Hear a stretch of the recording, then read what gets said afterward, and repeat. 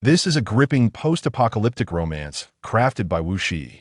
The male protagonist, Lin Yuan, in his previous life during the apocalypse, inadvertently caused the female lead, Yuling, to fall victim to the machinations of sinister individuals, leading to her tragic demise at the jaws of a zombie.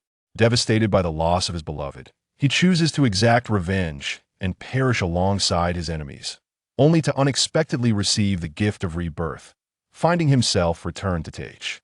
A time before the apocalypse's onset. Upon his return, Lin Yuan is characterized by his obsessive and cunning nature, coupled with an overwhelming possessiveness. Acutely aware of the regrets from his past life, he embarks on an intense preparation in the month leading up to the cataclysm. Utilizing his formidable abilities and remarkable strategic acumen, he scours for resources far and wide, even extending his reach overseas. The space he amasses is akin to a grand department store, encompassing even foreign hot springs. Simultaneously, he is resolute in binding Lu Ling, the girl he forsook in his previous life, closely to his side. Lu Ling, a tenacious and kind-hearted individual, though an ordinary person, possesses an indomitable vitality and a profound sense of self-growth. She does not prey upon the weak, but adheres to the principle of extending help only when capable, shining like a beacon of warmth amidst the desolation of the apocalypse. After the apocalypse erupted, Lin Yuan meticulously instructed Lu Ling in the ways of survival, teaching her to vanquish zombies and striving to equip her with the skills necessary for self-preservation. Yet, following her arduous battles, he showered her with the most tender care, nurturing her to a plump and healthy state. Throughout this journey, Lu Ling gradually awakened her extraordinary abilities, fighting side by side with Lin Yuan and forging bonds with many like-minded companions, embarking on a challenging odyssey through the end of the world. Confronted by those who had previously harmed her, Lin Yuan showed no mercy, secretly enacting revenge. As the plot unfolds, the protagonists journey to the imperial capital in search of their family, then proceed to the northwest to reunite with their uncle, gradually unveiling the enigmatic veil surrounding their lineage, carving out a realm of their own amidst the apocalypse.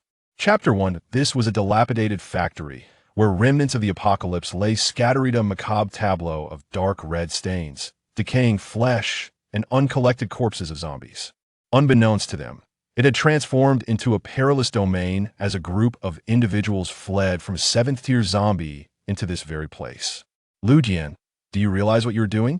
A quivering male voice barked. Yet the palpable fear rendered it void of menace. It lacked the usual confidence and bravado, echoing instead the numbed despair of ordinary people in this hopeless world. That a man and a woman leaned against the crumbling wall, supporting each other, their eyes filled with terror as they gazed at the figure of a man clad in a black cloak not far away. Beneath the orange hues of the setting sun, a man with clean-cut features emanates an aura of near sanctity and flawlessness. His fair and handsome visage, coupled with his tall and slender frame, reveals a gentle smile as the twilight casts a soft glow upon him, while the dilapidated backdrop envelopes him in a halo of light, embodying both hope in a world shrouded in darkness and despair amid the brightness. He is a merciless butcher, the very one who has wielded this knife to cruelly slay his comrades one by one. Laudian. Feng Xiaoang's expression betrays a sense of despair, followed closely by a stubborn defiance as he bitterly exclaims, "Even if you intend to kill us, you must provide AR. Eason for our demise." He cannot comprehend how, merely a moment ago, they were struggling against a seventh-tier zombie, and now, their once reliable allies are inexplicably succumbing to the horde, one by one, brutally torn apart. That it was only when this man raised his blade against his teammates that he realized the architect of this massacre was none other than him. Perhaps for the past 6 months, this individual has been orchestrating this slaughter, intent on ensuring that they all perish at the hands of the undead, each one consumed alive by the insatiable zombies. Though he has never experienced such agony firsthand, he can sense the torment through the harrowing cries of those teetering on the brink of death. The sagacious elders, who have seen through the vicissitudes of existence, proclaim that those devoured by the malevolent creatures known as zombies endure a death devoid of redemption. Ion for their souls.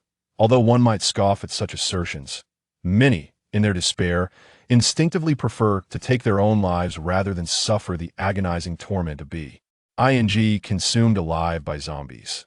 Yet, this individual callously obstructed their attempts at self-destruction, coldly observing as they were devoured by the undead. His hatred was profound. Were it not for this person, the team he painstakingly built, his brothers, his dreams would not be shattered in this manner. The man tilted his head slightly, as if the sun's rays pierced his eyes painfully. In the aftermath of the apocalypse, such gentle, beautiful sunsets had become a rarity, and few would concern themselves with the allure of a sunset, the harsh realities of survival. Left everyone with a singular thought, to endure. Thus you two, in truth, condone my vengeance upon them, do you not? A faint smile graced the fair and handsome visage of the man, an elegance that could send shivers down one's spine. His voice, pure and gentle, resonated. The reasons for your demise, are they not already known to you? Ling gazed at that countenance bathed in the sunset's glow, her eyes betraying a mixture of obsession and resentment. That pristine voice seemed like a sanctuary in this filthy world of desolation, driving her to madness, rendering her unable to extricate herself. However, when confronted with those cruel, icy eyes, she could not help but burst into laughter, tears streaming down her cheeks. The young woman's beautiful face was streaked with tears, yet she spoke in the most venomous tone. Lu Jian, you seek revenge for her, don't you? Ha! Don't you wish to know how she met her demise? Allow me to enlighten you. We deceived her by stealing your necklace and hair, claiming that you had been bitten by a zombie Andu. Heir on the verge of death. That fool was truly fooled into leaving the base, only to be pushed into a horde of zombies, where she was gruesomely devoured. Ha ha ha. Until her last breath, she believed you were genuinely dying, all the while longing to find you. Her taunting words were abruptly cut short as a dagger pierced her shoulder, rendering her speechless with pain. The man in black slowly withdrew the blade. The agonizing sensation of flesh being torn sent waves of torment through her. He pressed the bloody dagger against her chin, drawing a crimson line across her skin, and said softly, "Do not worry, I shall not kill you. I merely intend to allow you to experience the torment of being devoured by zombies. It is quite fair, wouldn't you agree? Lu Jian, you cannot. My father is affiliated with the Research Institute." Feng Xiaoyang's face turned ashen. Despite harboring resentment for orchestrating all of this, his own life took precedence. He hastily added, "Moreover, Luling's death is not my fault, it was their unilateral decision." Yes, that's right. Ling harbored feelings for you, and thus she envied Luoling, orchestrating her demise. Your previous mission was also coerced by her connections, aimed at forcing you to leave the base, so that Luoling could be eliminated. Silence. Ling's voice was somewhat hoarse as she coldly declared, "You orchestrated this, didn't you? Had it not been for Lu Ling's refusal to share your bed, you would have tacitly approved this matter, wouldn't you? Ha! I simply did not anticipate that you would truly sacrifice yourself to exact vengeance for her. Lu Jian, I would rather perish at your hands." The man appeared to revel in their plight, a serene smile gracing his face, yet his eyes harbored a chilling, unfeeling cruelty. "I have stated that I shall not kill you instead. I will allow you to experience the agonizing sensation of being devoured alive by zombies." As the two, trembling in terror, sought to flee, the man swiftly closed in, his dagger effortlessly severing their tendons, extinguishing any hope of escape. The metallic scent of blood permeated the air, drifting into the distance. When the mental barrier dissipated, the nearby zombies, drawn by the scent of blood, became invigorated. Why? Excitement. "Don't come any closer." The man leapt atop a formidable high wall, gazing down upon the two, who crawled upon the ground like ants in their desperate attempt to flee. Yet, the zombies, lured by the scent of flesh and blood, moved with swifter ferocity, and dozens of them lunged forward, tearing into their flesh. The anguished cries echoed relentlessly. It was not until the zombies were on the verge of consuming the two that the man, with a detached expression, gazed at the distant sunset. After a pause, he leapt down from the wall, landing 3 meters away, and before the zombies could pounce, he had already distanced himself by several meters.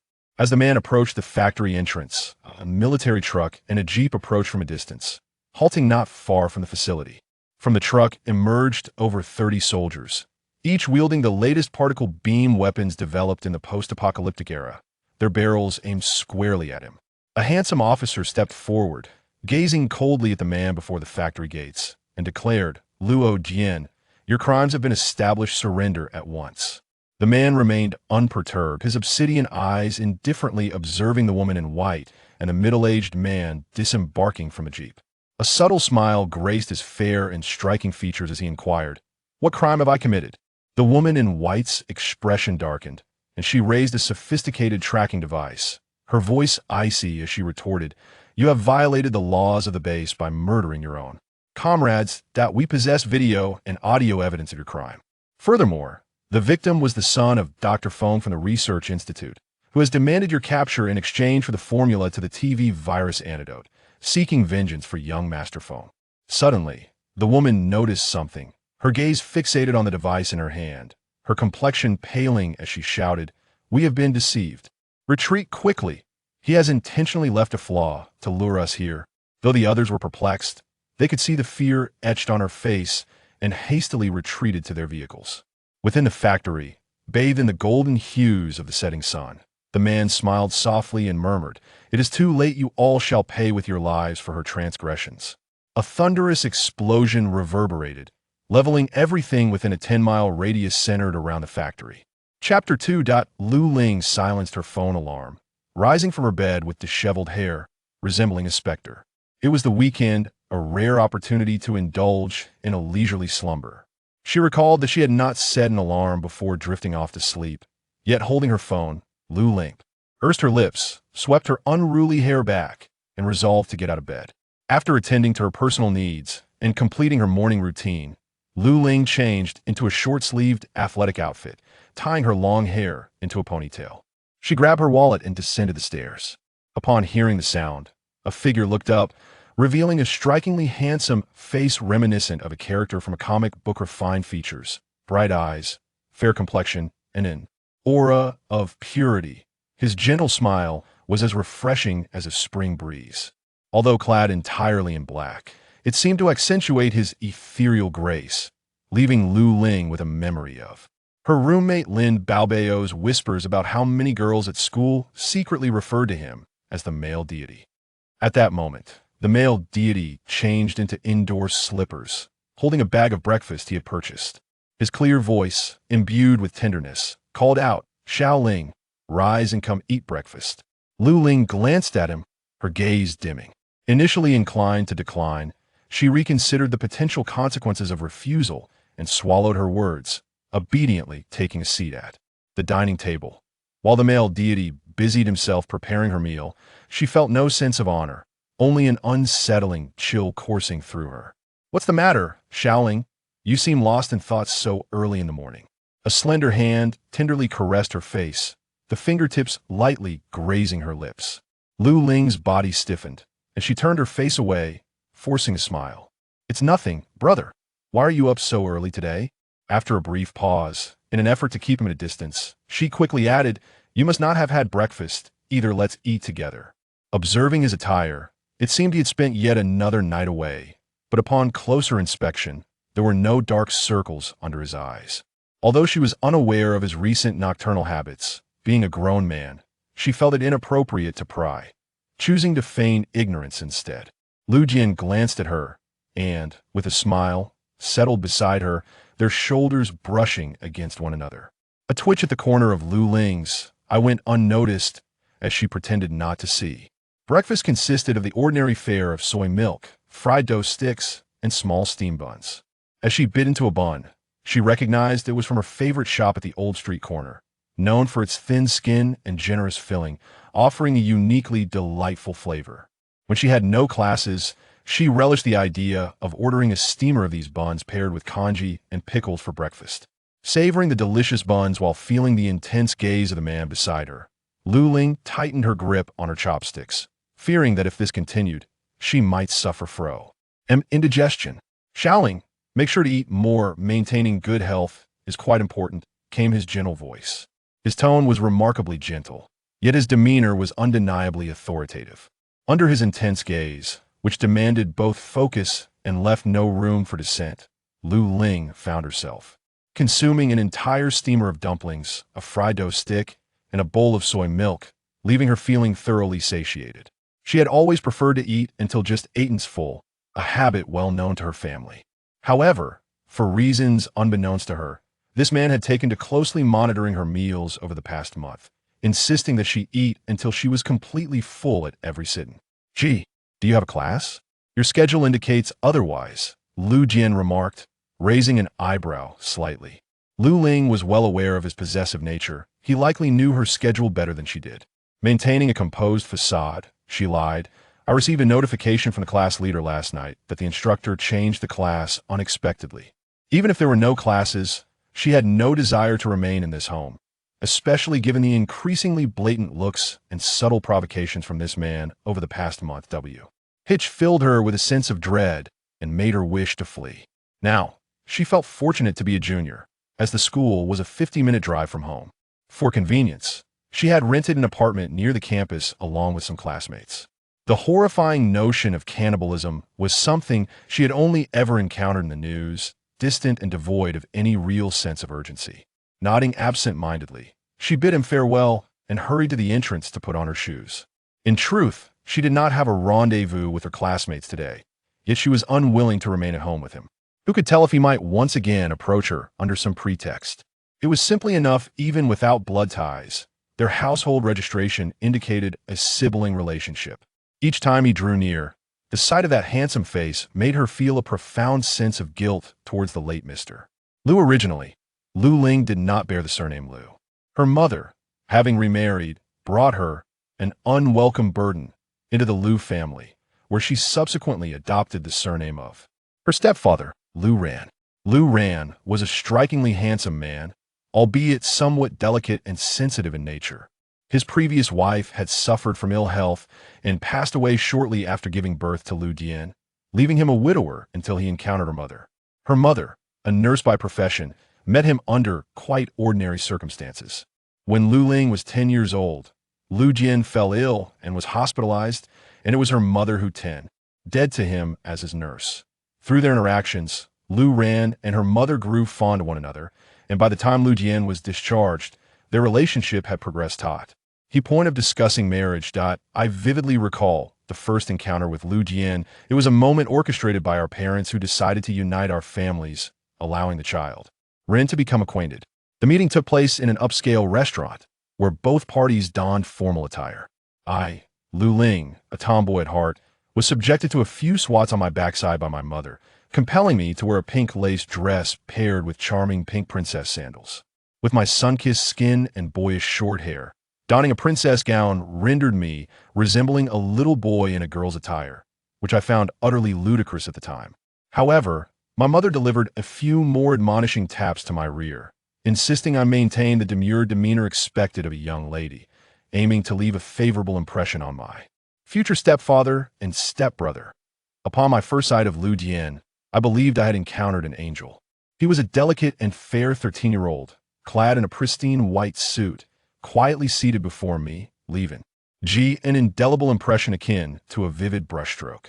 In that moment, I almost mistook him for a beautiful, tranquil, yet fragile young girl. Certainly, the subsequent events revealed to Lu Ling the profound truth of how an angel can instantaneously transform into a devil. When Lu Ba introduced Lu Ling and her mother to his only son, Lu Jian unexpectedly erupted in protest, vehemently opposing the union. His handsome visage flushed with indignation, resembling a child who has had a toy snatched away, embodying both sorrow and ire. Upon moving into the Lu household with her mother, Lu Ling quickly discerned that Lu Jian's relentless torment and mischievous antics were emblematic of a man possessing an angel. Icy facade, yet a devilish heart. Nonetheless, Lu Ling perceived herself as a resilient weed, unwavering amidst the capricious antics of this whimsical child.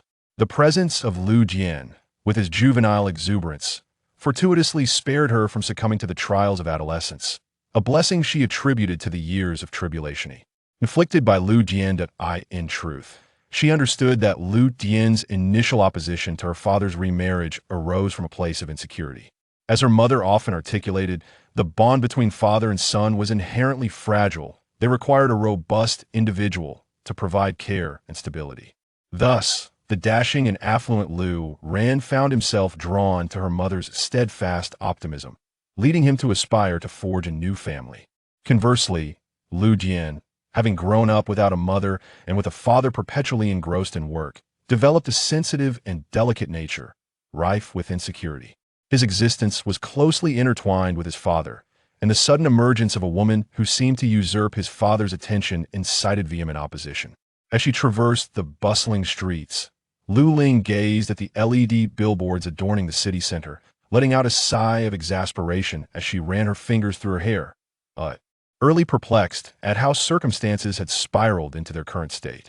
It seems that during the year she entered high school, following the tragic passing of her stepfather Andam, in a car accident, Lu Jian was compelled to shoulder the responsibility of supporting the family. After taking over the company left by his stepfather, he began to push himself towards maturity. He developed a distinct sentiment towards her, his stepsister. Despite the absence of blood ties, they were indeed siblings, and Lu Jian's twisted yet intense feelings made her feel a shiver run down her spine, leaving her at a loss as to how to respond. Chapter 3. As early autumn graced the land with its splendid weather, the oppressive heat of summer gradually receded, leaving behind a bearable warmth. The phone rang, and Lu Ling glanced at her screen, discovering it was her roommate Lin Baobao calling, which inexplicably eased her tension. Ling, where are you? I'm at the fountain in the central square. Come out and join us. Lin Baobao's voice was filled with exuberance. Xi Shuechang is here too. Lu Ling smiled wryly. Although she harbored feelings for Xi Mufeng, she had yet to reach the point of desiring a romantic relationship. However, Lin Baobao firmly believed that as a modern woman, one should boldly pursue one's affections to prevent them from slipping away to others. After all, the early bird catches the worm. The central square was vast, and upon reaching the enormous fountain on its western side, Lu Ling spotted a gathering of boys and girls clad in casual attire. They were her fellow students, their youthful and confident faces radiating the vitality of their age. Lin Baobao stood beside Xi Mufeng, waving enthusiastically at Lu Ling. He looked back, his smile revealing a boyish yet handsome visage, embodying the very essence of charm. Lin Baobao, with her cherubic face, wore a sleeveless, knee-length white dress, resembling a delightful doll, exuding purity. She rushed over, embracing Lu Ling affectionately before scrutinizing her attire with a frown. Why are you dressed so frumpily? It's only early autumn, and the weather is still warm. You should be wearing a dress to showcase our beautiful legs. Can a woman truly be called a woman if she doesn't wear a dress? She turned her head to gaze at Xi Mufeng, tilting it cutely as she inquired, Senior Xi, don't you think so? Ling looks beautiful in a dress. Xi Mufeng, known for his generous and amiable nature towards women, nodded in agreement. However, Lu Ling felt a twinge of embarrassment. Ever since she had discovered that Lu Dian had evolved from a typical adolescent to something rather peculiar, she resolutely refused to don dresses at home. Her wardrobe was filled predominantly with various sportswear, while high-heeled shoes were relegated to the side, replaced by an array of sneakers and canvas shoes. Lu Ling possessed a delicate appearance. Her features, though unremarkable individually, harmonized beautifully to create a striking visage. With her long hair, she embodied the essence of a graceful maiden. When she attempted to present herself with a touch of refinement, she resembled a quintessential Jiangnan girl, soft and ethereal as mist. Lu Ling's biological father hailed from the Jiangnan region, bearing a gentle countenance, and she inherited this delicate charm, yet her personality leaned towards that of a spirited girl. With a man in her home who regarded her with watchful eyes, she had little inclination to adorn herself. How about we go shopping today and pick out some dresses for Ling? Senior Xi, what do you think? Lu Ling suggested. Xi Mufeng regarded her for a moment before smiling and responding, I am not well versed in your feminine tastes. I shall merely serve as a guardian of flowers. Upon hearing this, Lin Baobao was about to chuckle, when a nearby girl interjected with a hint of envy, Senior Xi, that's rather inconsiderate. We are girls too. Yet I've never heard you offer to be a guardian of flowers for us. Xi Mufeng laughed heartily, and before long, the topic was effortlessly diverted. As the group meandered through the bustling city center, Lin Baobao, entwining her arm with Lu Ling's, whispered conspiratorially, Is His Highness working overtime today? Why not invite him to join us? If you call him, I am certain he would come. His Highness is a term of endearment that Lin Baobao uses for Lu, reflecting her ardent admiration for him, were it not for the fact that Lu is now a member of society, bound by responsibilities that limit his leisure time unlike that of a student. Lin Baobao would undoubtedly devise countless strategies to pursue him fervently every day.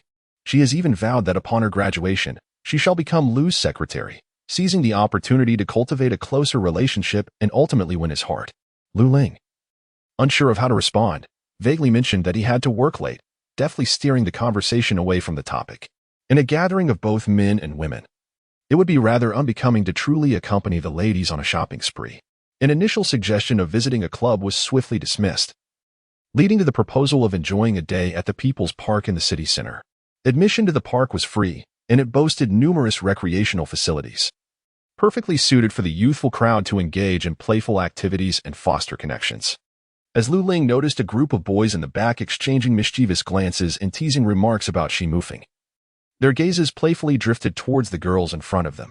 It was evident that when it came to gossip, the boys were equally spirited. After an afternoon filled with laughter and activities, they exited the park cinema around 4:30 p.m. when the suggestion arose to dine and then head to karaoke. Lu Ling hastily sought an excuse to decline, citing her lack of vocal prowess, for she was consistently overshadowed by others during such outings, leaving her disinterested in the karaoke experience. However, Lin Baobao was utterly enamored with this place. Upon realizing that Lu Ling had no genuine interest, she reluctantly allowed her to depart. The Lu family resided in the Rose Garden located in the western part of the city, a community predominantly characterized by exquisite three-story European-style villas. Those fortunate enough to acquire property in this locale were invariably affluent or influential individuals. When Lu Ling initially moved here with her mother, she resembled a rustic villager stepping into the city, her wide-eyed wonderment drawing the derision of Lu Dian, who was then engulfed in his own adolescent delusions. Although Lu Dian was indeed experiencing a phase of youthful arrogance, Lu Ling fondly recalled how easily he could be managed back then. His childish bravado fell short in arguments and physical confrontations, leaving only his underhanded tactics as a challenge. In stark contrast to the present, he now exuded the aura of a darkened deity, his gaze fixated upon her with an intensity that seemed to strip her bare. A truly terrifying prospect. As Lu Ling poured herself a glass of purified water at the living room's water dispenser, she heard the sound of keys jingling at the door. Looking up, she beheld Lu Dian entering, each hand laden with 2 bags of rice and 2 bags of flour, while his other hand grasped a shopping bag brimming with assorted vegetables. Typically, a man's voice possesses a deep, resonant quality that captivates women. However, Lu Dian's voice was a gentle, pure tone, neither too high nor too low, reminiscent of a baritone. His voice evoked a sense of cleanliness and comfort, leading one to perceive him as a person of untainted spirit, untouched by the world's grime. Yet, Lu Ling could attest, through a decade of spirited rivalry, that this impression was indeed a mere illusion. She hurried over to assist, but Lu Dian merely handed her the shopping bag, sparing her the burden of carrying the rice and flour. The contents of the shopping bag dazzled her. Its weight compelled her to grasp it with both hands. Lu Ling followed closely behind, marveling at his slender figure, struggling to fathom how he possessed such strength, instinctively sensing that he was putting on a brave front, although there was no trace of bravado upon his countenance. Casting a sidelong glance at her, Lu Dian casually remarked, "Naturally, it's for dinner. What do you wish to eat tonight?" He rolled up his sleeves and produced a container filled with meticulously cleaned spare ribs. Anything will do," she replied. Lu Ling, not at all entranced by the male deity's smile, felt a habitual chill run down her spine as she cautiously observed him, nodding in agreement. The dinner was sumptuous. Seated at the table, Lu Ling gnawed on the honey-glazed ribs, so delectable that she nearly contemplated crushing the bones to swallow them whole. Stealing a glance at Lu Dian, who still exuded the elegance of a refined gentleman, she pondered when he had acquired such culinary skills. During his first attempt at cooking, she had asked him how he learned to prepare meals, to which he nonchalantly replied that he had picked it up while studying away at university. Given the terrifying gaze he had cast upon her at that moment, she chose not to pursue the topic further. To her, the current Lu Dian was an enigma, shrouded in mystery. Chapter 4. That evening, while Lu Ling was chatting online with her classmates, a knock sounded at the door, and before she could rise to answer, it swung open, unlocked by the man who entered with keys in hand. As he walked in, Lu Ling felt a shiver run down her spine. Momentarily at a loss for words, Lu Ling secretly rejoiced at having just closed the chat window with Senior Shi. Although she harbored some affection for him, it had not yet reached the stage of a relationship. Their conversation had merely revolved around where they were currently singing karaoke. However, if this man were to discover it, one could only imagine what he might say to Senior Shi at school, reflecting on her high school days. It became apparent that every boy she had liked had inexplicably distanced himself from her. With each occurrence, the pattern emerged, revealing that those boys had all been summoned by Lu Dian for friendly discussions, which ultimately led to nothing. "Well, I'm off to bed now. You should rest early too," Lu Ling remarked, glancing at the clock and noting that it was already 11. She decisively shut down her computer, extricated herself from his embrace, and, clutching her pajamas, entered the bathroom. Upon emerging from the bathroom, Lu Ling's footsteps abruptly halted as she beheld the man seated on her bed, perusing her phone. His soft bangs framed his forehead, accentuating his fair and handsome face, which lent him an air of delicate beauty that was almost otherworldly. Yet, was it truly appropriate for him to be scrutinizing her chat records in such proximity? Should she be relieved that aside from a few boys' numbers saved for club purposes, the rest were all girls' numbers? "Brother, why aren't you asleep yet?" Lu Ling felt a shiver run down her spine and let out a nervous chuckle, saying, "Well, we're all grown up now. It's not appropriate for us to sleep together. If you wish to stay here, I will take the guest room instead." Lu Ling was taken aback by the astonishing speed of the man before her. Like a panther, he swiftly appeared, blocking her path. His arm, as firm as steel, encircled her waist effortlessly, transporting her to the bed. His tall frame loomed over her, pressing down unexpectedly. Lu Ling was nearly paralyzed with fear, confronted by this unpredictable male deity. Bodies intertwined closely, and though he appeared slender, the weight pressing upon her was surprisingly formidable. She stared at him in a state of rigidity. The lights had been extinguished, leaving only a dim bedside lamp that cast an ambiguous atmosphere. Lu Ling felt a shiver run down her spine, wishing fervently to illuminate the room and dispel the suggestive shadows. Was he finally unable to restrain himself any longer? "Xiaoling, you must understand my intentions, do you not?" he said with a gentle smile, cupping her face and coaxing her to lift her chin slightly. His fingertips brushed over her lips, and he lowered his head to plant a soft kiss upon them. In an instinctive reaction, Lu Ling began to struggle, aiming a kick at him, but he swiftly countered, pinning her down with his long legs. She pushed against his body with all her might. Yet it was as if she were trying to move a mountain. He remained immovable. Lu Ling was astonished. 2 years prior, she could easily bring him to his knees, exuding an air of confidence and elegance. Yet now, she found herself utterly powerless against him, as if he had consumed spinach like Popeye, gaining unimaginable strength. It was utterly unfathomable. "Xiaoling, it is time to rest," he murmured.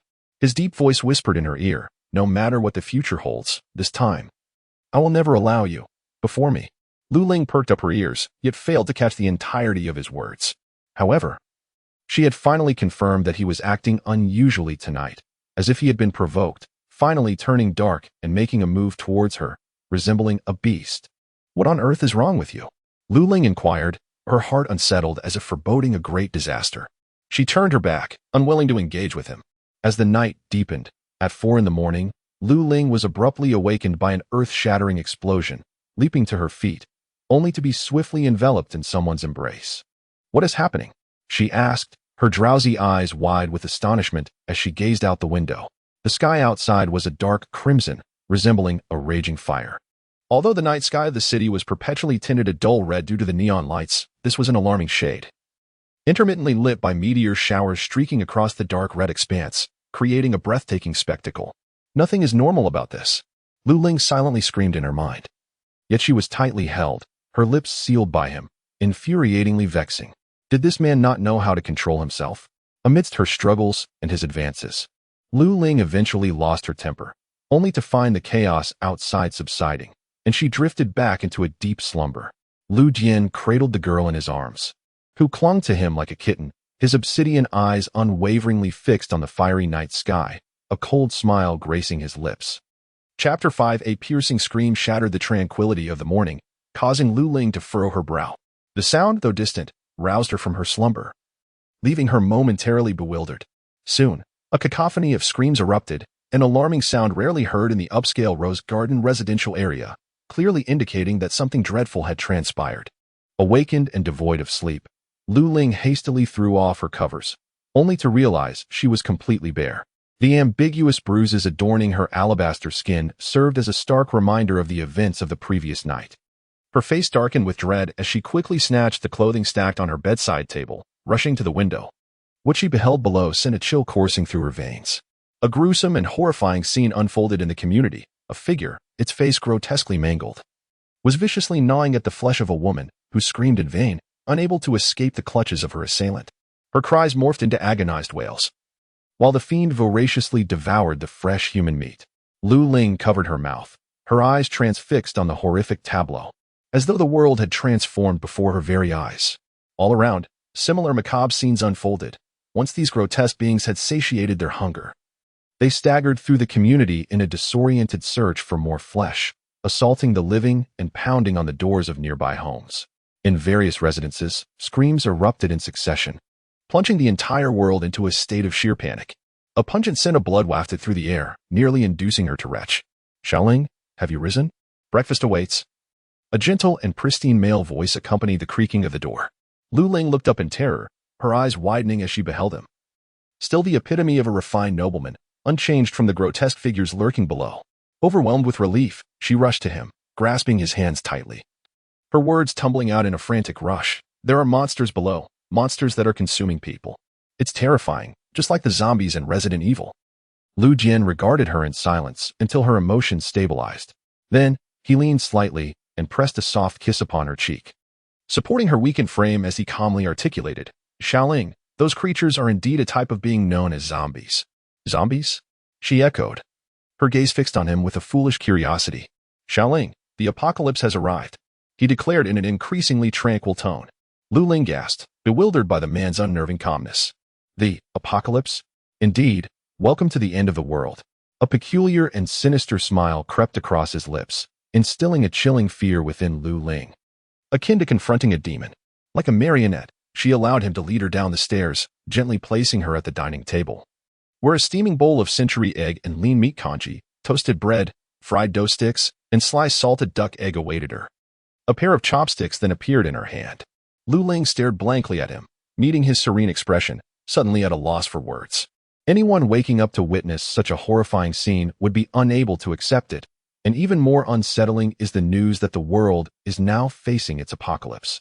"We must eat well and prepare ourselves for the onslaught of the undead." Xiaoling observed him for quite some time before bowing her head to hastily consume her breakfast. "Xiaoling, take your time, there is no need to rush." No. She was not in a hurry.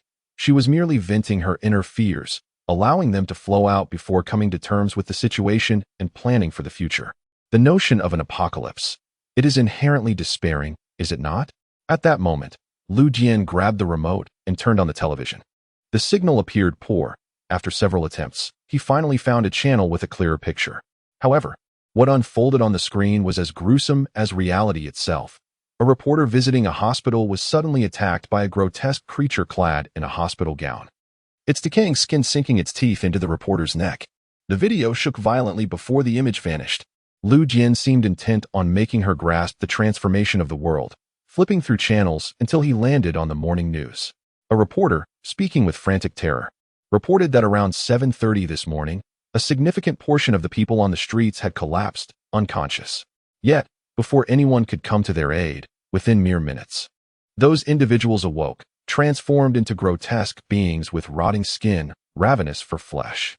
The screen flickered as several staggering humanoid monsters lunged toward the reporter, and in an instant, the scene was lost, replaced by a brief, piercing scream that abruptly ceased.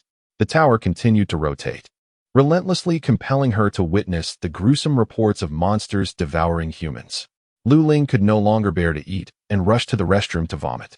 However, Lu Jian did not permit her much time to recover.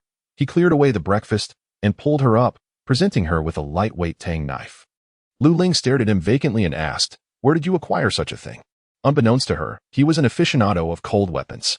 "I found it in the storage room at home, part of my father's collection," Lu Jian replied with a smile that resembled that of a demon, before pushing her out of the house.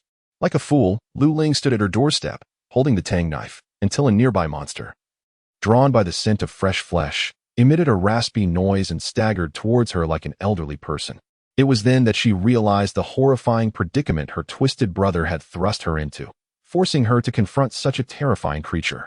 Lu Ling abruptly turned around, glancing through the iron gate at the man standing in the yard, hands tucked into his pockets, exuding an elegance as if he were admiring a picturesque landscape. The morning autumn breeze tousled his soft bangs, brushing against his obsidian-like eyes, which appeared both profound and hauntingly cold. His gaze remained fixed on her, his expression gentle. When his eyes rested upon her face, they softened slightly, yet when averted, they emanated an unsettling chill. Xiaoling, be careful. Instinctively, Lu Ling turned. And the putrid stench of decay assailed her senses, nearly inducing another bout of nausea. Turning her head, she was met with the horrifying visage of a severely decayed face, leaving her momentarily stunned. Instinctively driven by the urge for self-preservation, Lu Ling swung her hand, the Tang Dao slicing through the air. The blade's sharpness was unexpectedly formidable, and the creature, evidently in its infancy, possessed a similarly fragile neck. With a swift motion, the Tang Dao severed its head, causing it to soar away. While she was doused in a foul spray of blood, Lu Ling retched once more. Yet, amidst the retching, she found herself growing accustomed to the horror. Her presence had drawn nearby zombies towards her. Trembling in fear, she pressed her back tightly against the door, pleading, "Let me in. Lu Jian, open the door. Xiaoling, kill them," came Lu Dian's clear voice from behind the door. "You can do it." Indeed, she was capable, but the revulsion was overwhelming, especially when she recognized the grotesque features of the creatures as those of residents from her community. An unshakable guilt surged within her, as if she were committing murder, despite the fact that these beings could no longer be considered human. After what felt like an eternity, the door finally creaked open. Lu Jian seemed oblivious to the stench of blood emanating from her, wrapping his arms around her unsteady form, tenderly wiping her face clean with a wet tissue. He then pressed a gentle kiss on her lips, offering a soft smile, and proudly declared, "Xiaoling, you did wonderfully." What a perverse sentiment, she thought. He could still kiss her despite the overwhelming stench. Yet, no matter how foul, she would always be Xiaoling. He smiled as if he possessed the entirety of the world. Lu Ling, devoid of the strength to heed such childlike attempts at comfort, took a deep breath and hurried to the bathroom to wash away the stench of blood. She scrubbed her body with shower gel repeatedly until her skin turned red before finally emerging from the bathroom.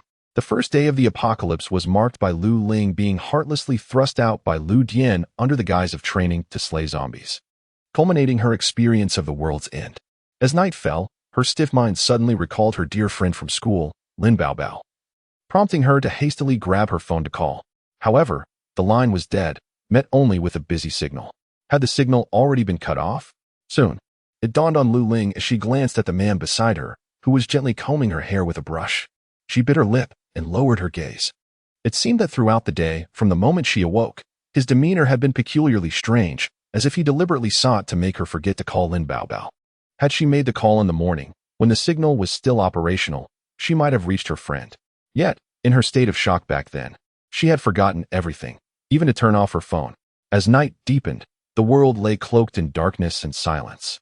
Although the water and electricity remained intact, no one dared to switch on the lights. Even if they did, the windows were securely covered, fearing that the light might attract monsters.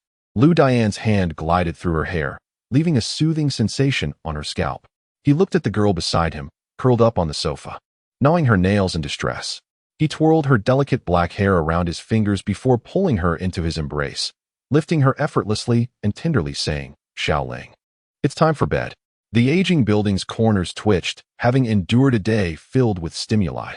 At this moment, there was simply no energy left to engage with the dark, brooding thoughts that plagued her mind.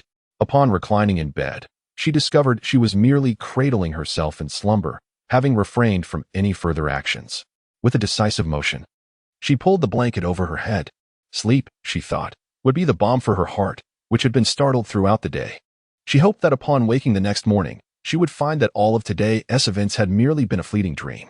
4 a.m. on October 10th, 20/5, a meteor carrying a devastating virus plummeted onto the blue planet, wreaking havoc upon its ecological system and heralding the apocalypse. On the third day of this cataclysm, electricity had ceased, and the water supply had suffered slight contamination, imparting an odd taste to those who drank it. However, within their community, each small villa boasted a water reservoir atop its roof, alleviating immediate concerns regarding water pollution. Though the tap water connected to the external supply had indeed become tainted, as she surveyed the kitchen, filled with several bags of rice, flour, and meat, along with a barrel of purified water, she furrowed her brow. Although there remained provisions for the time being, she understood that they would eventually be depleted, and the duration of this calamity was uncertain. What repercussions would it bring? Would disposable goods be produced again? Would crops still be cultivated? Nevertheless, humanity had risen to dominance over the blue planet, perched atop the food chain, exhibiting a resilience that was nothing short of remarkable. In the depths of despair, surely a path forward could be forged. As she sought solace in the age of the building, she reassured herself that despite the emergence of zombies, humanity would inevitably adapt and evolve. Whether in nature or among species, a certain equilibrium would invariably manifest. For the past 5 days, she had been relentlessly thrust out into the world to confront those monstrous beings. From initially succumbing to nausea, she had swiftly honed her reflexes to effectively combat the undead, a testament to the significant influence of her companion. However, concerns loomed large. The duration of this calamity remained uncertain, yet she recognized that sustenance had become paramount. Beyond food, numerous essential supplies weighed heavily on her mind. As a strong-willed woman, she had every right to fret over the availability of necessities, such as sanitary products. What would happen if they ceased to be produced? Would women be left without options? Lost in such anxious thoughts, a pair of arms encircled her from behind, warm breath brushing against her ear as he gently inquired, "Xiaoling, are you ready? Let us venture forth to gather supplies." Having resigned herself to the situation, she found it futile to struggle against his remarkable strength, which made her question whether he had indeed awakened some superhuman abilities. As rumored online, in ordinary circumstances, he would be akin to a superhero. Nevertheless, it seemed that even before the apocalypse had fully descended, his strength resembled that of a spinach-fueled Popeye, suggesting that such a transformation might not be entirely unnatural. With a reluctant affirmation, she obediently allowed him to lead her out of the kitchen, her hands unable to break free from his grasp, a rather disheartening predicament. Clad in a sleek black shirt and leather pants, with boots adorning his long, lean frame, he epitomized the image of a refined gentleman, a striking figure that would undoubtedly reveal a more formidable physique beneath his attire. Luo Ling, clad in athletic attire and sporting a pair of sneakers, appeared little different from her pre-apocalyptic self. She found herself somewhat grateful for the sense of urgency instilled in her by Lu Dian, which led her to favor practical clothing over high heels, relegating the latter to mere decoration. Her vehicle was parked in the courtyard rather than the community garage, thus saving her considerable hassle. Over the past few days, she had single-handedly eradicated the zombies in her vicinity. Each time Lu Dian fervently urged her to confront the undead, she noticed the neighbors peering at her through their curtains, gazing at her with expressions akin to bemusement, as if they believed that the government would soon dispatch military forces for their rescue, sparing them the need to face these grotesque and perilous creatures themselves. Naturally, the affluent neighborhood boasted excellent security measures, rendering the sluggish zombies incapable of breaching their defenses, which further contributed to the residents' lack of urgency. Initially, Luo Ling shared this absence of concern. However, Lu Dian's relentless insistence forced her to confront the harsh reality. Food would inevitably run out, and the monsters would eventually evolve. She found it peculiar how he seemed to possess such clarity regarding these matters. Yet, Lu Dian's unwavering demeanor, even when casually mentioned, inspired an unsettling sense of conviction, leading her to despair at the bleak future he foretold. As Lu Dian drove, Luo Ling occupied the passenger seat, her gaze fixed upon the chaos and bloodshed unfolding along the route. It is now the 3rd day since the apocalypse has descended.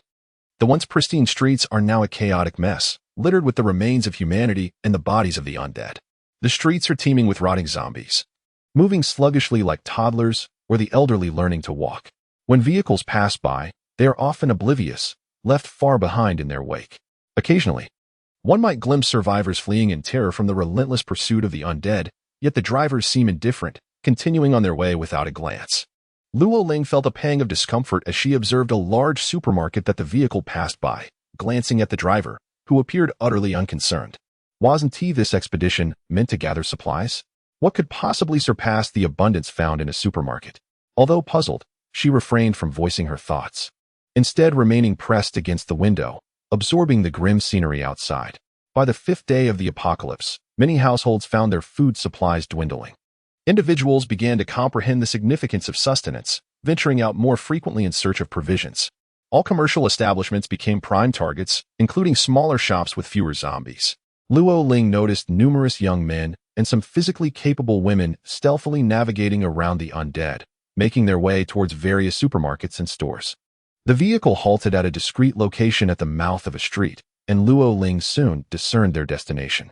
Before her lay a street teeming with a dense throng of zombies, sending chills down her spine as she stared incredulously at the man beside her. Prior to the apocalyptic era, this street thrived with life, boasting a plethora of establishments ranging from eateries and beverage shops to daily necessities, household appliances, and pharmacies.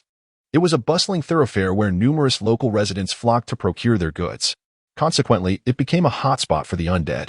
As she gazed upon the horde of zombies, Lu Ling felt a shiver crawl up her spine, swallowing hard as she contemplated that perhaps Lu Dian loved her to the point of wishing her demise. Was she truly expected to gather supplies in such peril? Lu Ling regarded him with a gaze that bordered on madness. Her lips twitched in frustration. So, after she had dispatched the zombies in the community, was he to escort her to annihilate the undead elsewhere? Did he simply detest seeing her idle? Yet, Lu Dian offered her no respite, relentlessly thrusting her from the vehicle once more. Go. As Lu Ling wielded her saber against the zombies, Lu Dian strolled leisurely behind her. This street stretched several thousand meters, and the transformation of humans into zombies occurred around 7 in the morning, coinciding with the start of the workday. Thus, it became a congregation point for the undead. As they approached, the zombies, sensing the tantalizing aroma of fresh flesh, sluggishly shuffled toward the street's entrance. The sheer number of zombies here was overwhelming. Any rational person would refrain from venturing into such a perilous locale. Moreover, with the adjacent streets primarily commercial and devoid of residents, it appeared to be the territory of the undead.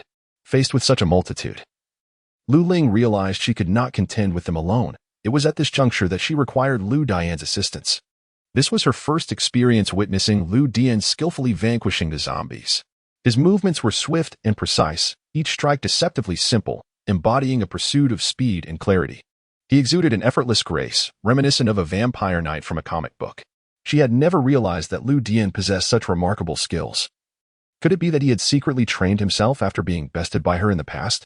The horde of zombies was overwhelming, and Lu Ling assumed that Lu Dian had grown weary of life, prompting him to venture here. However, she soon discerned that he was undoubtedly driven by a specific purpose, as he adeptly guided her to the small shops nestled along the roadside. Utilizing these establishments as strongholds, he skillfully dispatched the relentless tide of zombies.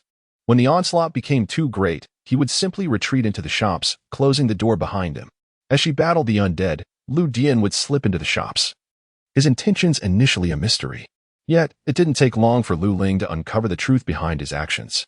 The shops lining the street were modest in size, yet remarkably comprehensive, ranging from tobacco stores and grocery shops to fruit vendors, purified water outlets, seed suppliers, and pharmacies. Lu Ling had lost count of the number of small establishments they had perused. Although these were small businesses, each shop, spanning 40 to 50 square meters, was well stocked. After the area became a haven for zombies, no one dared to approach, allowing Lu Dian to effortlessly break the locks of the tightly secured, deserted shops and enter with impunity. As the relentless battle against the zombies ensued, Lu Ling found herself increasingly indifferent to Lu Dian's leisurely exploration of the shop. Exhaustion weighed heavily upon her, her arms nearly incapable of lifting the weapon as she dispatched more of the undead. In stark contrast to Lu Dian's immaculate appearance, she was inevitably splattered with the grotesque remnants of the zombies, a nauseating sight. This time, they had entered a maternity and infant supplies store. Once the door closed behind them, Lu Ling collapsed onto the floor, gasping for breath. Lu Dian, ever attentive, retrieved a bottle of mineral water from the refrigerator and unscrewed the cap to offer it to her. Noticing her sweat-soaked face and clothes, he grabbed a tissue from the nearby counter to gently wipe away the perspiration and grime. After taking a moment to hydrate and recuperate, Lu Ling observed him with his hands tucked into his pockets, leisurely perusing the store. The establishment spanned approximately 50 square meters, divided across 2 levels. The upper floor was clearly stocked with goods, while the lower level served as the retail space, featuring shelves predominantly filled with maternity and infant products, alongside a plethora of distinctly feminine items, including a hem, sanitary napkins.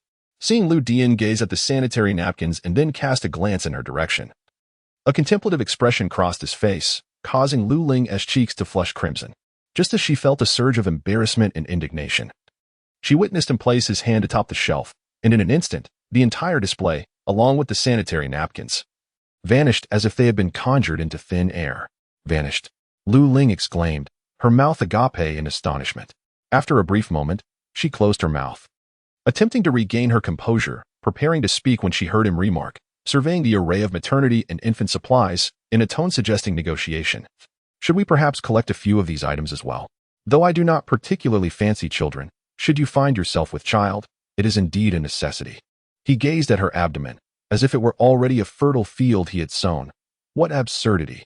How remarkable and formidable it is that Lu Ling has already contemplated such distant matters, which once again instilled in her a sense of guilt. Lu Ran, your son has somehow turned out to be a pervert. I am truly sorry. Meanwhile, Lu Dian had gracefully walked over, and wherever he passed, the items on the shelves vanished into thin air. This enchanting scene evoked in Lu Ling a desire to summon others to witness this divine spectacle. However, the incessant banging of zombies against the door served as a stark reminder of reality. Lu Jian collected all the supplies within the small shop, then ascended the staircase to gather the accumulated goods above. Although the shop was modest in size, its high foot traffic resulted in an abundance of stock. Were it not for the fact that this was a designated wholesale street, such a volume of goods would not have amassed. The heavy influx of customers had also led to the area becoming a gathering place for zombies. Given humanity's current capabilities, no one would venture here to collect such items.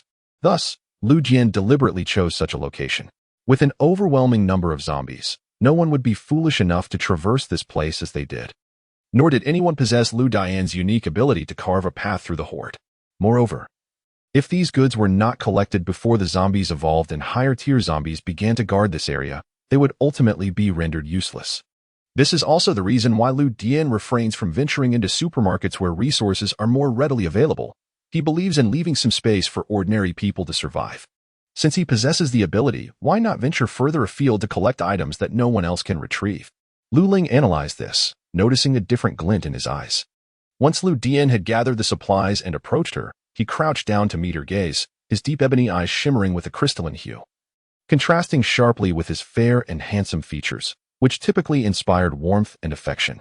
Yet, when she gazed into those eyes, she felt an unsettling depth that sent shivers down her spine. You? Lu Ling inquired, striving to maintain a calm tone. This is spatial ability, he replied. And I? She asked, her spirits dampened. Lu Jian enveloped her in his embrace, his lips brushing against the corner of her eye as he whispered, "My foolish girl, you have everything with me." Thus, she realized she was an ordinary person. In truth, Lu Ling had suspected the existence of special powers earlier. When she witnessed individuals fleeing from zombies, hurling fireballs and ice arrows, a moment she initially attributed to the speed of the car, thinking she had merely misperceived the scene. However, it was indeed real. Now, Lu Dian had unveiled his abilities, illuminating her understanding of her own ordinariness. Indeed, nature is impartial. It has transformed the ecosystem, turning humans into zombies, undead creatures that feast upon flesh, while humanity has evolved in turn, acquiring extraordinary powers to combat these monstrosities and carve out spaces for survival. Lu Ling did not linger in her disappointment for long as Lu Dian, seeing she had rested sufficiently, zealously urged her back into the fray to slay more zombies. In the past, Lu Ling would have found it difficult to comprehend his actions. However, now that she recognizes herself as an ordinary individual, her own weakness pales in comparison to those extraordinary beings awakened with miraculous powers. Thus, she resolves to strengthen herself through sheer force. Lu Ling diligently slaughters zombies to hone her skills, the sheer density of the undead sending shivers down her spine. The putrid stench emanating from their decaying bodies is utterly repulsive, particularly in October, shortly after the National Day celebrations, when the weather remains somewhat sultry, intensifying the foul odor into a veritable torture. Nevertheless, Lu Ling firmly believes that one can become accustomed to such discomfort. Each time she glances at Lu Dian, whose serene demeanor suggests he is unfazed by the nauseating smell, she wonders why this delicate young master can endure it while she cannot. Thus, after expelling her revulsion, she resumes her training. Lu Dian trails behind her, his mental prowess unfurling with abandon, enveloping an area of several kilometers, revealing that no survivors remain in the vicinity, nor any other threats. As for the zombies, apart from their overwhelming numbers, they are hardly a match for the formidable beings who have returned 7 years after the apocalypse. These low-tier zombies are merely inconsequential. After surveying the surroundings and detecting no imminent danger, his gaze shifts to the girl before him, his dark eyes momentarily glinting with a frenzied light before returning to calm. When a few zombies lunge toward her, threatening to overwhelm her, he flicks his fingers, unleashing a few imperceptible spatial blades that silently dispatch the threats. She remains alive and well within his line of sight. Lu Ling shuddered as she decapitated the zombie before her. Noticing the adjacent shop's door ajar, she urged Lu Dian towards it. swiftly securing the glass door behind them before collapsing onto the floor, gasping for breath. Lu Jian, ever so gentle, produced a moist towelette to wipe the perspiration from her brow. Meeting his gaze, which still flickered with remnants of madness, Luo Ling trembled once more. Uncertain of the thoughts that had crossed his mind, overwhelmed by an undeniable aura of malevolence. How terrifying. Indeed, the apocalypse had arrived, and with it, the evolution of perversion. They found themselves in a quaint cake shop, observing her still on the floor, struggling to regain her breath. Lu Jian moved to close and lock the iron gate of the shop. The interior was dimly lit as he assisted her to a couple's seat within the shop, offering her a bottle of beverage from the establishment. On the 5th day of the apocalypse, many of the cakes displayed had already expired. Luo Ling gazed longingly at the confections in the glass case, a look of disappointment crossing her face. She finally grasped the myriad inconveniences brought about by this new world. Reflecting on the possibility of never again savoring the rich, soft cream cake she adored, her heart aching at the thought. It seemed that completing their mission today was futile. They would have to rest here for the night, Lu Jian declared. Luo Ling's expression turned incredulous. Here, in a den of zombies? Surely, she would suffer from sleep deprivation.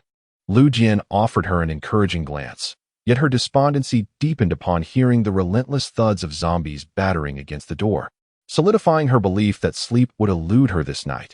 The cake shop was modest in size, approximately 60 square meters, and all the cakes in the display had perished. Only the bottled beverages in the cooler remained consumable. After a brief respite, Lu Ling accompanied Lu Dian to examine the cake shop. Upon entering, they discovered a partitioned area. A small kitchen dedicated to cake making, equipped with a restroom and a small storage room filled with flour and other supplies. Lu Ling's eyes sparkled with excitement as she urged, "Let us gather what we can," perhaps sensing the impending apocalypse, where food would become a precious commodity. Lu Ling felt an inexplicable enthusiasm for the prospect of collecting these free provisions.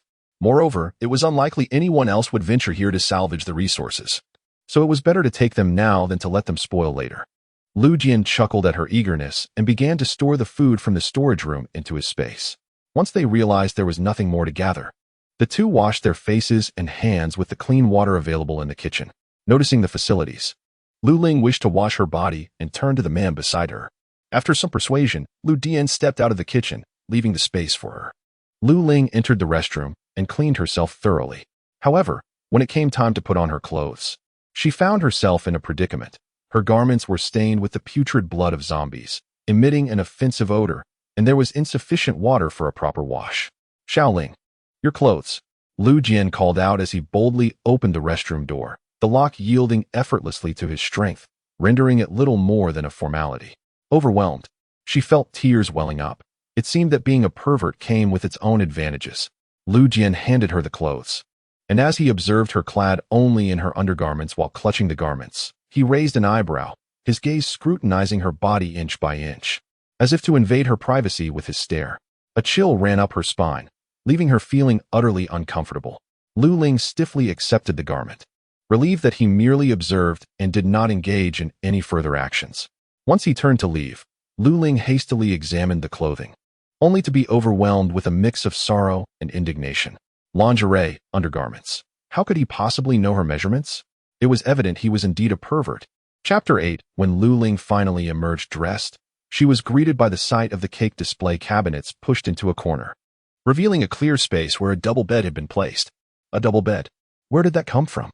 Lu Dian sat upon the bed and, upon seeing her, beckoned her over, resembling a wolf enticing a little rabbit, as if he intended to devour her whole. "There's water inside. You should wash up as well," Lu Ling hastily suggested. Lu Jian was not dirty. Despite his all-black attire, he had somehow managed to avoid any splatter of zombie blood, appearing immaculate, as though he belonged among office elites. This left Lu Ling envious, and she resolutely decided that one day she would achieve such cleanliness as Lu Dian. He nodded in agreement. "Good. That saves you from being disgusted." Lu Ling's lips twitched. "I am not disgusted." He was far smellier than she. Yet he could tolerate her presence. How could she ever find him repugnant? I knew Xiaoling wouldn't be disgusted. Lu Ling felt a surge of frustration. Had she been ensnared in his playful banter? There was no need for him to dance around the subject. She truly bore no disdain for him.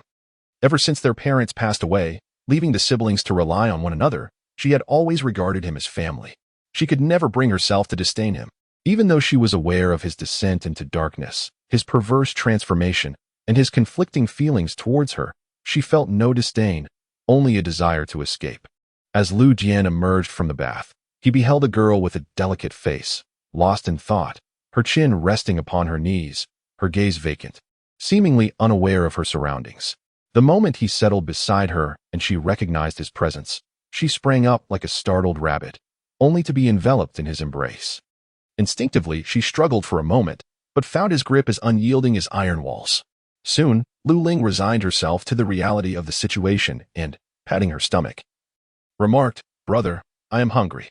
After a day of battle, feeling both exhausted and famished, the sight of the steaming dishes before her was tantalizing.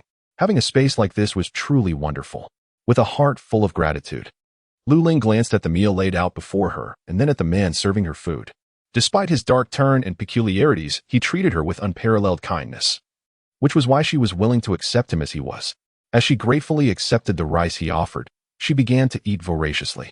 After a day filled with tension and a level of exertion greater than usual, confronting hordes of zombies had challenged her nerves in ways she had never experienced, leaving her more fatigued than in the past 2 decades. Consequently, her appetite today was astonishingly double that of her usual intake, surprising even herself. Yet, upon observing Lu Dian, she suddenly felt her consumption was rather modest, for his portion surpassed hers by an entire double, and together they polished off every last morsel on the table. After finishing their meal, Lu Ling, feeling rather lethargic, was reluctant to move. However, upon noticing Lu Dian tidying up the dishes and carrying them to the kitchen for cleaning, she promptly rose to assist him. Such idle waiting for food and drink was not her nature. To her surprise, Lu Dian had no intention of accepting her help. Instead, he retrieved a bunch of washed purple grapes from his space and invited her to sit beside him on a small stool to enjoy them.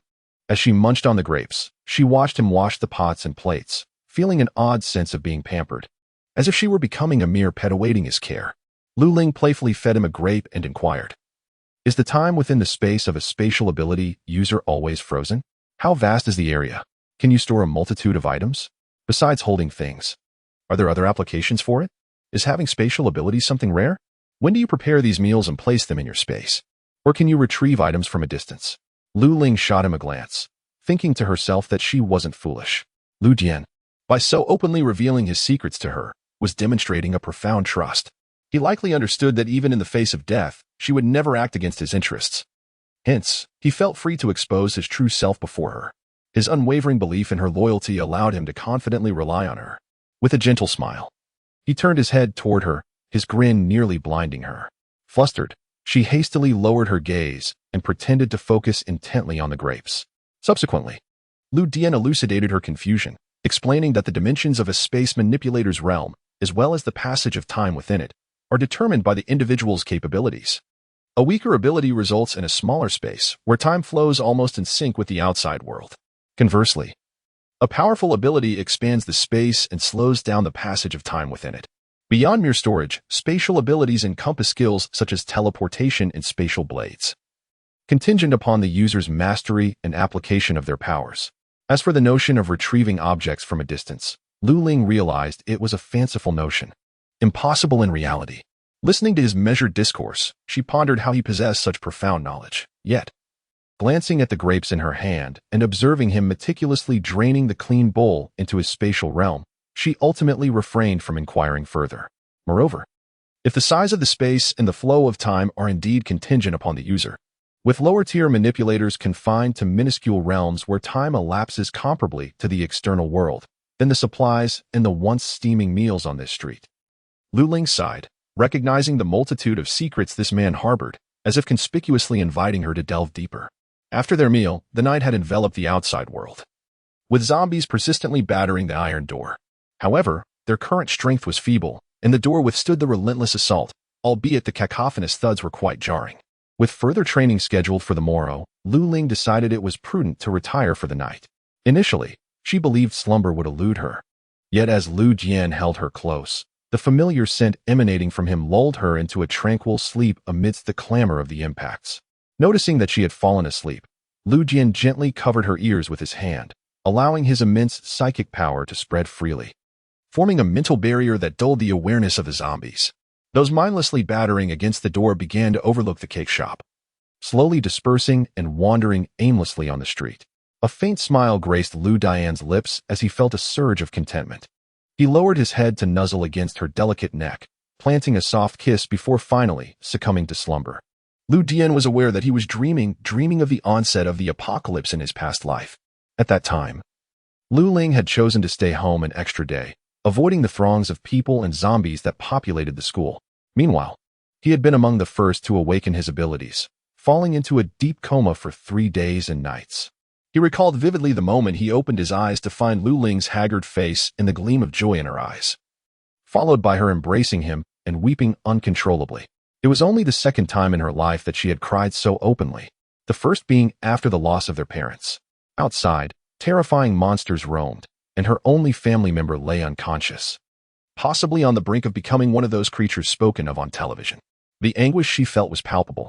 Many, influenced by the grim news reports, had resorted to harming their comatose loved ones, yet his dear girl, fully aware of the potential danger, steadfastly remained by his side, never once contemplating the unthinkable act of harming him. Later, he was among the first to awaken spatial abilities, albeit initially, these powers were feeble, akin to that of a waste. They could merely serve to store items, lacking in combat efficacy, despite being the one endowed with supernatural abilities. He found himself relying on Lu Ling for protection. Lu Dian, nature is impartial. We shall undoubtedly survive in this apocalyptic world. Each time the despair of this bleak existence wore him down, it was her radiant smile, reminiscent of the azure sky in early summer before the apocalypse, that dispelled the shadows within his heart. Gradually, this innocent affection morphed into an obsessive love, a yearning to possess her entirely, wishing to shield her uniqueness and goodness from the prying eyes of others. Chapter 9. After several days, they finally traversed the entirety of this commercial wholesale street and gathered the necessary supplies, though the threat of zombies still loomed. Upon escaping the street, the stench in the air had significantly dissipated. Lu Ling took a deep breath of the relatively clean air, feeling as though she had truly come back to life. Out of the corner of her eye, she noticed a zombie lunging towards her, and without hesitation, she swung her tang knife, severing its head from its body. Being scratched by a zombie would lead to transformation. Thus, one of her training regimens over the past few days involved swiftly eliminating zombies before they could close in, honing her speed and technique. Upon returning to the location where they had parked the vehicle, the two of them quickly climbed inside. And as soon as the engine roared to life, they left the pursuing zombies far behind. Lu Ling slumped in the passenger seat, twisting open a bottle of mineral water and taking several deep swigs before sealing it tightly and stowing it away. Lu Jian glanced at her. Though he had never uttered a word, he noted her instinctive restraint in conserving water. Her gaze dimmed. It seemed she possessed a heightened awareness of her own plight and that of humanity, grasping the significance of water resources, which prompted her to make judicious choices. This very awareness was perhaps why they had managed to survive for 7 years into the apocalypse. If it were not for... Wait, someone is calling for help. Lu Ling suddenly exclaimed. Lu Dian turned his gaze toward the source, a window on the 3rd floor of a residential building by the street, where a figure leaned out, waving a red cloth. Hearing the cries for rescue, Lu Dian drove past without a second glance. The zombies they faced were merely at the initial stage. Even an ordinary person could handle them as long as they were swift enough to evade pursuit. Yet, for those who awaited salvation, a single rescue would only lead to another plea for help. It would be more prudent to refrain from intervening, for there was little necessity in doing so. Lu Ling said nothing about Lu Dian's indifference. Besides them, others ventured out in their vehicles to scavenge for supplies. Lu Ling observed that most of those brave enough to emerge were endowed with special abilities. The residents along the roadside, if any remained, similarly called out to these extraordinary individuals for assistance, with outcomes that were all too predictable. Among them, a vehicle suddenly emerged at an intersection, blocking their path. A burly man leaned out of the window, hurling fireballs at the zombies on the street, though his aim was remarkably poor. Originally, Lu Ling was intrigued by the prospect of losing her abilities, despite not possessing any herself. Observing others engaging in such displays, she found amusement in the spectacle. However, when those individuals arrogantly hurled fireballs toward their vehicle, the situation quickly lost its charm. Lu Dian's driving skills were exceptional. He maneuvered the car effortlessly, gliding past the assailants. In that fleeting moment, Lu Ling caught a glimpse of several burly men in the opposing vehicle, their bodies swaying precariously, their eyes ablaze with menace. A shiver ran down her spine, yet their vehicles soon vanished from view, leaving her to ponder whether they would ever cross paths again, ultimately dismissing the thought. Upon returning home, Lu Ling was enveloped by a sense of nostalgia as she gazed upon the familiar surroundings. In this post-apocalyptic world, the presence of a remarkably secure refuge evoked a deeper sense of comfort than in the days before the calamity. Lu Jian secured the door behind them, observing the person who had leaped onto the sofa, a tranquil expression gracing his features. Their residence was situated in a relatively suburban area, characterized by a low population density. Thus the number of zombies was manageable. Although the community was expansive, Lu Ling had effectively cleared away the majority of the undead. After a day of rest, Lu Dian resumed their excursions beyond the community, venturing forth to eliminate zombies while simultaneously gathering supplies. They deliberately avoided supermarkets or malls, places teeming with others, and instead targeted streets rife with the undead. Lu Ling understood that Lu Dian's objective was not merely to collect resources but to train her, which was why they frequented the more dangerous locales. After several consecutive outings, Lu Dian observed her composure in the face of the zombies and ceased to insist on further hunts. Ironically, Lu Ling found herself feeling somewhat out of sorts. Could it be that she was a masochist? The sound of brakes echoed once more outside, prompting Lu Ling to rush to the window. She beheld a group of survivors who had entered, pursued by a dozen zombies. Upon their arrival, they swiftly closed the blood-stained iron gate of the community, thwarting the encroaching undead, before collapsing onto the ground in exhaustion. Those still possessing strength remained vigilant, keeping a watchful eye for any zombies within the compound. Each time Lu Ling witnessed survivors seeking refuge, a flicker of joy ignited within her, a testament to the increasing number of her fellow beings who had managed to endure. In stark contrast to her elation, Lu Jian remained unfazed, engrossed in his own pursuits, reading, observing her, daydreaming, or preparing meals in the kitchen. During such moments, Lu Ling could only touch her nose in resignation, reluctant to voice her thoughts. While she possessed a heart full of compassion, she understood that she could not compel others to share her sentiments. Each individual is an independent entity. Some are innately altruistic, while others tend towards selfishness, each harboring their own beliefs and lifestyles, rendering her judgment unwarranted. With the cessation of water and electricity, they relied on a gas stove, with several canisters of gas still available. Seizing the opportunity of their calm, Lu Dian busied himself preparing as much of their stored food as possible into cooked dishes, which he then stowed in their storage space. It was then that Lu Ling realized that the ready-to-eat meals they had consumed outside were the result of Lu Dian's clandestine culinary efforts, meticulously prepared and stored in their space. The sounds of cooking emanated from the kitchen, prompting Lu Ling to depart from the window and hasten to the kitchen, where she discovered Lu Dian crafting buns. The dough had risen in the basin, and the filling, a delectable mixture of shiitake mushrooms and meat, awaited on the glass countertop. This sight brought a radiant smile to Lu Ling's face, and she eagerly rushed to assist him. Before the apocalypse, Lu Dian had already stocked up on a considerable amount of food. Coupled with the supplies collected over recent days, they were not lacking in provisions. However, access to water for daily living proved to be quite challenging. As a result, if Lu Ling did not venture out to slay zombies, she could only manage to wipe her body down at night, refraining from wasting water frivolously. Yet, should she return from a zombie hunt covered in filth and odor, Lu Jian would unceremoniously toss her into the bathing room, regardless of the water scarcity. After Lu Ling produced an unappetizing bun that was hardly worth a glance, she was promptly kicked out of the kitchen by Lu Dian. Left with no alternative, she perched herself at the kitchen door, attempting to engage Lu Dian in conversation. Naturally, being a girl who thrived on liveliness, the absence of television, internet, and social interaction compelled her to seek solace in her family member instead. Is there enough food for us? Although she remained unaware of the extent of Lu Dian's storage capabilities and how much food it could accommodate, the uncertainty of the apocalypse's duration weighed on her mind. Lu Dian merely reassured her with a single phrase, "Do not worry." Observing her inclination to speak further, he retrieved a red apple from his storage and pressed it into her hands. Lu Ling swallowed hard and sought out a fruit knife to slice the apple into small pieces, consuming half while offering him the other half. Currently, her eating and drinking habits were under Lu Dian's watchful eye, and it felt inappropriate for him to busy himself indulging while she refrained. However, when he playfully nibbled on her finger, her expression darkened, and she resolved to embrace her own selfishness a bit more. The buns crafted by Lu Jian were quite exquisite, with their pleated patterns resembling pieces of art, leaving Lu Ling in awe. As the buns were placed in the steamer to cook, a knock resonated through their home. "Your Highness, are you there? Please open the door. We have come to rescue you." Chapter 10. As Lu Ling recognized the voice, joy surged within her. The apocalypse had descended, transforming the world entirely. To claim that she was not worried about her friends at school would be a lie, however. The absence of signal on her phone and the failure of the internet rendered her unable to reach out to anyone, though her heart was heavy with concern. She could not abandon her family in pursuit of friends.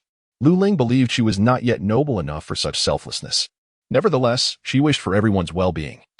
And hearing Lin Baobao's robust voice filled her with elation. The fact that Lin Baobao had come all this way to find her deeply touched Lu Ling. In her moment of happiness, she glanced back at Lu Dian, who remained unperturbed. Without hesitation, she rushed to open the door. Lu Dian, leisurely washing his hands, leaned against the kitchen doorway, observing as Lu Ling ushered in 3 men and 2 women. His gaze briefly darkened before transforming into an indifferent, profound calm. "Your Highness, are you all right?" A girl with a cherubic face, clad in casual attire, exclaimed excitedly as she approached Lu Dian. At that moment, the kitchen filled with the enticing aroma of food, accompanied by the rumbling of stomachs, causing the group to blush. Yet, the hardships endured over the past fortnight in the apocalypse had forged their resilience, leaving them devoid of shame. Nothing was more crucial than satisfying their hunger. Observing the group, it became evident that these proud individuals had tasted the bitterness of their circumstances over the past half-month. They had come to appreciate the significance of food. However, in contrast to the other survivors encountered on the streets, they emanated an air of youthful confidence and vigor, seemingly undaunted by the onset of the apocalypse, rather brimming with a sense of eagerness. This sentiment was palpable. Their nonchalance as they entered another's home without a hint of hesitation spoke volumes. Luo Ling, perceptive as ever, felt a mix of joy at the arrival of friends, while also keenly observing their reactions. "Are you all steaming buns?" Lin Baobao exclaimed with delight. "It has been ages since we last enjoyed a hot meal. This is truly wonderful." Luo Ling glanced at Lu Jian, noting his lack of response, and said, "You must be hungry. Allow me to fetch you some buns." Moments later, everyone gathered in the living room, savoring the freshly steamed buns. Luo Ling and Lu Jian sat together, while 3 boys and 2 girls across from them busily indulged in the warm delicacies, casting furtive glances at the Luo siblings. This group comprised Luo Ling's classmates and seniors from school, the 3 boys being Shi Mufeng, Chen Kaiwei, and Wei Xian, while the 2 girls were Lin Baobao and Huang Jiling. Shi Mufeng and Huang Jiling were seniors, and Lin Baobao, Chen Kaiwei, and Wei Xian were Luo Ling's classmates. Though they often collaborated on class activities and shared casual conversations, the familiarity was limited. They were not close enough to share everything. Lin Baobao seemed to have a rapport with the 2 boys, while Luo Ling found it challenging to bond with other males due to the presence of a formidable figure at home. According to Lin Baobao's account, it was only then that Lu Ling learned about the events preceding the apocalyptic dawn. On that fateful night, they had indulged in karaoke until midnight, only to discover that the school gates had been locked. Lin Baobao then led her companions to the apartment they had rented, hoping to pass the night there. Little did they anticipate that upon awakening, the world outside would be transformed, inhabited by monstrous beings that preyed on humans. They remained hidden within the apartment until their provisions ran low, forcing them to venture out in search of sustenance. Unable to reach anyone by phone, they had grown increasingly worried for Lu Ling and decided to seek her out, Lin Baobao summarized. Noticing Lin Baobao's frequent glances towards Lu Dian, Lu Ling feared that her friend might be searching for him. She and Lin Baobao had fortuitously crossed paths during their freshman enrollment at university, and their shared living quarters had solidified their friendship. Naturally, Senior Shi expressed his agreement. Lin Baobao, with a hint of mischief, remarked ambiguously. Shi Mufeng smiled, expressing his relief at her safety. Lu Ling's expression darkened slightly as she thought, "Please don't say such things in front of the brooding deity." She was wary of provoking further gloom. Indeed, she felt the subtle pressure of Lu Dian's hand resting against her waist, a sensation that was not painful but rather an uncomfortable, tingling reminder of his presence, leaving her unable to voice her discomfort. "Thank you for coming such a long way to find me. Are you all right?" Lu Ling feigned nonchalance. Lin Baobao, however, laughed carefreely, responding, "Of course we are fine. We possess extraordinary abilities." "Extraordinary abilities?" Lu Ling's eyes widened in disbelief. Her astonished expression drew the attention of those around her, marking her reaction as one of genuine surprise. Yet, Lu Jian remained steadfastly seated at his perch, exuding an air of refined elegance akin to that of a noble gentleman.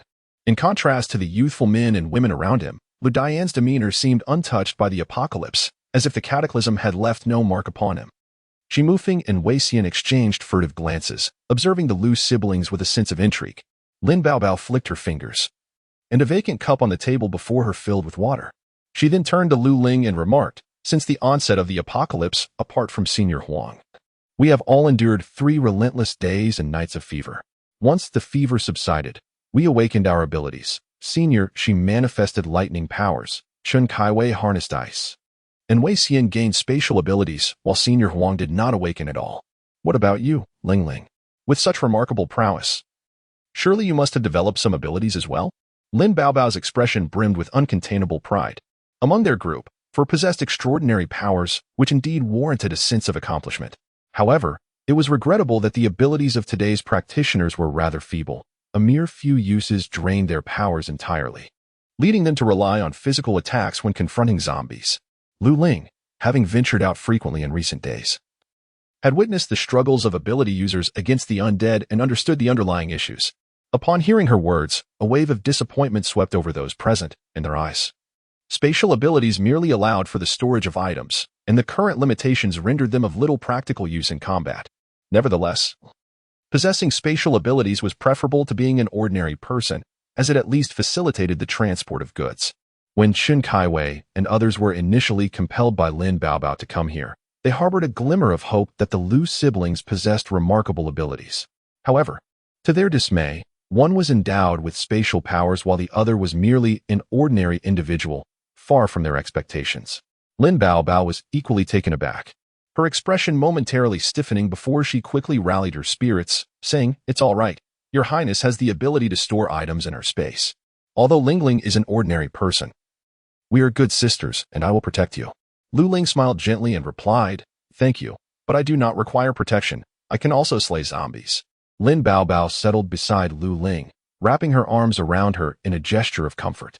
At the same time, Lu Zhan's hand, which had been resting on Lu Ling's waist, withdrew, revealing the sight of Lu Ling being embraced and playfully rubbed by another girl. Lu Zhan's gaze darkened, a chilling intensity enveloping his eyes, causing Lu Ling's heart to flutter with an overwhelming sensation. She hastily extricated herself from Lin Baobao's embrace. After a brief commotion, Lin Baobao chuckled. "In truth, not possessing abilities at this moment is inconsequential. I have heard that awakenings will occur in due time." "Then I shall take your words to heart," Lu Ling replied, sharing a smile with Lin Baobao. The others observed the exchange with varied expressions, and among them, the girl Huang Zhiling bit her lip, yearning for the awakening of her own powers. Chapter 11. After savoring the steaming buns, Lin Baobao utilized her abilities to pour a cup of water for everyone, then expressed gratitude alongside the group towards the Lu siblings. The apocalypse has only descended for a little over half a month. Although there is a discernible trend of societal disarray, the fundamental morals established by years of civilization still persist, particularly among this group of well-educated university students who cannot bring themselves to act ungratefully after consuming someone else's provisions.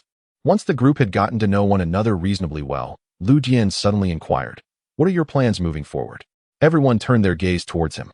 Since entering, Lu Jian had spoken only a handful of times, sitting there with an air of serene detachment, resembling a nobleman who had stepped out of a comic book.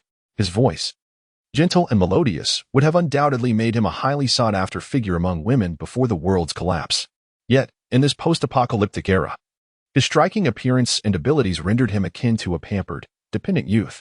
Due to the presence of Wei Xian, the spatial ability user, they had come to understand the practicality of such powers, and thus their hopes for the combat prowess of spatial ability users were rather dim. However, as soon as he spoke, despite his soft tone, his expression bore an unsettling coldness that sent chills down their spines, instilling a sense of caution that made them hesitant to interact with him as casually as they would with Lu Ling. Upon hearing his question, the group exchanged glances before turning to Shi Mufeng. Lu Jian continued in his gentle manner, "I heard from Xiaoling that you are all students from out of town. I wonder if you have any family members left at home?" The amiable demeanor of Lu Jian was deceptively disarming, making him appear as a kind-hearted gentleman, and combined with his remarkable looks, it was all too easy for others to lower their defenses. In the capital, Wei Xianjia, Shi Mufeng, and Huang Zhiling reside in S City. After the outbreak of the apocalypse, they fell into a state of unconsciousness. The only communication that Huang Zhiling managed was a single phone call to her family, after which all lines went silent, leaving them in a state of anxious uncertainty. Meanwhile, Chen Kaiwei, hailing from a nearby county, found his home phone unreachable, casting a shadow of dread over his fate. The capital stands as the political and economic heart of Huagua, renowned for its formidable defenses. Even in the face of a zombie outbreak, one would trust that control would be swiftly regained. While the aspirations of Xi Mufeng and the others are understandable, one must not overlook the sheer number of people in Huagua. How many can the capital accommodate? Lin Baobao interjected, Your Highness. You and Lingling should accompany us to the capital. It possesses the finest armed forces in the nation, undoubtedly capable of withstanding the zombies. However, Lu Ling did not concur. Instead, she turned to Lu Dian. Seeing her expression, it was evident that her elder brother held the authority in this matter. Lu Dian smiled and replied, We have relatives in the capital and indeed plan to seek them out, though not at this moment. He continued, Have you been listening to the radio? Many regions are establishing safe havens, and within a month at most, the government will dispatch personnel to cities to escort survivors to these secure bases. Upon hearing this, the group became animated, momentarily disregarding everything else as they inquired about the safety bases.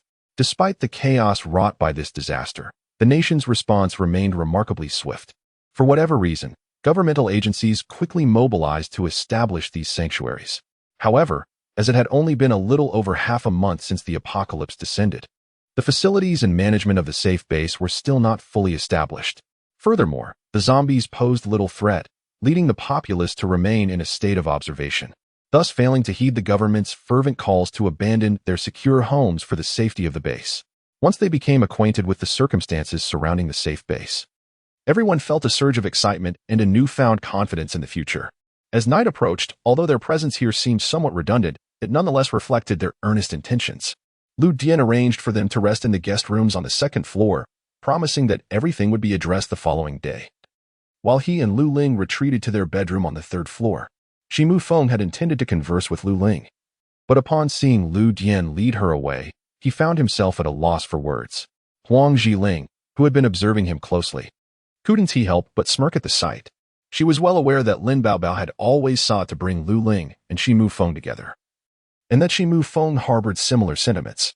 Regrettably, Lu Ling, though appearing delicate, had a facade of false modesty, deliberately pretending not to understand and never casting a glance in Xi Mufeng's direction.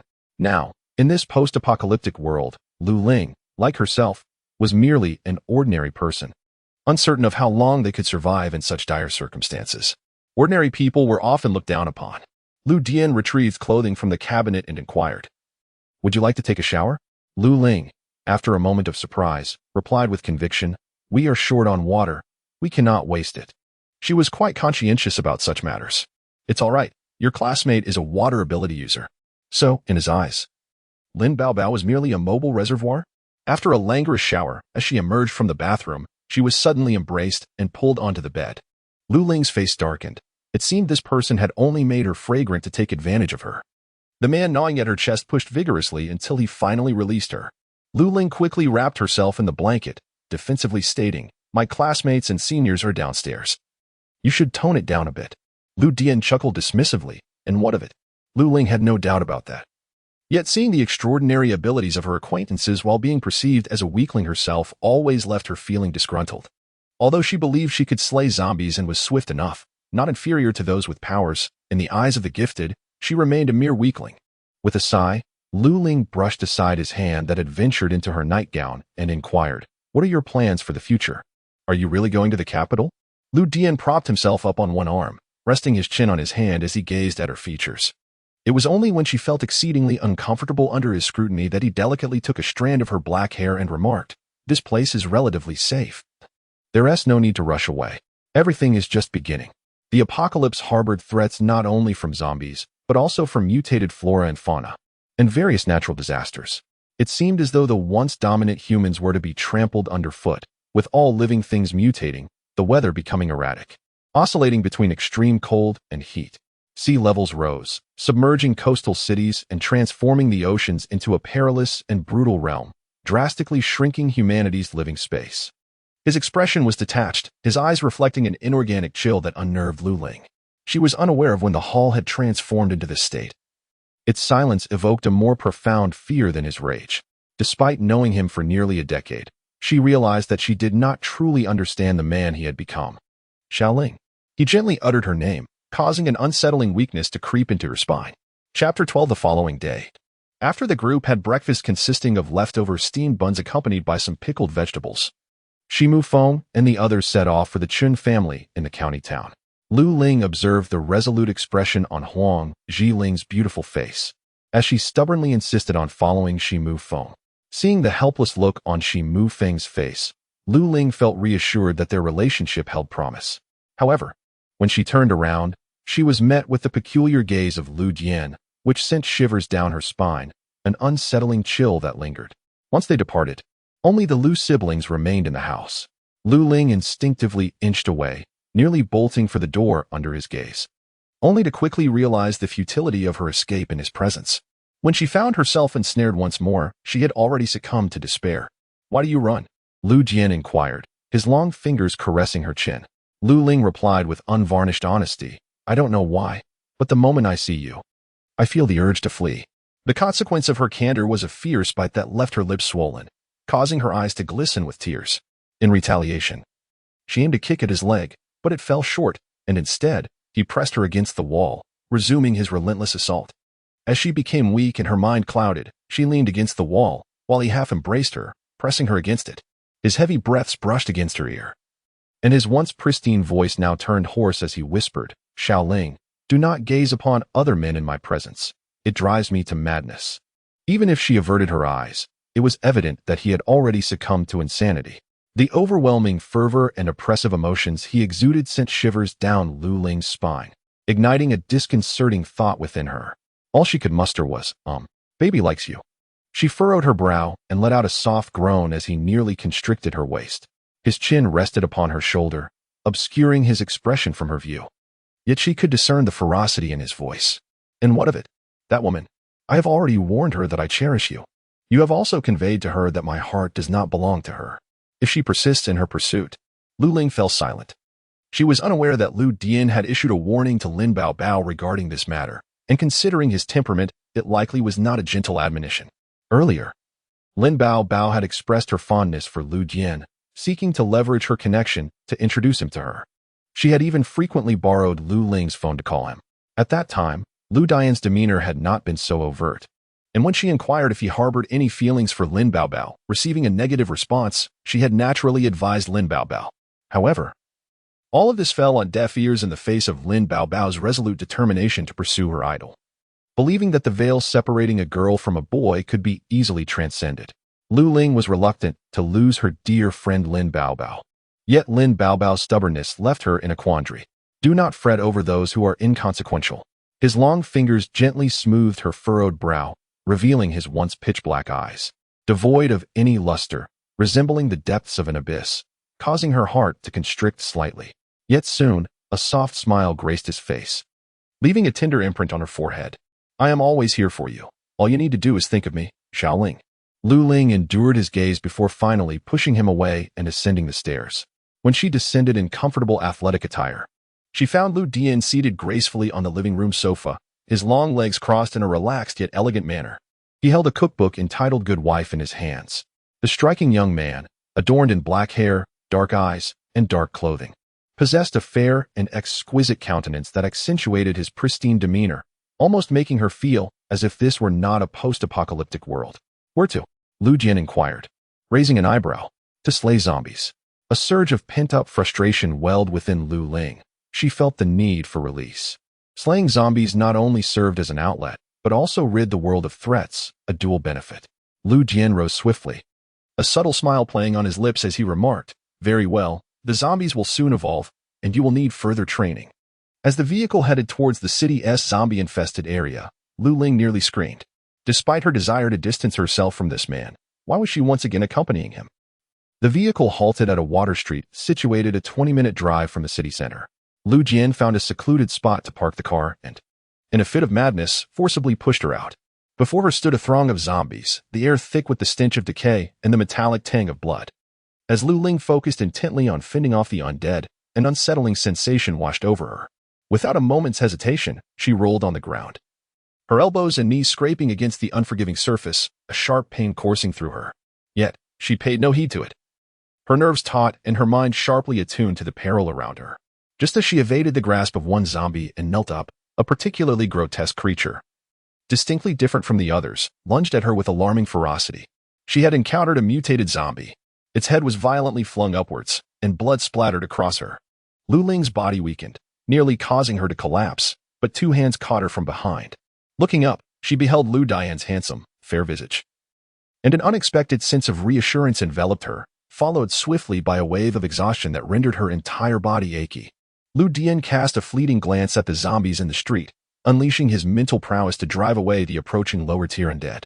He lifted her effortlessly and carried her to a nearby ice cream shop, forcing the door open with brute strength before stepping inside. Without a second thought, he tore her clothes, stained with the fetid blood of the zombies, discarding them with little ceremony, leaving her clad only in her undergarments. Although Lu Ling felt a surge of indignation, she could only remain silent as he retrieved a first aid kit to tend to her scrapes and wounds. Having just experienced the harrowing and tense encounter with the zombies, Lu Ling found that the earlier feelings of suffocation had dissipated. Although feeling somewhat uncomfortable in her state of undress, she calmly allowed him to tend to her abrasions.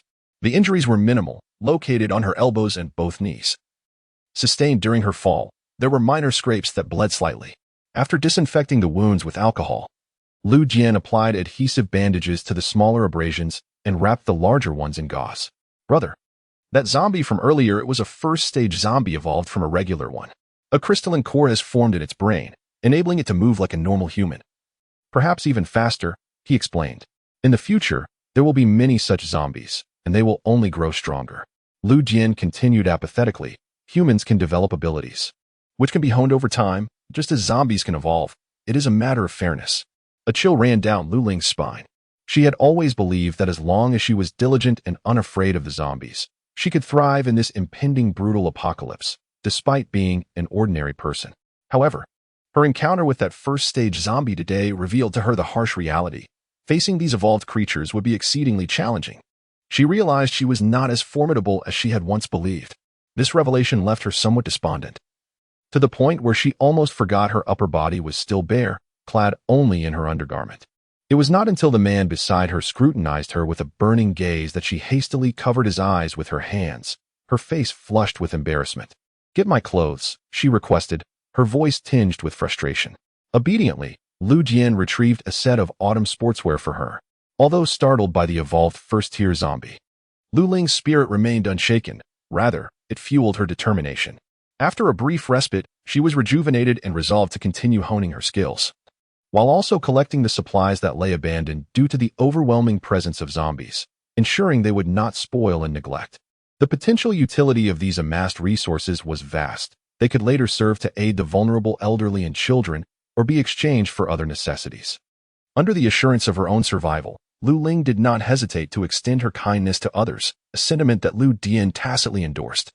With one already twisted by darkness among them, the existence of another heartless individual was unnecessary. A touch of compassion was permissible, especially with him watching over her. As for the supplies, Lu Ling initially harbored some concerns. But upon learning that Lu Dian had ventured abroad a month prior to the apocalypse to procure enough food and resources to sustain them for generations, she fell silent. The abundance of easily accessible supplies in her own country no longer captivated her. Her motivation to collect them stemmed solely from the fear of their expiration due to neglect, intending instead to reserve them for those truly in need. Lu Ling had pondered the reason behind Lu Dian's early acquisition of such resources before the cataclysm. Yet upon meeting his unexpectedly cold and inorganic black gaze, her curiosity evaporated. She found herself intrigued, however, by how he had amassed such wealth to procure supplies. Even selling off her father's company shares would scarcely yield sufficient funds. Astonishingly, you have taken to gambling? Is your wickedness known to your esteemed father? Lu Jian gazed at her with a semblance of a smile, reassuring her, rest assured, aside from indulging in food, drink, and gambling, I have yet to learn the art of solicitation. It's all quite pristine. You are the sole exception. How could he utter such words with such nonchalance and pride? A true anomaly indeed. Chapter 13. The journey taken by Lin Baobao and the others spanned 3 days. When the apocalypse descended, Chen Kaiwei's parents succumbed and transformed into zombies. Initially, his elder brother and sister-in-law were bitten without realizing the peril, and upon recognizing the threat of becoming those monstrosities, Chen Desa confined her 6-year-old son within the house. leaving him some water and all the food they possessed. It was through this act that the child's life was preserved. This expedition appeared to have imparted a sense of the apocalypse's harsh reality to these once privileged youths, altering their perceptions from viewing it as an opportunity to a grim ordeal. Lu Ling glanced at the group and noticed Lin Baobao's distracted demeanor. She recalled the near quarrel between them and Lu Dian just 3 days prior, stemming from concern for her. An unfamiliar sentiment stirred within her as her gaze shifted to the child closely huddled beside Chen Kuei. Over the past 2 weeks, the child had become emaciated. Devoid of the innocence and vivacity typical of youth, his visage marked with terror. Lu Ling felt her heart soften, and she retrieved a few milk candies from her pocket. "Here, sister has some sweets for you." Another sigh escaped her lips at this moment. Just then, Lu Dian emerged with a tray, which bore a pot of brewed tea and several clean teacups. As the attendant set the tray down, Lu Ling finally noticed a box of children's milk on it. Casting a glance at the attendant filled with admiration and delight, the attendant naturally took note of the emotions that played across her face. A flicker of joy passing through her cool eyes. Indeed, a mere display of kindness towards the vulnerable would soften her heart.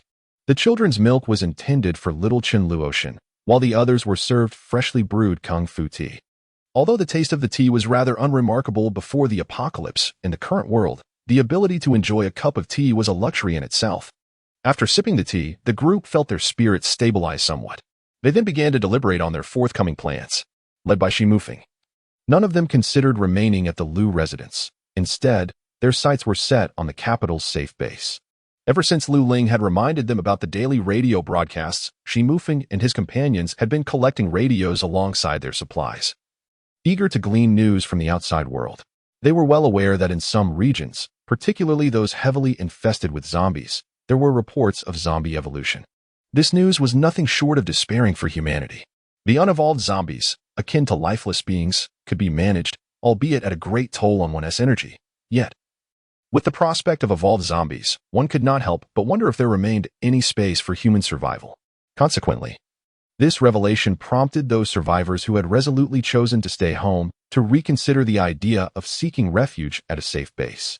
The city had become perilous. Shi Mufeng declared, "We plan to gather more supplies, and, when the military arrives, we shall leave together." With that, he turned his gaze towards Lu Ling.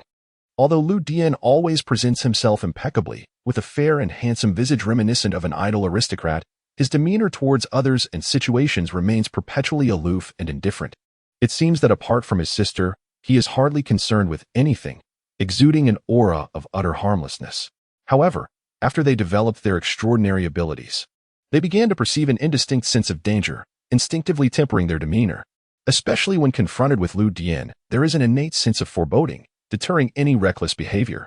This is fortuitous, as in a few days, the military will enter the city to escort the survivors to a secure base, allowing them to depart together. Lu Dian's voice remains soft and pure. Hearing him speak evokes a sense of genuine kindness, effortlessly easing one's apprehensions. At this moment, Lin Baobao, who had been despondent, experienced a revival of spirit, her eyes sparkling as she gazed at Lu Dian and inquired, "Will your highness be accompanying us?" Lu Dian cast a mild glance in her direction, responding nonchalantly. Lin Baobao was elated and turned to Lu Ling, exclaiming, "Ling Ling, this is wonderful. We can be together all the time." Lin Baobao's home is in Tea City, a coastal metropolis known for its economic prosperity. The circumstances that led her to leave Tea City for this place to pursue her studies stem from her parents' divorce. As their daughter, she is not particularly cherished by either side. Although she was ultimately granted to her father, after he remarried, he paid little attention to her. Since turning 16, Lin Baobao has lived independently, growing increasingly distant from both her parents. Lin Baobao sighed and said, "My father went on a business trip to the capital before the apocalypse. He should be there now. As for my mother, she was vacationing in the Maldives with her husband before the end of the world. However, I do wish to go to the capital. My grandparents are there." "That would be wonderful," Shi Mufeng remarked, with Lin at our side. "We shall have water to drink." The others readily agreed, though Huang Zhiling seemed somewhat indifferent. Yet Chen Kaiwei interjected, "I may not accompany you to the capital. I plan to head to a nearby safe base to properly care for Luoluo." As he spoke, a complex expression crossed his face as he gazed at the frail child in his arms, pain flickering in his eyes. The child, sipping milk, noticed his gaze and timidly raised the bottle, signaling for him to drink as well. The obedient nephew nearly brought tears to the eyes of the towering Chen Kaiwei, who stood at 6 feet 1 inch, with a sturdy build, a fondness for basketball, and a sun-kissed complexion. While not as strikingly handsome as Shi Mufeng, he exuded a sense of reliability. Witnessing this scene, the others felt a pang of sorrow. The elderly and children evoke natural sympathy, whether in times of peace or turmoil. Even after more than half a month of the apocalypse, compassion for the vulnerable remained innate. Thus, the group resolved their forthcoming plans. They would wait for the military to arrive and then depart the city for the safe zone, deciding later whether to proceed to the capital. Those heading to the capital included Shi Mufeng, Huang Zhiling, Wei Xian, and Lin Baobao, while Chen Kaiwei would remain at the safe base, and the plans of the Lu siblings were still uncertain. Naturally, Lin Baobao sought to persuade Lu Dian and Lu Ling to accompany her to the capital. However, Lu Dian's demeanor was decidedly aloof, rendering further conversation futile. Regretfully, she decided to focus her efforts on Lu Ling, determined to wear down Lu Dian's resistance until he consented to join them in the capital. After a brief respite at the Lu residence, Shi Mufeng and his companions chose not to stay with the Laos but instead selected the vacant little villa next door. The villa's owner had departed for travel with their family prior to the apocalypse, and now it had unwittingly become their temporary abode. Shi Mufeng effortlessly bypassed the security lock with a simple electric shock. Lin Baobao wished to remain at the Lu home, desiring proximity to Lu Dian, a sentiment that Lu Ling initially shared, hoping to have an earnest discussion with Lin Baobao. However, Lu Dian had descended into darkness, resolutely following a path devoid of redemption, making sincere dialogue impossible. Thus, Lu Ling could only engage in meaningful conversation with Lin Baobao, hoping they would continue as good friends and sisters. Yet, Huang Ziling's remark that the Lu residence was not a shelter and that the owner clearly harbored a dislike for outsiders forced Lin Baobao to abandon her intentions, leaving her visibly disheartened. Lu Ling, poised to voice her thoughts, was abruptly silenced by Lu Dian, who enveloped her in his embrace and ushered their guests away, decisively closing the door, which conveyed his intent to Shi Mufeng and the others. This man showed no inclination to even feign politeness. The three men exchanged glances at the two equally displeased women, all silently sighing in unison. It was common knowledge among those present that the Lu siblings were not biologically related. Lu Dian's father and Lu Ling's mother had remarried, resulting in their bond lacking any blood ties. The clarity of understanding stems from the fact that Lu Dian frequently escorts Lu Ling to school, and his noble and handsome demeanor naturally elevates him to the status of a male deity in the eyes of the female students. Consequently, they began to delve into his family history and swiftly uncovered the affairs of the Lu siblings. Thus, Huang Zhiling found it difficult to tolerate Lin Baobao's attempts to push Lu Ling towards Shi Mufeng in pursuit of her own affections for Lu Dian. Having been classmates since middle school and friends throughout university, she harbored genuine feelings for Shi Mufeng, which fueled her disdain for Lin Baobao's manipulative behavior. Chapter 14. Lu Ling's countenance was equally grim. It was only after the door closed that Lu Dian relinquished his hold on her, leaving her nearly breathless. Her cheeks flushed from the strain. "What are you doing?" she inquired. Lu Dian sighed in apparent exasperation and replied, "There are outsiders present. It is inconvenient. Does Xiao Ling not wish to share our life together?" Feeling somewhat troubled, Lu Ling scratched her face and ultimately stated, "Brother, Bao Bao is my friend, and I wish to speak with her." Deep down, she did not want to lose Lin Bao Bao as a friend. In her worldview, familial love, friendship, and romantic love existed in a hierarchy, with romantic love always placed last. Lu Dian represented the familial bond cultivated over 10 years, while Lin Bao Bao symbolized friendship. Romantic love was still in its infancy and could be disregarded. Observing her determination, Lu Dian nonchalantly acquiesced, saying, "Very well, before the army arrives, you may converse freely. I will not interfere." As she spoke, her eyes narrowed in contemplation, recalling how Lin Baobao had ultimately departed for the southwestern base in her previous life. It remained uncertain what choices she would make in this lifetime. Lu Ling had initially presumed that he would intervene in the matter due to Lin Baobao's affection for him. Yet he unexpectedly demonstrated understanding, which filled her with delight, prompting her to smile at him with a gentle curve of her lips. A judicious retreat could indeed serve as a means to deepen emotional connections. Lu Dian mused happily as he took her hand and led her toward the kitchen, intent on preparing a sumptuous dinner to reward himself and a certain naive girl. From a young age, Lu Ling had mingled among boys, and after becoming a burden when her mother married into the Lu family, her character solidified into that of a straightforward and forthright woman, a stark contrast to her delicate and refined appearance. Lu Ling's mother held a profound appreciation for her daughter's qualities. She was a cheerful and optimistic child, capable of thriving even in the face of adversity, embodying resilience and vitality. Her tenacity was further amplified by her broad, sunny disposition, which effortlessly attracted those burdened by fragility and melancholy. However, unforeseen circumstances intervened, and the apocalypse arrived. With the onset of such perilous times, many plans were disrupted, and humanity's future appeared bleak. Lu Ling could not possibly abandon her only family member in such a dire situation. Even though Lu Jian harbored peculiar feelings for her, she had no intention of leaving his side. The outcome of indulgence could lead to two possibilities. Either they would finally unite or Lu Dian's affections would shift towards another woman, an unlikely scenario given his singularly focused nature. Thus, no matter how much Lin Baobao adored Lu Dian, it ultimately bore no significance. In this case, it solely depends on Lin Baobao's choice. Lu Ling harbors a disdain for the so-called actions of withholding information to spare someone's feelings. She believes that revealing the truth as early as possible minimizes hidden dangers and reduces potential harm. Thus, after dinner, Lu Ling unearthed 2 bottles of canned pineapple beer from the kitchen cabinet, tucked a dagger into her waist, greeted Lu Dian, who was engrossed in a book in the living room, and then opened the door to step outside. Upon swinging open the iron gate, she was greeted by the sight of Lin Baobao standing outside. The girl's cherubic face bore a somewhat obscure expression, and the two exchanged glances before erupting into laughter simultaneously. "I was just about to look for you," Lu Ling remarked with a smile. "So was I." "We truly have a tacit understanding," Lin Baobao replied in her usual tone, laced with a hint of playfulness, as she draped her arm over Lu Ling's shoulder. Despite her doll-like visage, Lin Baobao was a northern girl, towering half a head taller than Lu Ling. Each time they linked arms, Lu Ling felt like the one being embraced.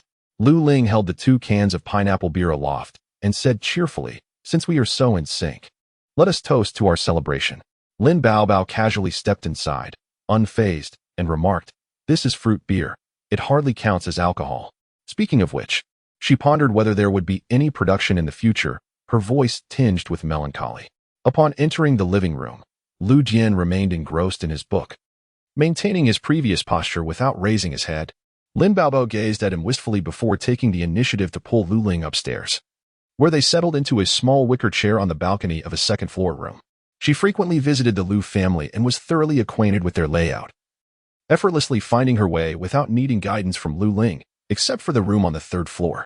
As she lifted the lid off a can, Lin Baobao took a sip of the pineapple beer. The fruity flavor mingled with a subtle hint of bitterness, spreading across her palate. Lu Ling sipped slowly, and the two remained silent for a while. Eventually, Lin Baobao spoke. "Ling Ling, I truly have feelings for His Highness."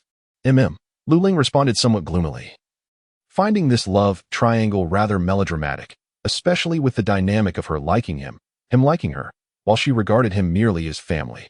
At first glance, she was not particularly enamored with His Highness, but as they spent more time together, she came to perceive him as a genuinely kind and considerate man. She believed that any woman fortunate enough to win his affection would undoubtedly be very happy.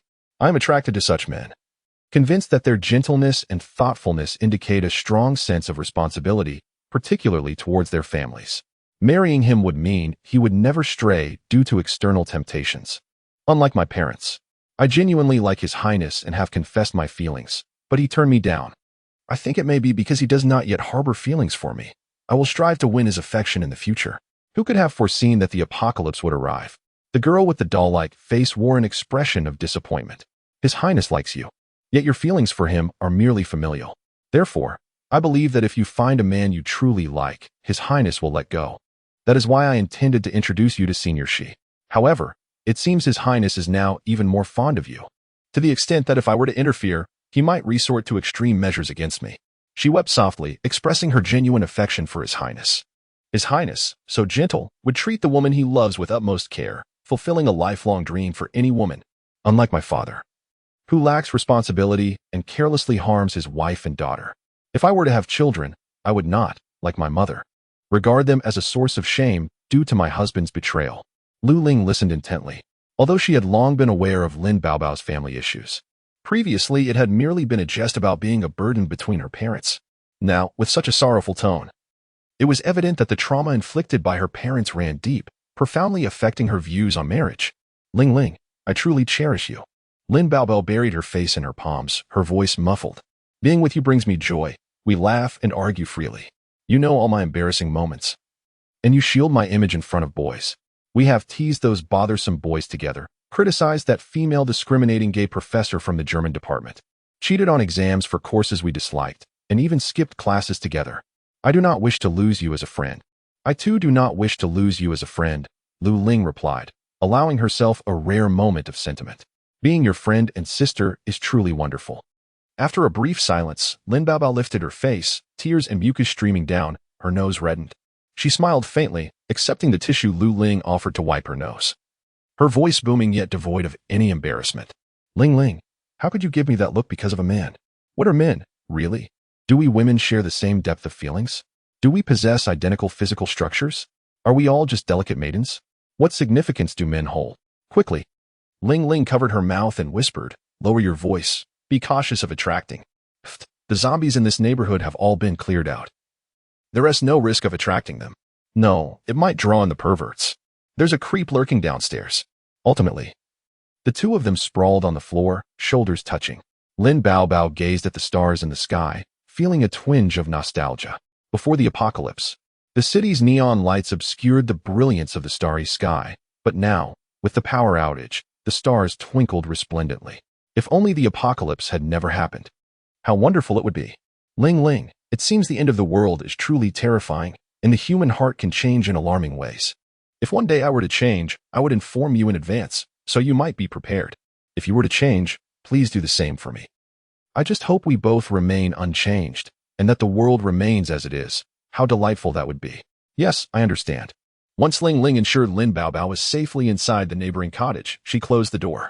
As she turned around, she was nearly startled by a man who had silently approached her. Before she could react, he had seized her. Chapter 15 from the radio. They learned that the military would arrive in a few days, prompting Shi Mufeng, Wei Xian, and the others to decide to venture out and gather supplies.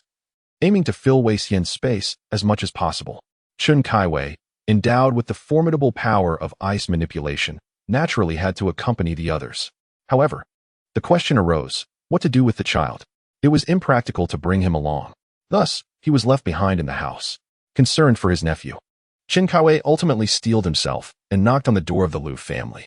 Upon learning that the Liu siblings did not intend to venture out, he resolved to leave the child in their care, finding solace in that decision. Observing the timid child clinging to his hand, visibly anxious, Lu Ling paused momentarily before smiling and assuring him that the child would be well looked after in the Liu household. Thank you. Chen Kaiwei expressed his gratitude earnestly. Lu Jian was quite the culinary talent, Lu Ling mused, his daily perusal of the good wife's kitchen evidently paying off. However, not every dish turned out delectable. At least during the preparation of the pancakes, they had turned out burnt, while she had been responsible for the dumpling filling. Lu Ling gently led the obedient child into the kitchen, where she found Lu Jian engrossed in his tasks. She took a small bowl and filled it with white rice, then carefully selected a variety of meat dishes to adorn the rice generously, drizzling it with savory gravy until it was heaped full. Throughout this, Lu Jian merely glanced at her before returning to his work. With a cheerful demeanor, Lu Ling carried the bowl and guided the little one to the dining table. Lifting him onto the surface, she placed the bowl, brimming with rice and meat, before the child and asked, "Can Luo eat by himself?" The child nodded shyly, his senses awakened by the delicious aroma, and timidly inquired, "Sister, can Luo save some for uncle?"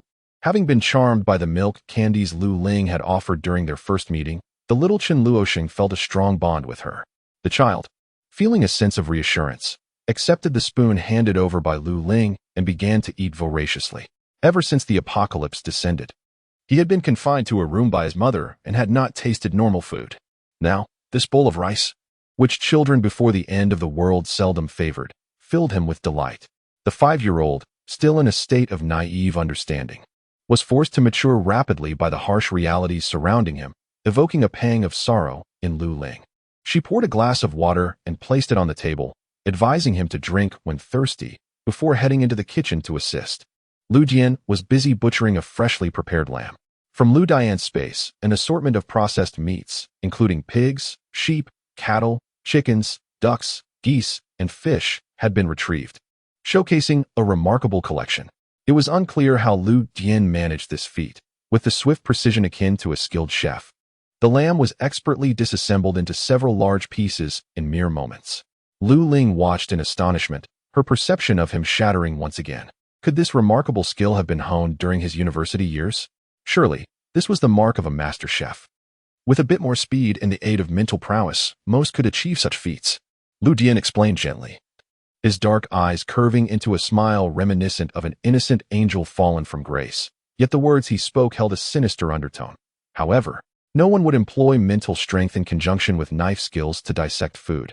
It is rather used for dissecting humans and zombies. Would you like me to teach you how to dissect? Please refrain from using such a term as dissect. Lu Ling retorted, her expression darkening. Lu Dian leaned closer, playfully brushing against the corner of her mouth before straightening up to continue his task. In addition to stewing, frying, and preparing hot pot, this lamb can also be transformed into a savory assortment of awful and delicate jelly. With November upon us and the weather turning colder, indulging in a bowl of lamb jelly during the frigid winter months brings unparalleled comfort. Regrettably, Lu Dian appears to be poised and unassuming, seated there with an air of indifference, often neglecting to acknowledge those around him, at times even dismissing them entirely. Despite his seemingly refined and innocuous demeanor, his actions can sometimes be unexpectedly brazen and unreasonable. Since that fateful evening when Lin Baobao sought out Lu Ling, she has regained her former spirited nature. Although she still affectionately calls him Your Highness, she no longer gravitates towards Lu Dian. She retains her characteristic vivacity and remarkable confidence, occasionally displaying a touch of playful mischief that enlivens the atmosphere. Her light-hearted banter with Lu Ling often elicits laughter from those nearby. Days passed in this manner until the seemingly endless sunny days of the apocalypse were abruptly interrupted by torrential rain, instilling a deep sense of unease. As night fell, the entire city was enveloped in an abyss of darkness. With no electricity, people hesitated to waste other sources of light or candles, aware that illumination could attract the undead. The absence of countless flickering lights rendered the rain-soaked night particularly eerie, accentuated by sporadic flashes of lightning illuminating the sky. Lu Ling sensed a chill in the air.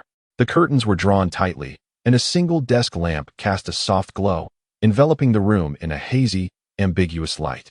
Carefully lifting the curtain, she beheld only darkness outside, with the occasional flash of lightning revealing the damp, ominous silhouettes of the buildings within the community. "Aren't you cold?" a gentle, clear voice inquired. At this moment, the bed was adorned with a light-down comforter, perfectly suited for the sudden drop in temperature brought on by the rain. Nestled within the covers, she felt enveloped in warmth. While she enjoyed this coziness, she couldn't shake off a sense of unease regarding the unusual weather. As she pondered the strange changes in climate, she found herself pushed onto the bed, followed by the weight of a male figure pressing down upon her. "It's cold. Don't take off my clothes," she gritted through clenched teeth. The lights had been extinguished, plunging the room into darkness. Although she couldn't discern his features, she could feel the warmth of his breath against her face. His nimble fingers began to unfasten her clothing, accompanied by his husky voice laced with desire. "How can we engage in such activities without removing your garments?" Another struggle ensued, and naturally she was subdued, her entire being pinned to the bed, stripped bare. When his hand forcefully enveloped something heated, she buried her face into the pillow, resignedly thinking, at least it wasn't a complete home run that offers some solace. After he had released himself, she initially believed she could finally drift off to sleep. However, this night was unlike any other. Particularly when he buried himself in a place she could not name, a sensation akin to a thunderbolt striking her, leaving her both scorched and tender, as if her very soul had detached. "Stop!" She kicked him unsteadily, her voice quivering with emotion. "I don't need this. I don't need you like this." He pressed against her, delicately kissing the tender skin of her neck, his voice laced with an unusual languor. It is said that if one does not release pent-up feelings, they may become distorted. This is merely a way to relieve pressure. "Just leave it to me. I do not need to release," she exclaimed in exasperation. "How could you not need it? You helped me just now, and I shall help you in return." His voice was imbued with a teasing tone. Pervert. Why not summon divine retribution to strike him down instead? As the morning light broke, when Lu Ling regained consciousness, she sensed a bone-chilling coldness in the air and instinctively sought the warmth nearby. However, her hazy mind soon recalled something, and her body stiffened, prompting her to roll away from the source of heat. Yet, a pair of hands firmly restrained her waist, effortlessly halting her escape. Lu Ling opened her eyes. The curtains were drawn, casting the room in a dim light. She could vaguely discern the gentle contours of the face that held her close. From his firm embrace and the hand that slowly caressed her waist, it was clear that he was awake. Lu Ling pulled down the quilt that covered her face, and a rush of cold air enveloped her, making her almost believe that winter had arrived. It was only November, while the weather was gradually turning cooler. It should not have felt this frigid. She shivered, but soon the man holding her drew the quilt higher. Time to rise. Luo Ling felt reluctant to remain nestled in the covers, especially with the mortifying memories of his actions from the previous night flooding her mind, making her wish to distance herself from him. Luo Dian leaned closer and tenderly kissed the corner of her lips, then obediently released her, pulling back the blanket as he rose from the bed. "It's cold. You sit tight while I fetch you some clothes," he said. Luo Ling, held down by his insistence, watched him as he donned a robe from the rack at the foot of the bed, his upper body bare. He then retrieved her garments from the wardrobe, her underwear, sweater, thermal leggings, and down jacket. As she observed him, he raised an eyebrow, his expression darkening slightly before he gathered the clothes and leapt from the bed, darting into the bathroom. Once both were dressed, they flung open the window, revealing a drab, overcast sky outside. The rain had ceased around 5 in the morning, leaving the ground damp and puddled. The city beneath the gray sky was deserted, casting an air of desolation and enveloping the world in hues of bleak despair. Luo Ling exhaled, her breath forming a white mist that lingered in the cool air as she extended her hand into the chilly atmosphere, quickly feeling its numbing bite.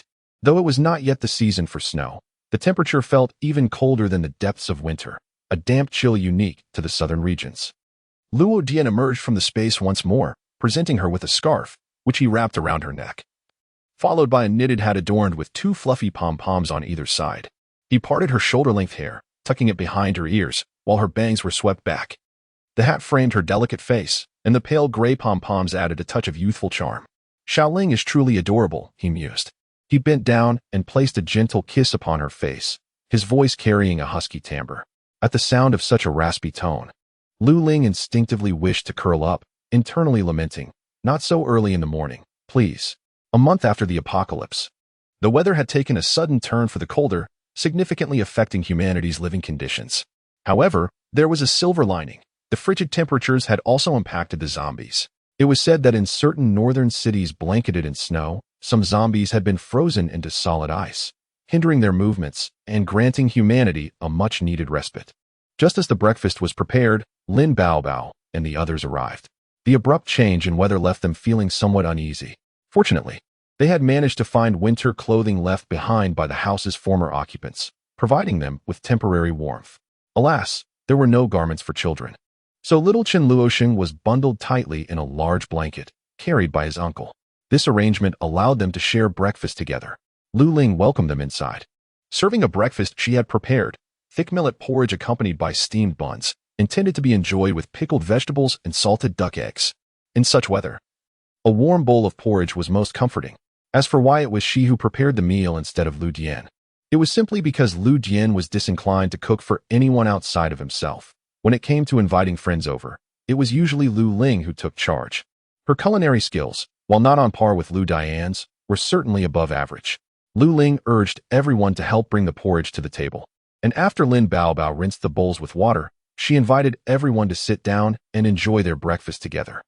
The steaming millet porridge is indeed highly sought after in such weather, accompanied by salted duck eggs and a small dish of pickles for each person.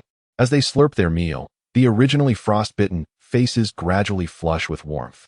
The steamed buns, though somewhat bland in flavor, exude a rich wheat aroma. And when paired with the pickles, they bring joy to the dining experience. In contrast to their somewhat unrefined manner of eating due to the cold, Lu Dian remains composed. Every gesture and movement seemingly worthy of a painting, imbued with rhythm and grace. One cannot help but think that this individual's dining etiquette is exemplary, almost pedagogical in nature. After breakfast, Huang Zhiling and Wei Xian took on the task of washing the dishes while Lin Baobao was responsible for filling the water. Naturally, the little girl's down jacket was donned by Chen Luosheng. The siblings of the Lu family received heartfelt thanks for their generous gift of clothing. Lu Ling smiled, thinking that since the clothes were unused here, it mattered little to give them away rather than hoard them like a miser. Meanwhile, Lu Jian completely disregarded Lu Ling's actions. Instead, observing Chen Luosheng in the little girl's attire, glancing at Lu Ling, and a faint smile crept upon his lips. Surely, he must be contemplating something quite peculiar. Lu Ling chose to ignore him, joining the others in a discussion about the radio broadcast they had heard that morning. The broadcast mentioned that yesterday's rain was a global phenomenon, while snow had begun to fall in the northern regions, rendering many roads impassable until spring when the snow would melt, allowing for travel northward. Xi Mufeng's voice carried a weighty tone, emphasizing that they could only venture to the capital once the spring thaw arrived. Wei Xian's expression was grim as he listened.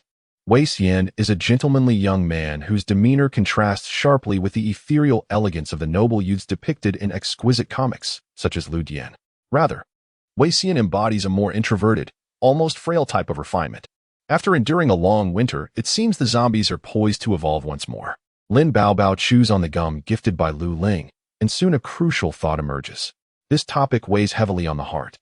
Lu Dian remains largely indifferent to the musings of these young boys, and upon seeing Lu Ling offer candy to the young boy with a radiant smile, a shadow of concern flickers in his eyes. Noticing the subtle shift in his gaze, Lu Ling's heart skips a beat, prompting him to shift closer and present the cotton candy before him, asking, "Would you like some?" In the presence of all, Lu Dian boldly takes the candy. Tears open the packaging and tosses it into his mouth. After a brief discussion, Lu Dian abruptly declares, "The army will arrive tomorrow. If you have anything to pack, do so promptly." His gaze sweeps over the young men and women before him, aged around 20, and he adds, "It would be wise to prepare a vehicle, so you need not crowd onto a single large truck with others." Once he finishes speaking, Xi Mufeng poses several additional queries. After receiving his answers, he resolves to forego any outings that day, opting instead to organize supplies from the adjacent small villa and contemplate their next steps. While tidying up the study, Lu Ling discovers a delicate brocade box hidden within a drawer. Upon opening it, he reveals a meticulously crafted silver necklace for men, adorned with a flat pendant beneath it. The age of the building felt eerily familiar. Touching the pendant, with a click, she opened its cover, revealing a space that contained only a yellowed photograph. The woman in the picture bore a striking resemblance to Lu Dian. This was Lu Dian's mother. Lu Ling glanced at it and carefully closed the lid, safeguarding it. This necklace was a cherished keepsake from Lu Dian's mother, one he had always held dear. In the past, he would wear it almost daily, yet somehow, he seemed to have stopped. "Brother, your necklace, please put it away," Lu Ling urged as she watched Lu Dian, who was in the study organizing the collection of books left behind by their father. After a moment, he bent down, enveloping her in his embrace, and softly said, "Xiaoling, no matter what happens in the future, do not trust anyone." Eh? He tightened his grip around her waist, his gaze piercing as he leaned closer. His voice clear yet laced with intensity. "Did you hear me?" Lu Ling nodded fervently, hoping he would ease his grip. His strength was nearly overwhelming. In that instant, she sensed his darker transformation, how frightening it truly was. Satisfied with her response, the handsome figure finally smiled, gently brushing his lips against the corner of hers. A mix of sternness and tenderness that left Lu Ling feeling bewildered by his unpredictable nature. The following noon, the army finally arrived at the western side of the city. The weather was frigid, and breath turned to mist. However, the sound of gunfire echoing from outside the community stirred an uncontrollable cheer among the residents, particularly those ordinary individuals who had cowered in fear of the zombies and the apocalypse. After a month of confinement, subsisting on meager rations, the arrival of the military brought them to the brink of tears, murmuring gratitude that the government had not forsaken its people. Indeed, the government had not abandoned its citizens. Yet the advent of this calamity had rendered it overwhelmed with its own challenges. The dispatch of troops to search for survivors was merely a directive from above, and the available manpower was regrettably limited. Upon the arrival of a military truck, it came to a halt in a square at the heart of the community. Over 20 armed soldiers disembarked, establishing a perimeter. A man clad in a green military coat ascended the roof of the vehicle, wielding a microphone to relay the situation. He instructed the survivors to gather their belongings and prepare their vehicles for assembly at this location. From his words, it was evident that they had entered the city in search of survivors, but due to insufficient personnel, they could not venture into perilous areas. The limited troops available meant they could not escort every survivor to a safe base. Rather, their role was merely to guide. Should any dangers arise along the way, it would require collective effort to navigate through. While his words were starkly realistic and grim, they served to clarify the situation from the outset. The residents of the community initially believed that the arrival of the military would ensure their absolute safety. However, upon hearing the news, It felt like a thunderclap on a clear day. Some fell into silence, others covered their faces to weep discreetly, some argued passionately, while others resorted to petty antics. And a few harbored dissenting thoughts.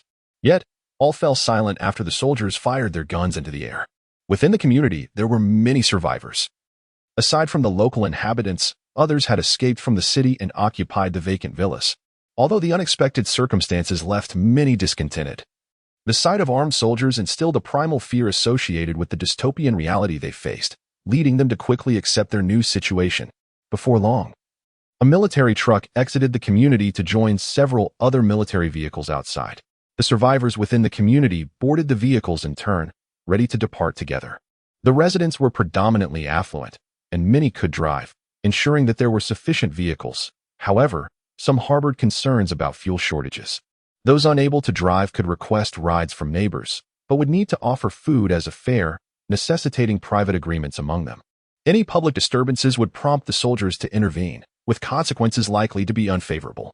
Lin Bao and her companions were driving a Mercedes left behind by the villa owner. With 3 large men, 2 women, and a child, the car felt rather cramped. Lin Bao, taking matters into her own hands, promptly ran over to the vehicle of her neighbor, Lu Ling, to hitch a ride. Naturally, Lu Ling welcomed her, exchanging a high five with Lin Bao and inviting her to sit in the back.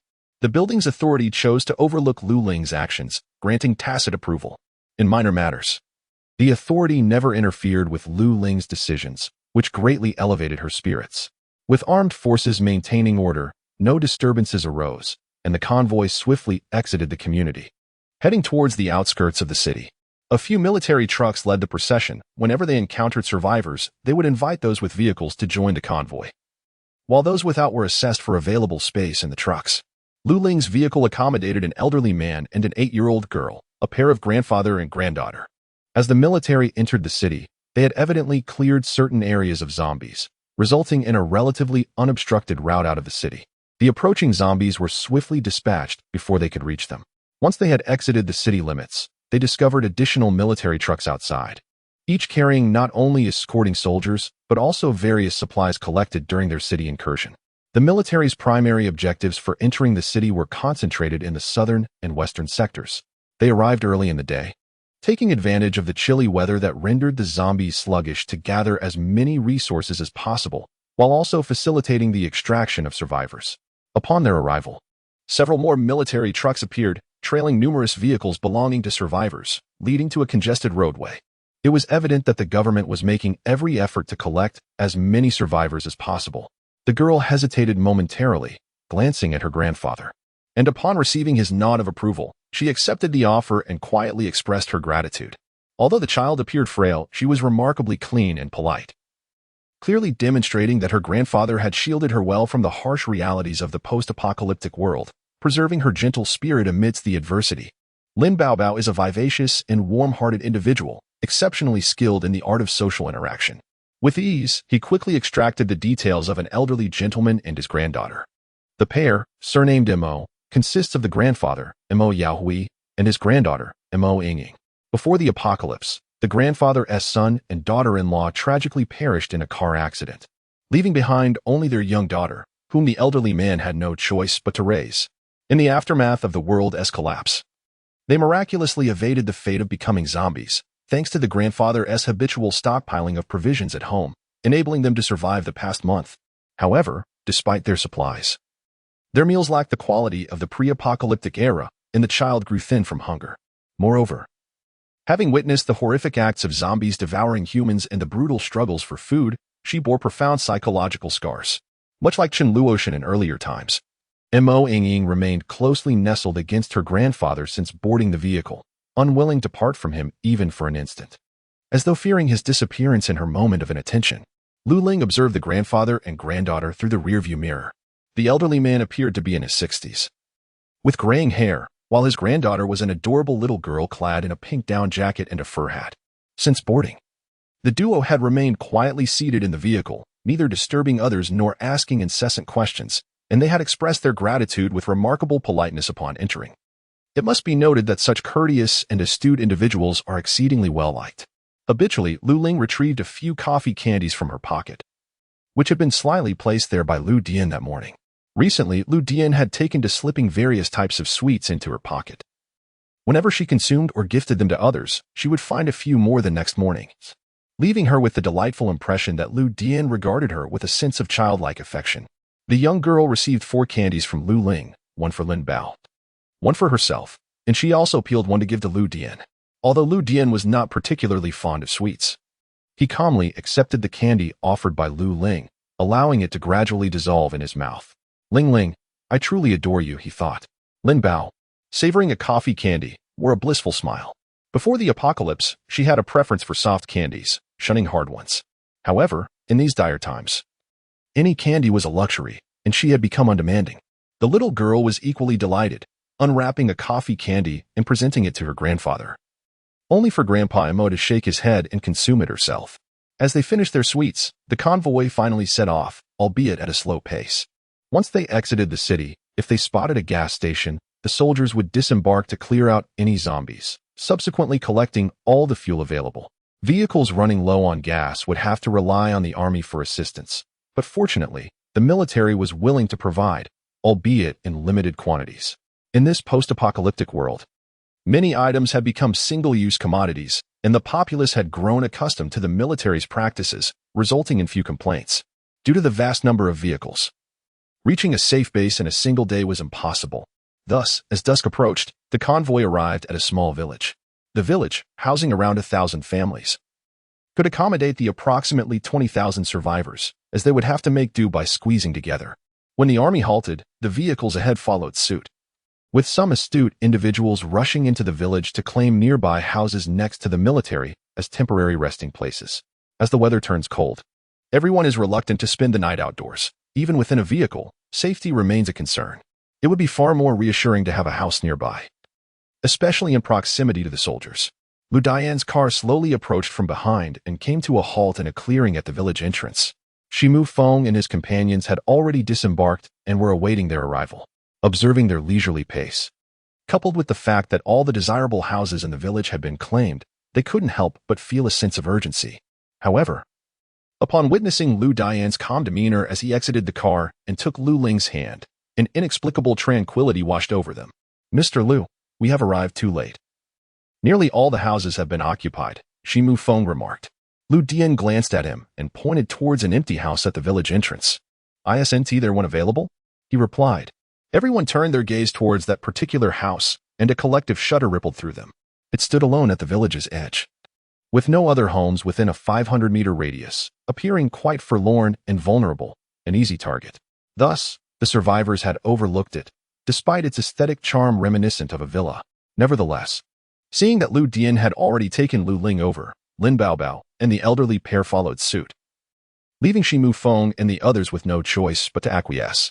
Although they sensed there was more to Lu Dian than met the eye, his lack of previous action led to occasional doubts regarding his decisions. Chapter 18. Shortly after the military established their presence in the village, an announcement was made over the loudspeaker. Those without provisions were welcome to collect a packet of biscuits, while those who had brought their own supplies were to manage on their own. It is acceptable not to resolve matters independently, for upon entering the base, they are required to surrender 1/3 of their provisions. Shi Mufeng and the others chose not to claim theirs, having stored their supplies within Wei Xian's spatial realm. After a month of diligent effort and guidance from Lu Dian, Wei Xian has expanded his 1 cubic meter space to 5 cubic meters, allowing for a significantly greater capacity to store various items. Throughout this month of apocalyptic upheaval, they have gathered an abundance of food to fill the space. It can be said that Wei Xian's storage primarily consists of provisions, while personal belongings and clothing are kept in their vehicles. The Mo family, consisting of grandfather and grandson, also brought along some biscuits. Although grandfather Mo contemplated obtaining a steamed bun, he ultimately sighed and decided against it. The house remained relatively tidy, requiring minimal tidying up. Shi Mufeng directed Chen Kaiwei and the Mo family to assist in organizing the rooms, while the others commenced meal preparations with the available tools. After a long, cold journey, the group yearned for a warm meal. As Wei Xian retrieved food from the spatial realm, Lu Dian presented 2 large cabbages, several cans of meat, and a packet of ham sausages, effectively enhancing their meal. Wei Xian merely needed to procure rice. Upon seeing the cans of meat and ham sausages, the eyes of the group sparkled with delight, gazing at Lu Dian as if he were their benefactor. This meal was not prepared by Lu Dian himself, but by 3 young women, while the boys tidied the kitchen. Lin Baobao filled the pot with water for washing, and Wei Xian retrieved a clean pot from the spatial realm to begin washing the rice. Once the meal was ready, they served it in the living room. Originally, Grandpa Mo intended to lead his granddaughter to the upstairs room to avoid the others. However, he was called back by Lu Ling and Lin Baobao. Although the onlookers regarded them with indifference, the sight of the 2 girls beaming with joy, coupled with Lu Dian's silent acquiescence, rendered them mute. During the meal, observing the elderly man's eyes glistening with tears as he gazed at the children, wishing to share all his provisions with them, he suddenly felt a profound sense of warmth. Despite the cruel realities of the apocalypse, it should not serve as a justification for the obliteration of humanity. The essential virtues of humanity still persist. The existence of the elderly and the young should not be dismissed merely due to their lack of combat prowess. This meal was savored by all, leaving a lingering warmth in their hearts. After dining, the night had fallen. Once the curtains were drawn, Lu Dian promptly produced a desk lamp and requested Shi Mufeng to recharge it. With a blank expression, Shi Mufeng connected his lightning ability to the lamp's battery, pondering whether Lu Dian regarded him as a mere portable power source. The cold wind howled outside, creating an oppressive atmosphere, instilling a sense of dread for the encroaching darkness. After a brief discussion, Shi Mufeng and Wei Xian decided that the girls, along with the elderly and children, should rest, while the 4 men would take turns keeping watch. The arrangement was made. Shi Mufeng and Wei Xian would guard the first half of the night, while Lu Dian and Chen Kaiwei would take over for the latter half. During their deliberation, Lin Baobao gathered water in a basin and invited everyone to wash their faces and brush their teeth in preparation for sleep. The sight of the girls' cheerful smiles, along with the 2 children who were drawn to them, elicited smiles from the men present. Laudian directly retrieved a toothbrush, toothpaste, cup, and towel from the space and handed them to Lu Ling, gently ruffling her hair and encouraging her to tend to herself first. The others, observing Laudian's unwavering attention towards his sister, sighed inwardly. Indeed, the disparity among people could be quite exasperating. While he displayed indifference and coldness towards them, he seemed eager to offer his very heart to Lu Ling. What accounted for such a stark contrast? In the dead of night, the sound of a knock roused Laudian, signaling that it was time for him and Chen Kaiwei to keep watch. He carefully released the person nestled against him, rising quietly and tucking in the blanket to prevent even the slightest chill from permeating their sanctuary. However, just as he donned his shoes, he noticed that the person in the bed had also stirred, groggily following him with tousled hair. Lu Ling, now fully awake, rubbed her eyes and declared, "I'll accompany you for the night watch. I need to learn too. I can't let you all protect me all the time." Seeing her determination, Laudian had no choice but to acquiesce. Once they were appropriately dressed and ready to head out, Shi Mufeng, noticing someone trailing behind Laudian, felt a wave of surprise. Yet, upon seeing Laudian's composed demeanor, he understood that it was not his concern. If Laudian was unbothered, they need not comment. Shi Mufeng and Wei Xian retreated to rest, leaving the 3 of them in the living room to keep vigil. Laudian, disregarding Chen Kaiwei nearby, drew Lu Ling into his embrace, slipping her hand into the pocket of his thick cloak and tenderly caressing her face. "You should rest for a while," he urged, with nothing pressing at hand. Lu Ling nestled into his arms, eyes closed in feigned slumber.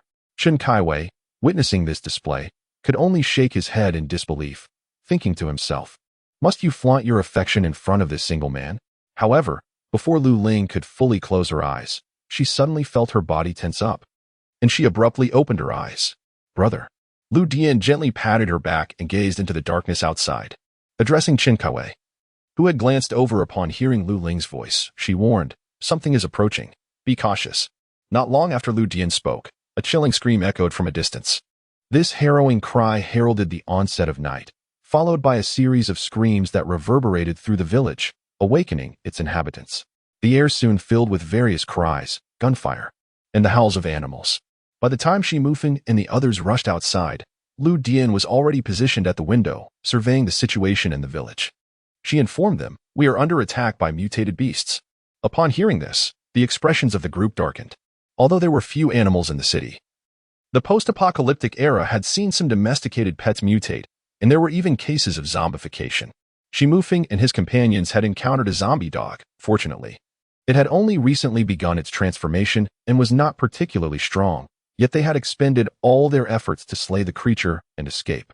Thus, they held a deep-seated aversion to both zombie and mutated animals. Just as they spoke, a series of deafening crashes resounded from the iron gate outside. A sound so terrifying it sent shivers down their spines. Before long, the iron gate was forcibly breached by a mutated beast, a dog. But one significantly larger than an ordinary mutt, resembling a calf in size, robust and incredibly swift. Before the group could react, Lu Dian had already darted into the courtyard. And in the darkness, two figures were entangled, indistinguishable from one another. Shi Mufeng's hand crackled with lightning, illuminating the surroundings with a feeble glow. Soon, he noticed a mutated cat, roughly the size of a dog, lurking menacingly outside. Without hesitation, Shi Mufeng directed the lightning towards the creature.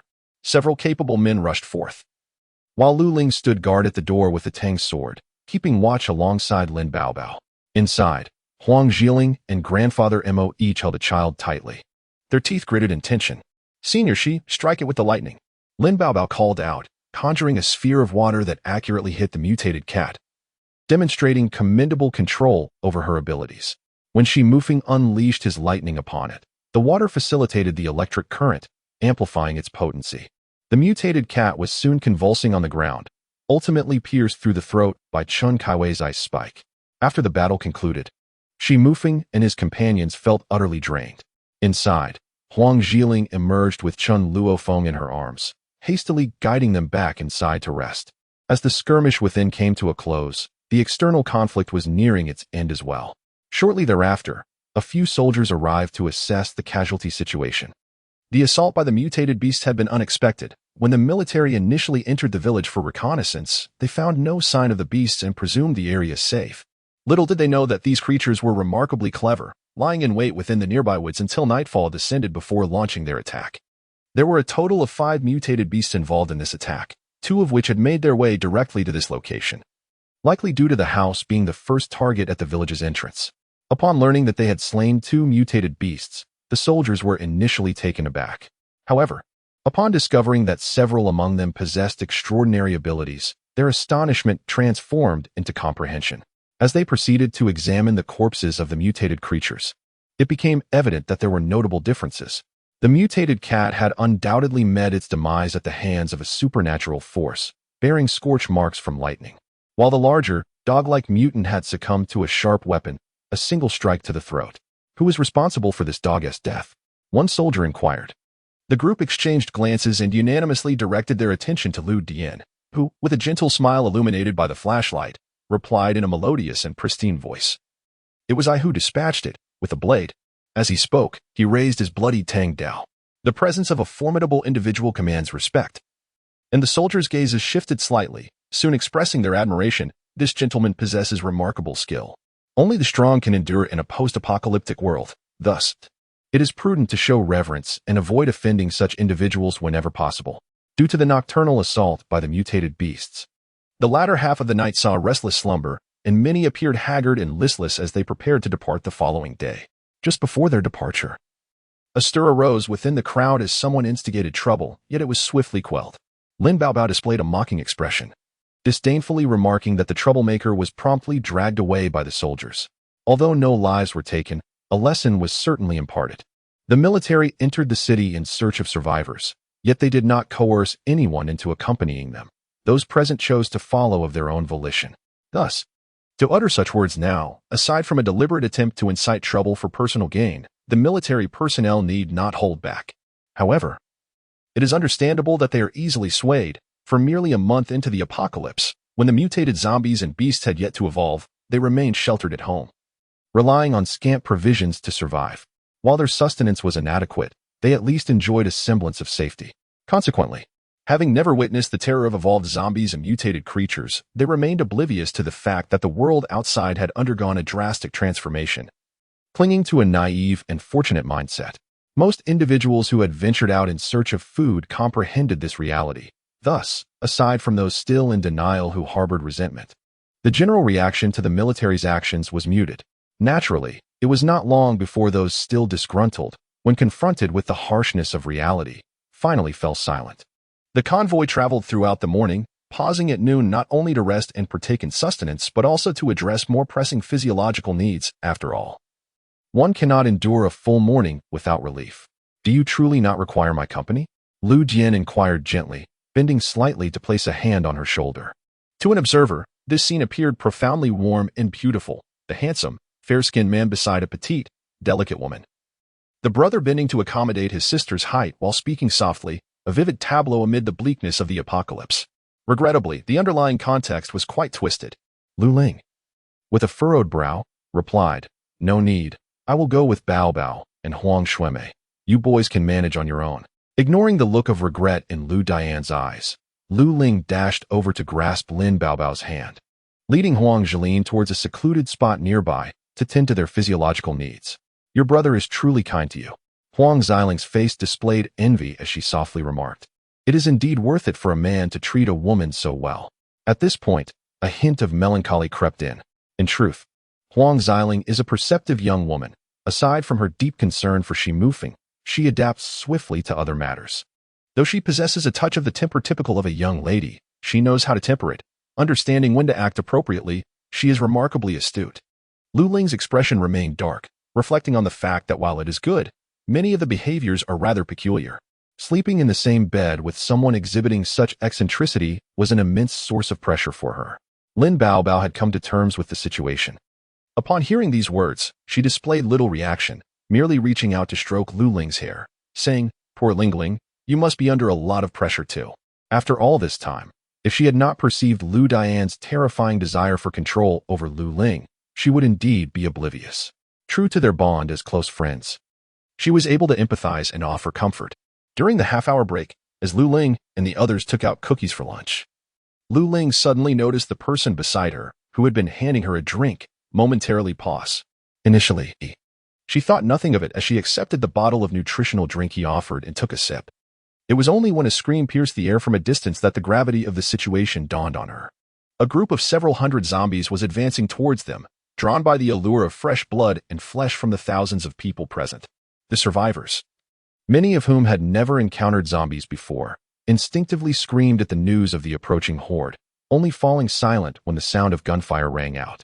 The horde of zombies appeared to number in the hundreds, while the military had dispatched 400 personnel. Last night, due to an assault by mutated beasts, over 50 soldiers had perished. Furthermore, if these 400 were to disperse to safeguard the surrounding populace while simultaneously combating the zombies, their forces would be insufficient. Fortunately, among the survivors, there were several endowed with extraordinary abilities who lent their assistance, preventing utter chaos.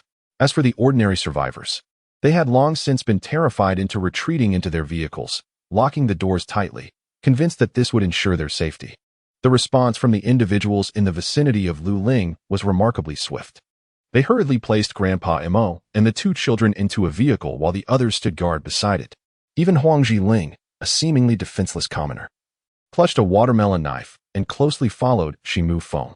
The horde of zombies predominantly consisted of first-tier evolved variants, possessing speeds akin to that of ordinary humans, and even greater strength, which was utterly disconcerting. Many of the survivors on the periphery were unable to outrun the zombies, quickly falling victim to their claws, with some even having their necks bitten through. Lu Ling's group found themselves at the rear, facing the zombies head-on, which was the most dire situation.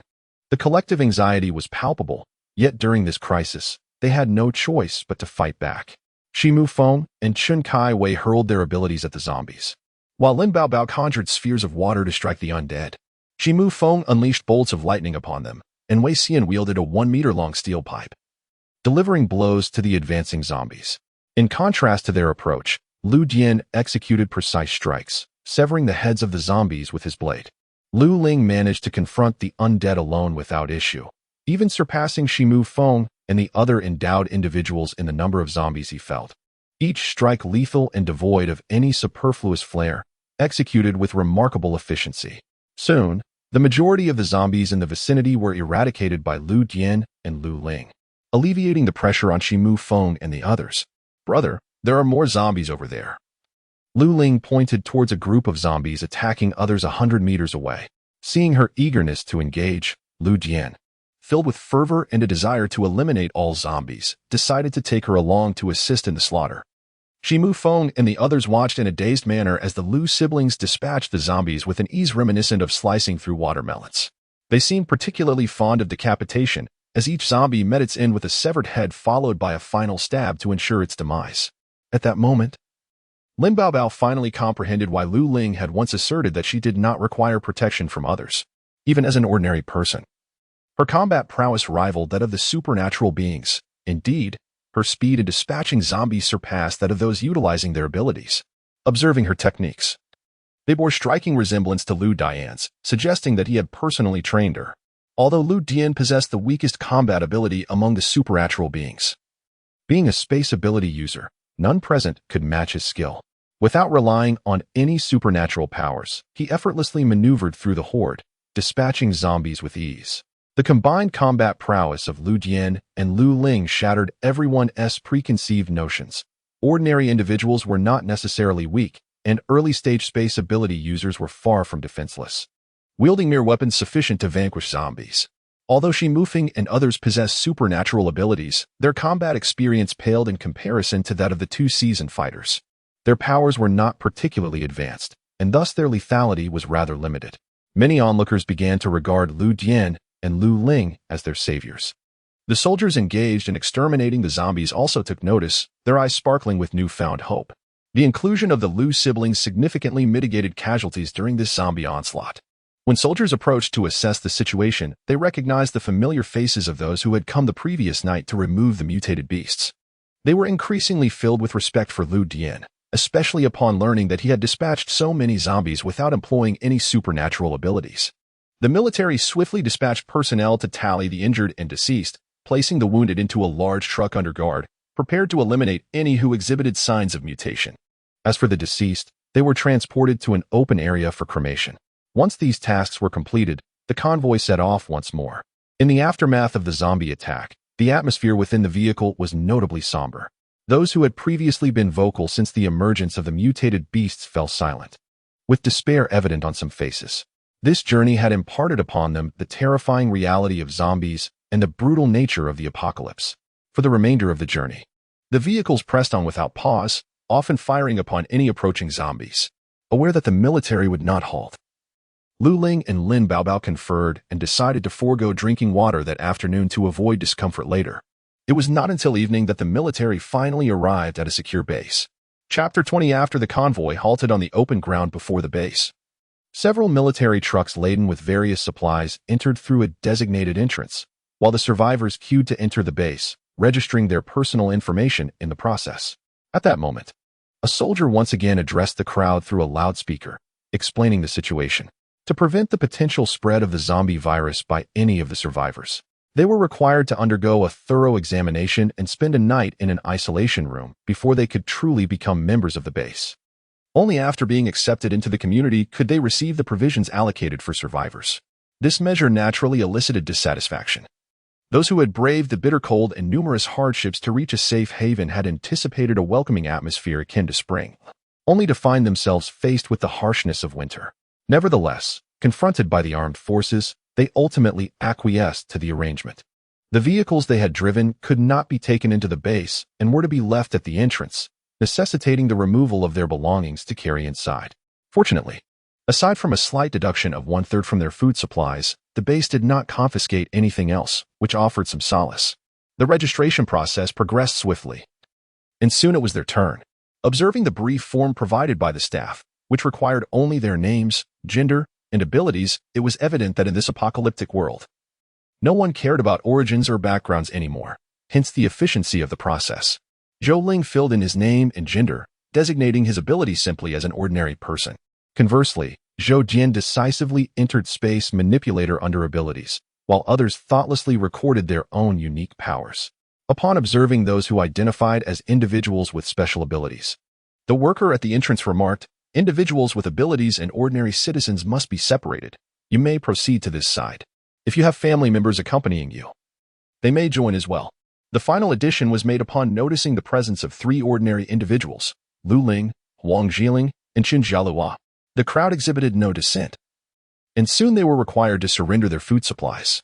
Naturally, the provisions stored within their personal spaces could not be accessed. Thus they relinquished the food they had placed in their vehicles. The worker said nothing further, likely believing that the initial capacities of the abilities users' spaces were limited and could not accommodate substantial amounts of food. Or perhaps the base sought to cultivate a favorable relationship with these individuals, Subsequently, the group followed a staff member of the base to a row of houses not far from the entrance, where soldiers clad in military coats stood guard with their weapons at the ready, ensuring prompt response to any incidents within. The staff member first led them to a relatively spacious building for inspection, segregating the genders as several medical personnel examined them for any signs of zombie-inflicted wounds. Although this contingent had been escorted by the military, procedural formalities still needed adherence. The examination for the women, including Lu Ling, necessitated stripping down to mere undergarments due to the cold weather, which proved somewhat discomforting. Nevertheless, to remain at the base, compliance with such requirements was essential. And despite some initial protests, most acquiesced. Once the inspection concluded, Lu Ling emerged to find Lu Dian and others waiting at the doorway. The group hurried toward them, and Lu Dian took the opportunity to grasp her hand, tucking her icy fingers into the warmth of his pocket. Others have already witnessed the excessive affection of Lu Dian, who seems to wish to cradle his sister in the palm of his hand, without so much as batting an eye. Lin Baobao tucked her cold hands into her pockets, trailing behind the two, casting a somewhat envious glance their way. She pondered within herself whether she should seek a gentle man who is true to his word. Yet, a sense of confusion washed over her. In this apocalyptic world, human hearts are fickle. Where could she possibly find such a person?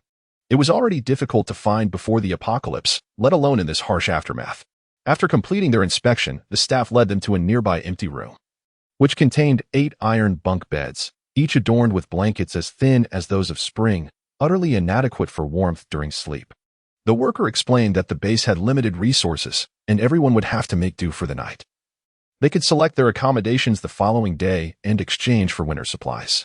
A sweet and radiant smile graced Lin Baobao's face as she inquired, "Excuse me, sir. If we wish to find a better house within the base, are there any requirements?" With her cherubic visage, Lin Baobao exuded an air of friendliness, resembling an adorable neighborly sister, easily endearing herself to those around her. Among the group, 5 individuals possessed abilities, and in light of their amicable disposition, the worker eagerly elucidated. As you are all ability users, there is no need for concern. The base provides certain accommodations for you. You may exchange food or accept tasks arranged by the base to gain the right to use the housing. For instance, 50 kilograms of rice will grant you a month's stay, while 100 kilograms will secure 2 months. If one prefers not to barter with food, they may accept the tasks assigned by the base. As for the nature of these tasks, the base will provide further instructions, which will likely involve eliminating zombies and gathering supplies. Once all these endeavors are completed, darkness will have fallen. Subsequently, several more individuals with special abilities will be brought in. According to the population count, the room is equipped with 8 sets of bunk beds, accommodating a total of 16 beds, yet it must somehow accommodate 18 individuals with abilities, while their families are left to be cared for by the individuals themselves. This is the base's generous treatment of those with abilities. Whereas ordinary people would find themselves crammed into a room with 4 to 5 dozen others, often without the luxury of a bed, forced to sit on the floor. Lu Ling comes to a silent conclusion. As an ordinary person, she is now a subordinate to Lu Dian, and receiving even half a bed is contingent upon Lu Dian's powers. Oh, how discriminatory this is. The cold weather has dampened everyone's spirits, leaving little desire for camaraderie. After a simple dinner of biscuits, they retire for the night. Of course, before sleeping, Lin Baobao once again facilitates a wash for everyone, allowing them to rinse their mouths and wash their faces, thanks to a water-based ability user in their midst. Lu Dian chooses a top bunk, and in a manner befitting his charismatic nature, he rolls aside the bedding on the bed and retrieves his own mat and blanket from his space, meticulously preparing the area for Lu Ling to sit. The others observe this scene with glances of surprise, while Lin Baobao and the others are left speechless, realizing that this man harbors a penchant for cleanliness, as he manages to fit such assorted items into his limited space. Even under limited circumstances, the building must strive to create an environment of comfort, serving as a final sanctuary for its inhabitants. Lu Ling felt a touch of shameful excitement and warmth as she shared a narrow single bed with him, gently caressing his face before leaning close to his ear to whisper, "Thank you." Although others had not brought blankets, they managed to keep warm with several thick garments and bed sheets from their luggage, along with their down jackets. The following day, upon emerging from the isolation room, the expressions of the group appeared somewhat grim, as they had been awakened in the dead of night by a sudden cold front. In stark contrast, the Lu siblings bore a vibrant and healthy complexion that evoked a hint of envy. Shi Mufeng glanced at Lu Ling, his gaze tinged with melancholy. Before turning to the girl beside him and suggesting to Wei Xian, it seems we ought to procure some quilts or similar items. Last night, as temperatures dropped unexpectedly in the dead of night, humanity now faced the harsh reality of a cruel winter. Without adequate warm clothing, many might succumb to the bitter cold of the first winter following the apocalypse. After leaving the isolation room, guided by the workers, they proceeded directly to the Ability User Hall at the Central Safe Base to register and search for housing. Ordinary individuals also had accommodations, albeit far inferior to those of the ability users, as they were merely taken to a residential area where they would reside among others. Lu Ling's attention suddenly fixated on an elderly man and a young girl who had been knocked to the ground, victimized by two burly men. As she walked alongside the majestic buildings, and Lin Baobao quickly discerned the unfolding situation. Lin Baobao, filled with indignation, exclaimed in anger, "Is there no humanity left? Is it truly gratifying to bully the elderly and the young?" With that, she charged forward and delivered a swift kick to one of the brutish men. The man let out a pained cry, clutching his groin and curling up on the ground. At that moment, Lu Ling also rushed over, helping Grandpa Emo and Emo Yingying. She noticed that Grandpa Emo had scraped off a layer of skin from his hand, and the blood that flowed was swiftly frozen by the cold air. Hurriedly, she retrieved a towel from her backpack to wrap around Grandpa Mo's hand, instructing Emo Yingying to apply pressure to the wound while she glanced towards Lin Baobao, who was engaged in a scuffle with one of the men. After gaining her powers, Lin Baobao's physical abilities had indeed enhanced. However, her powers, being water-based, lacked the lethal force necessary for a brawl. Fueled by her fury, she soon found herself on the receiving end of a brutal slap from the man, sending her crashing to the ground. Lu Ling quickly supported Lin Baobao, and upon noticing the approaching brute, her expression hardened. She drew her Tang Dao and struck the man's arm with the back of the blade, forcing him to retreat. Seizing the opportunity, she lunged forward, executing a shoulder throw that sent him sprawling. Meanwhile, Lin Baobao had risen to her feet and leaped forward, viciously stepping down between the man's legs, eliciting a howl of pain. Witnessing this scene, the onlooking men, who had initially been indifferent, instinctively tightened their grips, subconsciously shielding their vulnerable parts. Shi Mufeng, Chen Kaiwei, and the others felt a chill run down their spines, realizing they had underestimated these two formidable women in their school days. Their coordination was nothing short of flawless, and their ferocity was truly astonishing. Indeed, Huang Xiling appeared to have been granted access to a new realm, her eyes aglow as she fixed her gaze upon the two individuals before her. At that moment, she resolved to learn close combat techniques from Lu Ling. If Lu Ling, an ordinary person, could accomplish such feats, she refused to believe that she could not. Chapter 21. At this juncture, two robust men approached, and upon witnessing the scene, their expressions shifted dramatically, their bodies radiating an aura of menace. "Who dares to bully my brother?" one of the scarred men exclaimed, his voice laced with fury.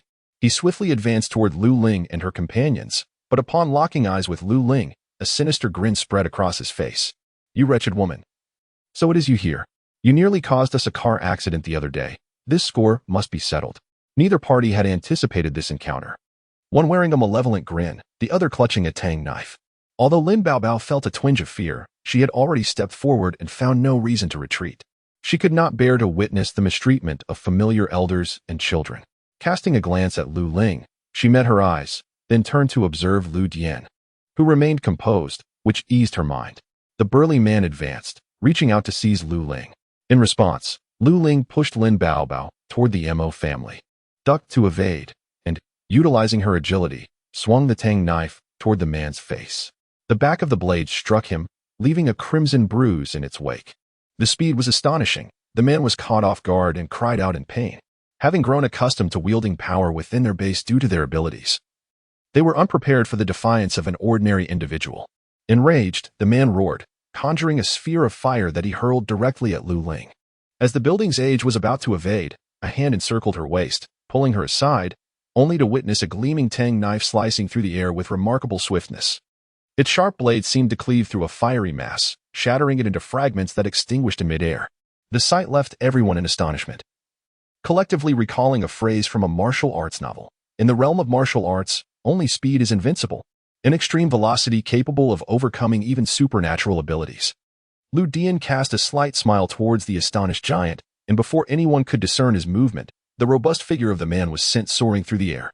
"Biao Ge, exclaimed the other 3 men in alarm, rushing to support him, only to find that they could barely lift him before emitting cries akin to those of a slaughtered pig.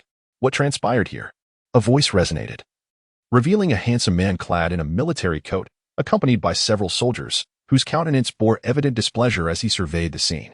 Upon recognizing him, the burly men immediately cried out, "Major General Lei, these individuals are causing a ruckus at the base," pointing accusatorily at Lin Yuan and the others, thus invoking the age-old tactic of the villain crying foul first. Witnessing this, the onlookers hastily departed, fearing they might be misinterpreted as participants in a brawl and subsequently expelled from the base. In such frigid weather, the ramifications of being cast out were unimaginable. "Sir, we acted in self-defense and did not intend to incite trouble. It was these burly men who bullied the elderly and children." Lin Baobao, her face still swollen, expressed her indignation. "Just look, this elderly gentleman's hand was injured when they pushed him to the ground. Little sister, come and tell the officer how they just mistreated your grandfather." With her back turned to the others, Lin Baobao winked at Mo Yingying. Having spent 2 days with Lin Baobao, Mo Yingying understood her character well and immediately began to sob. "Woo-woo. They want to take our food. Woo-woo. They say we are all weaklings, unworthy to exist in this world." The sight of the swollen-faced woman and the weeping child evoked sympathy, as they appeared to be part of a marginalized group, easily captivating the hearts of onlookers. General Lei's expression shifted slightly, and his gaze sharpened. In the aftermath of the apocalypse, humanity evolved into beings with extraordinary abilities, granting them a semblance of survival assurance amidst the brutal reality. This overwhelming power fostered a sense of superiority, leading many to disdain ordinary individuals, with some extremists even asserting that the common folk had no right to live, deeming them a waste of the already scarce resources. As the apocalypse unfolded, ethics began to deteriorate, and dark, immoral acts frequently transpired. Although the base explicitly prohibited fighting, it often failed to restrain the extraordinary individuals and delinquents, with many ordinary people becoming the subjects of amusement for these empowered beings. Despite the presence of soldiers maintaining order, their efforts were largely ineffective. General Lei let out a cold laugh and addressed the burly men. "So that is how it is. I underestimated you." He then gestured for them to follow him, his gaze ultimately settling on Lin Yuan and the others. He had already witnessed the earlier events, observing the impressive display of skill exhibited by the young lady. It did not take long for him to deduce that these individuals were no match for her. To his surprise, a formidable character had indeed arrived at the base, achieving such prowess without resorting to any supernatural abilities. Truly remarkable. However, despite the apparent danger posed by this man, he was evidently restrained by a weakness that prevented him from acting recklessly. As for Lu Ling and Lin Baobao, the young major general could not help but smile slightly, his eyes reflecting approval. The large men, realizing that Major General Lei was clearly protecting Lu Ling and her companions, turned pale with frustration. Yet, aware of the military's formidable strength, they refrained from further confrontation. As they departed, their glances toward Lu Ling and the others were filled with venomous disdain. Once Major General Lei and his entourage left, Lu Ling and her group continued their journey to the Ability User Hall, taking along the elderly and young members of the Mo family. Since they had crossed paths, and both Mo family members were sensible, Lu Ling and Lin Baobao felt compelled to include them. Lu Ling retrieved a bottle of Yunnan Baiyao to apply on Lin Baobao's swollen face, advising her, "Be more cautious next time. Do not injure yourself again." Lin Baobao winced in pain and replied, "Of course. I must find the time to learn from you. Even without supernatural abilities, I can certainly take down that scoundrel gang." Witnessing her indignant demeanor, Lu Ling could not help but chuckle. Not only she, but also Shi Mufeng and others felt the same way. Although Lin Baobao had acted impulsively earlier, such matters could not be overlooked. It was imperative to exercise greater caution in the future, assessing one's own strength before taking action, lest they fail to save someone and inadvertently burden their own side. Along the way, Shi Mufeng inquired and learned that the young General Lei was the son of the base commander, General Lei Ting, and his name was Lei Hongming, a man of considerable fairness. Reflecting on his previous actions, which clearly favored them, Lu Ling and the others wholeheartedly agreed with this assessment. He was a person of understanding, who did not believe that the advent of the apocalypse should serve as an excuse for humanity to amplify their inner darkness. Nor did he think that ordinary people should be stripped of their right to exist. Lu Ling and Lin Baobao exchanged glances, both clenching their fists in unison. They admired the style of this young General Lei, giving him 32 thumbs up. Lu Jian's gaze flickered as he drew her closer, holding her hand tightly. Upon noticing this, Lin Baobao pouted and hurried over to the Mo family's elders. Lu Ling and Huang Xiling, along with others, awaited in a corner of the hall while Lu Jian and Shi Mufeng took the forms to fill out and proceed with the registration. Finding a discreet spot, Lu Ling retrieved a compact medical kit from her backpack. Huang Xiling, having already established an understanding with them, rose to stand in front of them, using her body to shield them from prying eyes. After tending to Grandpa Mo's wounds and bandaging him, he expressed his heartfelt gratitude, repeatedly exclaiming, "You are all such good girls, such good girls."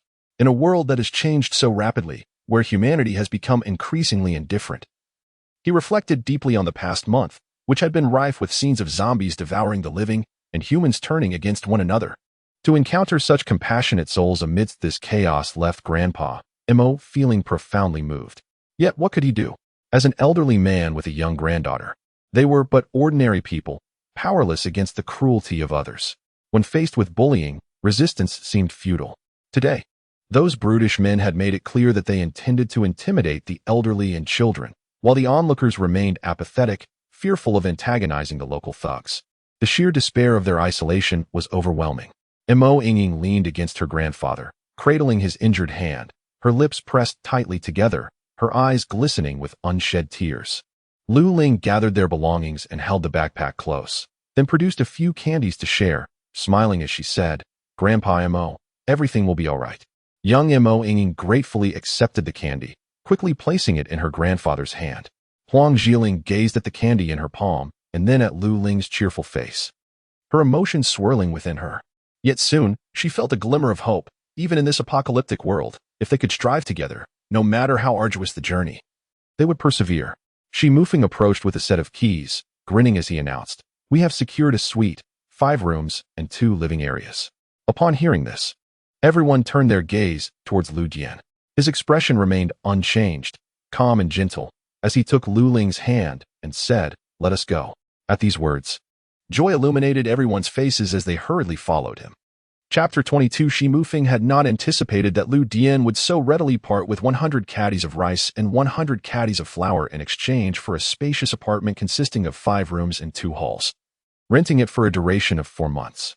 Witnessing his generous gestures left the other ability users, who were in the midst of selecting accommodations, utterly astonished. However, upon recognizing him and recalling his formidable prowess in vanquishing zombies the previous day, many quickly suppressed their covetous instincts. A powerful figure commands not only respect but also instills a sense of dread, dissuading any reckless provocation. This was precisely why Lu Dian had never contemplated concealing his abilities. A member of the base guided them, indicating the 7-story building ahead. Your residence is on the top floor, the 7th level, featuring a duplex layout. Additionally, the base provides 2 hours of electricity daily from 6 to 8 in the evening, and 2 meals each day. Once he had thoroughly introduced the fundamental aspects of the base, Shi Mufeng expressed his gratitude for the guidance and handed him a pack of Zhonghua cigarettes as a token of thanks. The individual left, visibly pleased. The building was equipped with an elevator. However, as it was only 10 in the morning and the residential area had yet to receive electricity, except for certain specialized apartments, they opted to ascend the stairs. Apart from Grandpa Mo and the young Chen Luotian, the others possessed commendable stamina, managing to reach the 7th floor without breaking a sweat. Upon entering, they discovered that the space on this level was exceedingly generous, approximately 500 square meters, not to mention the vastness of the hall. The overall area of the apartment was truly expansive. Such a residence would have been considered a mansion in the county prior to the apocalypse.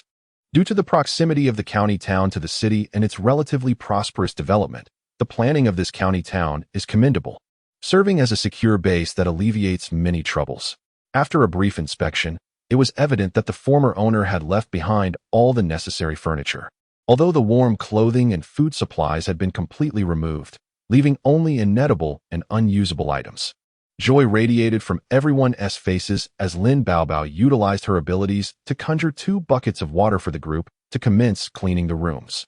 The residence comprised 5 bedrooms and 2 living rooms. The Lu siblings occupied the master bedroom. Lin Baobao and Huang Xiling shared a side room. The Mo family, consisting of grandparents and grandchildren, had their own room, while Chun Kaiwei and his nephew stayed in another. Shi Mufeng and Wei Xian shared a guest room. Initially, the inclusion of the Mo family caused some discomfort among Shi Mufeng and the others. However, upon observing Lu Dian's calm demeanor and lack of objection, they accepted the situation, reasoning that accommodating a few extra mouths to feed would not impose any significant burden on them as the men of the house. The previous owner had left behind appliances such as a rice cooker, induction stove, soup pot, and microwave, though some had succumbed to mold and rust, rendering them unusable. Lu Dian retrieved clean appliances from her space, including a rice cooker and induction stove, allowing Lin Baobao to continue with the water cleaning process.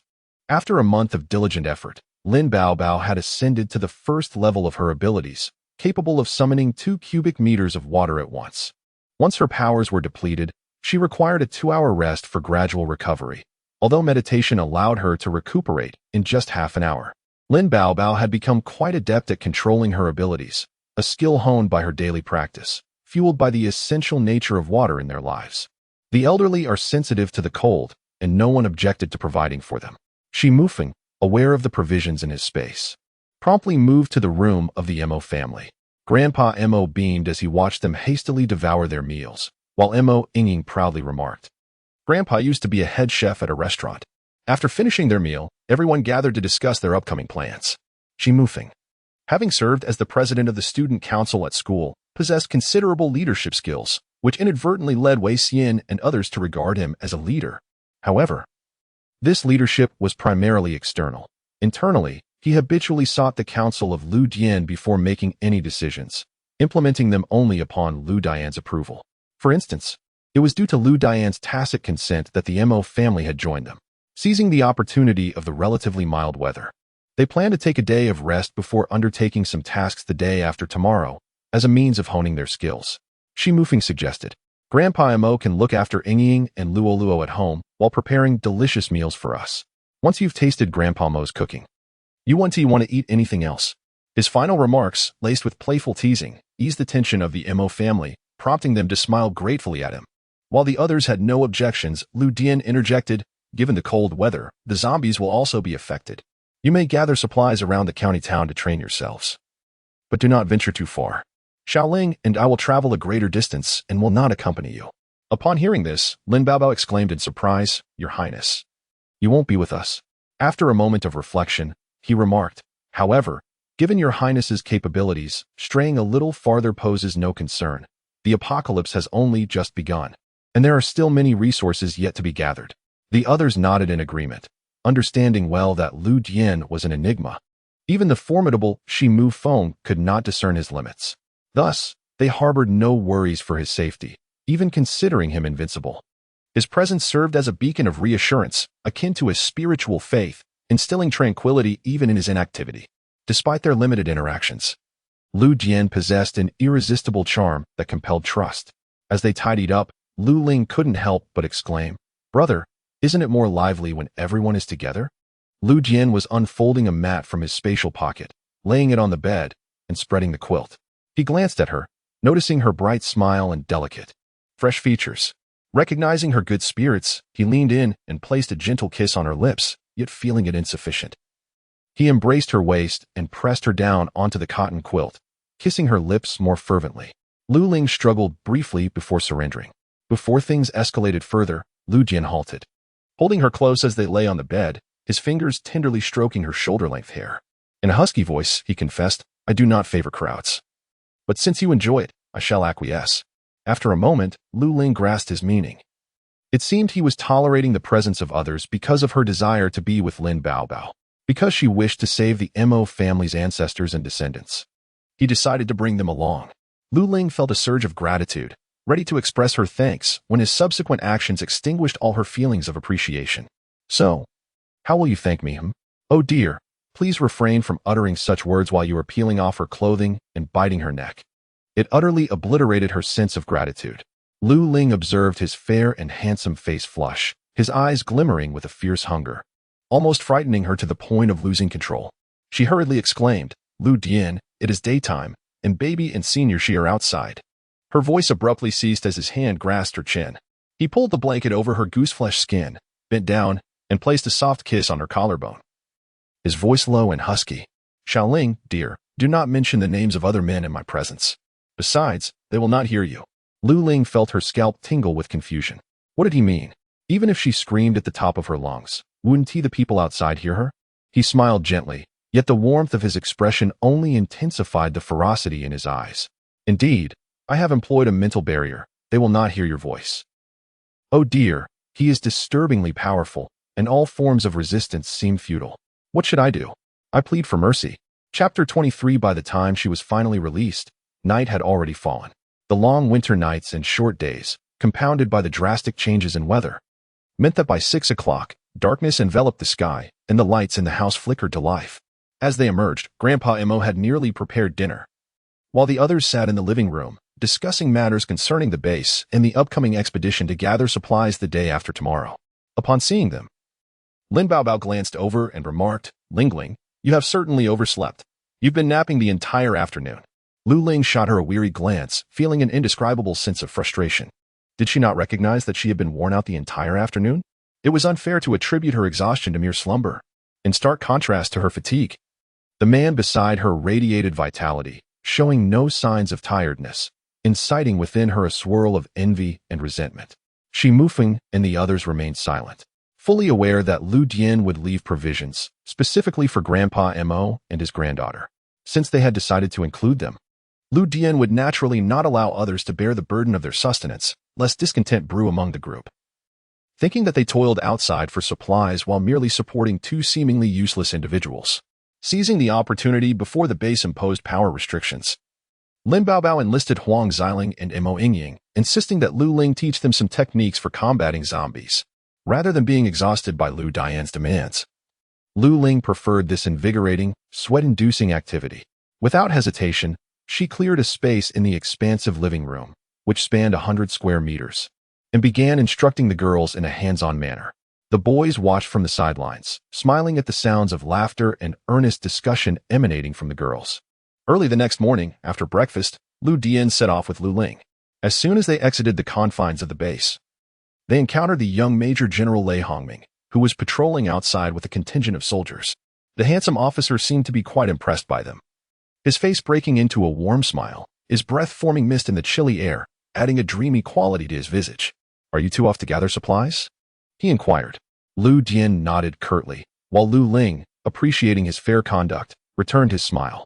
"Exercise caution," Lei Hongming urged earnestly, for he held each life in high regard. After bidding farewell to the Major General, they proceeded to the parking area to retrieve their vehicle. However, to their dismay, they discovered that the fuel had been completely siphoned out, leaving them uncertain whether it was the base personnel or others who were responsible. Though the tank had been low on fuel to begin with, its complete depletion was a painful blow for her. Lu Dian seemed unfazed by this predicament. He opened the trunk and, when no one was watching, discreetly extracted a canister of fuel from his spatial storage. Once they had filled the tank sufficiently, they finally settled into the vehicle. Chapter 20. For the weather was frigid, and the landscape alongside the road bore the desolation of deep winter with a gray, oppressive sky that felt suffocating. Lu Ling huddled inside the car, striving to bury her face within the ample folds of her oversized down jacket. The jacket, a dark hue, was remarkably resistant to dirt. Despite its generous size, she still felt the cold acutely upon leaving the base. This was perhaps due to her ordinary constitution, which struggled against the chill, unlike Lin Baobao and others, who wore merely thermal undergarments beneath their down jackets and felt no discomfort. A piece of chocolate would certainly help, she mused. As the vehicle traversed the road, Lu Dian handed her a piece of chocolate, simultaneously increasing the warmth of the car's heater. Lu Ling glanced at the unfamiliar writing on the wrapper, realizing it was imported. Silently, she tore open the packaging and savored the chocolate, its delightful flavor and creamy texture melting sweetly in her heart. Slowly savoring the treat, she glanced into the rearview mirror and cautioned, "Brother, that car behind us is following closely again." Lu Dian, casting a fleeting look into the mirror, felt a flicker of unease. After a morning's drive, they halted upon entering a county town. Lu Ling exited the vehicle, stretching her limbs, yet the biting cold was unbearable. At that moment, the van that had been tailing them pulled up. As she observed 6 men disembarking, she curled her lip in disdain, discreetly gripping the Tang Dao hanging at her waist. Among those men was the one who had harassed Grandpa Mo and his grandson the previous day, subsequently taken away by Major Lei. It was rumored they had been sentenced to 15 days of labor constructing the base wall, though they had somehow substituted food for their punishment. Such a trade was exceedingly rare, as food remained the most precious resource in this apocalyptic world. Yet in such frigid weather, working could lead to frostbite on exposed skin.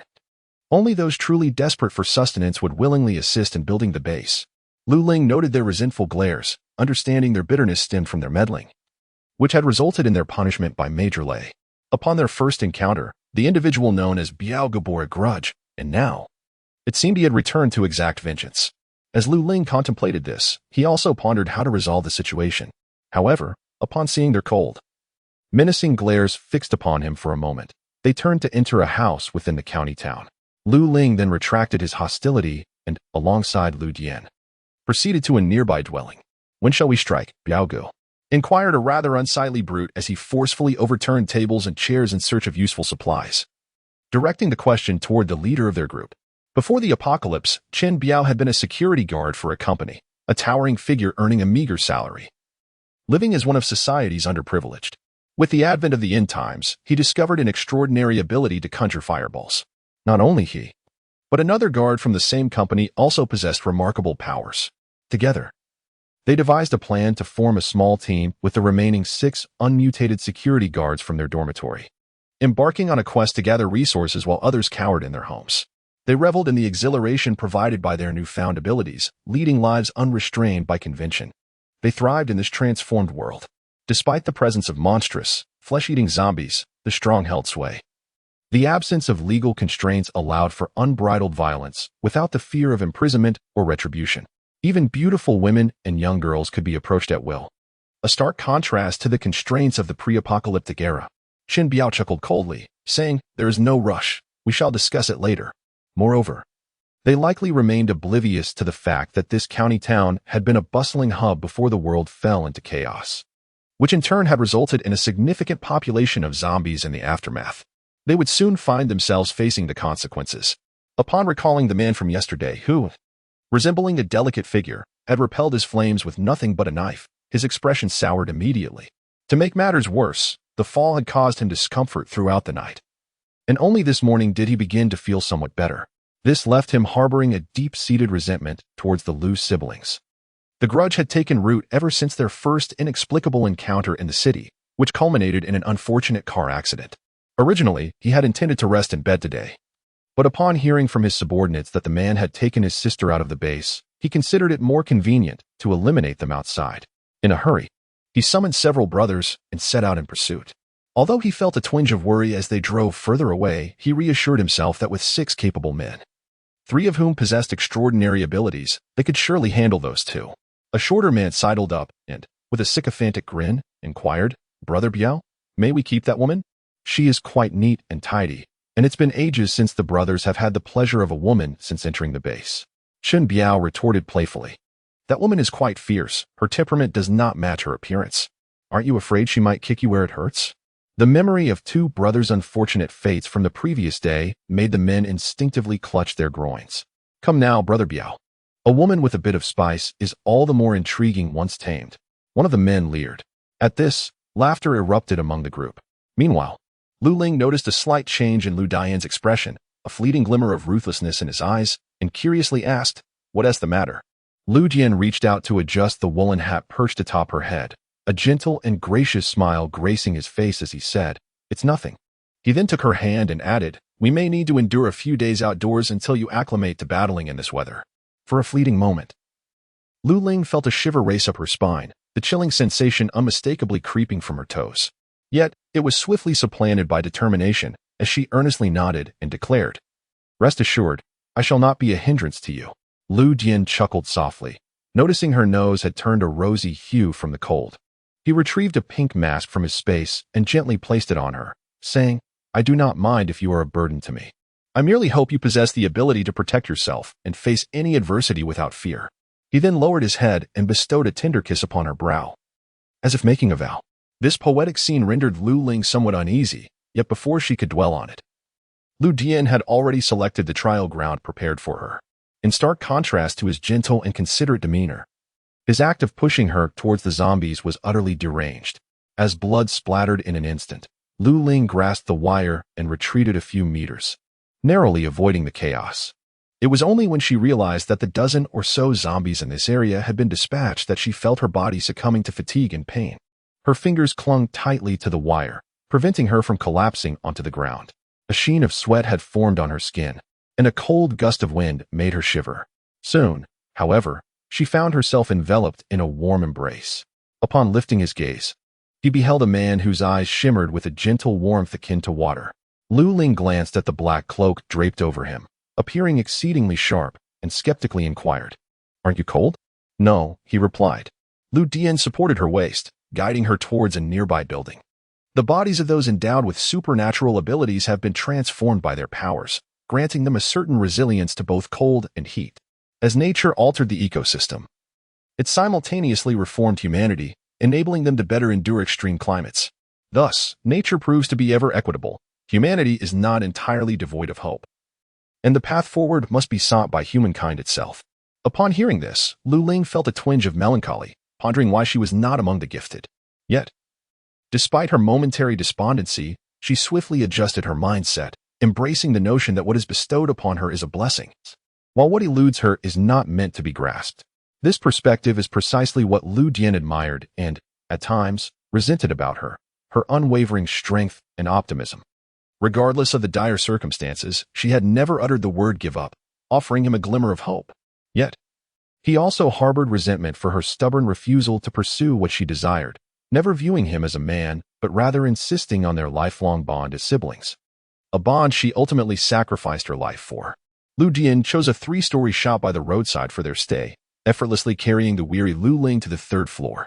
This level served as a living space. Though somewhat disheveled, it was furnished with all essential items. As the two entered the shop, a man lurking in the shadows nearby peered out, a sinister smile creeping across his face before he cautiously retreated. Lu Dian cast a sidelong glance, his longer bangs concealing the murderous intent lurking in his eyes. As Lu Ling sat on the sofa, cradling a steaming bowl of mutton soup extracted from the spatial realm, the exquisite warmth of the broth glided down her throat, offering an indescribable comfort. While sipping the savory soup, she observed Lu Dian, who unceremoniously tossed aside the belongings in the living room, crafting a bed, mattress, and quilt from the space. Once she had warmed her body, Lu Dian entered the bathroom, and a cascade of water sounds filled the air. When he emerged, a cloud of white mist followed him from the bathroom. Lu Ling was left in a state of astonishment, her mind in disarray.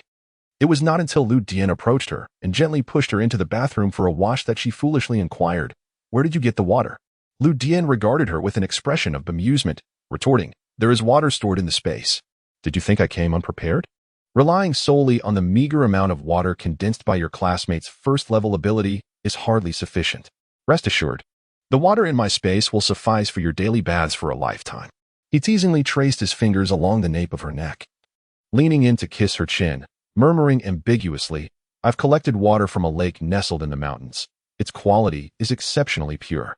Even in the apocalypse, I shall ensure you want for nothing." Lu Ling found herself at a loss for words, and only after he had indulged sufficiently did he push her into the bathroom. "Do you need me to help you wash?" he asked, observing her dazed demeanor from above, his eyes glinting with a primal excitement. Startled, Lu Ling hurriedly darted inside, slamming the door shut behind her. Down jackets, knitted sweaters, fleece pants, thermal underwear, lingerie, and undergarments. The sound of clothing being removed resonated within, intricate enough for him to envision each garment slipping away from her form in his mind. It wasn't until he heard the soft splash of her feet entering the bath that the warmth in Lu Dian's gentle gaze was gradually replaced by a chill. He glanced towards the bathing area, then adjusted his black overcoat before silently stepping out. In the frigid weather, where droplets froze in midair, indulging in a hot bath was a significant blessing. Lu Ling lingered in the warmth until the water began to cool, then slowly rose. Wrapping herself in a bath towel she retrieved from a nearby rack. Once she dried off, she picked up the clothes set aside and began to dress. As she put on a fresh set of undergarments, a sense of despair washed over her regarding a certain individual. With a blank expression, she methodically donned her garments, glancing at those she had discarded. Aside from the slightly soiled down jacket, the rest merely bore the scent of perspiration and could easily be refreshed with a quick wash. As Lu Ling rinsed her clothes in the bathwater, the bathroom door was suddenly twisted open. She found herself resenting the brute strength of those who disregarded locks. bearing her frustrations at their audacity. Lu Dian raised an eyebrow upon seeing her neatly washed clothes hung on the rack and chuckled. I thought you were up to something in there. Truly, you needn't go to such lengths. Your clothes are surely sufficient to wear. Lao Dian has never been one to fuss over trifles with her. He took a towel from the side and gently dried her freshly washed hair, leaning down to inhale its scent, infused with apple-scented shampoo, making her soft and fragrant. Unable to resist, he embraced her again, nuzzling slightly. However, Lu Ling, apprehensive about his potentially peculiar behavior, swiftly slipped away. Amidst this commotion, the sky darkened, prompting Lao Dian to close the window before retrieving a solar-powered lamp and placing it high to illuminate the entire room. What would you like to eat? He inquired while inspecting the items in the space. Anything, Lu Ling exclaimed, her excitement evident. Lao Dian narrowed his eyes at her, causing her to quickly mask her enthusiasm and tentatively suggest, I would like lamb hot pot. When he actually produced an alcohol stove and an assortment of hot pot ingredients from the space, she found herself momentarily flustered, her underlying doubts bubbling to the surface. Steam wafted gently from the pot, the broth bubbling away, enveloping his features in a soft haze. Lu Ling bit her chopsticks, almost entranced by his countenance, which appeared gentle and refined through the veil of mist, clean and soothing, effortlessly putting one at ease. She was no fool. She recognized the myriad of inconsistencies surrounding him. From the moment he arrived, his unguarded demeanor revealed his unique nature, a testament to the trust he placed in her, offering his very life for her to decide upon. He placed a slice of well-soaked lamb dipped in sauce into her bowl. Lu Ling lowered her head, slowly eating, concealing the complex emotions swirling within her eyes. Despite having numerous opportunities to seek clarity, she felt no need to do so. Regardless of how he changed or the secrets he held, he remained Lu Dian, her family, and she would even assist in deceiving the world for his sake. This man inspired her to willingly grow stronger, striving to protect him. After a moment, Lu Ling exhaled deeply, then took a serving chopstick to retrieve meat from the pot for herself, while also picking a piece of radish for him. Watching him smile as he ate, she swapped for more meat, but soon felt a lack of interest and lowered her gaze to continue eating. Where did the cherries come from? She asked, attempting to engage him in conversation as she ate. Collected from a manor in America, he replied. Lu Ling's expression twitched as she inquired, since when did you start doing such things? Her face continued to twitch as she cautiously asked, did you know the apocalypse was coming back then? Do you possess foresight? Lu Dian wiped the moisture from his hands, unable to suppress the smile on his face. He pulled her waist closer, burying his face in the nape of her neck, and chuckled, is Xiaoling concerned about me? Lu Ling patted his head, urging him not to nuzzle, and remarked seriously, Father Lu entrusted you to me, so naturally, I must take good care of you. She fell silent, realizing that it was he who was now caring for her. Lu Dian continued to gently rub against her neck, half closing his eyes to mask the complexity within them. She indeed took excellent care of him. Although she was 3 years younger and often a bit careless, when it came to his matters, her attentiveness was astonishing, resembling an older sister tending to him while being remarkably sensitive to his feelings. Thus, in this lifetime, it was his turn to care for her, to cherish her more dearly than any woman amidst this apocalyptic world. Their final conversation naturally drifted into silence, despite her heart full of questions. Lu Ling refrained from probing further. Upon rising the next day, Lu Ling was astonished to discover that the outside world had frozen over. Indeed, it was ice, not snow. Icicles hung like crystalline chandeliers from the eaves, formed from the moisture of the night, while the ground bore a delicate layer of frost that seemed to seep into her very bones. Lu Jian promptly retrieved a pair of fluffy snow boots from their supplies, adorning her feet, along with plush socks and woolen gloves. After enjoying a steaming hot breakfast, they set out once more.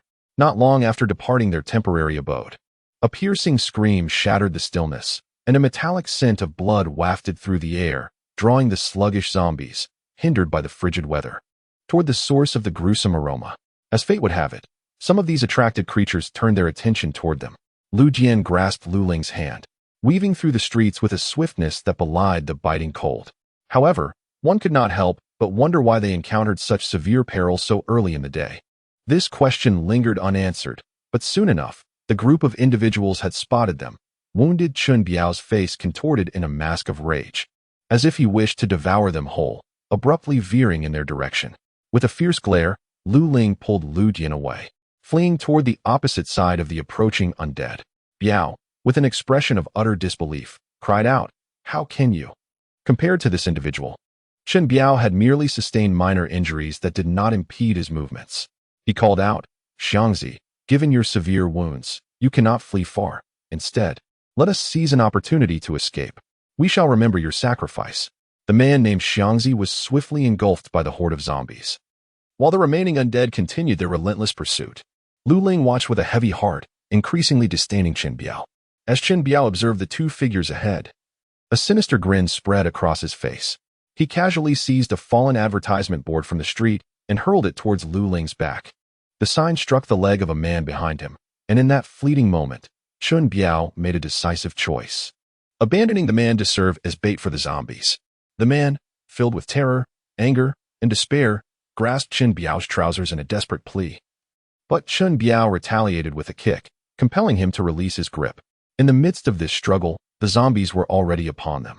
The abandonment of a companion, the betrayal, and the conscience cast aside in the fight for survival, all these emotions filled her with terror and sorrow. This world was no longer one bound by peace, laws, or morality. It had devolved into a realm where humans slaughter one another and zombies feast upon the living.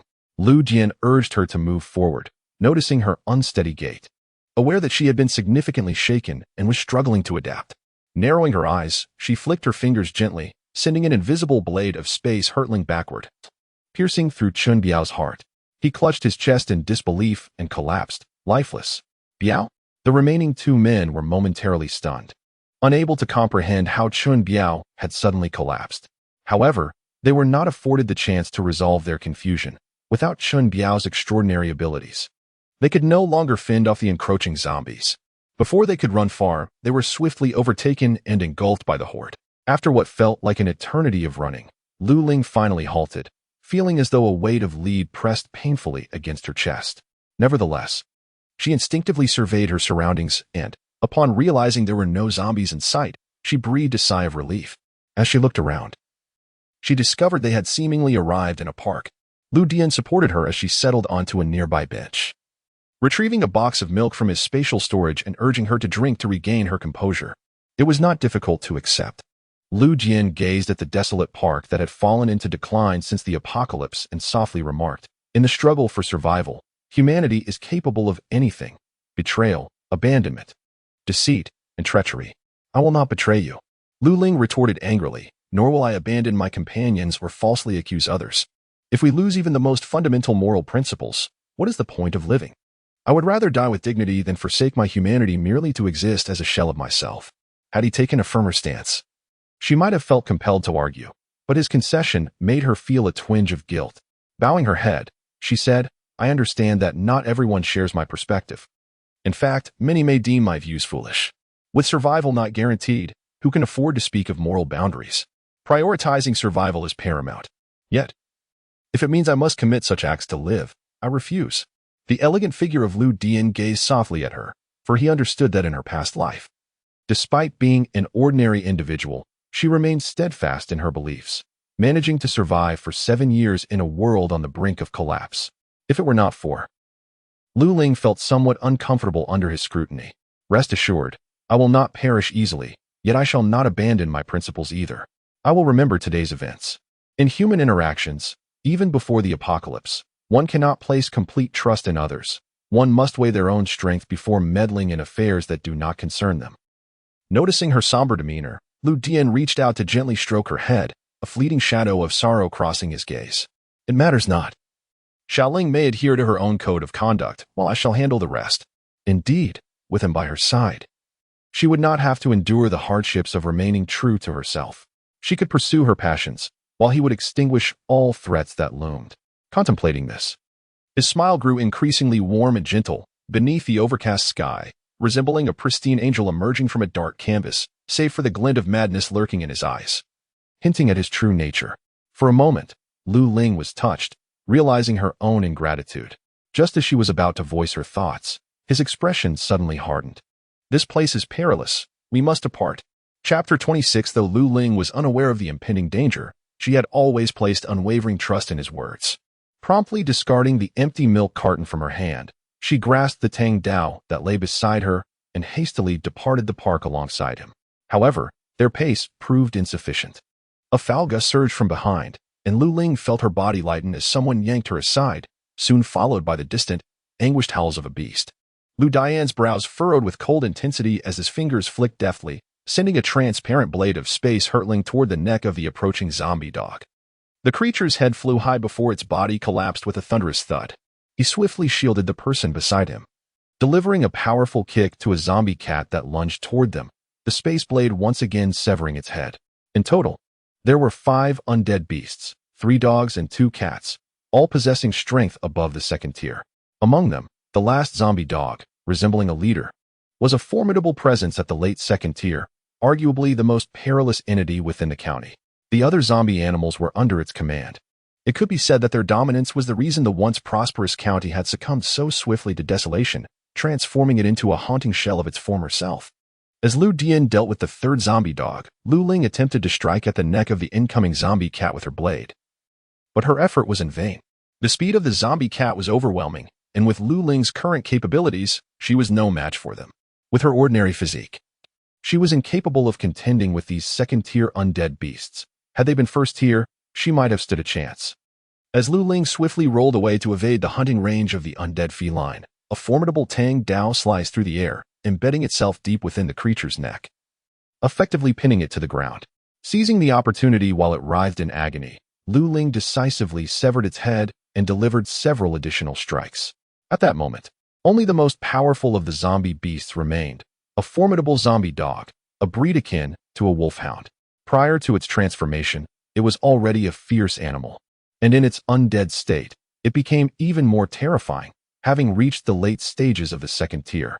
This beast commanded all the zombie creatures within the county, and its presence exuded an aura that made Lu Ling uneasy, causing a wave of dizziness to wash over her.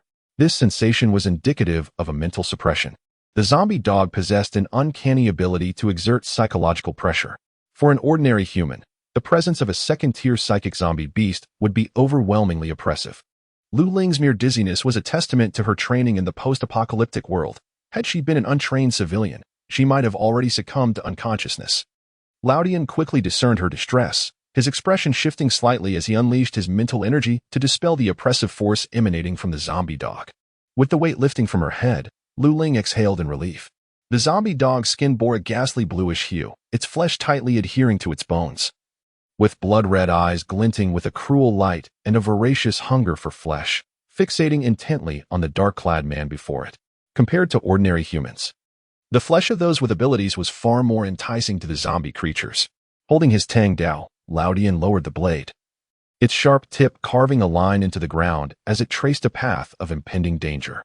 Luo Ling watched with bated breath, fearing that a moment's inattention might lead the zombie dog to harm Lu Dian. His grip on the Tang knife tightened, veins protruding, nails digging into his flesh unbeknownst to him. Even in the face of such a monstrous creature, Lu Dian remained composed, his slightly elongated bangs brushing across his brow, swiftly blown back by the chilling wind, revealing his fair, full forehead. His pair of obsidian eyes, cold and devoid of emotion, reflected an unsettling calm. As the zombie dog lunged towards him, Lu Dian's speed surpassed that of the beast, so swift that it was almost imperceptible to the naked eye. In an instant, the creature was sent flying, crashing to the ground in convulsions, the area where it had been struck caving in, rendering it momentarily incapacitated. Lu Dian propelled himself off the ground, leaping forward, the Tang knife plunging into the zombie dog's skull, severing half of its head. White brain matter oozed out, mingling with a stone as red as a ruby. Luo Ling, oblivious to the peculiar object entangled in the white brain matter, stumbled over, only to be steadied by Lu Dian's hand at her waist. He lowered his head to gently touch her forehead, assuring her, "I am unscathed, do not fret."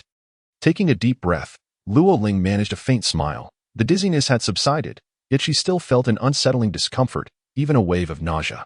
Lu Dian, fully aware of her condition, guided her to a nearby spot to sit before proceeding to cleanse the battlefield. He extracted the crystal cores from the heads of the zombie beasts, then retrieved gasoline and a lighter from his storage, setting the carcasses ablaze. Lu Ling sat quietly, observing his actions. Her consciousness was somewhat hazy, yet she persisted, curious as she watched him wash several objects extracted from the head of a zombie beast. "What are these?" she inquired. Lu Dian placed the cleansed crystal cores in her hands for inspection. Among them was a red crystal core, roughly the size of a ripe longan. taken from the head of a late-stage second-tier zombie dog. He explained, "This is a crystal core from the brain of a zombie beast.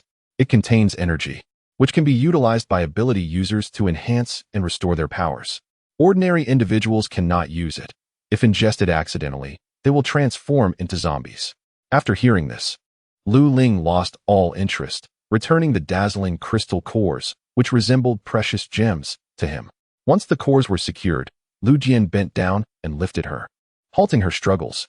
"You suffered a mental attack from that zombie dog, resulting in a mild concussion. You need to rest for a few days. Be good, don't move. Leave everything to me." Upon hearing this, and realizing that they were now safe, Lu Ling felt her tense spirit relax considerably, suppressing the wave of nausea. She nestled into his embrace and slowly closed her eyes. Lu Ling, cradling an electric heating pad, nestled in bed, listening to the howling wind outside, feeling an extraordinary chill. Just then, the door swung open, and a tall figure entered. As the door opened, a gust of cold air rushed in. Although it was quickly shut, it still sent a shiver through Lu Ling, prompting her to burrow deeper into the blankets. Only when she felt the warmth did she cautiously peek her head out from under the covers. She noticed him clad in a long black cloak, with merely a woolen sweater beneath, and she felt a shiver of cold for him.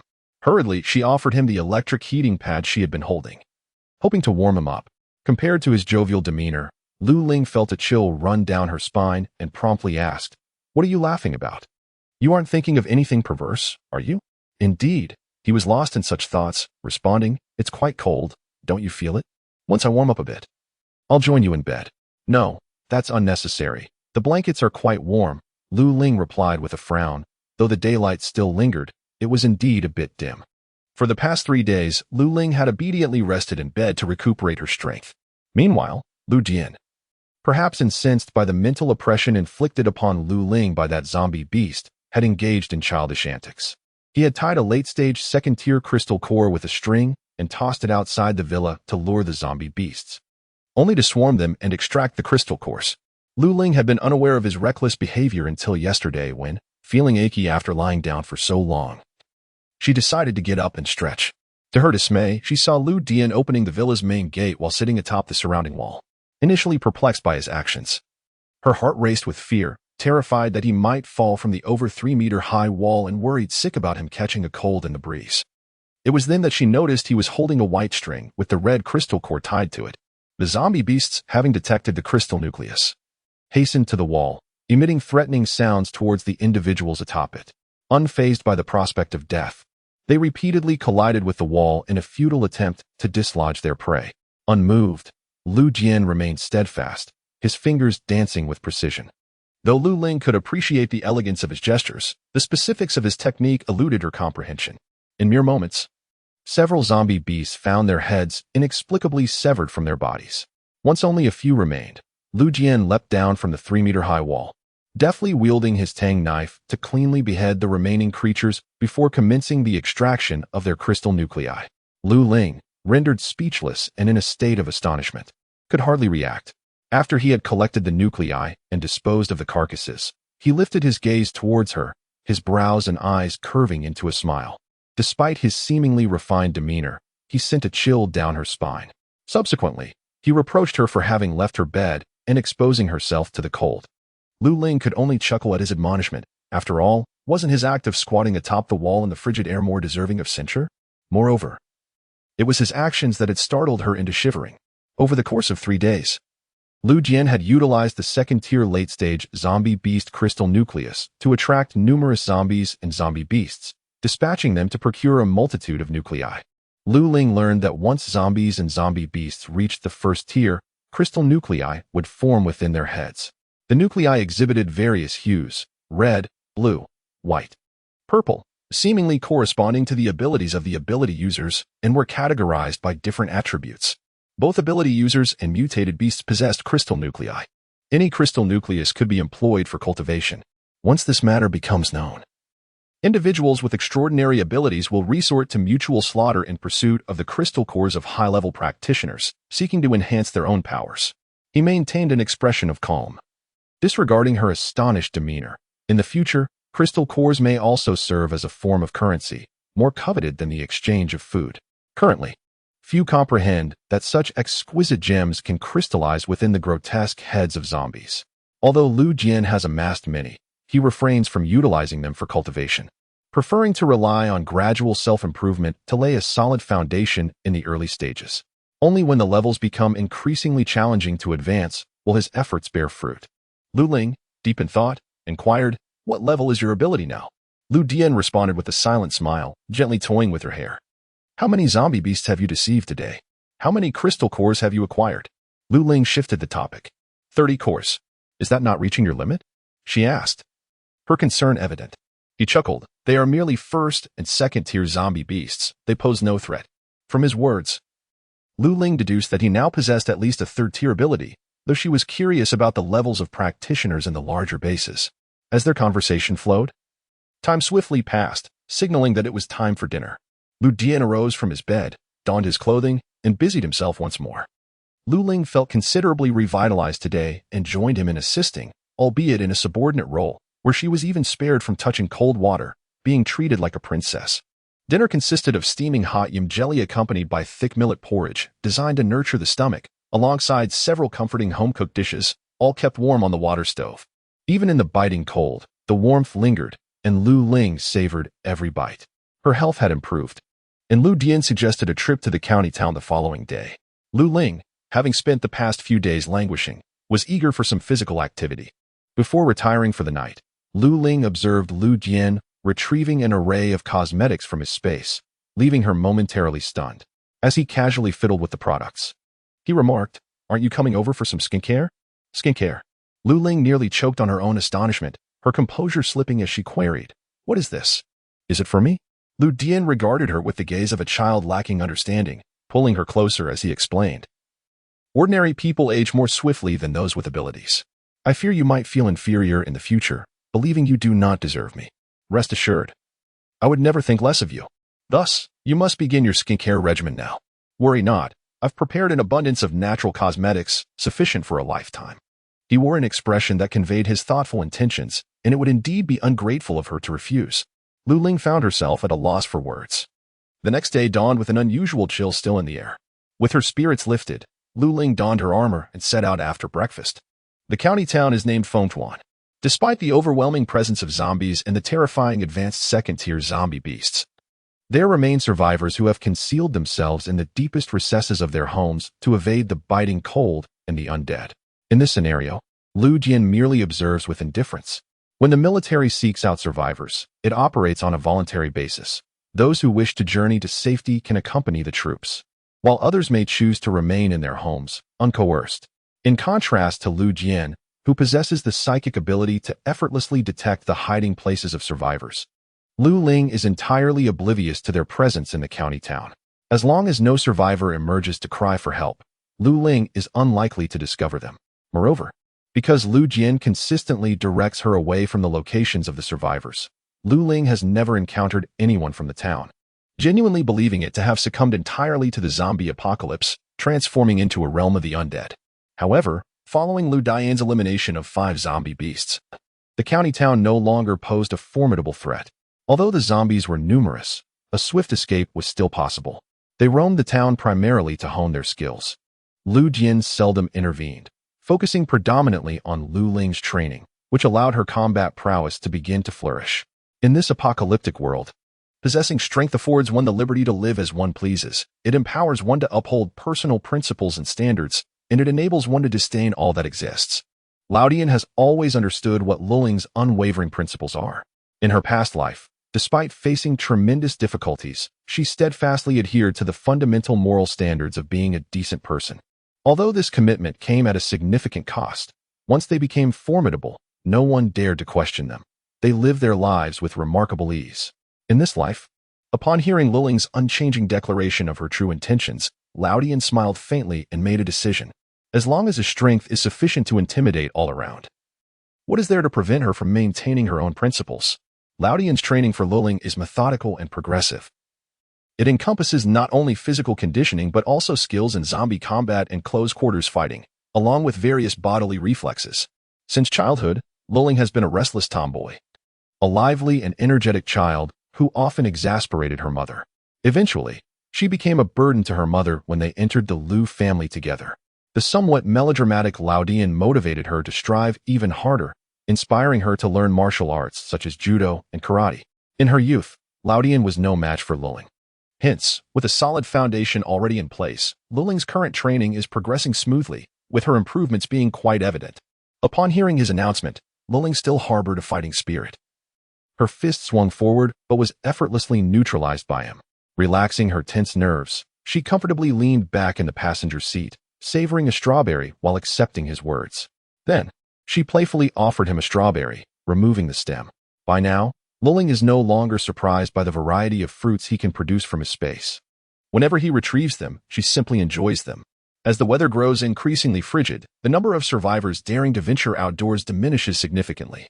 Consequently, the base's entrance sees few comers and goers, save for a handful of ability users tasked with eliminating the zombies lingering near the facility. Subsequently, the staff responsible for registration informs them that, since their departure 10 days prior, Shimu Feng and Lin Baobao have frequently inquired about their well-beings, prompting the workers to take note. Lu Ling chuckles, remarking on their distance traveled without further elaboration, and presents a box of instant noodles and sausages as provisions for the base. After completing the registration process, they adhere to the customary medical examination, this time spared the need to spend a night in the observation room.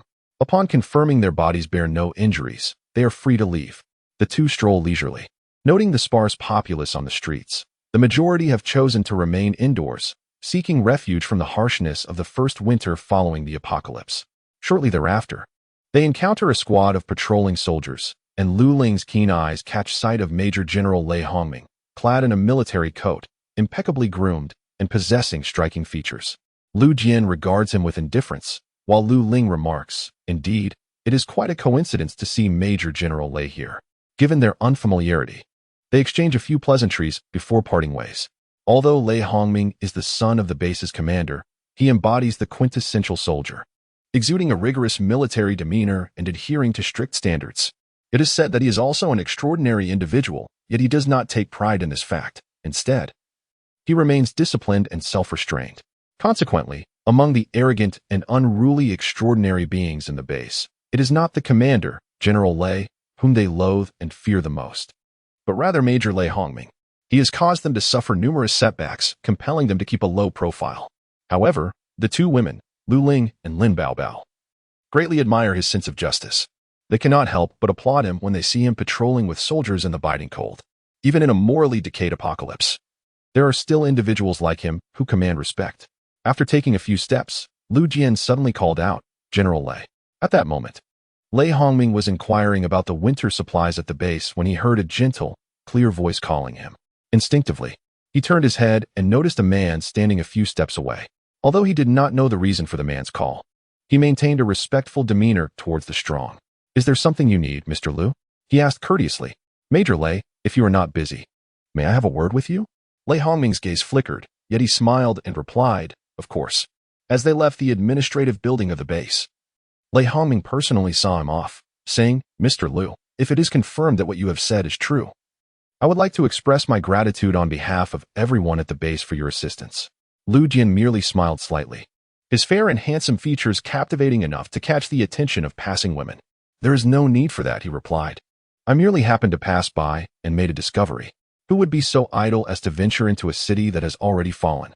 Lei Hongming learned from some survivors about the terrors of Fengchuan County, where a few formidable zombie beasts resided. After suffering significant losses, the military dared not send anyone to investigate further. Although it was regrettable to forfeit the supplies in Fengchuan County, there was little that could be done.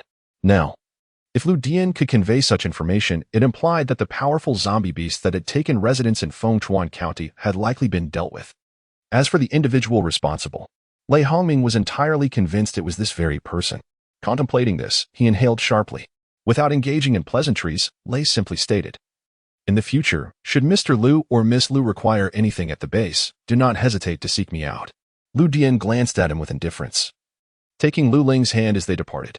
Shortly after exiting the administrative building, Lu Ling turned to him and remarked, "There are still many zombies in Fengchuan County. Do you think the military will manage to gather those supplies smoothly?" Lu Dian tilted his head to regard her, a smile gracing his lips as he replied, "Aside from those few mutated beasts, There are no other threats in the county. Though the number of zombies is considerable, the frigid air slows their evolution. While they remain weak, the military should be able to handle them and retrieve the supplies promptly. Once spring arrives and the zombies evolve, it will become a far more challenging endeavor. His words were delivered in a leisurely manner, his analysis thorough, yet Lu Ling sensed a certain nonchalance in his tone, as if he were detached from the situation. Nonetheless, his rare act of kindness left Lei Hongming deeply appreciative, elevating his perception of Lu Dian. Through General Lei, he had certainly made a favorable impression on the base's leadership. Luo Ling's lips involuntarily curled into a smile. Lu Dian's actions were utterly unexpected, regardless of his intentions. She felt a sense of joy, knowing that their supplies were sufficient, alleviating the need to compete with others. Having spent over half a month in Fengchuan County, battling zombies and being pursued by them, Luo Ling had gained some understanding of the region and its resources. Throughout their time there, Lu Dian focused solely on training her, taking not a single item from the supplies. If the base could acquire what they needed, the upcoming winter would not be too arduous. And given the operational style of the Lei father and son, the survivors within the base should fare better. Noticing her uncontainable delight, Lu Dian was aware that she had misconstrued the situation, yet he chose not to clarify, allowing her to remain in her misunderstanding. The reason for extending a favor to the base stemmed from his respect for Lei Hongming, a man of remarkable integrity, even in the eyes of someone as cold-hearted as Lu Dian. Although he currently held the rank of a minor general in a small base, his future achievements would surpass those of many, becoming a beacon of hope for those in despair. Undeniably, the apocalypse instilled a sense of hopelessness. Yet it did not signify the end of humanity. In the aftermath, technology advanced rapidly, and individuals with extraordinary abilities emerged, ushering Blue Star into an era where powers and technology coexisted harmoniously. In the future, Lei Hongming, relying on his capabilities, would become a pivotal figure in Huagua. Lu Dian had no qualms about extending a favor to him. Fostering a good relationship would ultimately benefit them in the long run. This was a long-term investment, and the future appeared promising. After knocking on the door, a vigilant voice soon echoed from within. "Who is it?" The door remained firmly shut. Upon hearing the sound, the door swiftly swung open, revealing the excited face of grandfather Mo, accompanied by two children, Mo Yingying and Chen Luoxing, flanking him. The elder sister, Mo Yingying, joyfully rushed over to grasp Lu Ling's hand, while Chen Luoxin mirrored her actions, tugging at her from either side. Lu Ling touched her nose, realizing that she didn't need any nourishment. She was faring better than the inhabitants of the base, nearly surpassing her limits. Every day, Lu Dian prepared a variety of nourishing soups for her, and there was no shortage of meat, vegetables, and fruits. Were it not for the intense daily training and the constant threat of zombies, Lu Ling would feel as though her meals were no different from those before the apocalypse. The accumulated points of the base may seem of little use now, yet they were instituted by the central government, interlinking with other bases. The points earned from missions within this base could be utilized in other government-established bases, and one might even benefit from various preferential policies due to having an abundance of points. Although the communication networks had faltered post-apocalypse, scientists swiftly devised an alternative universal network, currently implemented in several government bases, with plans for nationwide application once thoroughly researched. Despite the apocalypse, the government rapidly regained control after the initial chaos. As soon as Lin Baobao and the others entered, they spotted Lu Ling in the room. Lin Baobao let out a shriek and dashed towards her, and the two girls embraced each other tightly. However, before long, a hand pulled Lu Ling away, simultaneously causing Lin Baobao to be thrust back. Had it not been for Chen Kaiwei's timely support, she would have certainly fallen. Lu Ling kicked her, exclaiming in frustration, "Go away." Laughter and merriment soon enveloped the group. After the jovial interlude, as time drew near for dinner, grandfather Mo took to the kitchen while the others busily assisted him, creating an atmosphere so lively that one could almost perceive joyful melodies dancing in the air. Lu Ling observed Lin Baobao effortlessly gathering water into a bucket. As she surveyed her companions, she noticed a subtle transformation in their demeanor. The arduous tasks of the past 20 days had evidently tempered their spirits, bestowing upon them a newfound resilience and agility. However, Huang Zhelin, an ordinary individual among them, appeared somewhat pallid at that moment. Lu Ling tilted her head, scrutinizing Huang Zhelin, who was delicately tearing apart the leaves of a cabbage, acquired from the base as part of their task. In addition to earning points, they had traded for sustenance. The outer leaves of the cabbage seemed a bit wilted, likely harvested and stored prior to the cataclysm. In contrast, Lu's space was brimming with fresh vegetables. Yet bringing them forth would invite suspicion, as they had yet to forge the kind of camaraderie that could withstand the trials of life and death. Thus, the greens they consumed were those exchanged at the base. "Senior Huang, are you unwell?" Lu Ling inquired softly. Huang Jilin's lips moved slightly as she replied in a whisper. "Junior Lu, I just had my monthly visitor, and perhaps the chill from being outside all day has unsettled my stomach a bit." Lu Ling quickly grasped the situation.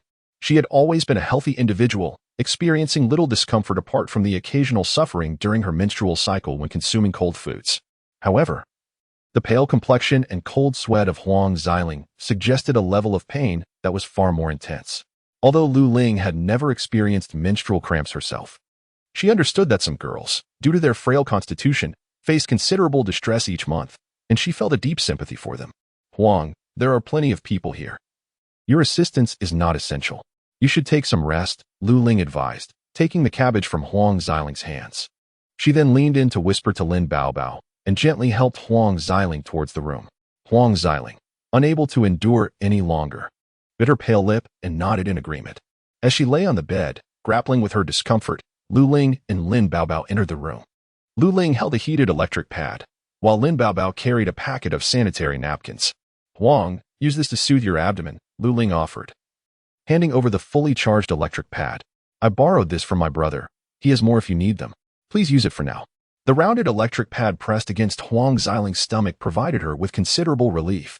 Although the pain persisted, having the pad was a comfort, and she felt grateful for it. Realizing she could not expect more at that moment, to her surprise, Lin Baobao had even brought her sanitary napkins, which momentarily bewildered Huang Xiling. Given that she had earlier been candid about Lu Ling and Lu Dian's situation, it seemed unexpected for Lin Baobao to extend such kindness. Though they had formed a camaraderie while battling zombies together recently, and had shared the same room at night without mentioning the incident at the Lu family home, the underlying tension still lingered. The hall seemed to conjure apples from thin air, which could be stored for an extended period, especially in such weather. So no one raised an eyebrow at their appearance. The apples were distributed between two individuals. Huang Jiling, currently unwell, could not partake and placed hers by her bedside. As they nibbled on the apples, a conversation about women's issues ensued. Lin Baobao, munching on her apple, remarked, "We women truly have it tough. When our time of the month arrives, the scent of blood wafts far and wide. Even without speaking, those with keen senses can undoubtedly detect it. If we were to venture outside, we'd practically serve as lures for zombies, drawing a horde to feast upon us." Upon hearing this, both Lu Ling and Huang Jiling's expressions soured, as they simultaneously pondered whether their monthly visitor was detectable to the men. It was no wonder that when Huang Jiling was taken away moments ago, the boys kept their heads down, diligently attending to their tasks, without a single inquiry into the situation. Goodness, they felt a profound despair toward this merciless world. Lu Ling even recalled that during her own monthly cycle, she never needed to inform Lu Dian. He instinctively found a place to retreat for a few days, continuing to dangle the second-tier zombie beast crystal core to attract zombies, only to resume his relentless training once her cycle had passed. Noticing the two women's disheartened expressions, Lin Baobao offered consolation. "Don't take it to heart. This is not by our choice. If anyone dares to think that we women are meant to be discarded, we shall deal with him." As she spoke, her cherubic face took on a fierce countenance. Lu Ling, even more ferocious, added, "Let us chop him up, let his blood flow freely, and make him experience the taste of being devoured by zombies." Indeed. It is said that Ling Ling wields her knife with remarkable skill. Please teach me tomorrow. My ability lies in water, though it is somewhat lacking. I can only learn a skill for self-preservation. If I could hone my skills to match yours, I would not be deemed a waste. Lu Ling chuckled. That is absolutely no problem, as long as you don't complain. Huang Xiling lay on the bed, listening to the fierce discussions of the two girls, and felt a sudden sense of tranquility. After their meal, the three girls brought in the soft rice porridge specially prepared by Grandpa Mo for Huang Xiling. The porridge, made with chicken broth, contained shredded cured meat and a variety of small dishes, finely shredded cabbage, blanched and seasoned with sesame oil, and garnished with minced garlic, all complemented by a simple sauce made by Grandpa Mo, making it remarkably delicious. As Huang Xiling gazed at them, her eyes glistened with unshed tears. She had been compelled to accompany Lin Baobao to the Lu family, never anticipating that individuals who had previously shared no connection would come together in this way. Although she remained uncertain about what the future held, she at least chose to cherish the kindness these individuals extended towards her at this moment. Later that night, as they prepared for sleep, Huang Xiling suddenly addressed Lin Baobao in the same room, saying, "Junior Lin, I'm sorry." The electricity had gone out, plunging the surroundings into darkness. After a pause, Lin Baobao's calm voice responded, "You have nothing to apologize for. Do you not mind what I said at the Lu family?" Huang Xiling asked, surprised, for she did not perceive Lin Baobao as such a kind-hearted person. If someone were to vie for her affections with Shi Mufeng, she would undoubtedly harbor deep resentment towards that individual. At that moment, she sarcastically ridiculed Lin Baobao, speaking so unceremoniously that Lin Baobao could hardly hold her head high before the Lu siblings, almost jeopardizing their friendship. Given Lin Baobao's clear-cut nature, it was certain she would harbor great disdain for her. Lin Baobao gazed into the darkness, slowly articulating, "You were indeed correct at that time.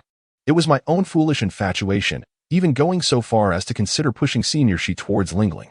The prince fancies Lingling, and you are enamored with Senior Shi, which only renders me despicable and shameless. I have harbored illusions about the prince, envisioning him as the ideal man of my dreams, yet in reality, he is nothing of the sort. Moreover, I recognized long ago that I could never forsake the friendship between Lingling and myself for the sake of a man."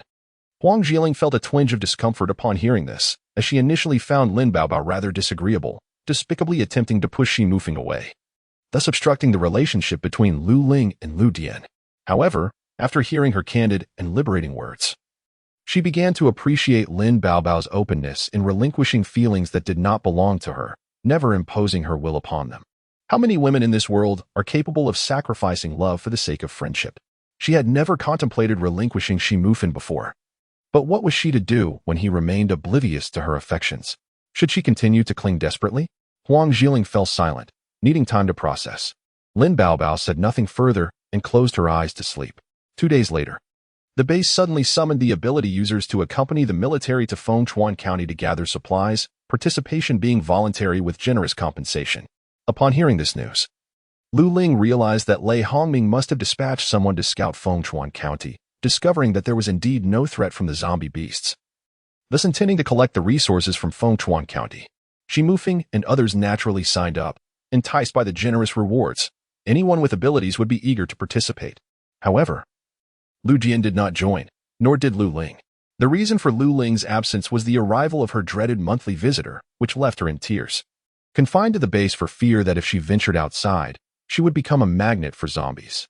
To her dismay, these boys who had evolved into ability users possessed an uncanny sense of smell, sharper than that of a dog, the moment she stepped out. Each of them cast furtive glances her way, as if they understood her plight. How infuriating. So, Lu Ling could only watch as Shi Mufeng, Chen Kaiwei, Wei Xian, and Lin Baobao joined the military, setting off for Fengchuan County to gather supplies and, coincidentally, to battle zombies. Since she couldn't go outside, Lu Ling took on the role of a martial arts instructor, teaching Huang Xiling and Mo Yingying combat techniques, with Grandpa Mo and Chen Luoxing also learning alongside them. They refused to nurture idleness. Everyone was aware of their capabilities, and fortunately, no one harbored discontent. Instead, they actively positioned themselves for the tasks at hand. Lu Ling felt somewhat fortunate. The character of these individuals was commendable, and together, they harbored no ill intentions. With the new year approaching, it was perfect timing for a joyous celebration. Wei Xian squinted with a smile. 2 months of living in the apocalypse had transformed him from a timid homebody into a man with some muscle, his previously frail demeanor now altered. Once taciturn and awkward in social interactions, he now appeared more cheerful. "Uncle," Chen Kaiwei exclaimed as he embraced his nephew, a warm smile spreading across his honest face. After everyone entered, Grandpa Mo served each person a cup of red date tea, ensuring that each cup contained 2 red dates. However, for the girl Lin Baobao, her cup held 4 dates. "Oh, where did these red dates come from?" Shi Mufeng inquired with curiosity. Mo Yingying quickly responded. "They were brought out by Brother Lu, so Grandpa could prepare some nourishing dishes for Sister Ling." Instantly, everyone understood. Indeed, some nourishment was in order. Lu Ling felt a pang of annoyance once more. The others nodded in agreement, and Lin Baobao gazed at Lu Dian with an adoring look. Although she was aware that Lu Dian was not as perfect as she imagined, it did not diminish her admiration for him. Shi Mufeng was right.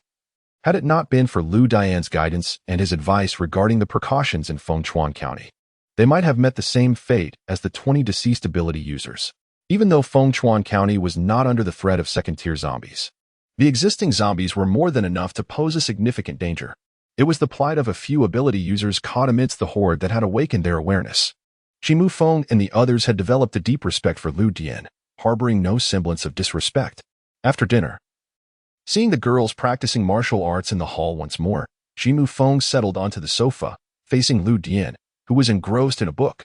Observing the man clad in soft, casual attire, peacefully absorbed in his reading, Shimu Feng felt an almost surreal sense that this was not the apocalypse, but rather an ordinary gathering of classmates.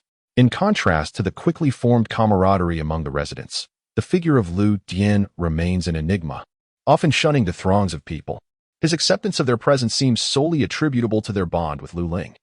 This understanding among the crowd fosters a genuine appreciation for Lu Ling. Whenever Lu Ling engages in her lively antics, Lu Dian sits quietly at the periphery, either fixated on her amidst the bustling crowd or absorbed in a book, rarely indulging in conversation. Nevertheless, he is not so reclusive as to be incapable of interaction. He merely chooses to remain indifferent, provided he is not provoked. Brother Lu, Shimu Feng began, noticing Lu Dian's attention shift towards him. Do you recall the day after we entered the base when we encountered those men who bullied Grandpa Mo? Upon seeing Lu Dian raise an eyebrow, Shimu Feng recounted the events leading to the confrontation. Consequently, Wanhua speculated that the Lu siblings must have eliminated Chun Biao and were covertly preparing to seek retribution against them. Although Wanhua's frustration at the situation was misdirected towards Shimu Feng and his companions, the latter's established alliances and capabilities rendered Wanhua's quest for vengeance futile. Brother Lu, you ought to exercise caution, Wanhua warned. With General Lei and Major Lei present at the base, I dare not act recklessly. Should we leave the confines of the base? Lu Dian merely nodded in acknowledgement, responding, I am aware. Shimu Feng could not ascertain whether Lu Dian truly took his words to heart, and thus chose not to press further. That evening, Lu Dian once again guided Lu Ling to the bath. Their master bedroom was equipped with an ensuite bathroom, allowing Lu Dian to fetch water from their spatial resources daily to facilitate Lu Ling's bathing routine. Certainly, regarding the warmth of the water, the premises are equipped with solar generators that facilitate its heating, which proves to be quite convenient. Lu Ling, languishing on the bed, was suddenly kicked by a bold man who questioned, Aren't you weary of this? The man chuckled, How could I possibly tire of it? I am merely helping you grow accustomed. Just leave, Lu Ling retorted, flinging a nearby pillow, striking his handsome visage. He was merely a perverse figure cloaked in the guise of a deity. Naturally, Lu Dian did not retreat. Instead, he embraced her tenderly, gently caressing her as he remarked, Once you've rested sufficiently, we shall depart the base tomorrow. She never contested his decisions, acquiescing with a soft reply. Lu Ling settled into a comfortable position and drifted off to sleep. Observing this, Lu Dian's dark eyes sparkled with mirth as he placed a tender kiss upon her forehead and closed his eyes with a smile. Chapter 29, however. As the weather grew increasingly frigid, even to the point where droplets froze upon contact, even those with extraordinary abilities found the conditions intolerable, seeking refuge within the base to endure the harsh winter. When the snowfall commenced, Lu Dian refrained from taking Lu Ling outdoors.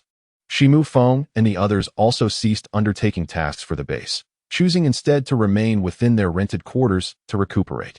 Yet, they were not idle. They diligently honed their martial skills and abilities. Occasionally, Lu Dian, inspired by a whim, would offer guidance to Shimu Feng and the others on enhancing their powers, while Lu Ling continued to impart various techniques for slaying zombies to a few young women, generously sharing her knowledge and observing how much they could absorb. Huang Jiling, Lin Baobao, and Mo Yinging are three girls who studied diligently, even more so than the boys who practiced their supernatural abilities, as if possessed by an unyielding spirit, ceaselessly honing their skills whenever an opportunity arises, in contrast to the overconfident men who have gained powers. These young women are acutely aware of the threats the apocalypse poses to females. As the more vulnerable members of society, women, the elderly, and children are often discarded during such dire times. Witnessing such instances sends a chill through their hearts, leaving them no room for complacency. Lin Baobao, whose parents have divorced, bears an indelible scar in her heart, which has fashioned her into a character that is simultaneously resilient yet sensitive. Though she often appears carefree, She possesses an uncanny ability to be attentive at the most inappropriate moments. Since the onset of the apocalypse, Lin Baobao has never faltered. She has observed the grim fate of weaker individuals, women, the elderly, and children, who have been forsaken and ultimately consumed by the undead. She harbors no desire for death. Nor does she wish to remain dependent on men as a weakling, nor does she wish to experience the despair of having no one to rely upon. Thus, she is determined to grow stronger. This determination is also the reason she encourages Huang Zhiling. Lin Baobao recognizes the effort Huang Zhiling puts forth as fellow women. Their lives are already fraught with challenges, so why should they allow trivial matters to sow discord among themselves? For Huang Zhiling, she is perhaps the weakest among their group. If she were to find herself in a similar situation as Lu Ling, an ordinary person with no means of self-defense, relying solely on men for protection, she might lack the courage to confront the zombies. However, the performance of Lu Ling made her realize that ordinary individuals are not necessarily inferior to those endowed with extraordinary abilities. This realization constantly urged her to muster the courage to confront reality, believing that if others could achieve it, so could she.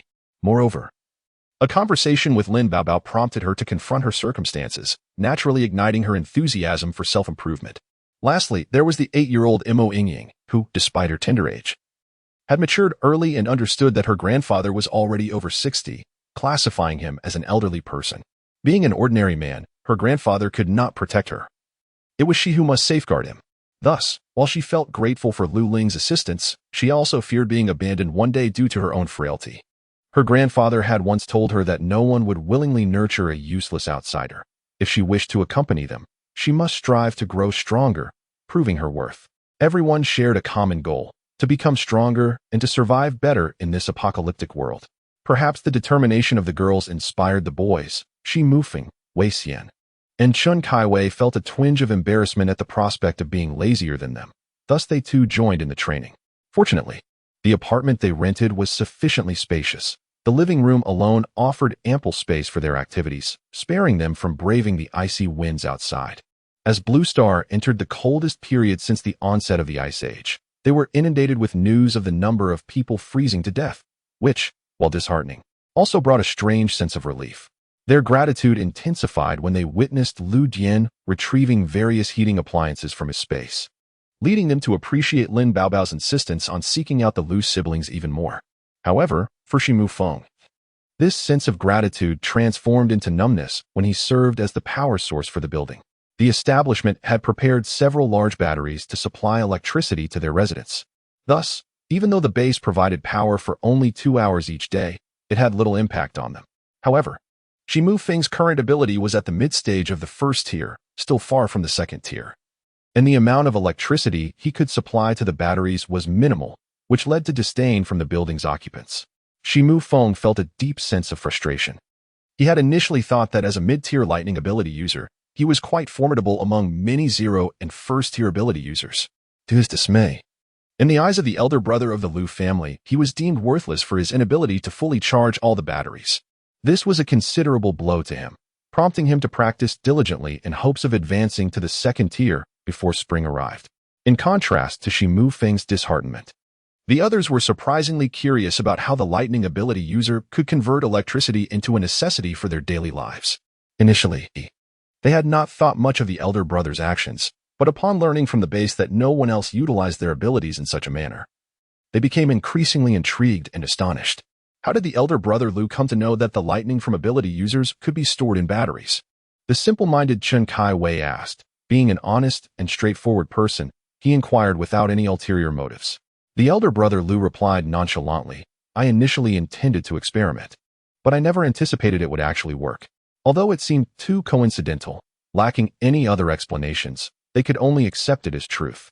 The utilization of lightning abilities has sparked a curiosity among the crowd regarding the attributes and functions of supernatural powers, leading them to believe that these abilities may serve purposes beyond mere combat, perhaps even in daily life. Lin Baobao, known for her rapid divergent thinking, exclaimed, if that is the case, could wind abilities not serve as fans or hairdryers? Fire abilities could facilitate cooking, wood abilities might promote plant growth. Earth abilities could assist in construction and demolition, and metal abilities could forge metals. Her whimsical musings elicited laughter from the group, who began to engage in lively discussions. What about Kaiwei's ice abilities? Wei Xian inquired with curiosity. Lu Ling enthusiastically replied, in the summer, they could function as air conditioners to relieve the heat. Imagine enjoying slushies and iced sodas. All eyes turned toward her, their gazes unmistakably conveying, food enthusiast. Lu Jian chuckled as he pulled her closer, affectionately patting her head and saying, if you desire a treat, I shall procure it for you. No need to search, there is a plethora of it in the space. I can have whatever I wish, she retorted. The group once again regarded the endlessly doting older brother with admiration, perceiving him as a remarkable, almost magical, feline machine. There are still many animals that, although mutated, remain unchanged. With effort, they can be discovered, Lu Jian remarked nonchalantly. Through the diligent research of scientists, it has been discovered that the flesh of mutated beasts is indeed consumable. However, this meat harbors a potent energy that can be tolerated by those with extraordinary abilities, yet poses a grave risk to ordinary individuals. Consumption of this flesh can lead to cellular destruction and, in severe cases, instantaneous demise. Consequently, scientists continue their investigations to address the pressing issue of human carnivorous needs in the post-apocalyptic world. The assembly listened to Lu Dian's words with consensus. Their spirits lifted at the sight of the pigs, cattle, and sheep. The dilemma of meat for the year seemed resolved, and they merely needed to procure some vegetables. Shortly thereafter, Lu Dian produced an assortment of vegetables, stating that they were provided by Major General Lei. It is noteworthy that agriculture has not ceased in the aftermath of the apocalypse. At least, certain quick-growing vegetables are cultivated within greenhouses and heated shelters in the secure bases, albeit in limited quantities primarily reserved for the elite. Major General Lei, wishing to cultivate goodwill with Lu Dian, graciously offered a small share of his produce. With both meat and vegetables at their disposal, this year's feast promised to be bountiful. Grandpa Emo showcased his culinary prowess, utilizing simple ingredients to prepare an array of dishes. Lu Dian had brought forth a generous supply of meat, and Grandpa Emo meticulously organized and distributed it, managing to create over 20 different dishes. Despite the constraints of limited ingredients, his exceptional skills ensured that each meal left everyone savoring the flavors and feeling satiated. After indulging, they willingly retreated to the hall to engage in exercises to aid digestion. Although they could not celebrate the new year with family, the camaraderie of shared laughter, joint training, and a festive reunion dinner imbued the occasion with a unique charm. Aside from a few individuals who, amidst their joy, expressed concern for their families far to the north, the overall mood remained quite positive. Approximately 2 weeks after the new year, the snowfall finally ceased, and although the weather remained frigid, temperatures began to rise gradually. From the broadcasts, it was revealed that scientists anticipated the snow would begin to melt within a fortnight, ushering in the arrival of spring.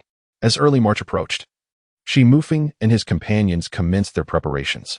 Initially, they had planned to depart in March, but upon hearing reports of various natural disasters that emerged following the snowmelt in numerous regions, they reconsidered. If they were to encounter road collapses or mudslides while traveling, it would spell disaster for them all. Hence, they resolved to exercise patience and wait another 2 weeks until the flood waters receded before embarking on their journey. As the weather began to warm, Lu Dian frequently took Lu Ling out of the base to combat zombies. Lu Ling's reactions became increasingly agile. She even felt confident in her ability to escape safely when faced with 100 first-tier zombies. Admittedly, despite her commendable physical condition, her progress was painstakingly slow compared to that of the superhumans. It was only through relentless, inhuman training that she could advance, often leaving her covered in bruises and countless scrapes, yet she persevered through the pain. In stark contrast to her resilience, Lu Jian seemed utterly intolerant of any marks on her body. Each day, as he applied medication to her wounds, he would become infuriated upon seeing the scars that marred her skin, often remaining upset for hours. Lu Ling could not help but think he had become increasingly obsessive. Nevertheless, despite his anger, he continued to subject her to rigorous training the following day. With no outlet for his frustrations, he unleashed his wrath upon the zombies. Drawing forth the crystal core of a late-stage second-tier zombie beast, he resumed his position atop the wall, methodically dispatching the foolish zombies drawn to him. It was an utterly stunning display of prowess. Each time Lu Ling witnessed this, she could only succumb to his charm. Of course, had he not turned to extend his claw-like hand toward her to engage in perverse antics, her admiration for him would have soared even higher, as he epitomized her ideal man. As mid-March approached, Shi Mufeng and the others grew increasingly anxious, their gazes toward Lu Dian and Lu Ling tinged with conflict. Initially, Lu Ling remained oblivious to the underlying tension until one day, Shi Mufeng finally broached the subject directly. One evening, after dinner, as they lounged on the sofa engaging in light conversation, Shi Mufeng suddenly stated, "Brother Lu, in a couple of days, we plan to head north to the capital." Upon hearing this, a heavy silence fell over the group. Shi Mufeng observed Lu Dian's composed expression, feeling a pang of unease, yet he pressed on. "I wonder if Brother Lu has any plans? Would you consider joining us in the capital? I recall you mentioned having relatives there. And perhaps you intend to seek them out?" Wei Xian, Chen Kaiwei, and Huang Jiling exchanged nervous glances at Lu Jian, while Lin Baobao appeared indifferent. Playing with Chen Luoxing, Grandpa Mo sat quietly beside his granddaughter, resigned to whatever decisions they made, awaiting to see if they would invite him along to the capital. For Shi Mufeng and others, it was undoubtedly their desire for the Lu siblings to accompany them to the capital. Apart from the comfort of having someone to look after them on the journey, they had grown accustomed to following Lu Jian, and the sudden absence of his presence left them feeling quite uneasy. Moreover, he believed that with Lu Dian's capabilities, he would undoubtedly stand as a top-tier powerhouse. Even in a place teeming with talent, his brilliance could not be overshadowed by anyone. However, Lu Dian had never explicitly stated when he intended to head to the capital, and they could not press him on the matter. Lu Dian gazed at them with a subtle glimmer in his eyes, an inscrutable light that vanished before anyone could discern its meaning. He then turned to Lu Ling and inquired, "Do you wish to go to the capital, Xiaoling?" Lu Ling hesitated slightly, asking, "Are the relatives you mentioned from Uncle Lu's family?" Lu Dian nodded, smiling, "Your memory serves you well. You still remember them. At that time, you were only 11 years old." Lu Ling shrugged and replied, "It's up to you. Wherever you go, I will follow." This unwavering trust brought a deeper joy to his eyes, his lips curving into a slight smile. His handsome visage appeared clean and gentle, exuding an indescribable aura that seemed almost surreal, making him appear harmless, even beautifully pure in a way that made one want to linger in that moment of time. Those present were momentarily captivated. With a light chuckle, Lu Jian declared, "Very well, we shall go to the capital." Upon hearing these words, relief washed over Shi Mufeng and the others, their faces brightening with smiles. However, Chen Kaiwei wore a somewhat dejected expression as he observed Xiao Luoluo joyfully playing with Lin Baobao. He pursed his lips, quickly arriving at a decision. That evening, Chen Kaiwei knocked on Lu Dian's door, accompanied by his nephew. Chapter 30. Chen Kaiwei wishes to accompany us to the capital? Lin Baobao inquired with astonishment, cradling the young Chen Luoxing in her arms. Hadn't he expressed a desire to remain at the base to nurture Luoluo? Upon hearing his uncle's name, Chen Luoxing couldn't help but gaze up at her, only to be playfully patted on the head by Lin Baobao, who then asked him, "Does Luoluo wish to join us? Is Luoluo not afraid of the monsters outside?" Observing the glimmering joy in her eyes, Chen Luoxing clenched his tiny fists and, in a somewhat childish voice, declared, "I am not afraid. Luoluo will fight the monsters alongside Uncle and Sister Bao, Sister Ling. I will not back down." Lu Ling was unable to suppress her laughter at the adorable little boy's earnestness. She affectionately ruffled his hair and retrieved 2 candies from the nearby table, placing them in his hands for him to unwrap and enjoy. Lu Ling continued, "Last night, Chen Kaiwei came to speak with us. He has decided to accompany us to the capital." Though she found it difficult to convey Chen Kaiwei's solemn vow, she understood that many things had changed in the post-apocalyptic world, where the weak naturally relied on the strong. While she felt reassured by the honest and upright nature of Chen Kaiwei, she hesitated to voice certain thoughts. "Thus, His Highness has agreed?" Lin Baobao responded with astonishment, somewhat perplexed, contemplating whether Lu Ling had undergone a transformation and begun to adopt a benevolent disposition. Lin Baobao is enamored with the gentle and considerate facade of Lu Dian, yet she cannot overlook the deeply twisted and dark nature that lies beneath. Without Lu Ling, he would likely remain indifferent to the fates of those around him. Lin Baobao is acutely aware that the true essence of Lu Dian, concealed beneath his refined exterior, is that of a mad and terrifying man. Each inadvertent brush with the horrifying reality he masks under his pristine demeanor fills her with dread. Were it not for Lu Ling's presence, he might pursue a delusional ambition to annihilate the world. It can be said that Lu Ling's existence serves to restrain that man, binding his heart and compelling him to adhere to the constraints of societal norms, rather than succumbing to despair and embarking on a path of destruction. Lu Ling remarked, "Chen Kaiwei possesses commendable character, and he is willing to do anything to raise Luoluo, who is his entire world. Therefore, if there is a chance to assist him, we should take it."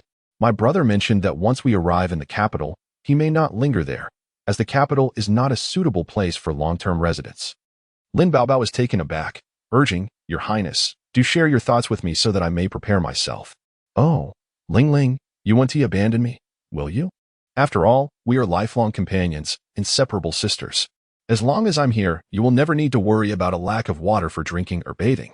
Moreover, I have heard that water elementals, upon reaching the 4th tier, possess healing abilities as well. Thus, injuries will no longer be a cause for concern. She declared with a proud expression. Lu Ling playfully punched her shoulder and laughed. Lu Dian has made it explicit. He said we would discuss it further upon our arrival in the capital. If you wish to be with us, then let us unite, dear sister, without further ado. The two of them shared joyous laughter together. Lin Baobao playfully draped her arm around Ling Ling's shoulder. Contemplating that if His Highness were to discover her unwavering desire to follow them, his expression might not be particularly pleasant. However, it mattered little. For as long as Ling Ling was willing to have her by her side, he would silently endure the turmoil within. These two were truly a perfect match, one complementing the other. Ostensibly, it appeared as though Lu Dian was bullying Lu Ling, treating her as his possession, with an overwhelming desire for control that was suffocating. Yet, in truth, it was Lu Ling who held the reins, nearly governing his existence and everything he cherished, making him unconsciously yield to her whims. Though Chen Kaiwei may be somewhat naive, he is not foolish. He does not regard his 5-year-old nephew as merely a child. With earnest sincerity, he spoke to him. Luo. Uncle is currently too weak and alone. I fear I cannot ensure your safety or even provide for your basic needs, even if it means risking my life. I shall do everything in my power to ensure your safety. Therefore, I have entrusted both our fates to Lu Dian. Remember, Luo, in this world, only brother Lu and sister Ling can be trusted. Do not place your faith in anyone else, nor betray them. Chen Luoshan could not comprehend why his uncle would say such things, nor why he urged him to grow closer to sister Ling. Even without his uncle's encouragement, he felt drawn to her. However, he sensed that brother Lu did not particularly favor his proximity to sister Ling. The look in his eyes was quite intimidating. After exchanging cheerful banter for a while, they soon noticed that Grandpa Mo in the kitchen had nearly finished preparing the dough, prompting the two girls to rise and lend a hand. In the lobby of the administrative building, the news that the zombies have evolved extraordinary abilities is akin to a harbinger of despair for humanity, which is already grappling with survival. One can hardly fathom the overwhelming hopelessness that ordinary individuals would feel upon hearing such tidings. It might extinguish any remaining courage to step beyond the safety of their sanctuary, let alone confront the undead. Is humanity destined to exist like livestock awaiting slaughter, confined within their secure enclaves, reduced to mere sustenance for the zombies? The threats posed by zombies, mutated beasts, and natural disasters loom ominously before humankind, yet he senses that the perils extend far beyond these.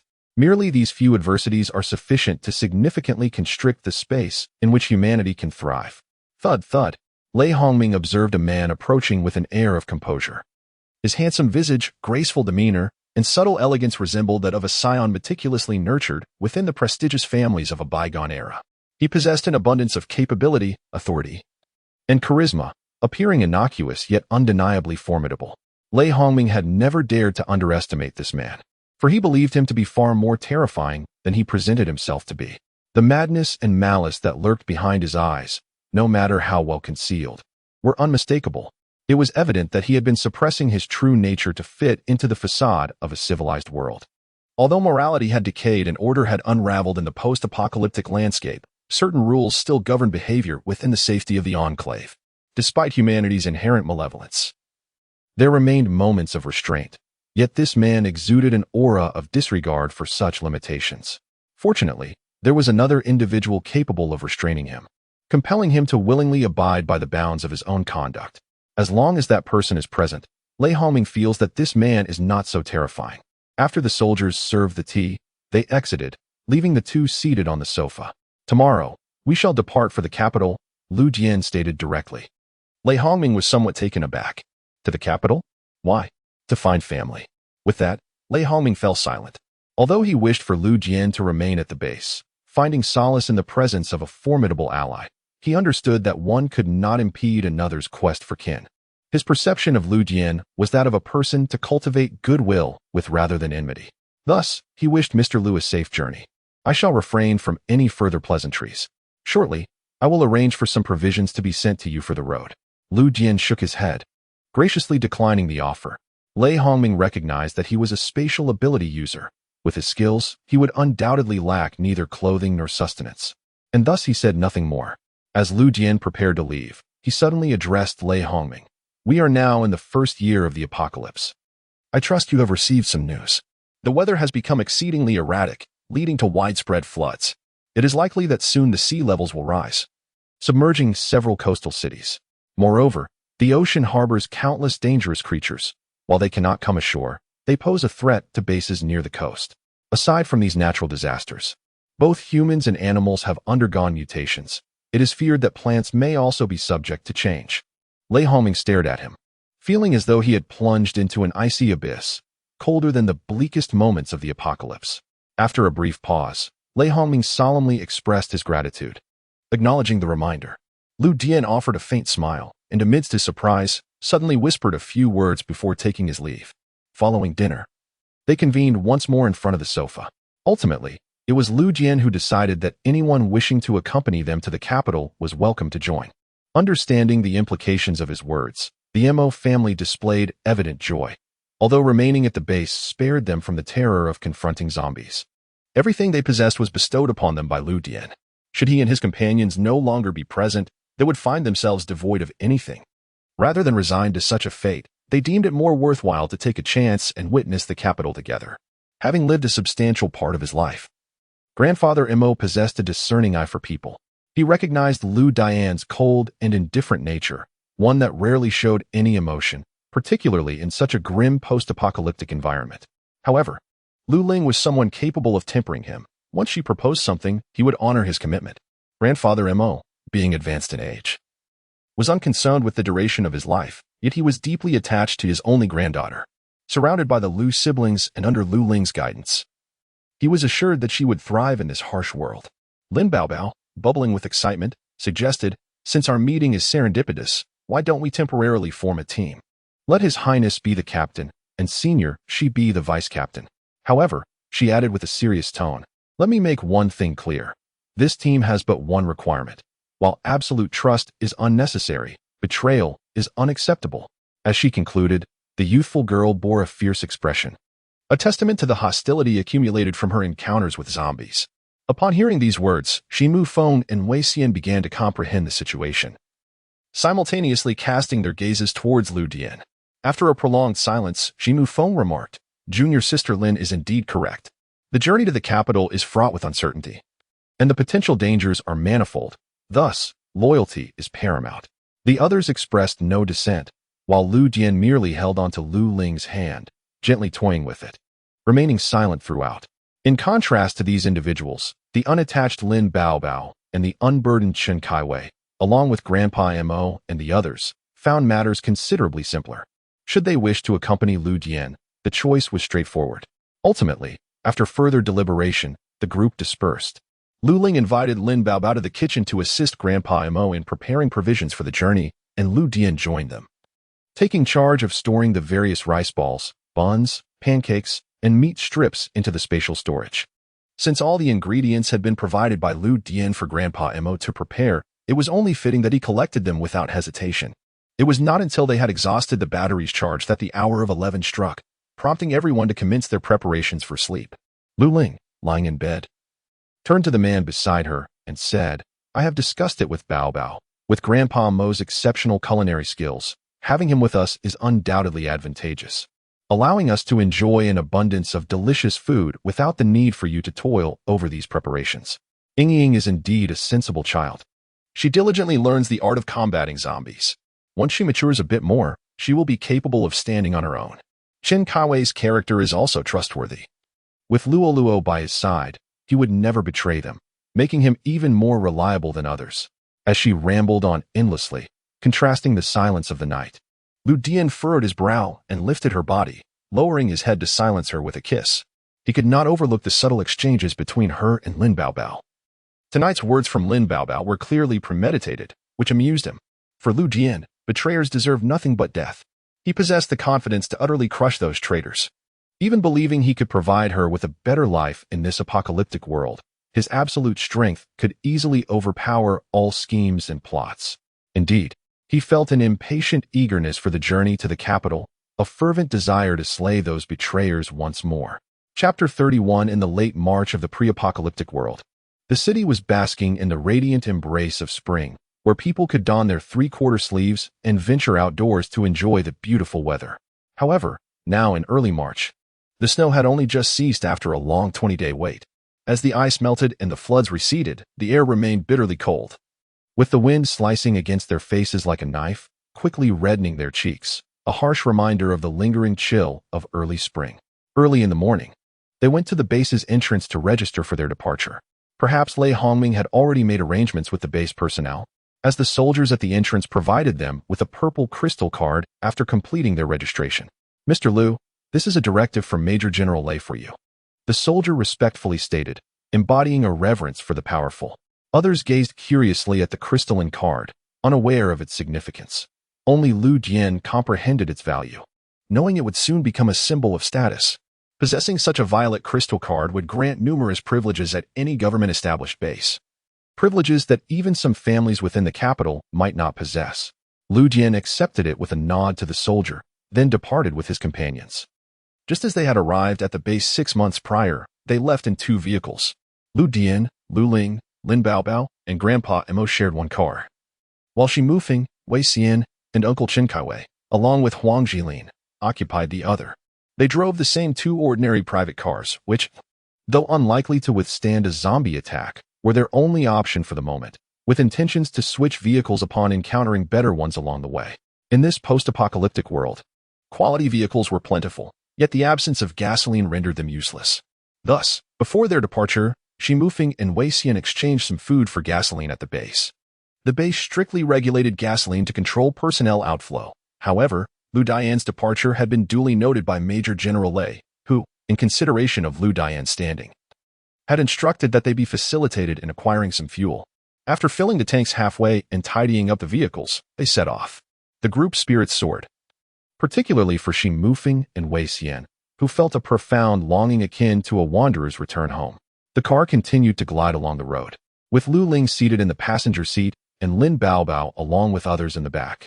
Lu Ling leaned against the window, observing the surrounding scenery, while Lin Baobao relentlessly honed her extraordinary abilities. Although spring symbolizes the revival of life, with grass flourishing and birds soaring, the vibrant greenery sprouting by the roadside felt somewhat unsettling, almost imbued with an eerie quality that, after prolonged gazing, caused a twinge of discomfort in the eyes. After a moment of scrutiny, Lu Ling felt her eyes growing weary and began to rub them. Just then, a hand reached over, gently turning her face aside. It was Lu Dian, who, with one hand gripping the steering wheel and the other pinching her cheek, studied her for a moment before saying, "Stop rubbing. You might harm your eyes." Lu Ling quickly swatted his hand away, exclaiming anxiously, "Concentrate on the road. You're driving."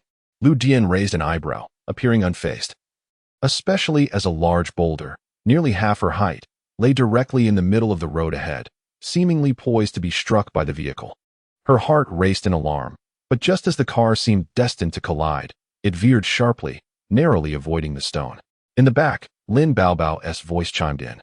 "Lingling, those plants outside don't seem quite right. Their colors are too vivid. It's painful to look at." Upon hearing this, Lu Ling felt a sense of camaraderie and responded, "Right? I feel the same way. Hey, Baobao, you mentioned that even animals have mutated. Do you think plants might undergo similar changes?" Upon the utterance of these words, the expressions of the Mo family, spanning generations, shifted slightly. Lin Baobao fell into a moment of silence, her voice heavy with contemplation. There exists such a possibility. When Lin Baobao communicated with the individuals in the vehicle trailing behind via the walkie-talkie, sharing their conjectures, a profound silence enveloped Xi Mufeng and the others as well. The atmosphere growing somber, a stark contrast to the earlier exuberance that had accompanied their departure. A frigid winter had passed, beset by calamities such as snowstorms, floods, landslides, and rockfalls, rendering many northern highways impassable. Rumor had it that numerous expressways had been buried beneath collapsing mountains, compelling the group to resort to secondary roads. However, without the aid of navigation, locating the correct route proved to be quite a challenge. It remained a mystery from where Lu Dian had procured the maps. After a period of deliberation, the men finally established a route, though their journey predominantly traversed through dense forests. Having driven throughout the morning, as midday approached, they decided to pause for a rest and prepare some hot soup to warm their stiffened bodies. Lu Jian never neglected his companions when it came to provisions, which piqued the curiosity of the others regarding the extent of his storage and the quantity of supplies he had amassed. They chose a desolate patch of grass beside an open road, once a fertile farmland, now overrun with wild grasses due to neglect in this post-apocalyptic world. Lu Jian produced 2 freshly slaughtered chickens for Grandpa Mo to simmer into broth, intending to offer warmth through the soup. Gathering some dry twigs nearby, he quickly constructed a makeshift stove, while the other men congregated once more to scrutinize the map and refine their route. While waiting for the meal to be prepared, the 3 young girls, Lu Ling, Lin Baobao, and Huang Zhiling, engaged in some light exercise with 2 children. A chilling spring breeze swept through, causing everyone to instinctively huddle their shoulders and bounce up and down in place to warm themselves. The surroundings were expansive, apart from them. No other living beings were in sight, not even a single zombie. This was undoubtedly due to the absence of nearby villages and the unobstructed view, which allowed for the timely detection of any approaching threats. Once the boys had concluded their discussions, the 2 chickens were nearly done cooking. Grandpa Mo had added some nourishing ingredients like red dates and goji berries to the broth, which emanated a delightful aroma. The chickens were chopped and drizzled with sauce for a simple yet delectable dish, accompanied by rice that had already been prepared in their storage space, along with some canned meat, making for a warm and comforting meal. After lunch, they attended to their physiological needs before continuing their journey. In the afternoon, Lu Ling took the wheel, allowing Lu Jian to rest in the passenger seat. All the adults, except for the 2 children, were capable of driving, so they decided to take turns. Each person would drive for half a day, Lin Baobao in the morning, Lu Jian in the afternoon, and Lu Ling the following morning. Continuing this rotation, the same arrangement applied to the vehicles behind them. As dusk approached, the temperature began to drop once more, nearing the freezing point, prompting everyone to seek a place for the night. They happened upon a small village, comprising only a few hundred households. The group halted at the village entrance, refraining from entering recklessly, and turned their gaze toward Lu Jian. Laudian held Lu Ling's icy hand, gently tucking it into the pocket of his long coat.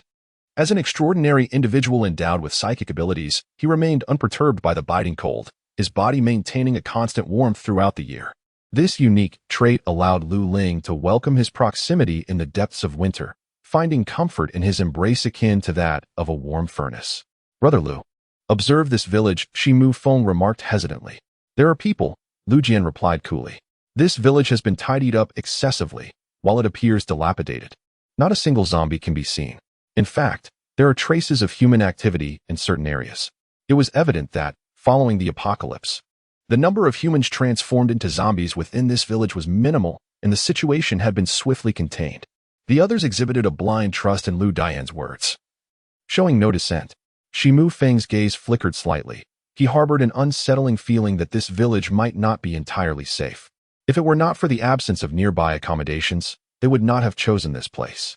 The villagers, concealed within their homes, remained elusive, leaving one to wonder about their intentions.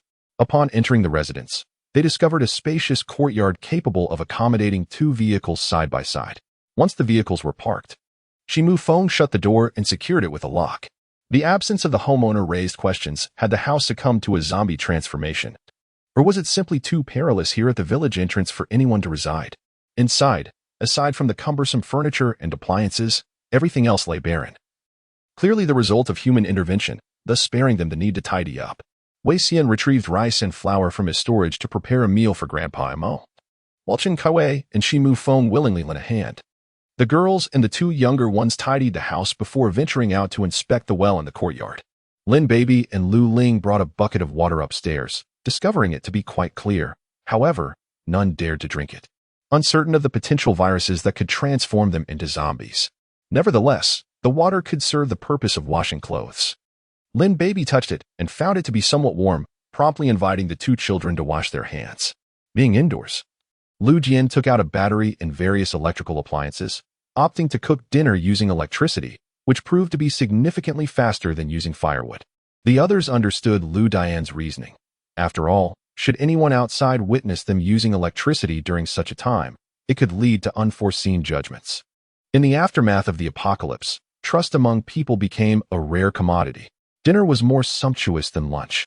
Grandpa Mo made dumplings, garnished with vegetables and beef from canned goods, and also stir-fried several dishes, which everyone eagerly devoured. Once the meal concluded, night fell.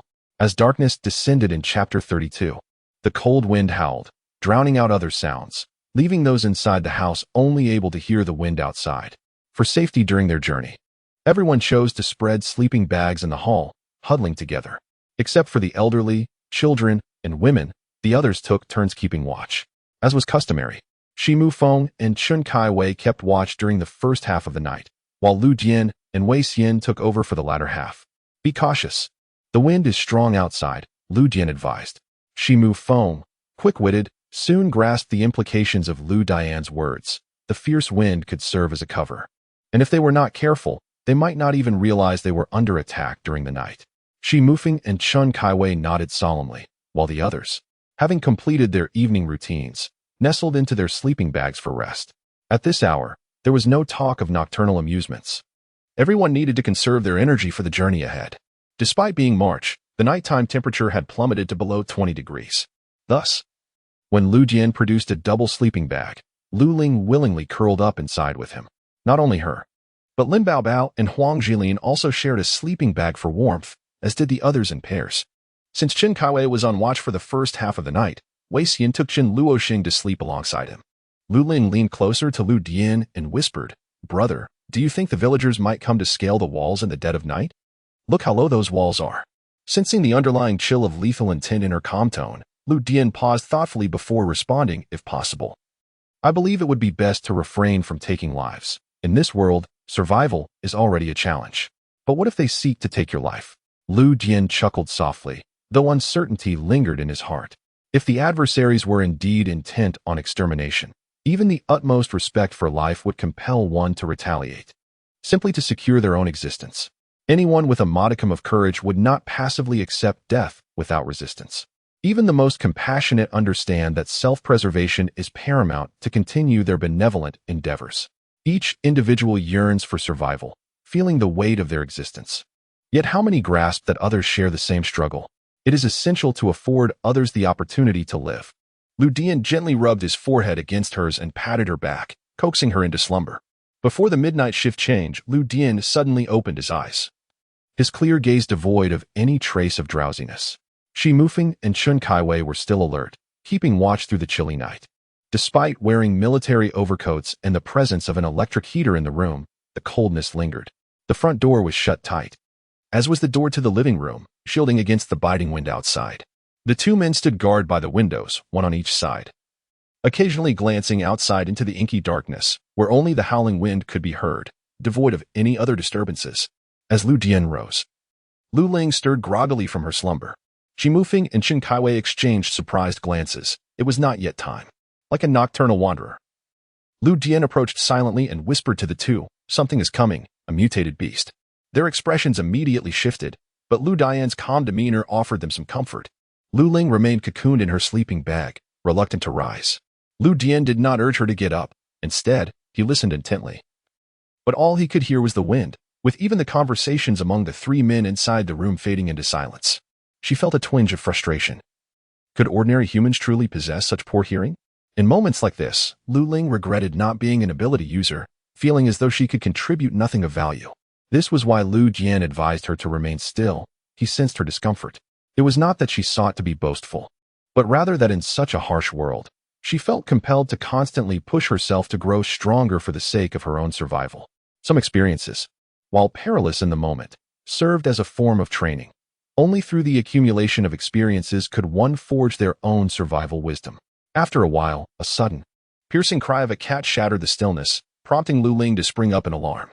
Along with her, Wei Xian, Lin Baobao, and others also stirred, with Grandpa Mo being the last to awaken, while the two children remained asleep. In the enveloping darkness, a flash of lightning illuminated the window, revealing a black cat struck directly by the bolt. As the cat emitted its anguished cry, a loud banging on the door echoed from outside. The wooden door, frail as it was, succumbed to the force and burst open.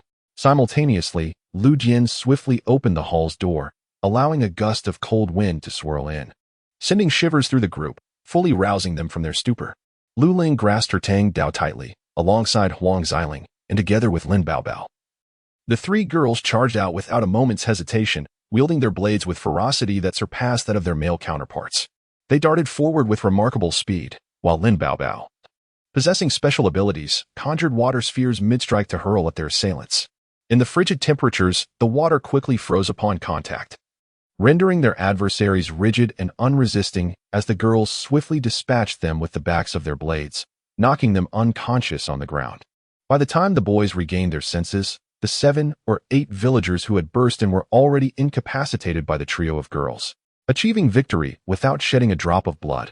In the midst of their triumph, the girls exchanged joyous high-fives in celebration of their first successful collaboration. Xi Mufeng and the others could only twitch their lips in disbelief, recognizing the formidable nature of women, while they had contemplated using their powers to retaliate. The girls had taken decisive action, clearly demonstrating that their skills in combat far exceeded their intellect. Compared to them, Lu Jian naturally had more authority. He did not interfere with the actions of the three girls, appearing to casually stand at the entrance of the hall, yet his mental prowess was discreetly surveying the surroundings. Soon, he discovered a lookout concealed within a nearby haystack, accompanied by a mutated dog. Lu Dian instructed his men to bind the several unconscious men and unceremoniously discard them outside. The mutated cat, having been struck by lightning, was severely injured. With a large gash in its abdomen and charred flesh around the wound, blood seeping out only to be swiftly frozen by the biting cold. Lu Dian ordered the immediate execution of the mutated cat. Kill it? Xi Mufeng asked in astonishment. This mutated cat is clearly owned by those villagers. If we slay it, I wonder if the villagers will find an excuse to confront us. Lu Dian narrowed his eyes and replied gently. Mutated beasts are exceptionally vengeful creatures. Should one be injured and not killed, it will pursue a relentless vendetta. His voice was soft, yet in the chill of the night, it conveyed an unsettling coldness. Without further ado, Chen Kaiwei conjured an ice spear, ensuring the mutated cat was utterly lifeless, and he disposed of it alongside the others. Lu Ling and Lin Baobao observed with detached eyes, from which they discerned the sentiments and positions of the group. Xi Mufeng was contemplative. Striving to navigate every situation with finesse, Wei Xian was typically silent but harbored his own thoughts, while Chen Kaiwei had sworn allegiance to Lu Dian. Fully committed to obeying his commands without question, Lin Baobao rested her hand on Lu Ling's shoulder, and the two exchanged a knowing glance, each harboring their own intentions. It was uncertain whether the fate of those villagers and the mutated cat served as a deterrent, but the latter half of the night passed without incident. As dawn broke, everyone arose to wash and prepare for the day. Grandpa Mo brewed a pot of hot noodle soup, and after savoring the steaming noodles paired with pickled vegetables, they set off. The village in the early morning was still enveloped in mist. Upon opening the door, they noticed the absence of the villagers who had been cast out, presumably relocated by someone, and even the corpse of the mutated cat was nowhere to be found. A heavy silence fell upon the group as they drove out of the courtyard, gradually making their way through the village. The village stretched 1,000 meters in length. With the houses on either side shrouded in tranquility, the sound of the car's engine was the most jarring noise in the serene morning. Suddenly, Lu Jian instructed Lin Baobao. Stop the car. After she complied, he added, there are nails 10 meters ahead. Let us clear the nails first. We shouldn't let such trivial matters upset us. Xi Mufeng calmly stated, as he and Chen Kaiwei proceeded to remove the nails from the road. Lin Baobao felt a surge of anger, though she could not quite pinpoint the source of her ire. Perhaps it was the despicable nature of the villagers, who, after failing to conduct a night raid with their mutated beasts, sought to sabotage their tires by scattering nails on the road. After a moment of contemplation, her frustration dissipated. In this harsh world, everyone struggled to survive, yet she could not bring herself to extinguish the lives of others merely to ensure her own continued existence. It appears that she remains excessively compassionate, similarly influenced by Lu Ling. Had she not encountered Lu Ling during her freshman year? Had she not been captivated by her sunny disposition, and had she not been swayed by her influence? It is likely she would have retained the cynical demeanor she developed in her youth. The onset of an apocalyptic era might have even emboldened her recklessness. Suddenly, a loud bang was heard, drawing the attention of the crowd, who beheld a sphere of water, the size of an infant's fist, detonating like a bomb. Although water is inherently gentle and incapable of causing harm, this aqueous sphere, upon its explosion, shattered the glass of the window, demonstrating its formidable power.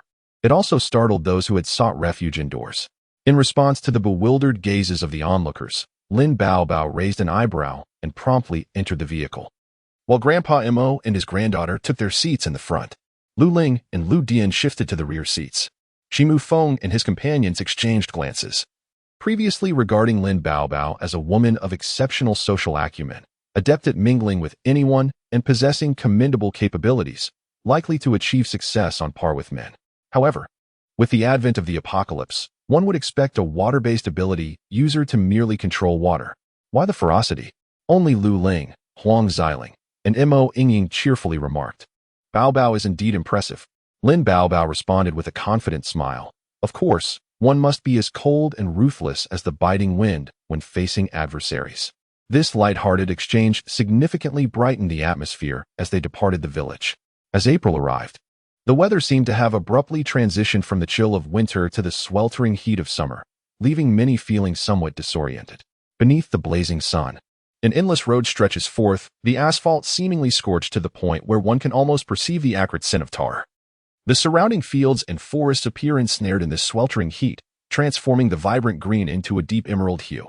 How unbearably hot it is! Lu Ling slumped in the back seat, wiping the perspiration from her brow, and brusquely pushed away the hand that encircled her waist, exclaiming in irritation, "It's sweltering. Could you not crowd me?"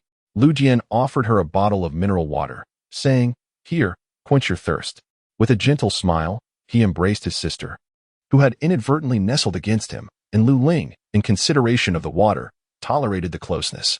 He then remarked, "This is from winter, just perfect for the occasion," and produced a plastic bottle filled with ice, placing it beside her. Lu Dian, well aware of the need for preparation, had collected ice made from pristine water, avoiding the necessity of bartering with ice manipulators as he had in his past life. Of course, with Chun Kaiwei around, procuring ice was convenient. Yet Lu Jian preferred not to let Lu Ling use items that belonged to another man. Upon hearing his words, Lu Ling joyfully twisted open the bottle and took a sip, also distributing the chilled water to the three companions in front of her. Lu Dian allowed her only a few sips before substituting it with a different beverage, advising, "It's not good for girls to drink icy water. Just sip something to cool down." Noticing her glare, his smile deepened in warmth as he gently kissed the corner of her lips, softly whispering, "Good girl." Lu Ling conceded defeat. The sluggish pace of their journey can be attributed not only to the inclement weather but also to the deplorable state of the roads. The previous snowstorms and floods have inflicted severe damage, compounded by the absence of any dedicated maintenance for the highways in the post-apocalyptic world. Consequently, they were compelled to advance at a snail's pace, and as nightfall approached, they sought a suitable place to rest. It appeared that many others were also making their way toward the capital. However, they chose not to travel in company with these strangers. This was due to a prudent wariness of others and a discernible sense of malice emanating from some individuals, leading them to politely decline any overtures made by others. As the sun reached its zenith, Lin Baobao, who was driving ahead, began to scout for a place to take their midday respite. Lu Jian retrieved a map from their supplies, which was remarkably detailed, even indicating the locations of villages and towns. He soon identified a nearby settlement and announced, "There is a town 3 kilometers ahead. We can rest there." Upon hearing this, Lin Baobao sprang to life with renewed vigor, akin to a surge of adrenaline, and communicated with the vehicle behind them via radio, subsequently accelerating their speed. Before long, they entered the town, which bore the unmistakable marks of desolation, evoking a sense of lifelessness akin to that of every other city in this new world, with only a few wandering zombies lingering in the streets. After parking the vehicle, they were beset by the zombies, drawn by the scent of fresh flesh. These were first-tier zombies, slightly faster than the average human. While Grandpa Mo remained in the vehicle, safeguarding the 2 children, the others disembarked to eliminate the undead threat. In addition to the boys wielding their supernatural abilities, the girls, armed merely with knives, exhibited formidable combat prowess. Over the course of these days of practical engagement, their skills in dealing with zombies had markedly improved, enabling them to dispatch the undead even more swiftly than their male counterparts with powers. Soon, they had cleared the surrounding area of zombies and chose a relatively clean house to rest in. Lin Baobao filled 2 buckets with water and then, propping her cheeks up, squatted in front of the electric fan with Lu Ling to enjoy the cool breeze. Nearby, Huang Xiling and Mo Yingying dampened towels to wipe away their sweat. And after freshening up, they went to assist Grandpa Mo in preparing lunch, while the boys gathered around a map to discuss their route. Suddenly, as Lu Jian With his gentle and pristine voice, glanced down at the map, he said, "Xiao Ling, lunch will be ready soon. Try not to eat too much ice." Lu Ling, who was just reaching for the ice cubes soaked in milk alongside Lin Baobao, stiffened. Under the watchful gaze of everyone, she scurried to the kitchen, clutching the box of milk-soaked ice to help Grandpa Emo with lunch preparations. Ignoring the peculiar looks directed at him, Lu Dian pointed to the map, stating, "City S is a coastal city. The broadcast mentioned that the entire area has been submerged by seawater. We cannot ascertain how much the sea level has risen. Thus, we will need to take an alternate route." Upon entering the kitchen, after Lu Ling had distributed the milk among Grandpa Mo and the others, Lin Baobao draped her arm around her shoulder and sympathetically remarked, "I never knew His Highness would be so much like a caretaker. You truly have a tough job." Lin Baobao indeed admired gentle and considerate men, but she preferred their attentiveness towards her rather than being treated like a child under the watchful eye of a maternal figure. Thus, her perception of the building had undergone a complete transformation. She found such a man utterly unbearable and resolved that he was best left to her resilient friends. Lunch consisted of cold noodles and chilled dishes, as it was likely no one could stomach hot meals in such sweltering weather. Therefore, Grandpa Mo prepared dishes primarily focused on refreshing, cold options. The cold noodles bore a resemblance to the preparation of liangpi, while the chilled dishes included mouth-watering chicken, blanched greens, and pickled vegetables. After their meal, Shi Mufeng, Wei Xian, and others deliberated on scouring the vicinity for supplies, intending to gather some for Wei Xian's storage space. Although they had partnered for their journey to the capital and shared meals, they maintained a clear division. The food in the building space was solely designated for the Mo family, while the Chen family had to provide for themselves. Lu Dian was not overly concerned about the quantity of food, but aimed to prevent fostering dependence among them, instilling the understanding that only through their own efforts could they secure sustenance. Shi Mufeng, Wei Xian, Chun Kaiwei, and Lin Baobao set off together, while the others remained indoors, with Lu Ling being somewhat forcefully encouraged by Lu Dian to take a midday rest.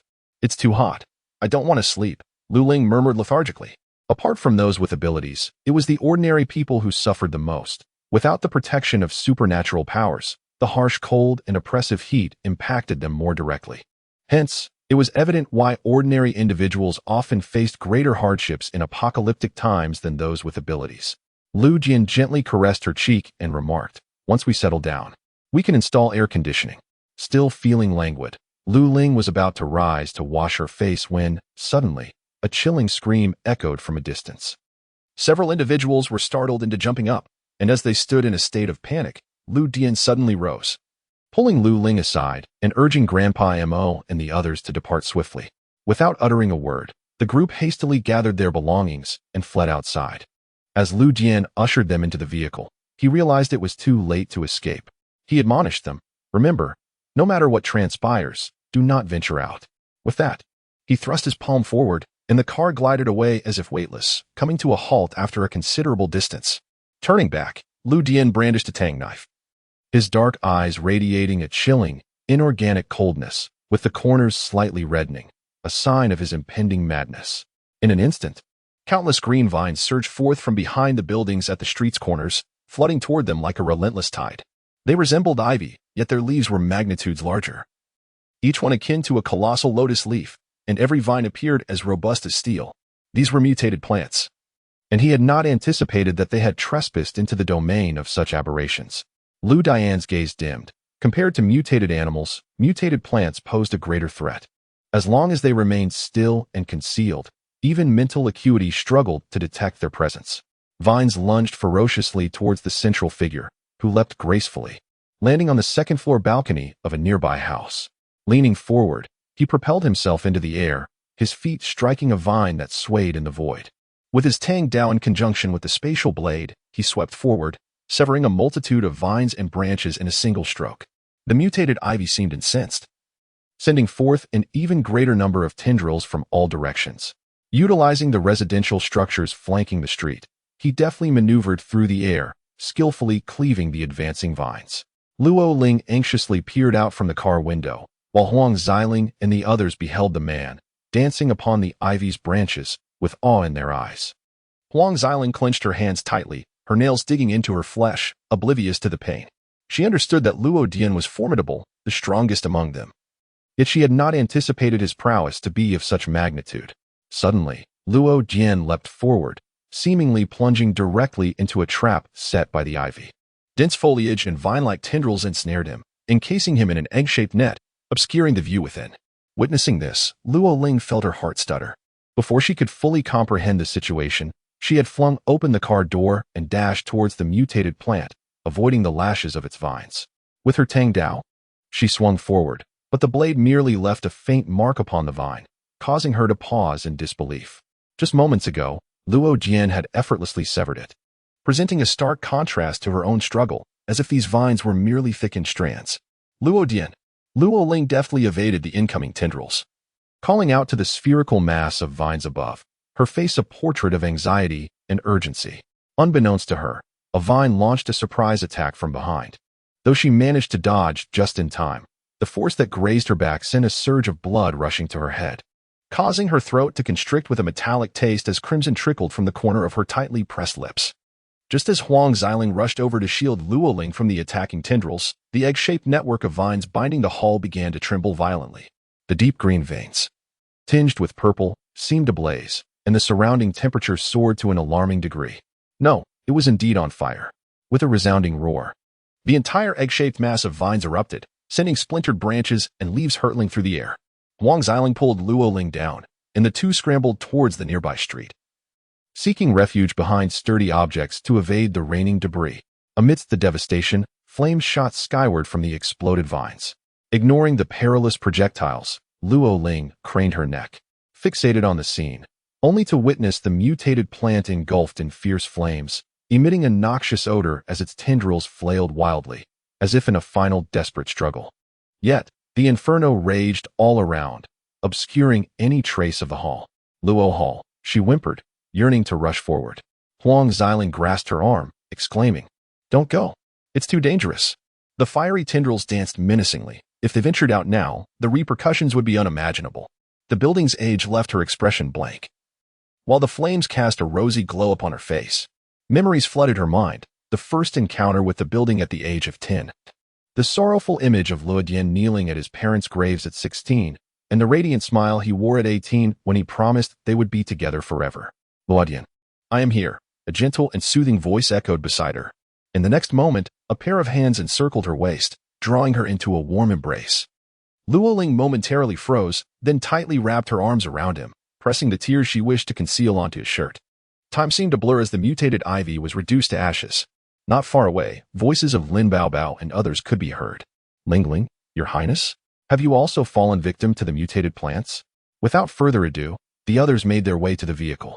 Luo Dian lifted Luo Ling effortlessly, and once they were inside the car, Lin Baobao caught a glimpse of Luo Ling's flushed face in the rearview mirror, which appeared quite unusual. "Ling, what is wrong with you?" Luo Ling felt dizzy, her vision blurring, and she managed a faint smile before fainting in Luo Dian's arms. Chapter 34. As evening fell, two vehicles approached along the heated roadway, eventually halting at a gas station by the roadside. Several cars were already parked there, indicating that others had claimed the spot. As the vehicle came to a stop, figures inside the gas station peered through the gaps in the windows, scrutinizing the occupants and gauging their strength and the abundance of supplies they carried. Upon the opening of the car door, the first to emerge was a girl with a cherubic face, clad in a sleeveless t-shirt, jeans, and sneakers, who alighted from the driver's seat and hurriedly made her way to the rear of the vehicle, swinging open the door. Following her was a man dressed in a long black shirt and trousers, who stepped out while cradling a figure in his arms. The individual, whose face was pressed against his chest, remained indistinct, though her silhouette suggested she was a woman. Next to exit were an elderly man and a child from the passenger seat. Concurrently, occupants from the second vehicle also disembarked, comprising 3 men, a strikingly beautiful woman, and a young boy of about 5 or 6 years. The captivating beauty of the woman caught the attention of onlookers at the gas station, eliciting lecherous glances. Fang Jie, known among the crowd as the leader, scrutinized the newcomers and swiftly reached a conclusion. They were not to be trifled with. Fang Jie's ability to ascertain their status without overt inquiry stemmed from his keen observation of their attire and demeanor, which revealed their resilience in this post-apocalyptic world. The mere fact that they presented themselves in clean garments with a healthy complexion indicated their fortitude. In such dire times, only those of considerable strength could maintain such cleanliness, nourishment, and vitality. Thus, when a handsome young man approached to negotiate, Fang Jie did not deter their entrance. Rather, he instructed those at the gas station to clear a space for the newcomers to rest. As Shi Mufeng and his companions entered, they beheld a throng of individuals clustered within the gas station, among whom there were 3 or 4 possessing abilities, while the remainder were ordinary folk. The ability users appear somewhat acceptable. Although they are somewhat unkempt, they still possess a semblance of humanity. In stark contrast, the ordinary individuals are not only filthy but also gaunt, their emaciated forms betraying the prolonged hunger they have endured. As they entered, a pungent odor, characteristic of summer sweat mingled with various other unpleasant scents, assailed their senses. Although it is understood that survival for ordinary people in a post-apocalyptic world is fraught with challenges, this marks their first encounter with such a grim reality. In the previous sanctuary of the base, the presence of the impeccably just and righteous General Lei Hongming ensured that the lives of the ordinary inhabitants remained bearable, though they were indeed somewhat thinner. They did not resemble these wretched souls, reduced to mere skin and bones. Shi Mufeng and his companions were profoundly impacted, their emotions oscillating wildly. Only Lu Jian remained indifferent, not sparing a glance as he made his way directly to a designated area at the gas station. Chen Kaiwei, cradling his nephew, and Grandpa Mo, tightly grasping his granddaughter's hand, silently followed suit. Though their eyes revealed a sense of compassion, they refrained from lingering, fearing that they might succumb to their emotions. Despite the turmoil in his heart, Shi Mufeng engaged in conversation with Fang Jie to ascertain the situation. He learned that Fang Jie and his companions aspired to seek refuge at the Huazhong base. Located in H province, this large base was established by the government, boasting formidable military strength and numerous powerful individuals, thus offering a greater sense of security compared to the smaller bases. The few ability users were comrades of Fang Jie, while the ordinary people were those they had rescued along the way, all united in their endeavor to seek sanctuary at the Huazhong base. This, of course, is merely a superficial explanation. Although Shi Mufeng and his companions were university students before the apocalypse, they were on the verge of graduation and had garnered some experience in society. Upon observing the exposed skin of several young women among the ordinary folk, they discerned the harrowing experiences these individuals had endured.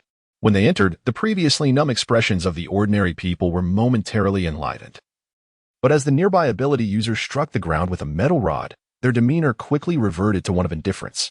Noticing someone pointing towards the building, while Zhang Jie pretended to scold a man without any intention of intervening, Shi Mufeng understood their intentions. He smiled and remarked, "She is our companion. It is merely the heat causing her discomfort.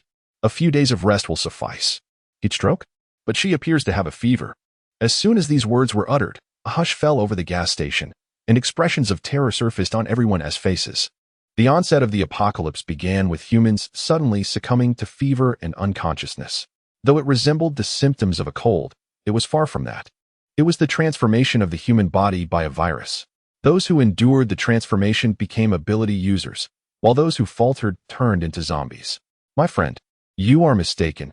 It truly is heat stroke," Shi Mufeng stated coldly, his tone resolute. The burly ability user remained unyielding. His robust physique exuded an intimidating presence. He thrust a metal rod into the ground with such ease that it penetrated the floor tiles as though they were mere tofu, disappearing to a depth of over 30 centimeters, clearly demonstrating his strength as an ability user. "You claim it is heat stroke. But who has to say you are not deceiving us? Should she become infected with the virus and transform into a zombie, what then?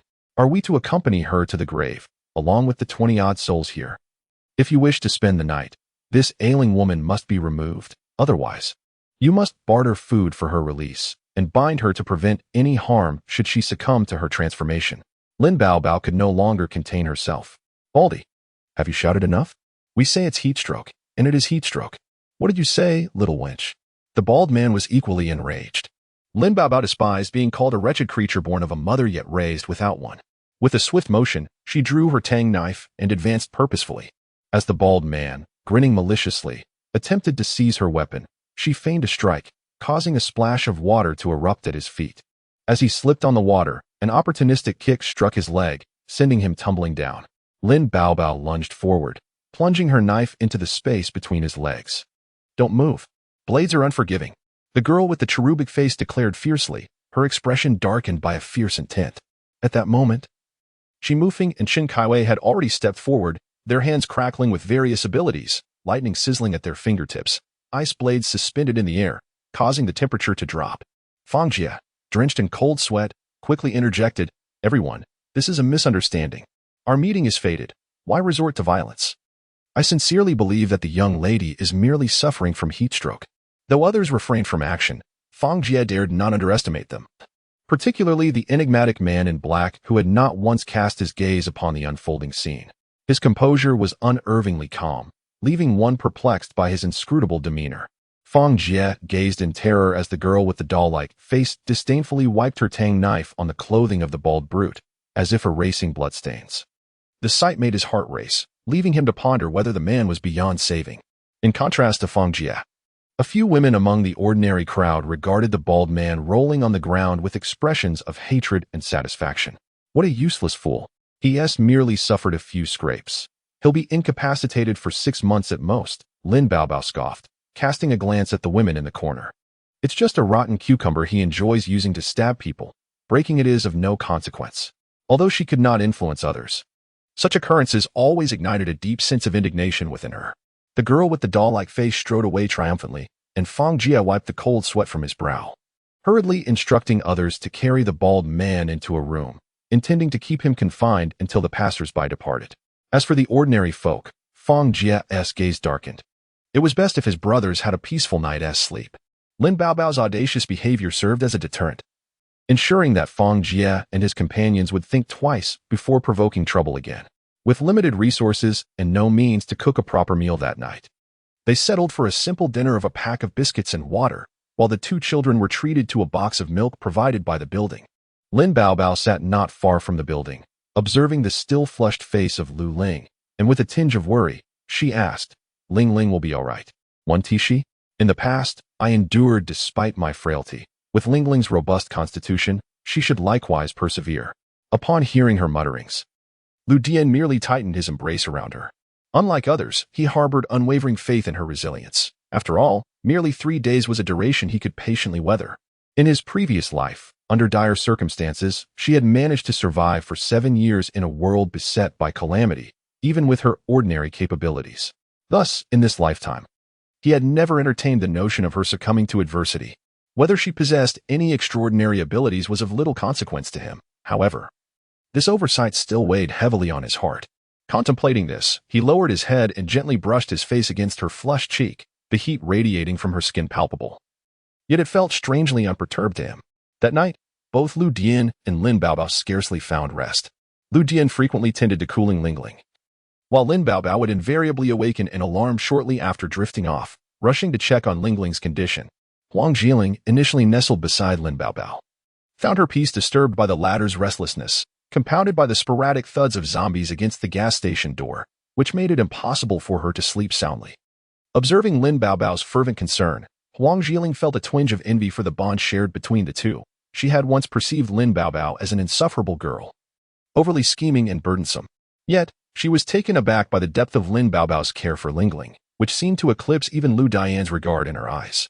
As Huang Jiling's thoughts meandered, an odd sound pierced the air, like the anguished sobs of a woman mingled with the heavy breaths of a man. Despite the intermittent thuds of zombies outside, the distressing noises were unmistakable. Huang Xiling bit her lip tightly. The incident at the gas station had made her acutely aware that to the practitioners of supernatural abilities, ordinary individuals were as insignificant as dogs. Had she not closely followed them after the apocalypse, and with the formidable presence of Lu Ling, an adept ordinary person, her fate would undoubtedly have been grim. Perhaps Shimu Feng would not abandon her, yet he would not allow her to live as comfortably as she does now. Shimu Feng is a man of ambition, and should new members with abilities join their ranks. At dawn, Lu Dian and his companions departed. The group of ordinary people watched in disbelief as they left, some displaying expressions of desire to follow, but ultimately recoiling under the threats posed by Fang Jie and his supernatural allies. Lin Baobao and the others feigned ignorance, eliminating the zombies that wandered near the gas station before driving away. The vehicle traveled for half a day, and at the peak of the midday sun, they opted to stop at a rural villa not far from a village. They drove into the villa, secured the doors, and after tidying up the premises, decided to stay for several days. Given Lu Ling's current condition was unsuitable for travel, Lu Dian wished to ensure she had a comfortable stay. Hence their departure from the gas station. Although Shimu Feng and the others felt a twinge of anxiety, They understood Lu Ling's esteemed position in Lu Dian's heart. Thus, they patiently awaited 3 days to see what abilities Lu Ling might awaken. Indeed, everyone believed that the stimulus she experienced would ignite her powers. No one doubted her resilience. Perhaps it was Lu Dian's unwavering confidence that reassured them, leading them to believe that Lu Ling would indeed persevere and emerge as one of the supernatural. When confronted with the threat of life after being scratched by a zombie, humanity often finds itself pushed to its limits, occasionally unlocking extraordinary abilities in moments of extreme duress. Such instances have been witnessed at Major Lei's base, rendering them unsurprised by Lu Ling's circumstances. It was likely that the shock of Lu Dian's demise had provoked a reaction in her, leading to her fever and the transformative changes occurring within her body. Lin Baobao entered, carefully balancing a bowl of soft, well-cooked meat porridge prepared by Grandpa Mo. Upon seeing the handsome man reclined against the bed, cradling the now slumbering figure, she noted with delight that the redness on her face had subsided. She tiptoed closer to examine Lu Ling's condition, relieved to find her breathing steadily. All that remained was to await her awakening. A profound joy welled up within her, tinged with a bittersweet irony. Initially believing her affections lay with Lu Dian, she now realized that her concern for Lu Ling far surpassed any feelings she harbored for Lu Dian. Perhaps it was the tragic marriage of her parents that taught her the value of friendship over romance. The abandonment of love for the sake of friendship brought her a sense of fulfillment. She could observe Lu Dian's injuries with a detached demeanor. Yet the sight of Lu Ling harmed stirred her emotions. She would feel an urge to scold her for her foolishness. Their playful camaraderie stood in stark contrast to the more complicated interactions she experienced with men. Indeed, friendship proved to be a more reassuring bond than love. After Lin Baobao departed, Lu Dian retrieved a bottle of water from the space around him, twisting off the cap to sip slowly. Suddenly, he sensed movement in his embrace and realized that the person who had been unconscious for 3 days had finally awakened. Luo Ling gazed perplexedly at the person embracing her. Suddenly recalling the mutated ivy, she sprang up, grasping his shoulders, her face nearly brushing against his as she breathlessly inquired, "Are you all right? Why did you not escape? Instead, you chose to leap in." Her flustered outburst was abruptly silenced as he pulled her close and pressed her onto the bed, her vision fading to black.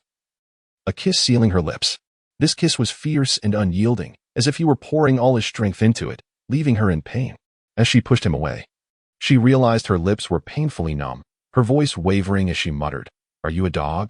You bite so hard." She touched the corner of her mouth and winced, discovering it had broken skin. Luo Jian smiled gently. "If I am a dog, then what are you?" Meeting his piercing gaze, Luo Ling fell silent. He held her close once more, kissing her softly, his touch tender and devoid of any lustful intent. This warmth and sensation were disarming, making it impossible for her to resent him, and she found herself acquiescing to his affectionate nuzzles.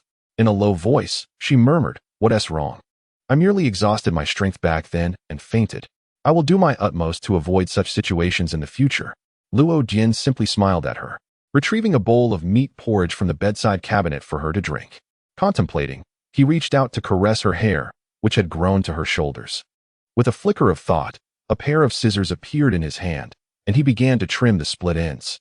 Luo Ling cast him a glance before lowering her head to continue sipping her porridge. Luo Ling, having consumed a bowl of congee, still felt the pangs of hunger gnawing at her after 3 long days. Observing her longing gaze, Lu Jian chuckled and said, "All right, let us venture out and see what delicious offerings Grandpa Mo has prepared." Upon witnessing her smile, which illuminated her eyes and radiated purity, he could not help but wish to capture and preserve such a delightful visage. In contrast to the polished facade he presented, she embodied true cleanliness in this apocalyptic world, impervious to any adversity that might attempt to shatter her spirit.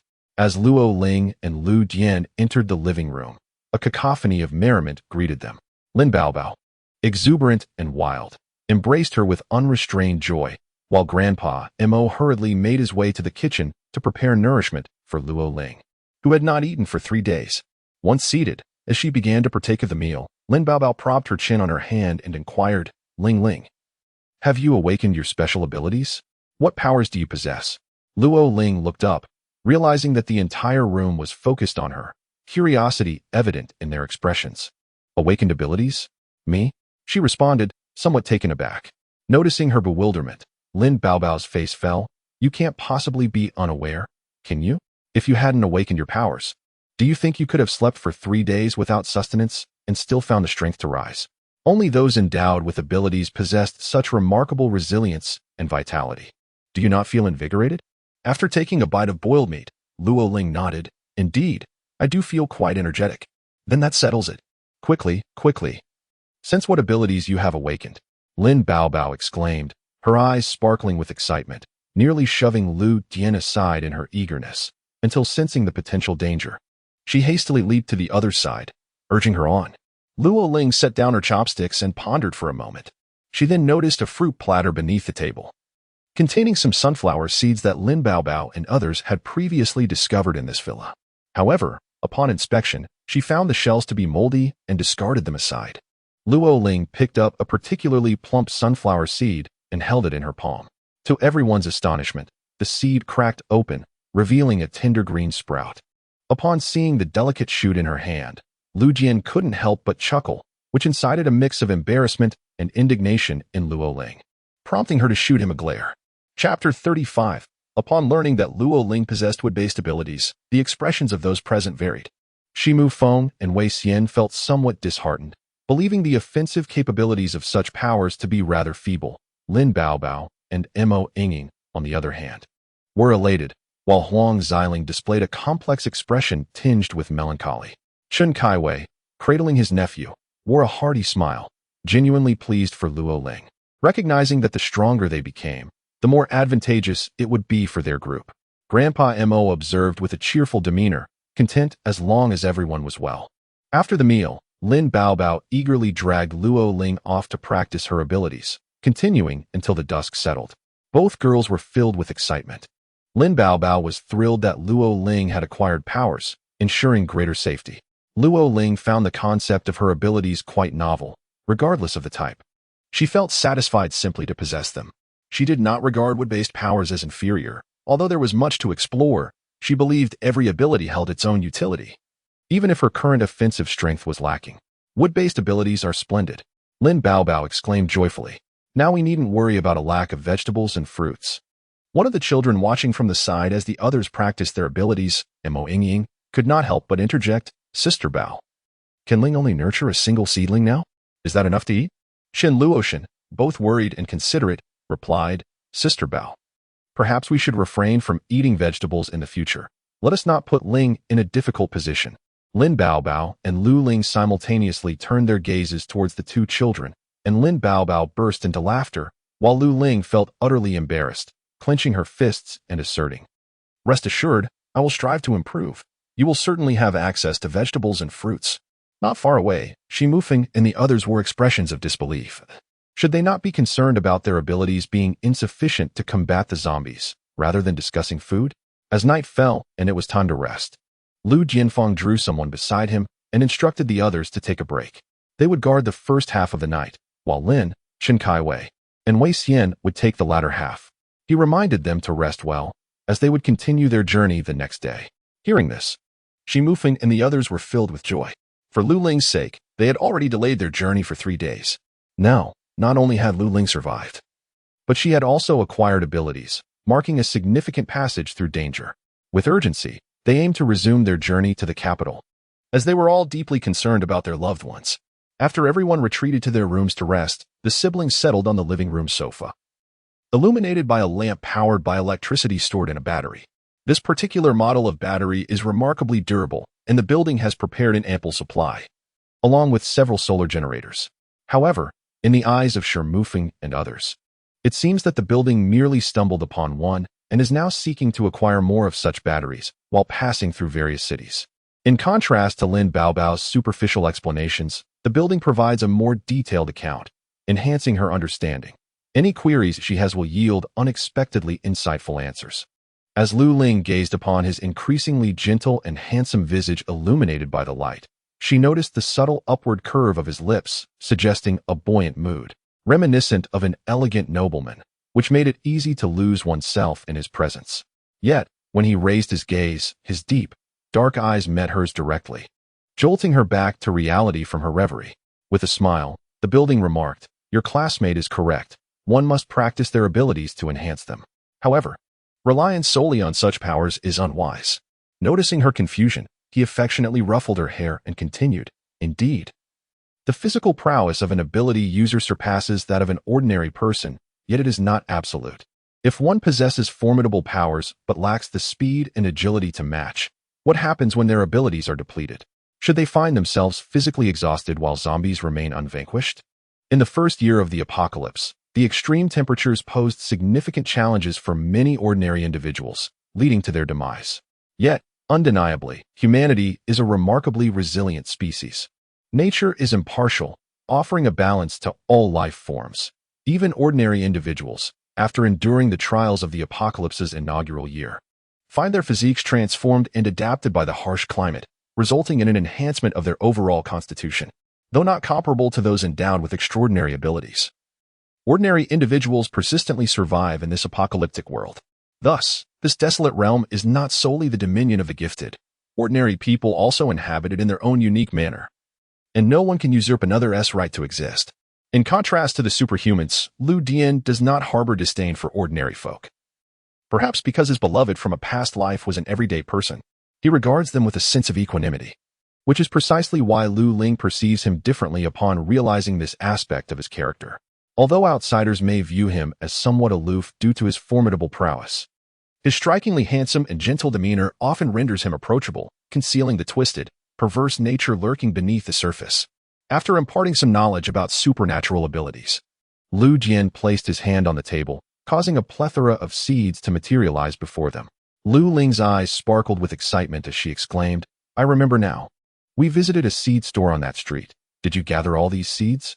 She picked up a conical seed, approximately 25 millimeters in diameter, and curiously inquired, "What kind of seed is this?" Lu Jian replied calmly, "Breadfruit seed." "And this one?" she asked, grasping another oddly shaped seed. "Milk tree," he stated. "What about this one?" "Cherimoya."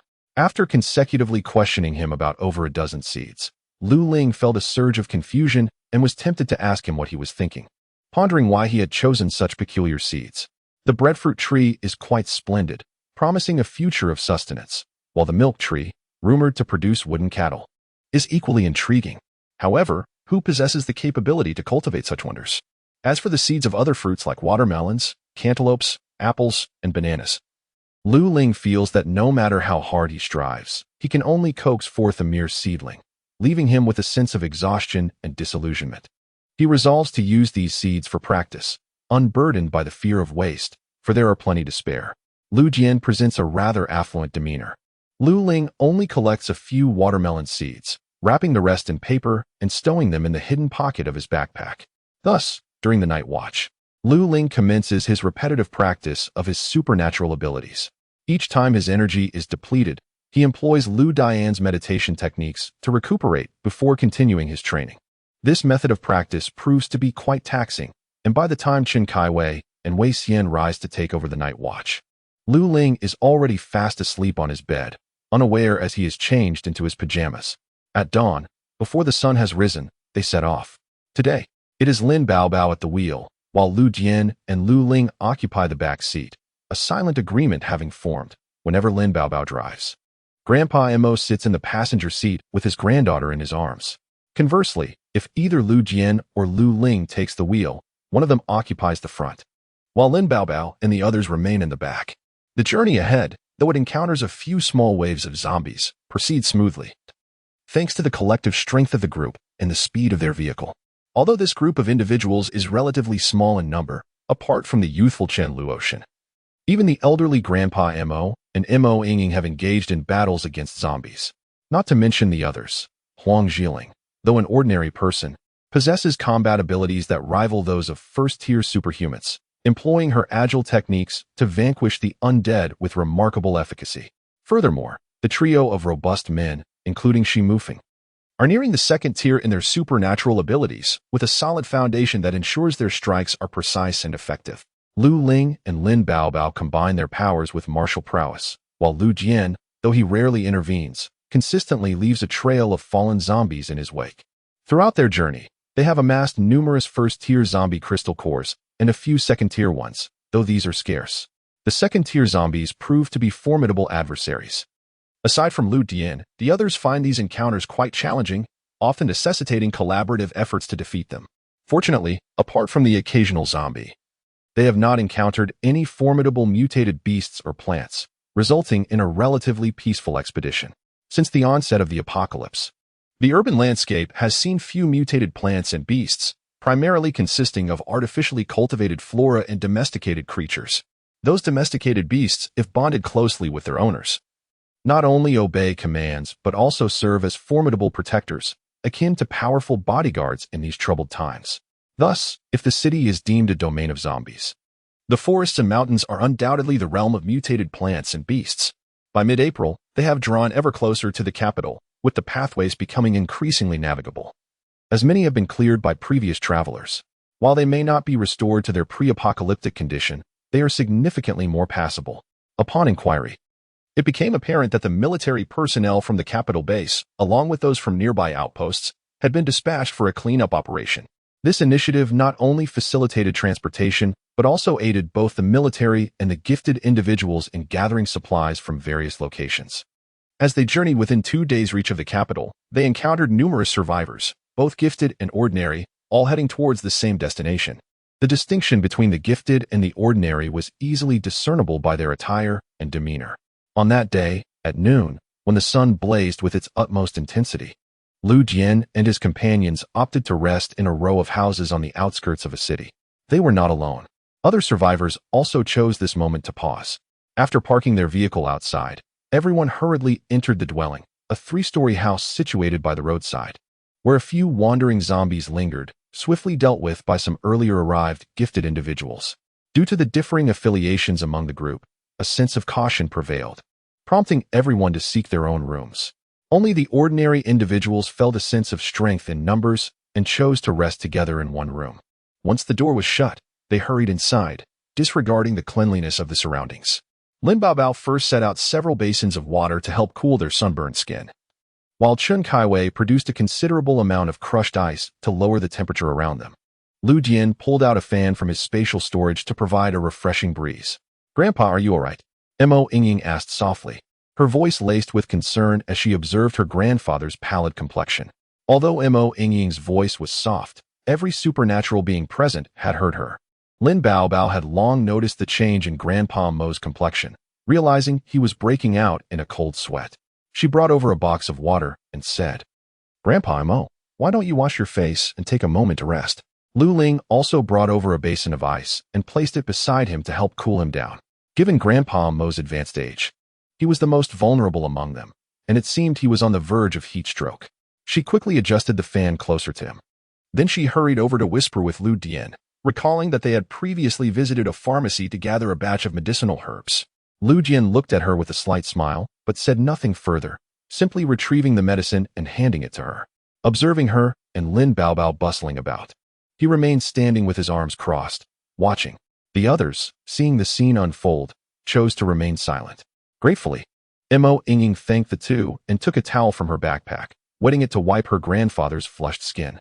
After resting for a while, Grandpa Mo insisted on getting up to prepare lunch, but Lu Ling and Lin Baobao restrained him. Lu Ling said, "Grandpa Mo, please take a break today. Just leave it to us." The others joined in urging him to rest, reasoning that skipping one meal would not be detrimental. After all, they could not bear to have an ill, elderly man toil over their lunch. The two young women, Lu Ling and Lin Baobao, were particularly averse to such treatment. And despite Grandpa Mo and his grandchildren being ordinary people, both maintained a composed demeanor. The age of the building holds little significance for both ordinary individuals and those with extraordinary abilities. Lin Baobao, having been close to her ordinary friend, harbored no prejudices against common folk. Rather, she had formed a bond over the half-year they had spent together, making her incapable of any cruel treatment towards the elderly. Lin Baobao and Lu Ling decided to showcase their skills during lunch, harmonizing in a delightful manner that brought laughter to their companions. The midday meal consisted of cold noodles and chilled side dishes, although the culinary skills of the three girls paled in comparison to those of Grandpa Mo. No one dared voice their dissent. As for Grandpa Mo, he was served a warm bowl of mung bean porridge. After lunch, they assigned Shi Mufeng and Huang Jiling to keep watch while the others took a moment to rest, planning to set out again when the sun began to dip toward the horizon. However, merely a few minutes into their brief respite, the sudden crack of gunfire echoed from a distance. In the aftermath of the apocalypse, despite the breakdown of order, the swift response of the Chinese government allowed the military to regain control over critical military zones and armaments factories, resulting in a scarcity of armed civilians. With most gunbearers being military personnel, such a barrage of gunfire strongly suggested the presence of soldiers. Lu Jian sat up, noticing the girl beside him gazing at him with bright, clear eyes. The distant gunshots not only captured Lu Dian's attention, but also stirred the nearby resting survivors. Even in these dire times, the Chinese populace retained a deep-seated reverence for their military. The mere sight of soldiers, even in silence, instilled a profound sense of reassurance. As the building's master rose, Lu Ling promptly followed suit, clutching a tang knife as he ascended. During their journey, everyone had been sleeping in their clothes, making it exceedingly convenient to rise at a moment's notice. The others had not succumbed to slumber either. Upon hearing the gunshot, they all opened their eyes. The master instructed the others to remain inside while he made his way to the rooftop, standing at the pinnacle and gazing into the distance. The sun bore down fiercely, and his dark attire seemed to absorb its scorching rays, while the sunlight cast a deep red hue upon his jet-black hair. Lu Ling's garments predominantly featured dark tones, which were less prone to stains, although they tended to absorb heat during the summer. It was undeniable that Lu Ling had a penchant for darker hues when choosing his clothing. At the very least, a simple roll on the ground would suffice to brush off the dust, sparing him the distress of feeling that his attire was unbearably filthy. Visually, it offered a measure of comfort. Standing atop the heights, the master extended his mental prowess outward, soon detecting several mental barriers. Regrettably, those barriers were too weak. Despite possessing a third-tier psychic ability, they were insufficient to notice his mental probing. After scanning the surroundings, he finally focused his mental energy on an individual, a subtle smile gracing his lips. Lu Ling, who had also been peering into the distance, caught sight of the upward curve of his lips, seemingly filled with delight, causing her heart to flutter uncontrollably. While it was a visual pleasure, she couldn't help but feel that he must have conjured some perverse thought, surely deriving joy from some sinister amusement. Lu Ling inhaled sharply. Weren't rats nocturnal creatures? How many undead rats could there possibly be? How many soldiers are there?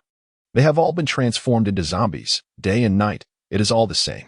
He chuckled, playfully pinching her cheek, oblivious to the whereabouts of the soldiers.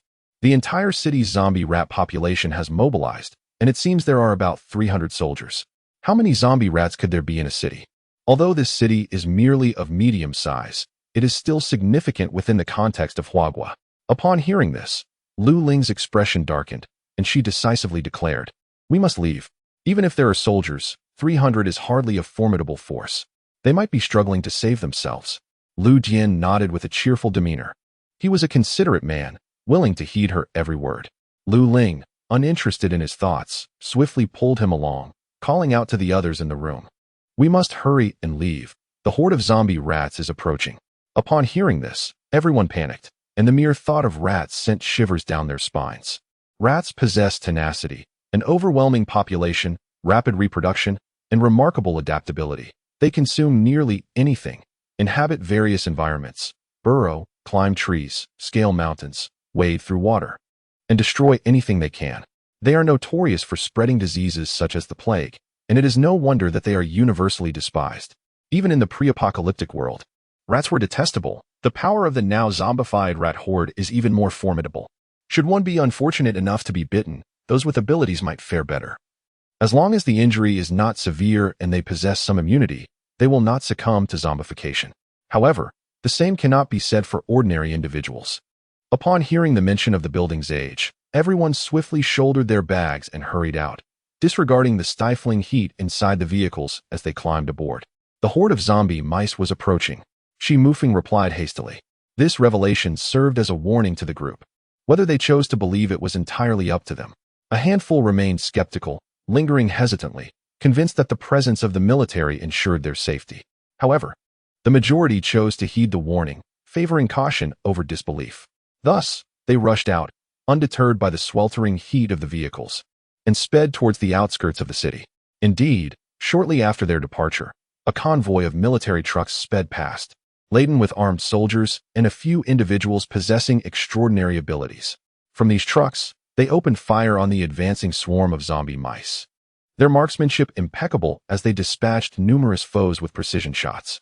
Yet, The sheer volume of the zombie mice was overwhelming, a sight that sent shivers down the spine. Although the survivors reacted with remarkable alacrity, it was not long before they were overtaken by the relentless tide of zombie mice, who burrowed through the ground, creating treacherous pits that nearly toppled their vehicles. They were compelled to halt, as the extraordinary beings among them unleashed their powers to combat the onslaught. While ordinary individuals huddled inside their vehicles, securing the doors with utmost determination, creating an impenetrable fortress amidst the chaos. Laudian and his companions quickly exited their vehicle, locking Grandpa Mo and the two children inside for their protection. Then, they formed a protective perimeter around the car, preparing to fend off the zombie mice. "Watch your step. They will emerge from beneath the ground," Laudian cautioned. At this moment, the practitioners of earth and metal abilities took center stage. The earth practitioners fortified the soil, erecting earthen walls to confine and annihilate the zombie rats, while the metal practitioners reinforced their footing with metal to shield themselves from the zombie rats that emerged from below, preventing them from being bitten. Indeed, the rats proved to be tenacious adversaries, evading defenses. Despite numerous warnings, many still suffered bites from the encroaching zombie rats. Shimu Feng and Chen Kai Wei unleashed their abilities against the zombie rats, deploying electric nets and ice spikes with commendable lethality. Wei Xian, a practitioner of spatial abilities, found his powers insufficient in comparison to theirs, opting instead to wield a blade alongside Huang Zhiling to meticulously slay the zombie rats, ever cautious of the potential bites. Lin Baobao positioned herself atop a vehicle, coordinating with Shimu Feng and Chen Kai Wei. She hurled a concentrated sphere of water into the throng of zombie rats. Upon detonation, Shimu Feng unleashed an electric net that dispatched numerous foes, while Chen Kai Wei seized the moment to freeze the water, immobilizing the rats before allowing Wei Xian and Huang Zhiling to finish them off with their blades. Luo Dian wielded his Tang Dao, refraining from using his abilities. Yet his speed was remarkable, causing a swath of zombie rats to collapse around him. Luo Ling fought alongside him, her combat prowess formidable, prior to becoming an ability practitioner. She had honed her martial skills through daily training under Luo Dian, making her exceptionally skilled. Now, as an ability practitioner, her physique had improved significantly, enhancing her speed and reflexes. The military's arrival marked a halt in the battle, as the road was obstructed and more zombie rats approached from behind, necessitating a cessation of hostilities. Fortunately, they had already departed the city, not all of the city, as zombie rats had emerged en masse. Although their numbers remained formidable, they had diminished by nearly 70%, totaling approximately 10,000. With concerted effort, they could still be vanquished. The battle raged on for 2 hours, and at last, the zombie rats were eradicated, yet the scene was one of devastation. Many survivors were injured or had perished. Ordinary civilians, however, fared better, having sheltered within their vehicles. As long as their cars remained unbreached, they were relatively safe. Military personnel arrived to assess the casualties, offering solace to the wounded abilities users. Dr. Feng from the Research Institute had confirmed that their bodies could resist the zombie virus. As long as one was alive, they would ultimately be unharmed. The military not only expressed their gratitude, but also provided a measure of supplies as compensation, which visibly improved the demeanor of the injured abilities users. Given the military's presence, the survivors could do little but begrudgingly accept their misfortune. The military explained that their incursion into the city was intended for resource collection, but they accidentally ventured into the territory of the zombie rats, thereby provoking them. The territories of zombie beasts and zombies were distinctly delineated, typically with careful navigation. One could avoid disturbing both.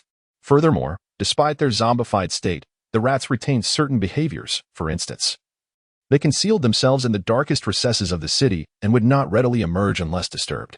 Although there was some curiosity regarding the military's unexpected encounter, the official explanation sufficed, and others prudently refrained from further inquiry.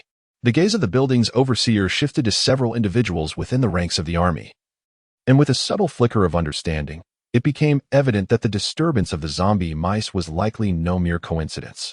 It was clear that something within the city had captured the attention of the military personnel, or perhaps those from the capital's research institute, prompting the deployment of troops to investigate. After a fierce battle, Lu Ling and his companions were utterly exhausted, each clutching a bottle of water, desperately replenishing the fluids lost during the strenuous encounter, especially under the relentless blaze of the sun, which exacerbated their dehydration. While they took a moment to hydrate and recuperate, The soldiers had already brought food as a gesture of gratitude. They also noticed the unusually high number of zombie mouse carcasses nearby, which altered the expressions of the group, reflecting a newfound respect, akin to the admiration one might reserve for the formidable. Following their negotiations, the task of clearing the battlefield commenced. The survivors gathered the remains of the zombie mice and piled them together, instructing the Earth-based ability users to excavate a pit in the open ground. Subsequently, the wind manipulators were tasked with using their powers to transport the carcasses into the pit, while the fire users incinerated them. The stench of burning zombie mice was quite unbearable, prompting a second-tier wind manipulator to direct the foul odor toward an uninhabited area.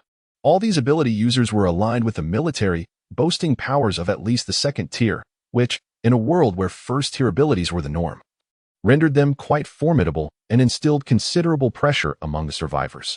Lin Baobao found the abilities of these supernatural individuals to be utterly arrogant. While everyone else was exhausted, they had already composed themselves with remarkable haste, sauntering over with an air of nonchalance, even adjusting their attire as they prepared to unleash their powers. Among them was a woman clad in a pristine white suit, her immaculate appearance evoking admiration. In the post-apocalyptic world, donning black attire was inconspicuous, yet standing out in a white ensemble amidst a throng of soldiers in military green was decidedly attention-grabbing, compelling many to glance repeatedly at the woman shielded by the soldiers. Unfazed by the stares, she held a newly developed zombie tracking device in her palm, attentively assessing the situation. Luden? A voice of surprise pierced the air, drawing the attention of Shimufeng and others who were resting. They turned to see the previously mentioned second-tier wind ability user looking over with an expression of delight. With his hands tucked into his pockets, his tall frame resembled a coat hanger, effortlessly exuding style even in simple attire. His striking features, with sharp brows and captivating eyes that seemed to spark with electricity, drew others in. A mischievous smile danced upon his lips, as if tempting women to mischief. He epitomized the archetype of a charming rogue, irresistibly attractive to women, many of whom could not help but steal glances at him. Coupled with his status as a second-tier ability user, he sent many into a frenzy. Luden's dark jade eyes remained tranquil, even cold, at the moment the man spoke, a stark contrast to the warmth radiating from those around him. Only Lu Ling, positioned across from him, perceived the shift. When he finally raised his gaze, his expression had returned to neutrality, arching an eyebrow in response to the voice. The handsome man, a paragon of charm, and the refined gentleman, two distinct archetypes of allure. Both capture one's attention in an incomparable manner. Suddenly, the second-tier wind elemental practitioner approached with long strides, his face alight with joy upon seeing a friend, arms outstretched for a long-awaited embrace. Yet, before he could reach his companion, he was unexpectedly kicked away by Lu Dian, his towering form soaring through the air before crashing to the ground with a resounding thud. Surely, it must have been painful. The onlookers were taken aback, utterly unprepared for Lu Dian's sudden aggression, which bore no semblance to that of a friend, but rather resembled that of a foe. Feng Xiaowan. Lu Dian pronounced each syllable deliberately, his voice soft and untainted, revealing no trace of emotion. Feng Xiaowan writhed in pain, all joy at seeing a friend extinguished. And as he leaped to his feet ready to unleash a tirade, he was interrupted by the gentle, clear voice. Feng Xiao, it has been so long. Yet you seem to have made no progress. Furthermore, I have expressed my aversion to close proximity. Do not let it happen again, lest you find yourself in a similar predicament. With that one remark, Feng Xiaowang found his ire dissipating, as memories of Lu Dian's eccentricities from their student days resurfaced. He rose, grumbling, "What nonsense is this? What era are we in? And you still cling to your ridiculous principles. Lu Dian, do you even recognize your old friend anymore?" Lu Dian regarded him with an indifferent glance before replying with a smile, "What was true then remains true now." Feng Xiaowang huffed in response, his expression darkening as he turned to leave. As Lu Ling was pulled into the vehicle by Lu Dian, she could not help but scrutinize his expression. His grip on her wrist was painfully tight, and after enduring the discomfort for a moment, she felt compelled to retaliate with a punch. However, her fist was swiftly ensnared by his quick reflexes, and for the first time, the depths of his dark, inscrutable eyes reflected her image. "Let go, it hurts," Lu Ling exclaimed, her tone laced with irritation. Although she was perplexed by his sudden shift to such odd behavior, she had no desire to endure any further pain. Lu Dian lowered his head and noticed the bruised mark encircling her wrist, a flicker of concern illuminating his gaze. Gently, he pressed his lips against her skin.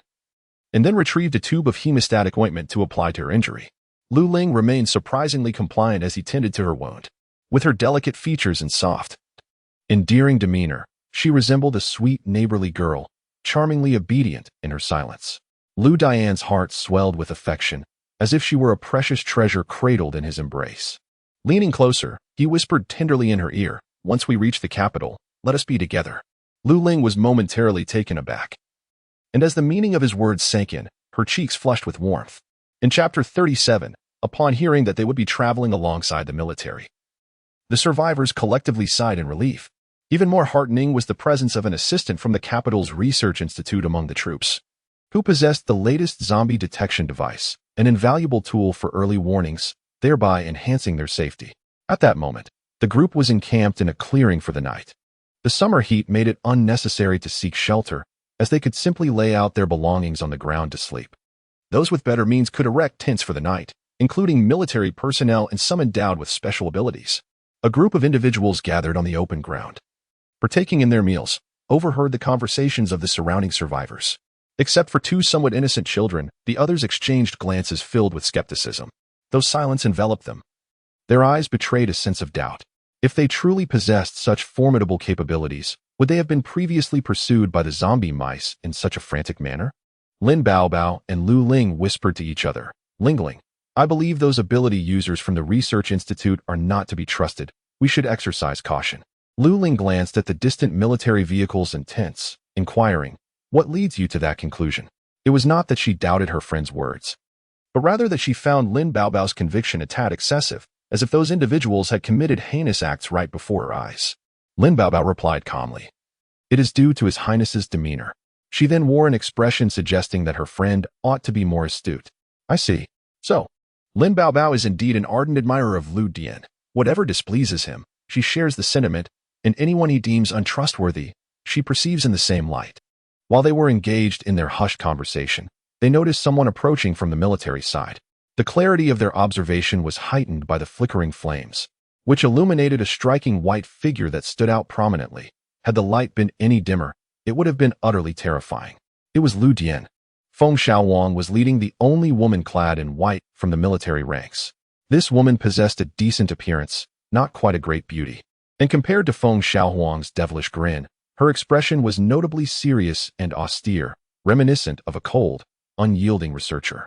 Her nose adorned with a pair of black-framed glasses added an air of sophistication and intellect.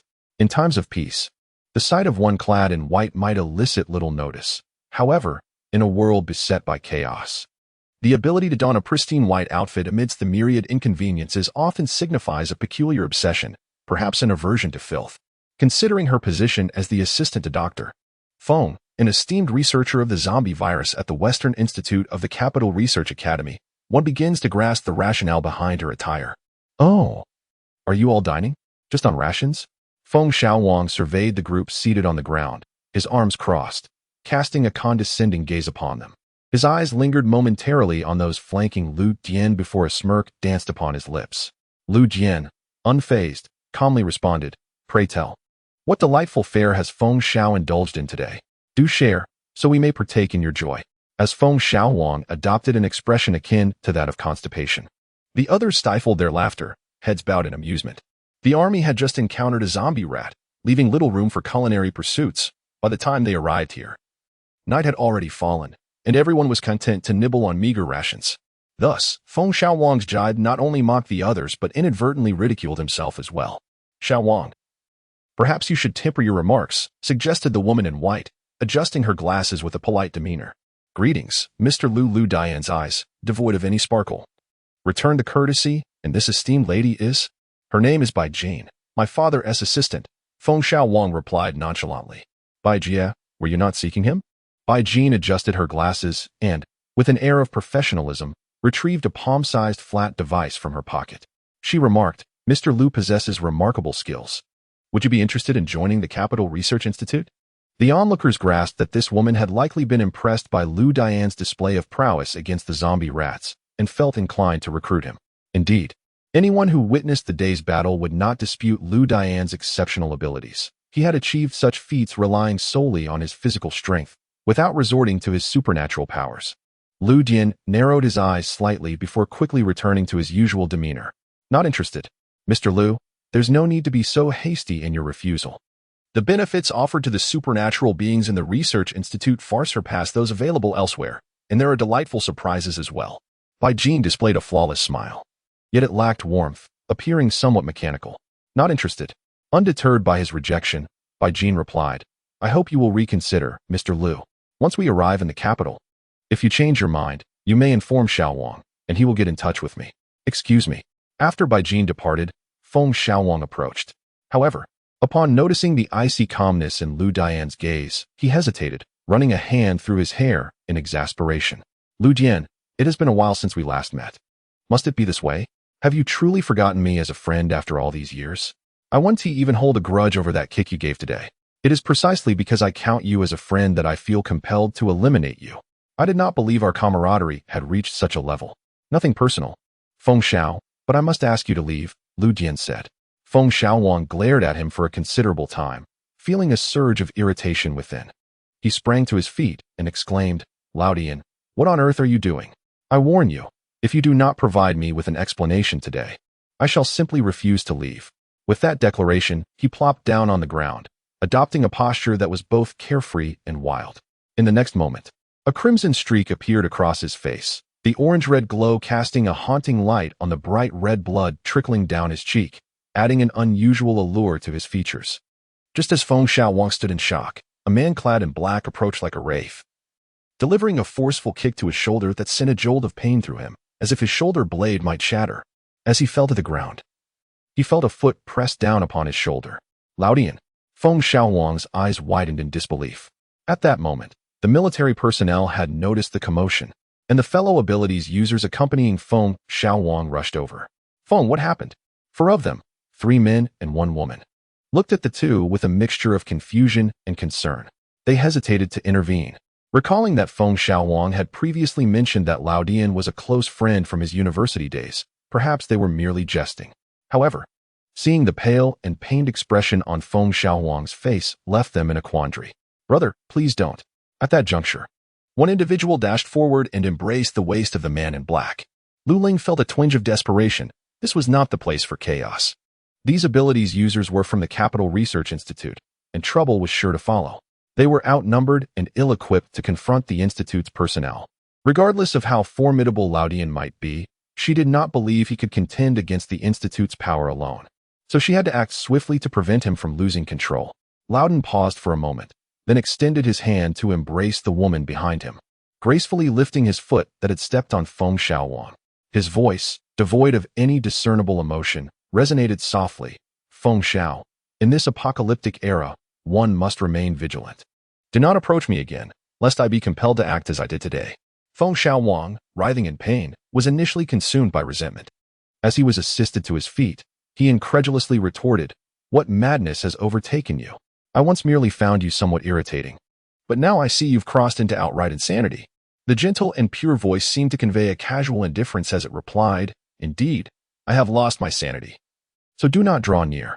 With that, Lao Dian took Luo Ling and turned sharply behind the vehicle, entering one of the tents. Feng Xiaowang's expression contorted as he glared at the spot where Lao Dian had vanished, his mood dark and unpredictable. Eventually, with the support of his companions, he departed. Feng Xiao, are you all right? Qin Wei inquired, lightly touching Feng Xiaowang's shoulder. Hearing his muffled groan of pain, her expression grew somber as she hurriedly led him towards the convoy, making their way to the tent where Bai Jin resided. Bai Jin had just changed into a pure white nightgown and was preparing to rest when she noticed Feng Xiaowang being helped inside. Her countenance shifted with concern as she asked, What has happened to Xiaowang? Quickly, assist him here. As they removed Feng Xiaowang's upper garment, revealing a dark crimson bruise on his shoulder, a collective gasp escaped the onlookers. What kind of force could inflict such harm upon a second-tier ability user? The second-tier abilities have not only significantly enhanced their strength, but also improved their physical attributes compared to first-tier abilities. However, it seems they can be easily injured, as if they were mere blocks of tofu. The group exchanged glances and recounted the recent events. Feng Xiaowang sat sullenly at the side, his mind still preoccupied with Lu Dian's actions, feeling both furious and aggrieved. A sense of determination welled up within him. Given the circumstances, He had no intention of acknowledging his so-called friend any longer. Do you know what abilities he possesses? Bai Jin suddenly inquired. The four exchanged glances. And Qinwei shook his head, saying, I'm not certain. It seems he hasn't utilized any abilities. Even when we confronted the zombie rats today, I did not notice him employing any powers. Perhaps he possesses abilities related to strength or speed, someone interjected. Remembering Lu Dian's almost ghostly speed and the force capable of injuring a second-tier ability user, this speculation made sense. Yet, in their eyes, such physical mutants were always regarded as inferior to ability users, often dismissed without a second thought. They had not anticipated encountering such a peculiar individual today. And it was no wonder he felt emboldened to injure the son of Dr. Feng from the western branch of the Capital Research Institute. After failing to reach a consensus, Bai Jin disregarded the matter and began tending to Feng Xiaowang's wounds. Once the others departed, he remarked, Xiaowang, it appears that Lu Dian is a difficult type to subdue. If we cannot utilize him, we should eliminate him. Although it would be desirable to recruit such a formidable individual into the Research Institute, if he cannot serve our purposes, keeping him around would be futile. Feng Xiaowang vehemently opposed the notion. No? Bai Jin raised an eyebrow, regarding him as one would a petulant child, which irked Feng Xiaowang further. Feng Xiaowang felt a surge of agitation, expressing his discontent. The pavilion was never like this before. Just wait and see, Bai Jia. Do not make hasty decisions. With that, he cast a sharp glance at her as a warning. Bai Jin nodded nonchalantly, and once he was escorted away, she activated her communicator. Upon entering the tent, Lu Ling was suddenly tackled to the ground, pinned down with fierce intensity, as a tempest of fervent advances assailed her. It's so hot, get up, she urged, pushing against his chest. However, Lu Dian refused to rise, instead pulling her into his embrace, tenderly nuzzling her face. Completely devoid of the earlier violent demeanor. What happened to you just now? Did they provoke you? She carefully chose her words. Feeling that it was more than mere provocation, it was as if they bore a grudge akin to familial vengeance, a desire to inflict twisted torment upon them, compelling them to regret their existence. It must be noted that for the first time, Lu Ling's mind resonated with a darker inclination, as this was indeed how tormentors thought, slowly torturing their victims, for a swift demise would be too lenient. Although they had already perished once in a previous life, they remained alive in this one, and witnessing their carefree existence stirred discontent within her. What should I do? Yes, they have indeed provoked me. I must keep my distance from them in the future, he said gently. Lu Ling's lips twitched. She couldn't shake the feeling that his tone resembled that of someone soothing a child. Nevertheless, the events of the day had made her realize it would be wise to steer clear of such individuals, lest this man inexplicably descend into madness once more. It is peculiar that, even though the other party had not yet acted, and it was evidently the lofty palace that was bullying her, she unreservedly favored him, even going so far as to find excuses for him while distancing herself from the others. Upon realizing this, Lu Ling's expression darkened, pondering whether she had been overly tamed by this perverse individual. Seeing her nod obediently, the man could not help but feel his heart soften, and he embraced her affectionately, indulging in her warmth. As the night deepened, the outside world was enveloped in silence, save for the distant sounds of patrolling footsteps. In the darkness, the man opened his pitch-black eyes, a cold smile gracing his lips. His mental energy unfurled like fine threads, enveloping the entire tent in a protective cocoon. Just as an unfamiliar mental force began to creep into pry, his energy transformed into a chilling menace, shattering the intrusive presence. A distant scream echoed through the night, prompting the man to swiftly cover the ears of his slumbering companion, relieved to find that her sleep remained undisturbed. Sister Bai. The abilities users responsible for safeguarding Bai Jin rushed in upon hearing the scream, only to find her collapsed on the ground, blood oozing from her mouth, her face ashen, drenched in sweat, and contorted in agony. What happened to Sister Bai? The crowd hurriedly assisted her onto the bed, while a female ability user changed her clothes. Soaked from cold sweat, Bai Jin held her head in her trembling hands, murmuring, "My mental power is destroyed." As the others grasped the gravity of her words, they gasped in horror. Bai Jin, a psychic with exceptional mental capabilities, has rapidly ascended to the third tier of ability after her research institute uncovered the functions of the zombie crystal nucleus. This makes her one of the elite third-tier abilities in the capital. However, how could she be so easily destroyed? What exactly transpired? Chapter 38. After a peaceful night. As dawn broke, the group rose early to gather their belongings and proceeded to follow the military towards the capital. By midday, under the scorching sun. They paused for rest in a deserted village. This village had no survivors. Apart from a few wandering zombies, it was remarkably clean, suggesting that it had been previously cleared and transformed into a resting station for travelers. Many survivors passing through chose this location to recuperate. In comparison to the multitude of threats posed by zombies in the towns, these villages situated alongside highways had become sanctuaries for survivors. The sparse population made it easier to eliminate the undead, thus rendering it an ideal resting place, free from the dangers of urban zombie sieges. However, one must remain cautious of the village's proximity to the city to avoid attracting zombies with the fresh blood of numerous survivors. The military first selected suitable houses, and the psychics from the Research Institute, with solemn expressions, moved into their accommodations.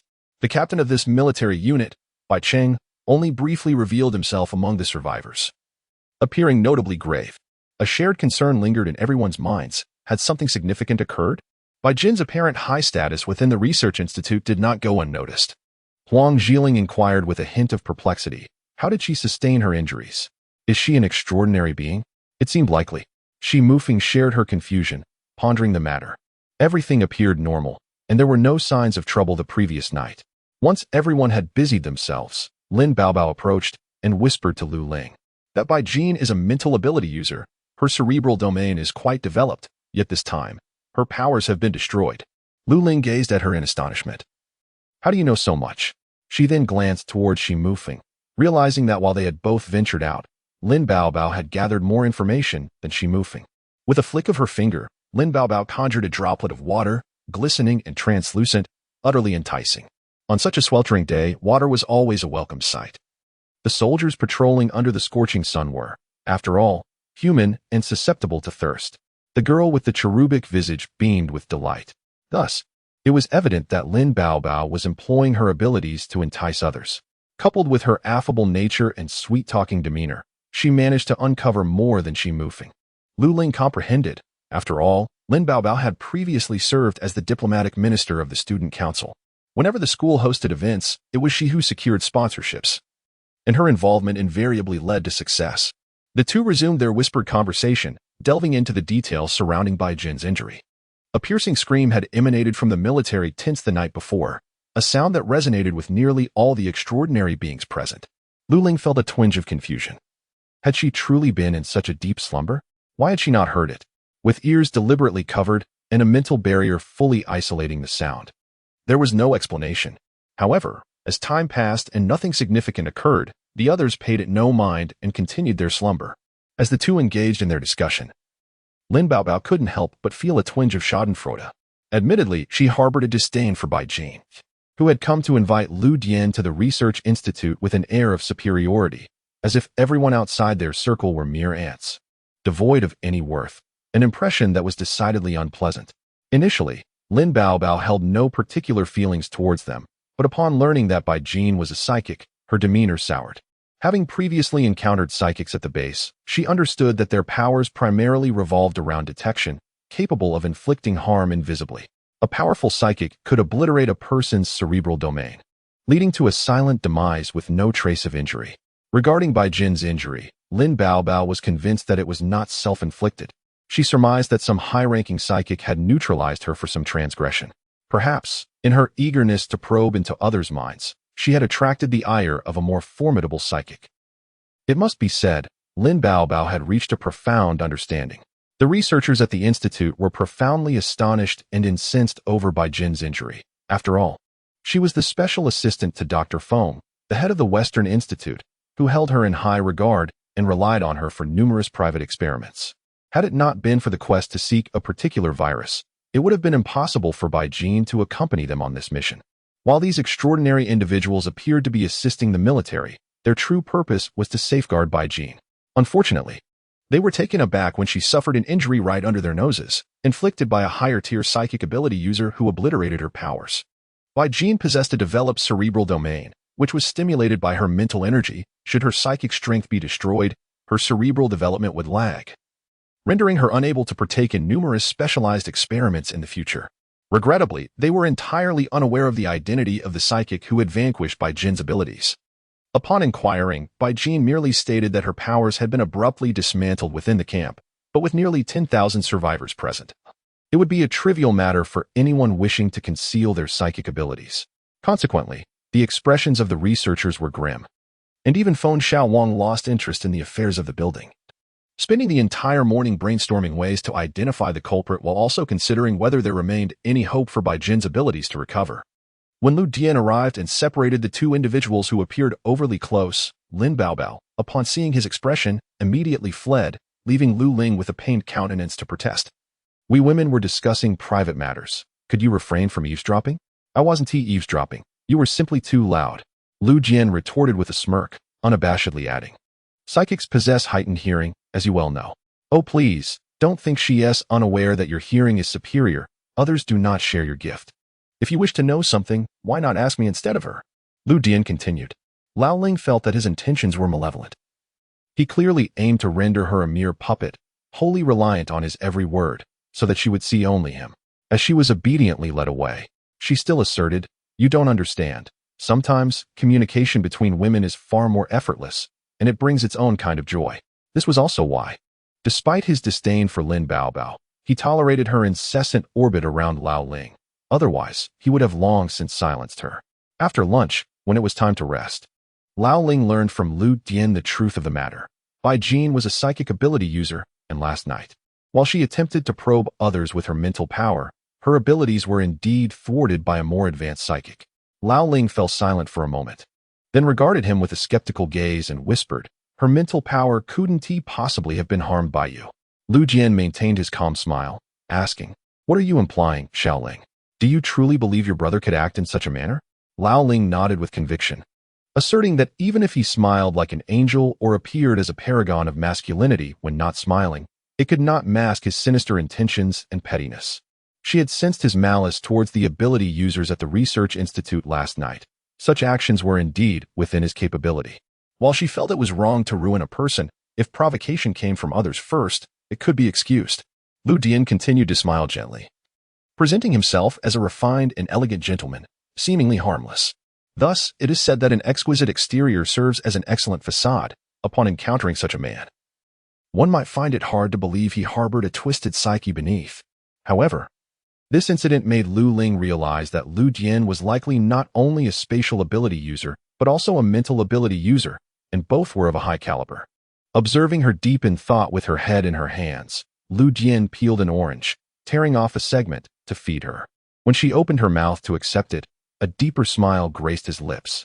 Suddenly, he felt a compelling urge to keep her close, to personally attend to her every need, but he feared that such an impulse would surely frighten her away once more.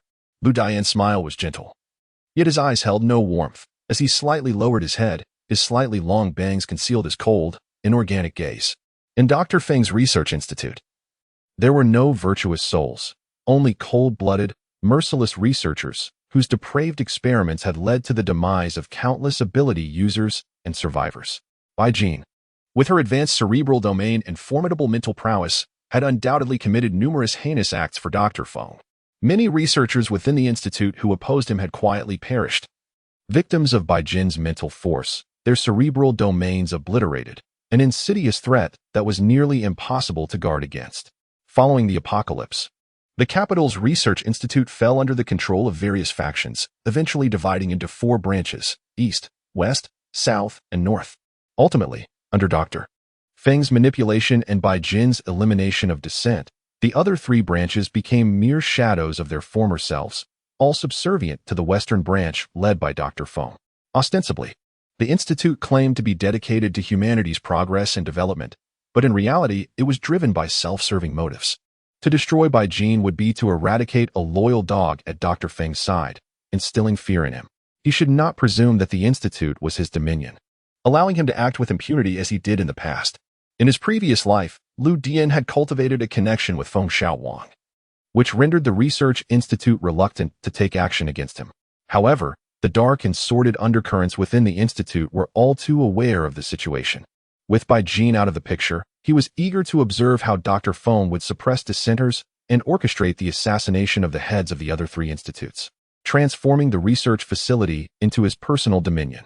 Rather than resorting to outright murder, he found a certain satisfaction in the gradual destruction of their most valued possessions, relishing the prospect of bringing ruin upon them all. As these thoughts crossed his mind, a gentle softness enveloped his features. He glanced at the girl beside him, diligently practicing her abilities and obediently consuming the food he offered, which filled him with increasing delight. In a bold gesture, he leaned in and kissed her as she opened her mouth.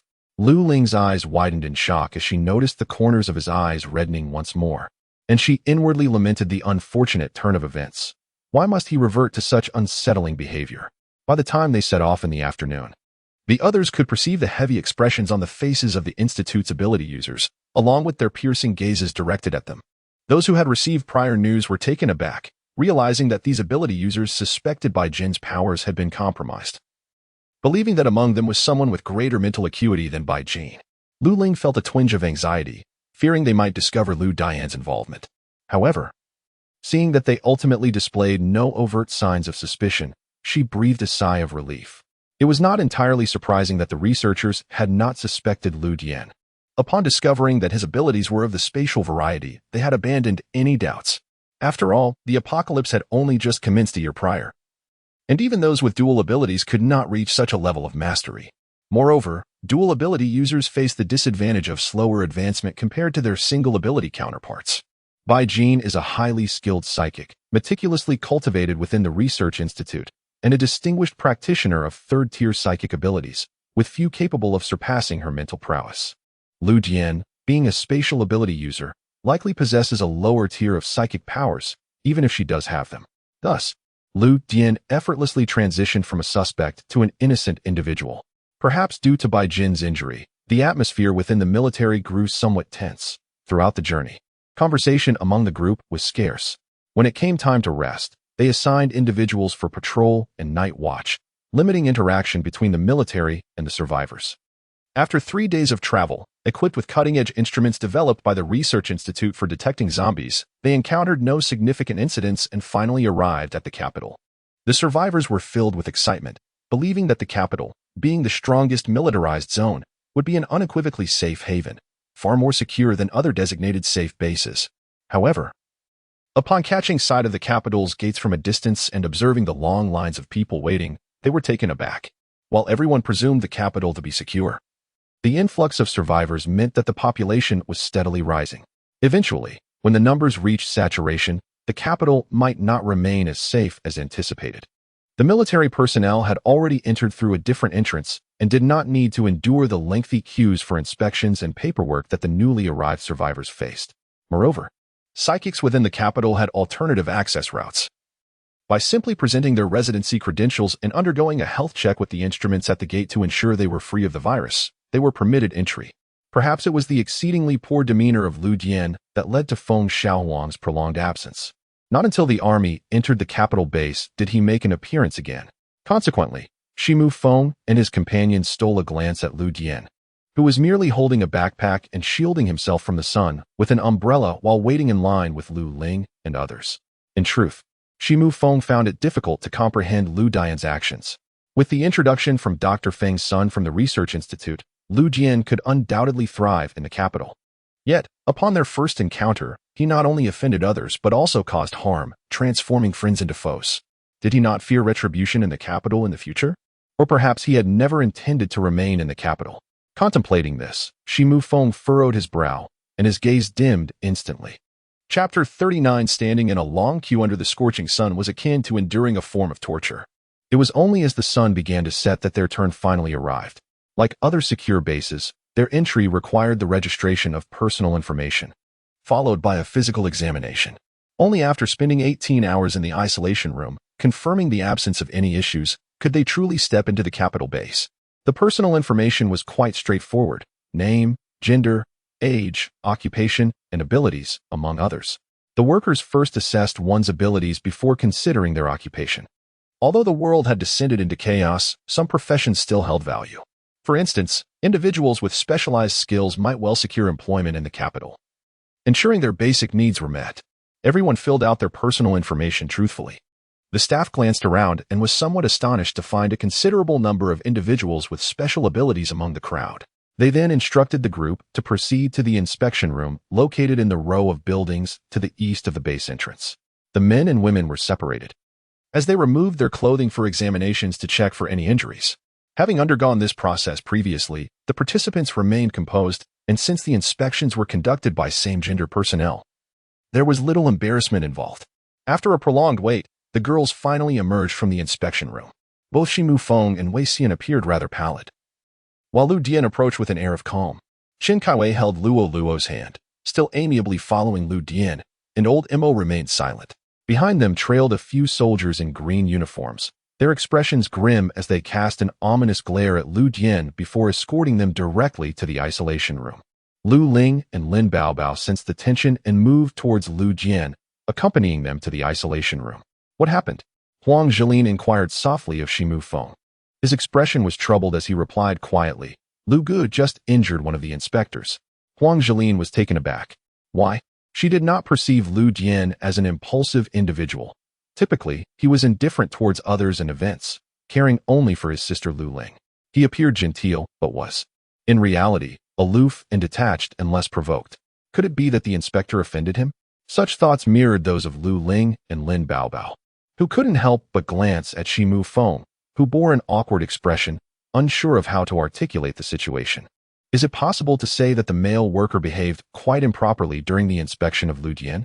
Such suggestive actions unmistakably point to a certain inclination, and Lu Dian's striking appearance indeed aligns with the preferences of certain men. In this post-apocalyptic world, who cares whether one favors men or women? The priority lies in survival and satiation, hence, such matters are often tacitly understood. However, Lu Dian is an entirely ordinary man with a woman he cherishes. And given his reputation for being formidable, he could not endure such brazen conduct from another man. Consequently, he crushed the bones of the offending hand on the spot. One could only conclude that the male worker misjudged the situation. Not every handsome individual, resembling a delicate scholar, is easily intimidated. Lu Dian's exterior is profoundly deceptive. Yet he is, in truth, a viciously deranged individual. Even if the other man attempted to take liberties under the guise of an inspection, such behavior is intolerable. And although he could have eliminated the threat, he refrained out of consideration for the surroundings. This incident, while seemingly trivial, is not insignificant. Causing a ruckus upon entering the base had naturally concerned Shimu Feng and Wei Xian. Fortunately, it seems Lu Dian employed some means to persuade the worker to ultimately accept blame for the incident, thereby averting further inquiry. Lu Ling and Lin Baobao, eavesdropping intently, felt reassured upon hearing Shimu Feng mention that the staff member had voluntarily taken responsibility. Luo Ling obediently held his hand, gazing up at his handsome visage, oblivious to the fact that this man had previously been targeted by a male admirer who had subjected him to a rather harsh reprimand, rendering that man utterly incapacitated.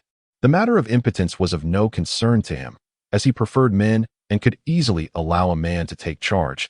Such matters were rendered irrelevant. Although Luo Ling often found his behavior eccentric, she could not tolerate anyone bullying this peculiar individual. Thus, when she learned of his altercation, she dismissed it without much contemplation, unlike Shimu Feng and the others who pondered it further. Upon entering a confinement room, the two soldiers ushered them inside and secured the iron door. Both the door and window were reinforced with a special metallic grid, allowing for clear visibility from both inside and outside to prevent any unforeseen incidents. This isolation chamber spanned approximately 100 square meters, already occupied by dozens of survivors who had settled on the ground, resting with closed eyes. Some remained in their meditative state upon their arrival, while others cast a fleeting glance before resuming their original posture. Luo Dian and his companions also found a vacant space to sit. He took out a cushion from his belongings and laid it down before pulling Luo Ling down beside him. Lin Baobao and the others, well aware of his cleanliness obsession, were unfazed and simply sat on the ground with their backpacks in hand. As dusk approached, the group produced biscuits and water for their evening meal, making do with what they had. The other survivors in the room, upon hearing the rustling of food, could not help but glance toward their provisions, swallowing hard with expressions of hunger that rendered the group somewhat uneasy about their meal. The oppressive atmosphere was suffocating, not merely a psychological discomfort, compounded by the sweltering heat. With 50 or 60 individuals confined within the same room, the stench was overwhelming, further exacerbating the heat. Grandfather Imo fashioned a fan from a piece of stiff paper, gently fanning his granddaughter, while Qin Kaiwei placed some ice around his nephew to provide a modicum of relief. Huang Xiling endured the most, beads of sweat cascading down her face. Gritting her teeth, she persevered until Shimu Feng, with a resigned sigh, instructed Chun Kaiwei to freeze a bottle of water and place it in her hand for some respite. As twilight descended, the room was illuminated by the orange glow of small bulbs typically used in rural areas, intended to allow the soldiers stationed outside to discern any developments within. Should any individual exhibit signs of mutation, they would be able to respond promptly. This, however, left the survivors within the room too anxious to sleep, fearful that a nearby companion might transform and inadvertently harm them. Fortunately, Lu Ling and a few other young women managed to drift off peacefully, while the men conferred and decided to take turns keeping watch, thus alleviating some of the tension. Lu Ling surveyed her surroundings before nestling into the embrace of Lu Dian and succumbing to slumber. The night passed without incident, and it was not until noon the following day that they were released from the isolation chamber.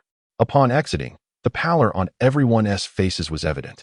Yet the smiles they wore were inescapable. They had truly arrived in the capital. As they strolled along the streets of the capital base, though merely on the outskirts, the area was impeccably clean and bustling with activity. If one were to overlook the entrance to the base behind them, it would be easy to forget that they were living in an apocalyptic world.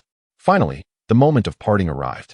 At the street corner, Shimufeng and others expressed their desire to seek out their families, as they all had relatives residing in the capital.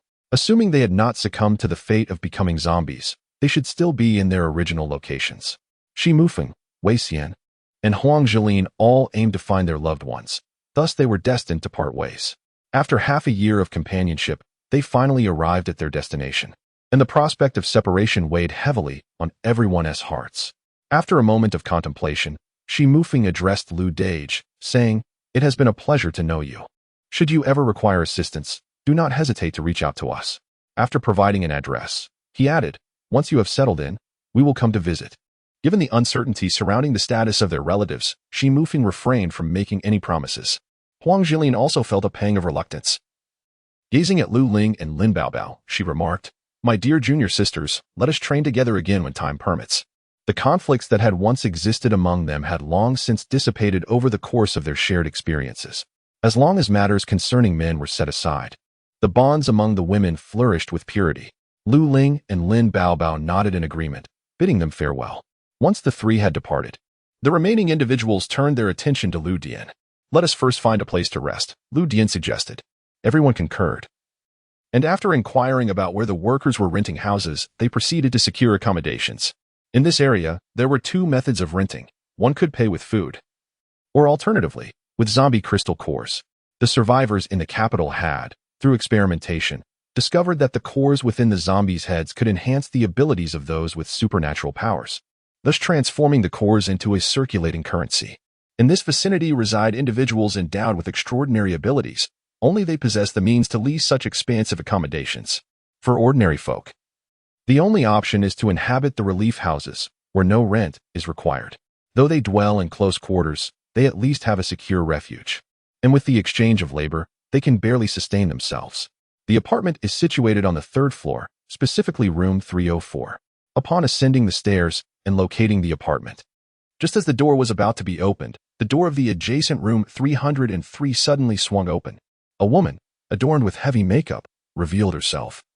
And upon seeing them, her expression shifted slightly to one of surprise. Her gaze swept over the group before settling on the figure of Lu Dian. "Hello. Do you also reside here?" The woman greeted with a smile, clad in a sleeveless, form-fitting leather outfit that accentuated her alluring physique. Effortlessly capturing the attention of the two young women, Lu Ling and Lin Baobao, who stared unabashedly at her voluptuous curves. Lin Baobao reluctantly shifted her gaze from the woman's bosom to her face, returning the smile and waving in greeting. "Indeed, may I inquire how to address you, dear sister?" The woman, slightly perturbed by the term dear sister, scanned the faces of Lin Baobao and Lu Ling.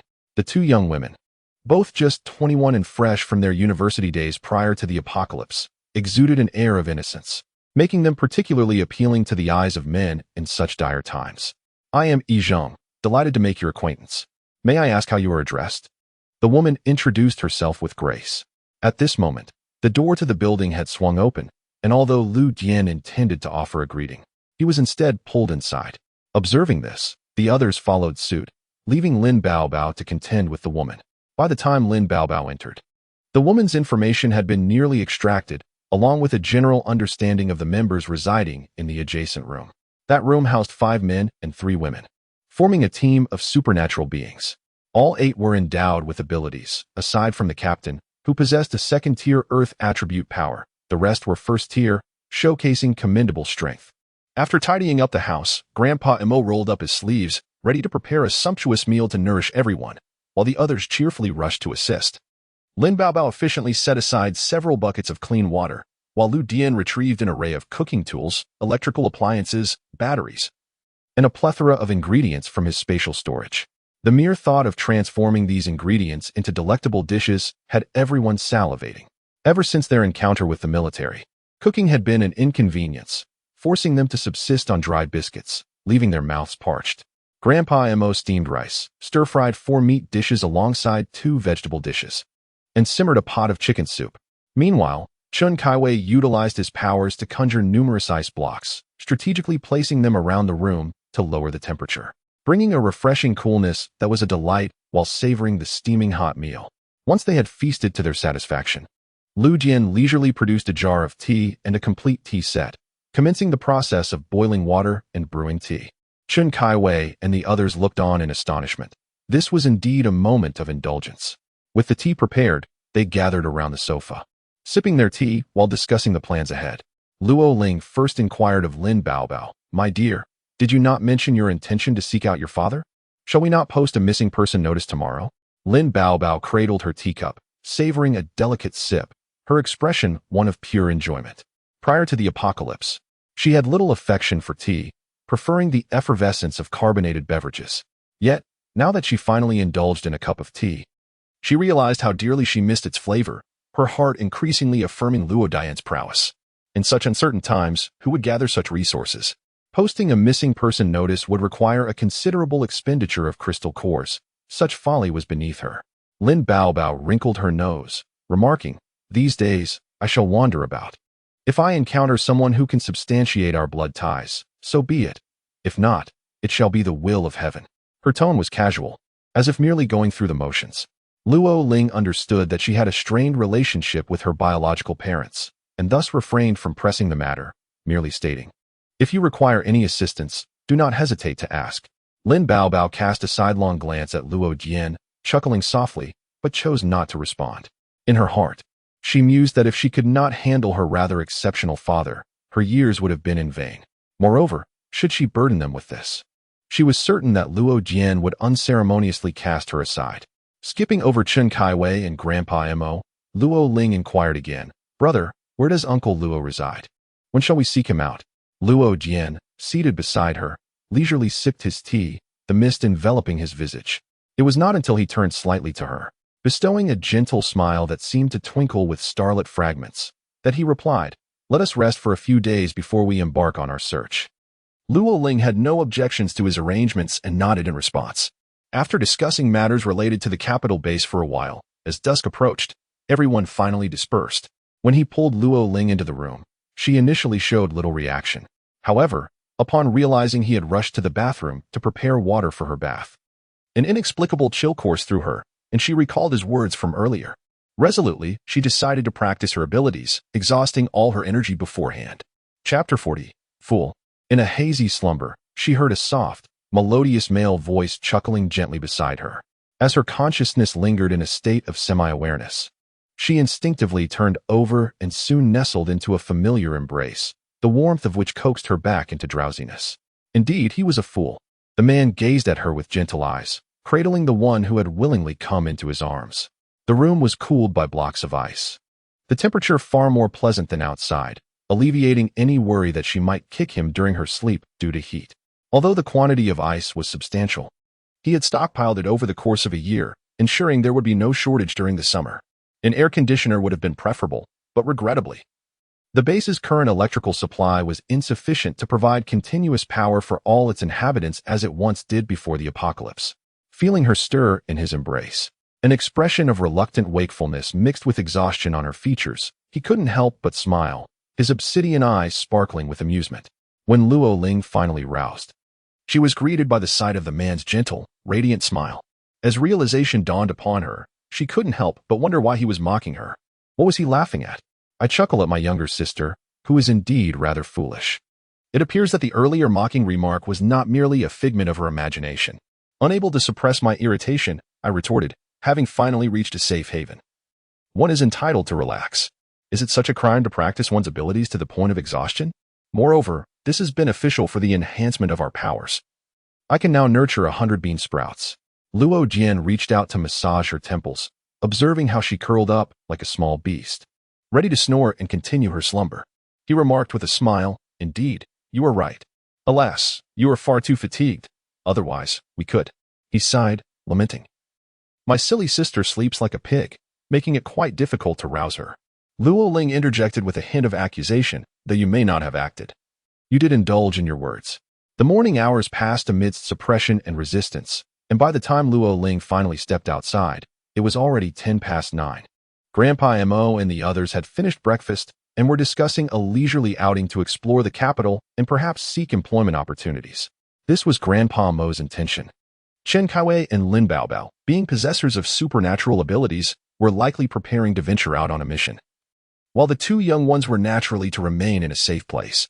Upon seeing the two emerge, Grandpa Mo hurried to the kitchen to serve breakfast. Today's meal consisted of the large meat buns he had prepared, along with thin porridge and salted eggs. Though simpler than the fare of the pre-apocalyptic era, during these times, the ability to savor such provisions was indeed a considerable blessing. The capital base has long implemented numerous measures, among which is the provision of relief meals for ordinary survivors who find themselves unable to secure employment.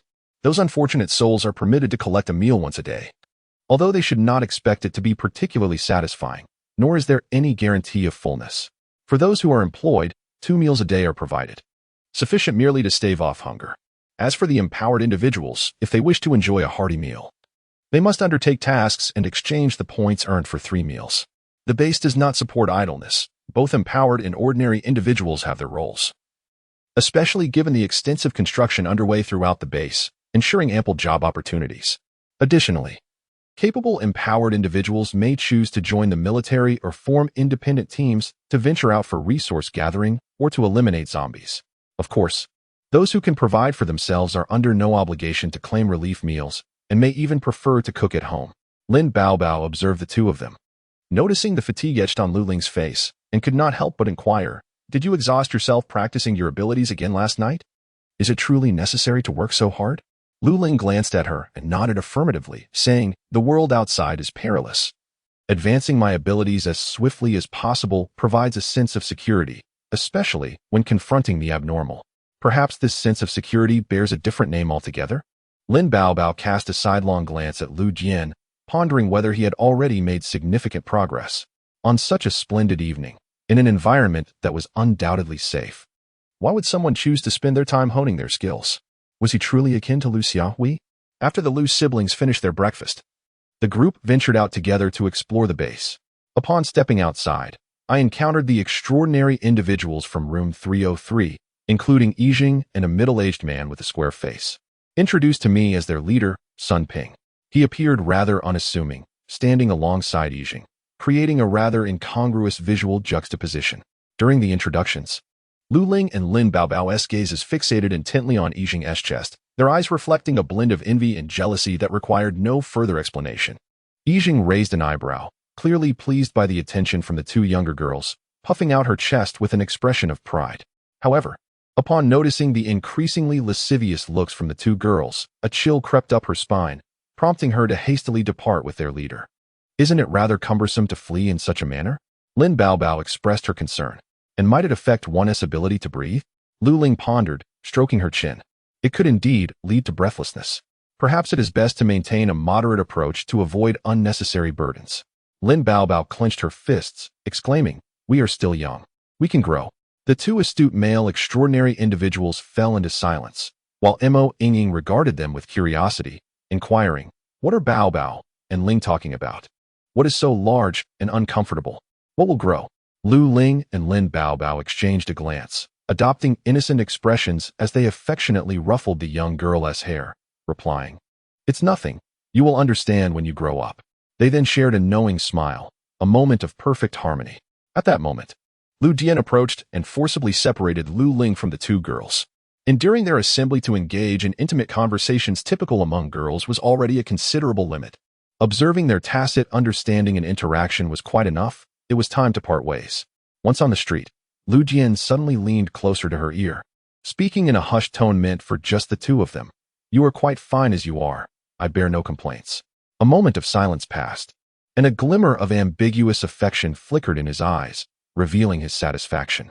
Lu Ling's lips twitched as she cast him a glare, even if she wished to express disdain. It was futile. This was her appearance. Moreover, she would grow into it in time. From the following day onwards, Lin Baobao ventured out daily to inquire about her father's whereabouts. Grandpa Mo also took his granddaughter to seek various odd jobs, and fortuitously, he secured her a position as a cook in a small restaurant run by an ability user, which included 3 meals a day. Meanwhile, Chen Kaiwei busied himself with exploring tasks at the ability user's hall. Each was preoccupied with their respective endeavors. On the 3rd day of their arrival in the capital, Lu Dian leisurely took Lu Ling to visit Uncle Lu. Uncle Lu, known as Lu Tang, was not a sibling of Lu Ling's father, Lu Ran. They were cousins, making him a sort of elder relative to Lu Dian. Why had her father never mentioned any relatives from the capital before? She recalled that only Uncle Lu had attended her parents' remarriage, bringing with him numerous gifts, while others had been absent. Was there a particular reason for this? Lu Ling inquired. At that time, she was too young, and her father had not discussed the matter with her. Since Uncle Lu had only appeared once and never returned, it had not lingered in her thoughts. Had it not been for Lu Dian's suggestion to seek out Uncle Lu during their trip to the capital, she might not have remembered this figure at all. Laudian smiled faintly and remarked, "Years ago, certain events transpired that led to my grandfather severing ties with our relatives in the capital. Until his passing, only my uncle made the journey from that side."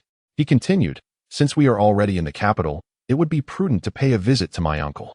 Lu Ling understood the underlying implication of his words and, out of respect for her father, resolved to assist as much as she could. However, it did not take long for Lu Ling to realize her misjudgment. Upon arriving at the independent 3-story villa where Uncle Lu resided, they were met by a group of male abilities users who appeared to be unfamiliar with the Lu family. "Hello, who are you looking for?"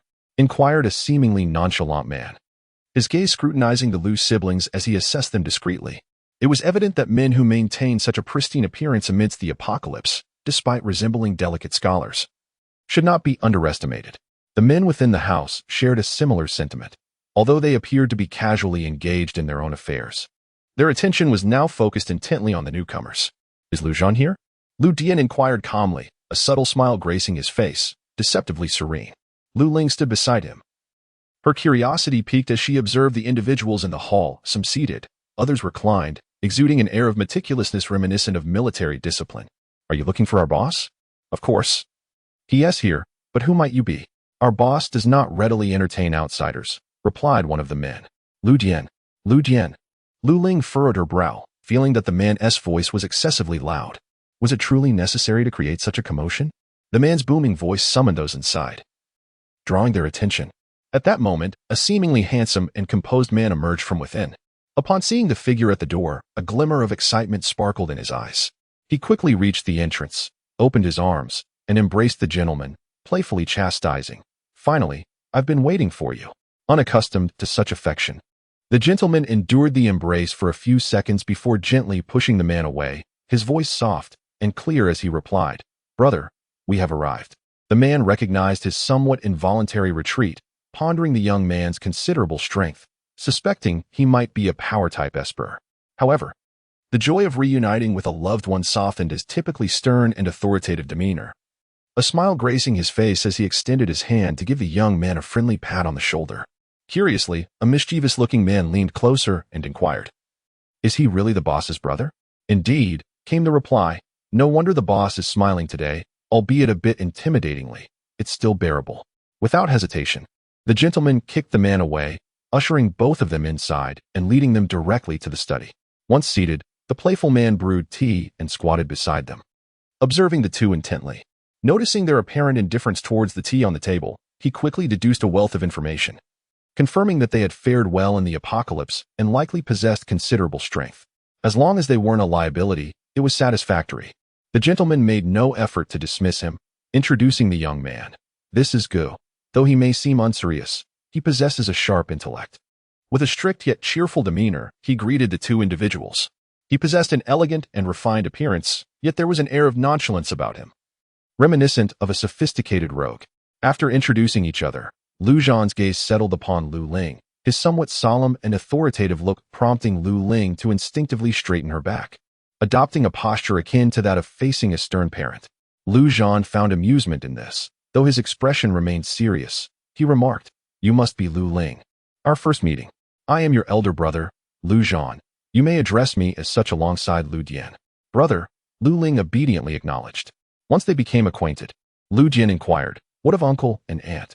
"They are at the northwest base," Lu Zhan replied vaguely, briefly touching upon the subject before swiftly shifting gears. "What are your plans?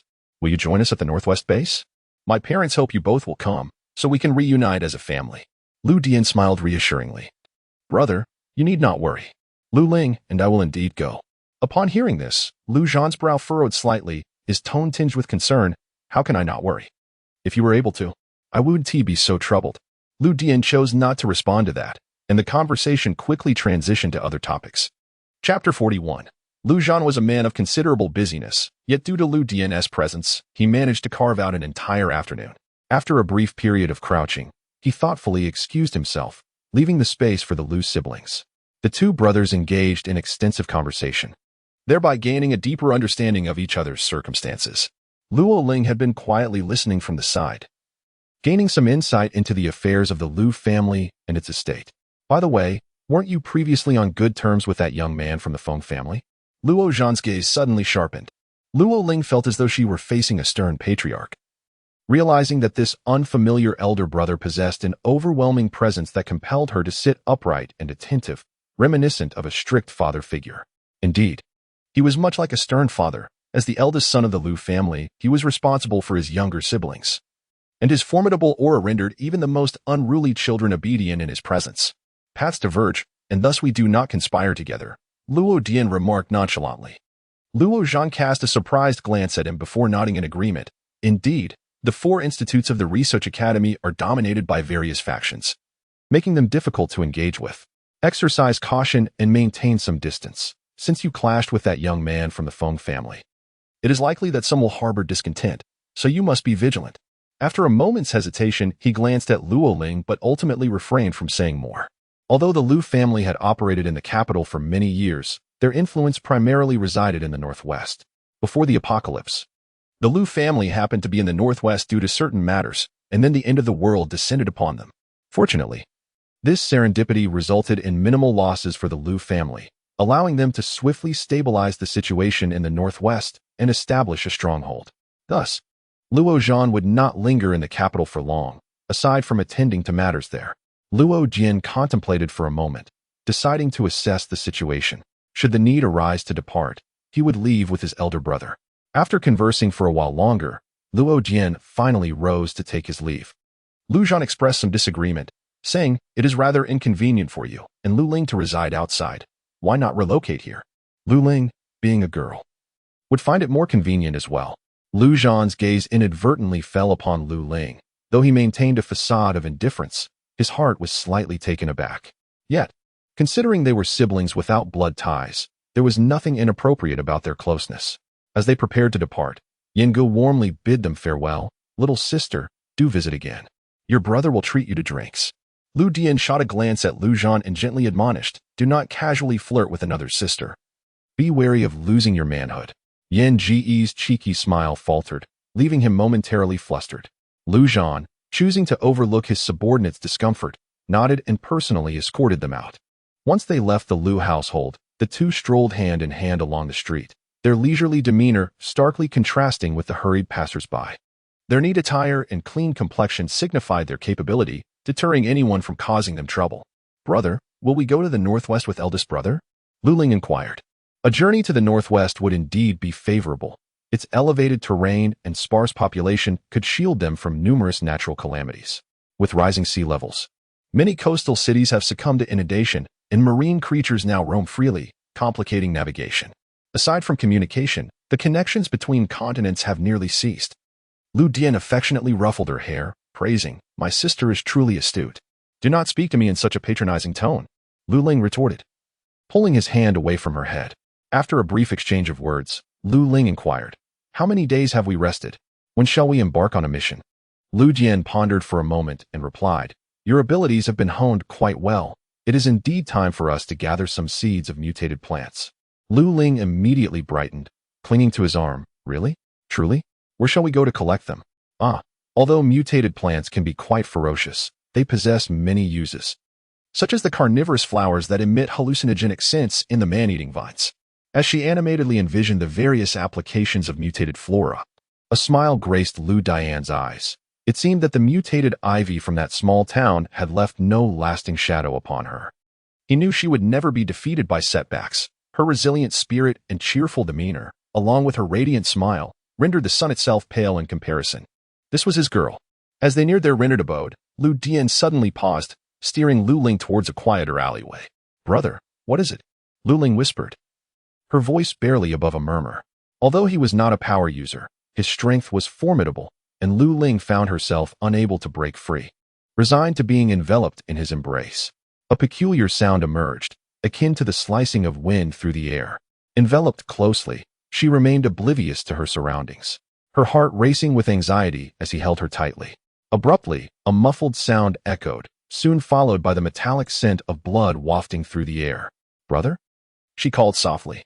"It's nothing. Let us proceed. Do not linger. There is nothing of interest." The expression on his face was extraordinarily gentle, so tender that it made her shiver involuntarily. He caressed her delicate, warm cheek and said softly, "I would not want to frighten Xiaoling. I could never bear it." After a moment of silence, Lu Ling quietly inquired, "Has that person died?" "Not at all." Lu Ling sighed in relief, a smile gracing her features. He lowered his head and placed a gentle kiss at the corner of her lips, cheerfully adding, "However, their abilities have been rendered useless. Their spine has been broken, and they will spend the remainder of their life confined to a bed. Those who have experienced a society governed by law are peculiar creatures. If one were to kill another on the spot, it would be no more shocking in this apocalyptic world than it was in the past.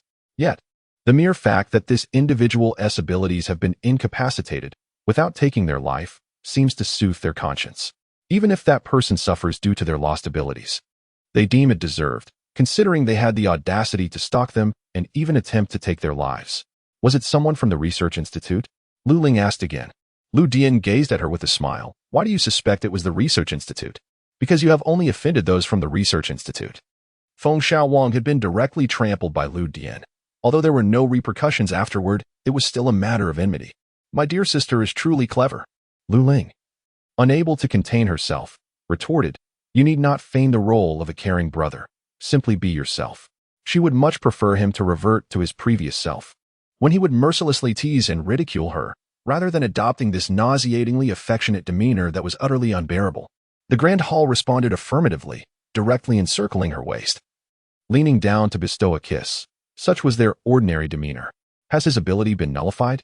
inquired a woman clad in a white coat, her pallid, sickly visage betraying an unusual flush. A cautious report was delivered by an ability user. "Yes, Sister Bai, we too are unable to discern how it transpired. Lu Yun's powers are indeed gone." Bai Jin cast a somber gaze upon him, ultimately shifting her focus to the bloodied figure upon the operating table. Striding forward, she swiftly assessed his injuries. His spinal column had been shattered, leaving him paralyzed, likely never to stand again in this lifetime. Yet, Bai Jin was indifferent to his ability to rise. Her curiosity lay in investigating the manner of his power's demise. Describe the circumstances at that time. Although the ability user recognized her own powers had been stripped away, he remained cautious, unwilling to provoke her. Bai Jin was a trusted assistant to Dr. Feng. Despite the loss of her abilities, he continued to rely heavily upon her. Primarily due to her grasp of certain secret technologies and her status as an exceptionally skilled researcher, cold-hearted and unrepentant, she bore no aversion to human experimentation, suiting Dr. Feng's preferences perfectly. Lu Yun, an ability user of the wind element, possessed the capacity to control the winds and conceal his presence, making him the optimal choice for surveillance. However, as they neared their destination, that man in black abruptly seized the woman beside him and veered into an alley. I feared they would notice, so I did not follow. Later, I vaguely witnessed that man strike Lu Yun, then directly stomp on his back, severing his spine. Beyond that, my subordinates saw nothing further. Useless. Bai Jin spoke coldly, and the ability user lowered his head, not daring to retort. After a thorough examination, Bai Jin utilized a mental detector but found nothing unusual, She was utterly baffled as to how his abilities had been rendered ineffective. This led her to question whether the nullification of her powers was somehow linked to Lu Dian. She had already investigated all the survivors who had come to the capital with her, discovering none with advanced psychic abilities. Perhaps there were other reasons behind the demise of her mental powers? Bai Jin was consumed with rage over the loss of her psychic abilities and had been fervently seeking the perpetrator, wishing to make them suffer beyond compare. However, one by one, she eliminated potential suspects, ultimately narrowing her focus onto Lu Dian. If it truly was him, Bai Jin's pale visage contorted, the flush on her cheeks deepening, emanating an aura of sheer terror that caused the ability user to recoil a few steps. After a moment, Bai Jin removed her gloves and spoke softly. Take him to the underground laboratory. A chill gripped the ability user's heart as he realized Lin Yuan had been forsaken, destined to serve as a subject for human experimentation, his hands and feet growing cold. Yet, upon receiving a disapproving glance from Bai Jin, he quickly masked his emotions. Hoisting the experimental subject and transporting him to the underground lab, Lu Jian sat across from her, leisurely sipping freshly squeezed juice. The fruits had been collected from his spatial pocket, and he had a manual juicer with which he sliced apples and extracted a pitcher of juice, adding a couple of small ice cubes. It was remarkably refreshing in the summer heat. Lu Ling set down the sprouting melon seedling he had been nurturing and took a few sips of juice before continuing to practice his abilities. As she practiced to the point of perspiration, Lu Dian effortlessly lifted her and carried her towards the bathroom, where he filled a basin with fresh water and unceremoniously tossed her in. One cannot expect to achieve results without a balance of work and rest, Lu Dian remarked slowly, retrieving shampoo and body wash while leisurely removing his own garments. Lu Ling nearly choked, hastily grabbing a towel to shield herself, saying, if you wish to wash, I can leave to give you privacy, and I shall wash after you're done. Lu Dian gently restrained her, reassuring, no worries, we shall wash together. He squeezed out some shampoo and began to cleanse her hair. Realizing her resistance was futile, Lu Ling swiftly adjusted her mindset, though her gaze remained averted, steadfastly refusing to meet his. On a sweltering day, taking a bath to rid herself of the sweat was an unparalleled comfort. Nestled on the sofa, sipping fresh juice, she felt a wave of contentment wash over her. Then began to discuss with Lu Dian the possibility of venturing beyond the safety base to gather seeds from mutated plants in the forest the following day. However, her sense of ease was fleeting. Upon sensing a wave of damp warmth, her expression shifted, and she noticed a subtle change in the man across from her. Lu Dian smiled gently, his gaze drifting over her form, and softly suggested, let us wait a few days, shall we? Be good. Chapter 42. Lu Ling numbly accepted the package of sanitary napkins and, in a daze, retreated to the bathroom to address her monthly affliction, feeling utterly dejected.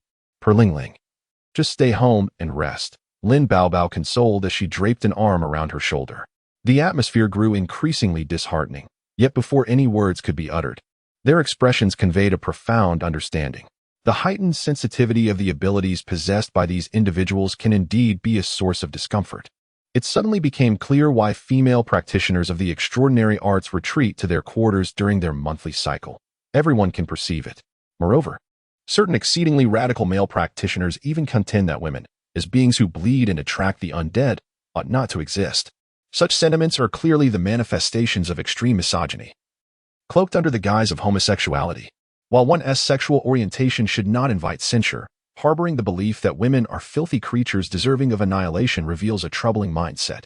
Perhaps recalling a recent encounter with a male practitioner who harbors a disdain for women, the expression on Lu Ling's face soured.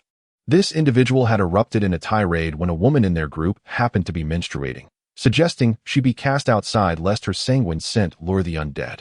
Although she and Lin Baobao had united to reprimand him, the casual proclamation that women should endure their monthly afflictions in shame was profoundly unsettling, particularly when considering how many women he may have harmed with such views. Both men and women possess an essential role within the tapestry of existence. It is an immutable law of nature. Can men bear children without women? As she simmered with indignation, a hand grasped her face, pulling it to the sides. The handsome young man, with an air of nonchalance, twisted her face gently and remarked, do not indulge in such frivolous thoughts. In a few days, I shall take you out of the base for some leisure. Lu Ling swatted his hand away, retorting with a hint of sarcasm. Am I truly the kind of person who revels in such activities? However, upon realizing he was a man, she refrained from generalizing and kept her silence. After finishing dinner, everyone gathered on the sofa to share the events of their day, a ritual that had become customary after their meals. In truth, the most favorable circumstance for those with abilities is to enlist in the military, as they are provided with complimentary meals thrice daily, replete with meat and vegetables, making it an enviable haven for the gifted. Should one choose not to join the military, there exists the option to affiliate with various teams of extraordinary individuals.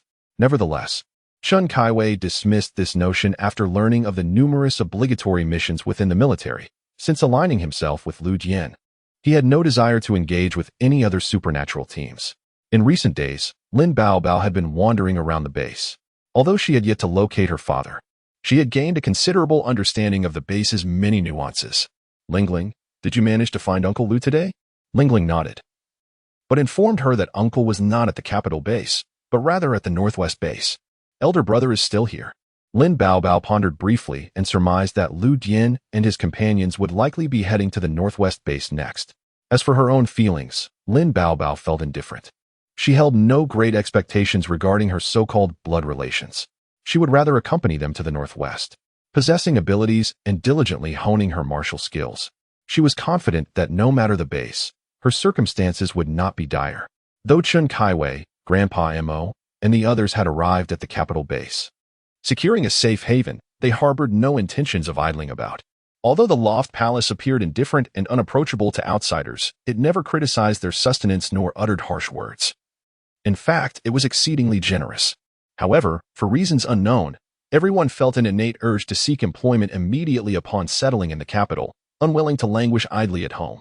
The loft palace merely provided a sanctuary, without making any guarantees, a truth well understood by all.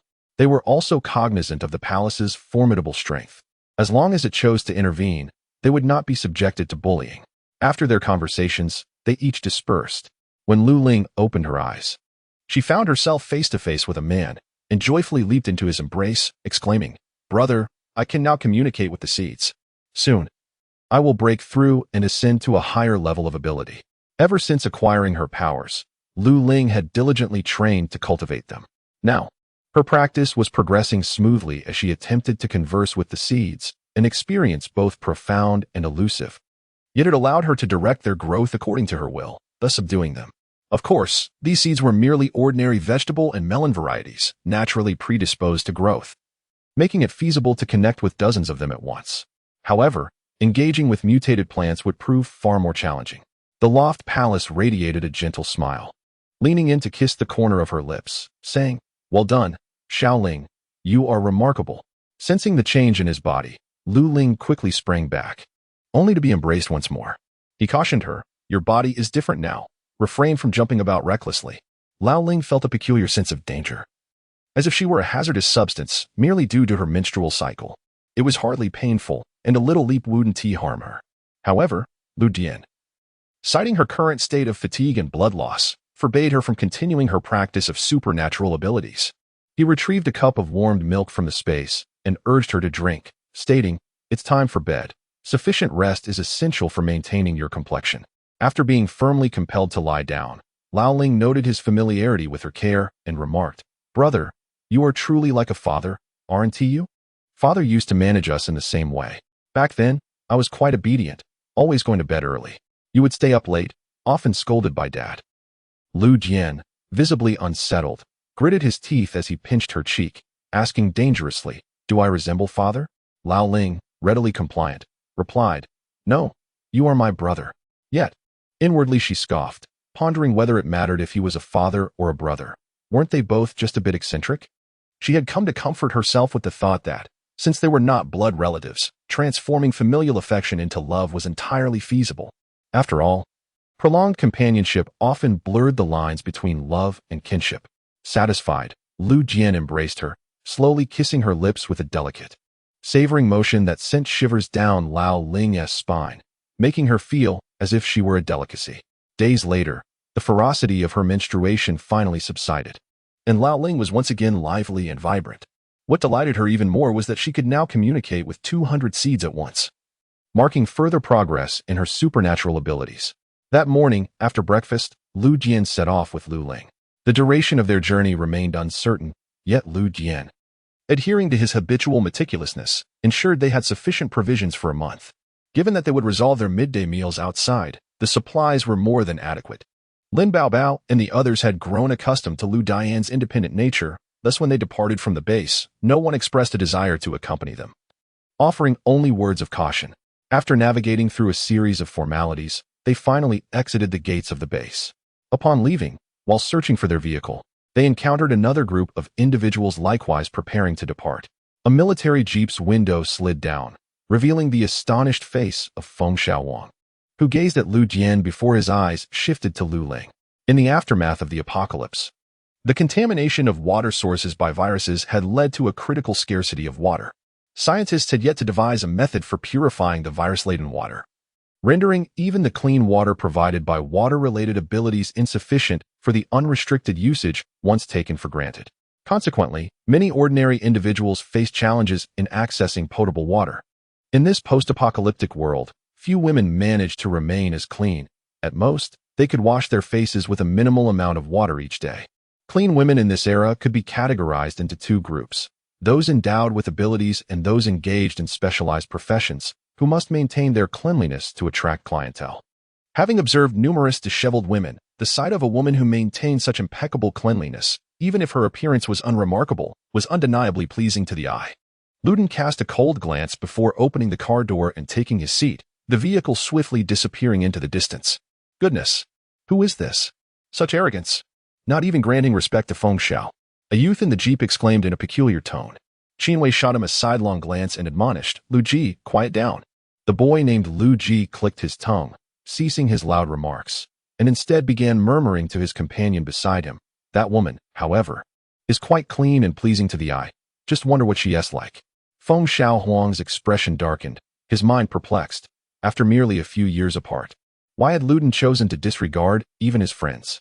Chapter 43. As early May arrived, the weather had already turned unbearably hot, although it was still morning. The moment the sun ascended, dust clouds swirled along the roadside, the intense heat scorching the earth.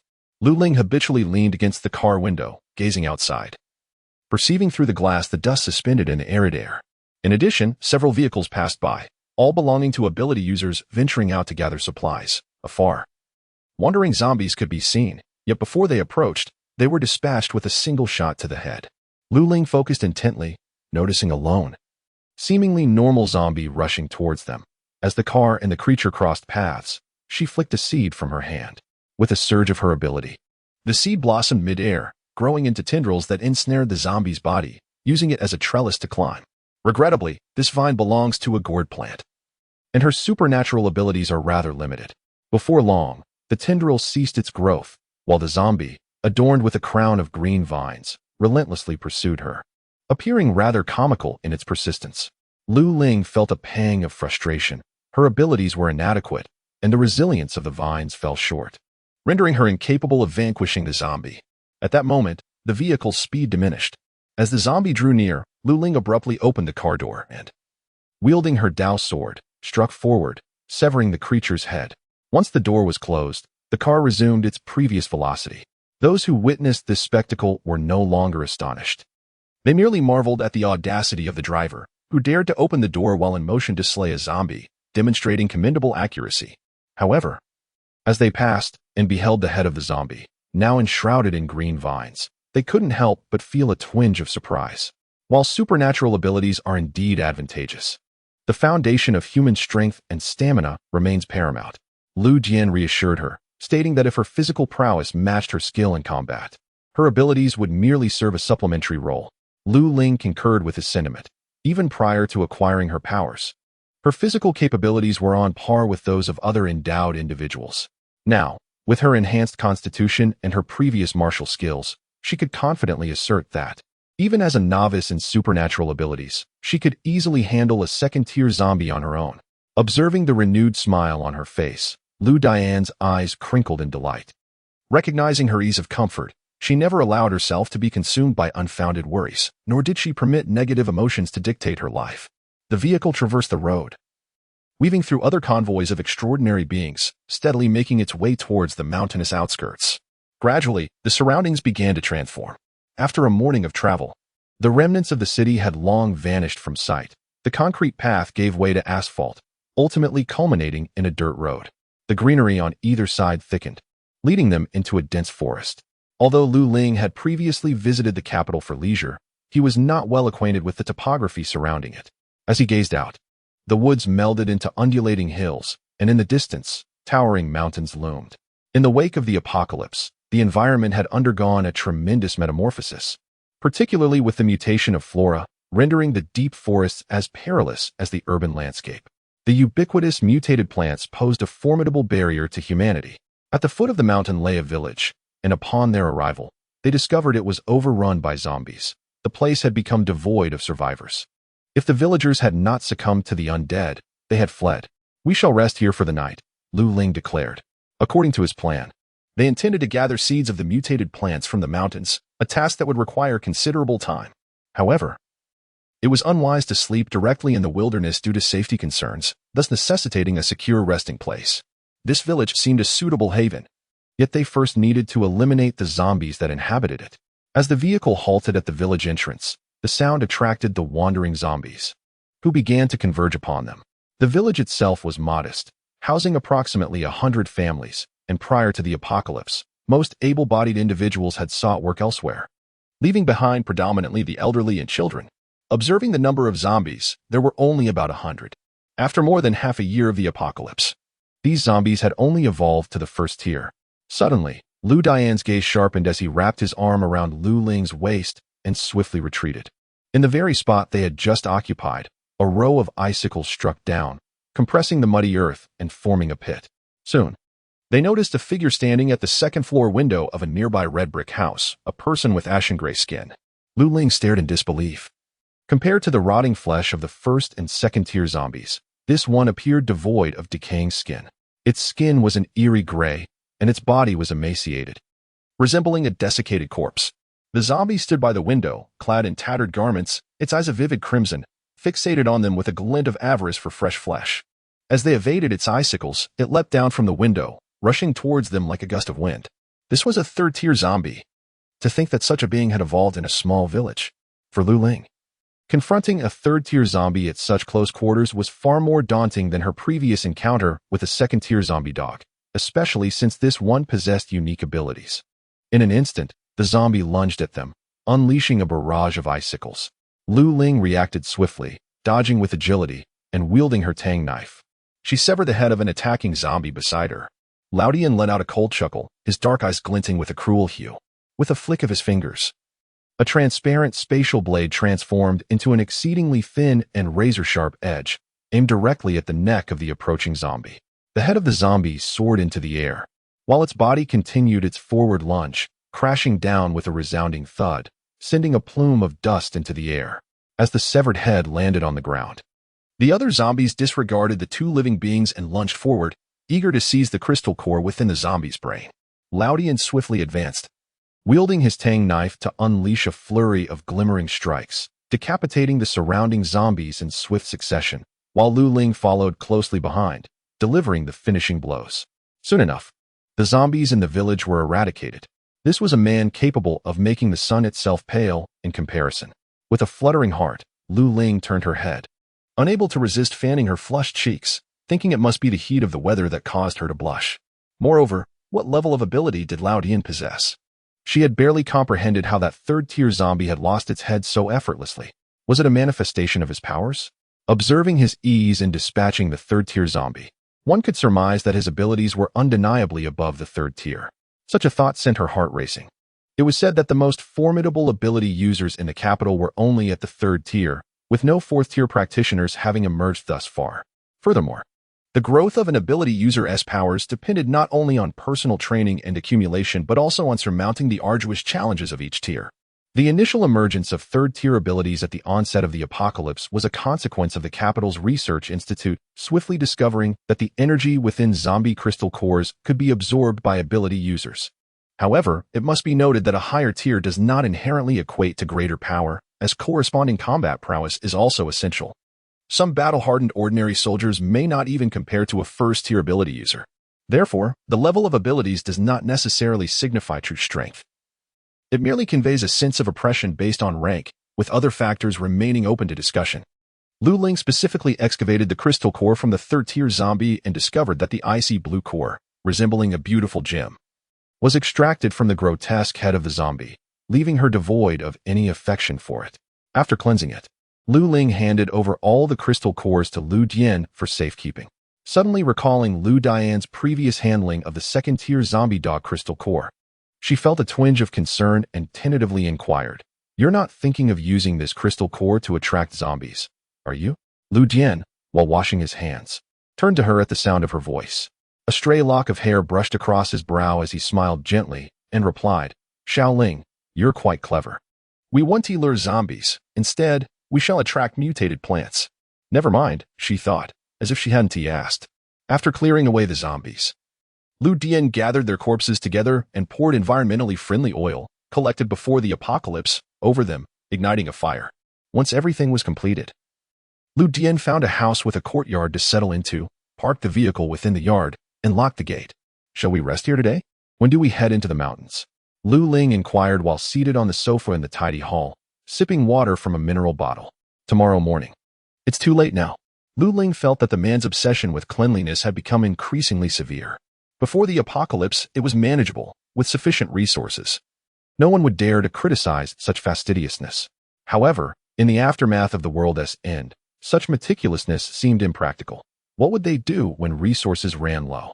Unbeknownst to her worries, Lu Dian retrieved 2 barrels of pure water from their space and, noticing her dirt-streaked appearance, urged her to take a bath. This only reinforced Lu Ling's perception that the man's cleanliness fixation was beyond remedy. Chapter 44. The following morning, as dawn broke, the two arose to prepare themselves. After breakfast, they set out. Lu Ling carried a feminine travel bag, wielding her ever-present tang knife. She was clad in green camouflage attire, with military boots on her feet, her body thoroughly wrapped except for her face and hands. Lu Dian, also dressed in green camouflage, appeared strikingly well-proportioned. His previously lanky frame now showcased broad shoulders, a slim waist, and long legs, all exuding an air of neatness. His soft black hair lay gently against his forehead, tucked behind his ears. Despite the gentle smile gracing his features, he emanated an inexplicable aura of purity and restraint, a distinctly alluring quality. Perhaps her perception of him had shifted. No longer viewing him solely as family, she now often regarded him through the eyes of a woman, causing her to flush with embarrassment. Lu Dian, engrossed in inspecting their weapons, soon caught her furtive glances. Their eyes met, and she momentarily froze before hastily averting her gaze. Had her face not been so flushed, the tips of her ears nearly crimson, her embarrassment might have been more convincing. "Hey, what are you trying to do?" The towering figure loomed over her, pressing her against the grass in a rather precarious position. This posture was undeniably perilous. He encircled her with his arms, their bodies pressed intimately together. Inhaling deeply by her neck, suddenly reflecting on the foolishness of his past self. Indeed, it was foolish. In their previous lives, she had always been perceived as merely family, prompting him to suppress all burgeoning emotions and impulses, adopting the role of a protective older brother as they navigated the trials of the apocalypse together for several years, enduring each other's company, only to find that when he finally resolved to act upon his feelings, she was no longer there. With that thought, he could not help but bite down gently on the delicate skin of her neck.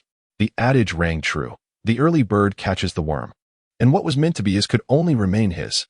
She gasped in pain, attempting to kick him away, but his strength held her firmly in place, leading her to momentarily fear that he might succumb to primal instincts and take her right there in the wild. Yet, after the initial shock, she realized he merely sought a tender embrace, akin to beasts entwined in the throes of intimacy. Time seemed to lose its meaning as the cold sensation of his belt buckle pressed against her abdomen, eventually allowing her to relax. After a period of closeness, he pulled her upright, leaving her heart increasingly uncertain. It seemed she might soon willingly yield to him. In truth, she did not reject the idea of intimacy. Rather, she felt a twinge of awkwardness, for they had spent a decade in a dynamic reminiscent of a spirited older brother and his fiercely combative younger sister. It would take time to adjust to a new mode of interaction, and she was still grappling with the shift. The village lay at the edge of the woods, and a mere 20 minutes of walking from the village would lead one into the embrace of the forest. Upon entering the forest, the dense canopy rendered the air refreshingly cool, yet the unnaturally eerie silence evoked a sense of peril. Lu Ling suppressed all fanciful thoughts, her entire being on high alert. An hour into their foray, the surroundings had become indistinguishable, and with each step deeper into the woods, the atmosphere grew increasingly profound and treacherous. Suddenly, Lu Jian halted, and as she focused intently, he encircled her waist with his arm, leaping onto the trunk of a nearby tree. Lu Ling clasped him tightly, peering down to witness something darting rapidly through the underbrush, resembling a serpent's shadow. Upon closer inspection, she realized it was far too lengthy to be a mere snake. A vibrant green vine weaved through the grass, pursuing their figures, occasionally striking the tree trunks they passed, causing even the ancient giants to tremble under its formidable force. After evading for a while, Lu Dian finally paused, placing Lu Ling against a tree, cautioning her not to stray. He then leaped down, striking the incoming vine with his foot while wielding a tang knife forward. Lu Ling unsheathed her own tang knife, joining the fray. The vine entangling her was an unknown mutated plant, resembling a wire. When her knife struck it, a metallic clang resonated, sending tingles through her hands. Compared to its wire-like tendrils, its leaves were small and delicate, a vivid emerald green, quite pleasing to the eye. Lu Ling attempted to wrestle with it for a moment, only to realize that confronting it head-on was unwise. Surveying her surroundings, she resolved to flee decisively. "Brother, this mutated vine is incredibly tough. I can't cut through it," Lu Ling exclaimed, as a lazy donkey rolled away to evade the striking vine, darting behind a large tree. Lu Dian quickly approached her and noticed a red mark on her face, left by the vine's lash. A flicker of concern crossed his eyes, and then he seemed to explode with rage. Seeing the fiery determination in his demeanor, Lu Ling hurriedly intervened. "No, don't. If the entire mountain catches fire, we will suffer the consequences." Although they were in a post-apocalyptic world where no one cared about arson or the consequences of such actions, she, who had always been a law-abiding citizen, believed that setting a forest ablaze was a crime and a heinous act against nature. Moreover, if a fire were to ignite in the mountains, could they even escape? There were no fire trucks to come to their rescue now. Lu Jian gently caressed her face and reassured her, "It's all right. We just need to control the flames."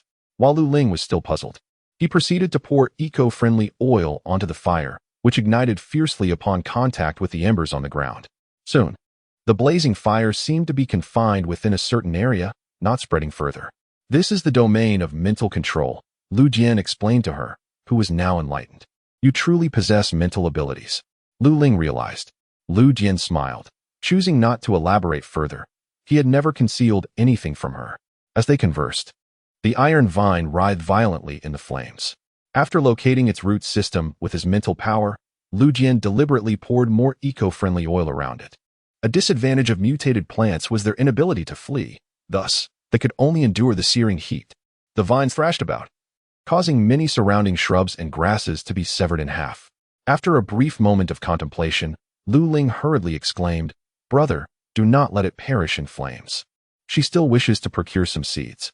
Lu Jian responded affirmatively, and once the fire had sufficiently subsided, he extracted water from his spatial realm to extinguish the flames.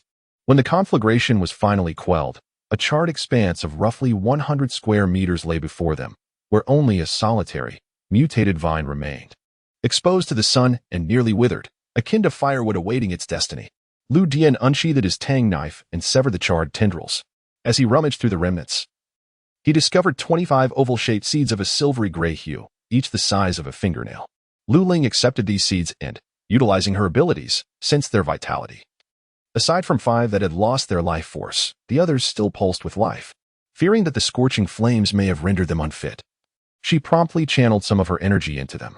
After receiving this infusion, the seeds regained their inherent vitality, exhibiting a resistance to the energy that was not particularly strong, enabling her to subdue them for future use. Though the 2 mutated plants had been left in a dire state, they were not annihilated, allowing them to continue their growth, which was a calculated decision.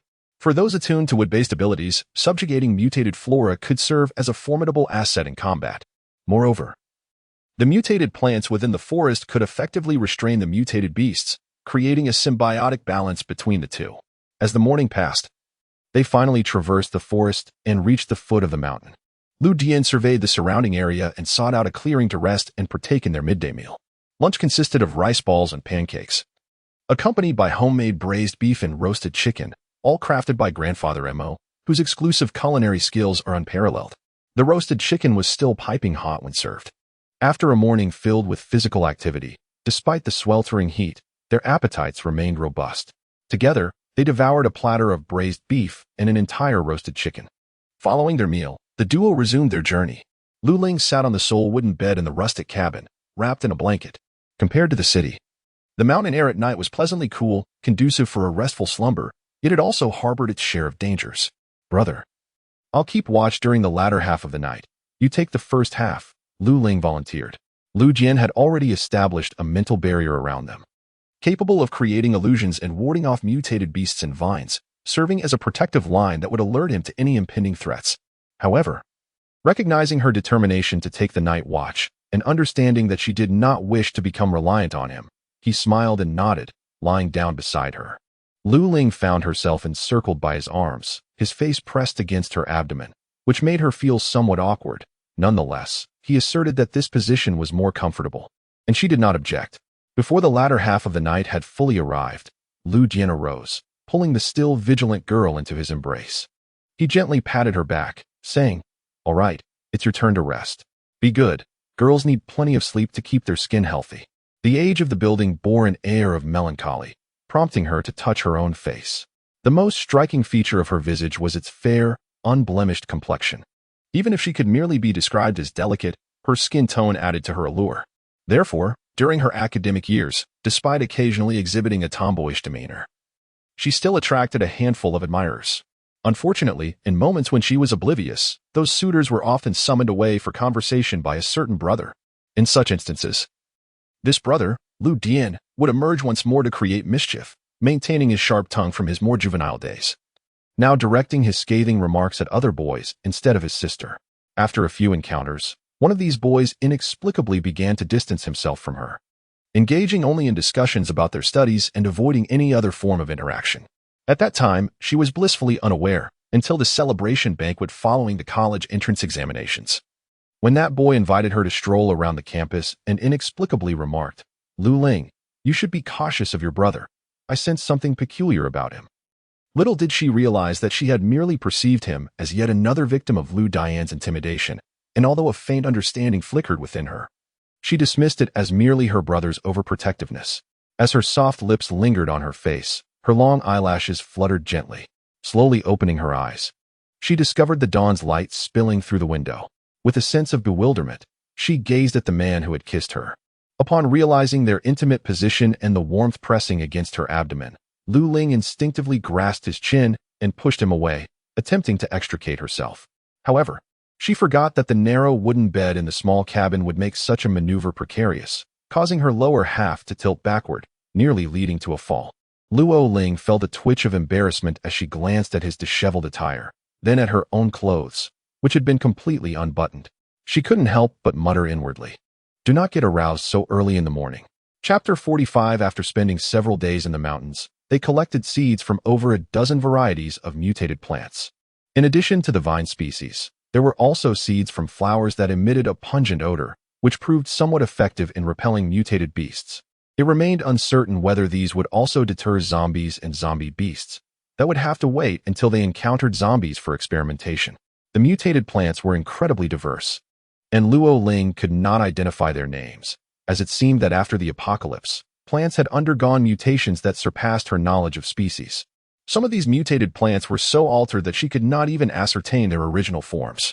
Naturally, the two of them only ventured around the outskirts and near the central areas of the forest. Even the bravest of them would not dare to tread deeply into the wilderness without a means to safely extricate themselves.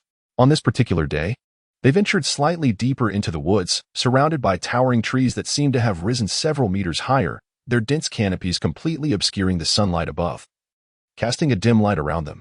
Lu Dian continued to lead the way, one hand firmly grasping Luo Ling's, while his mental energy spread out into the surroundings.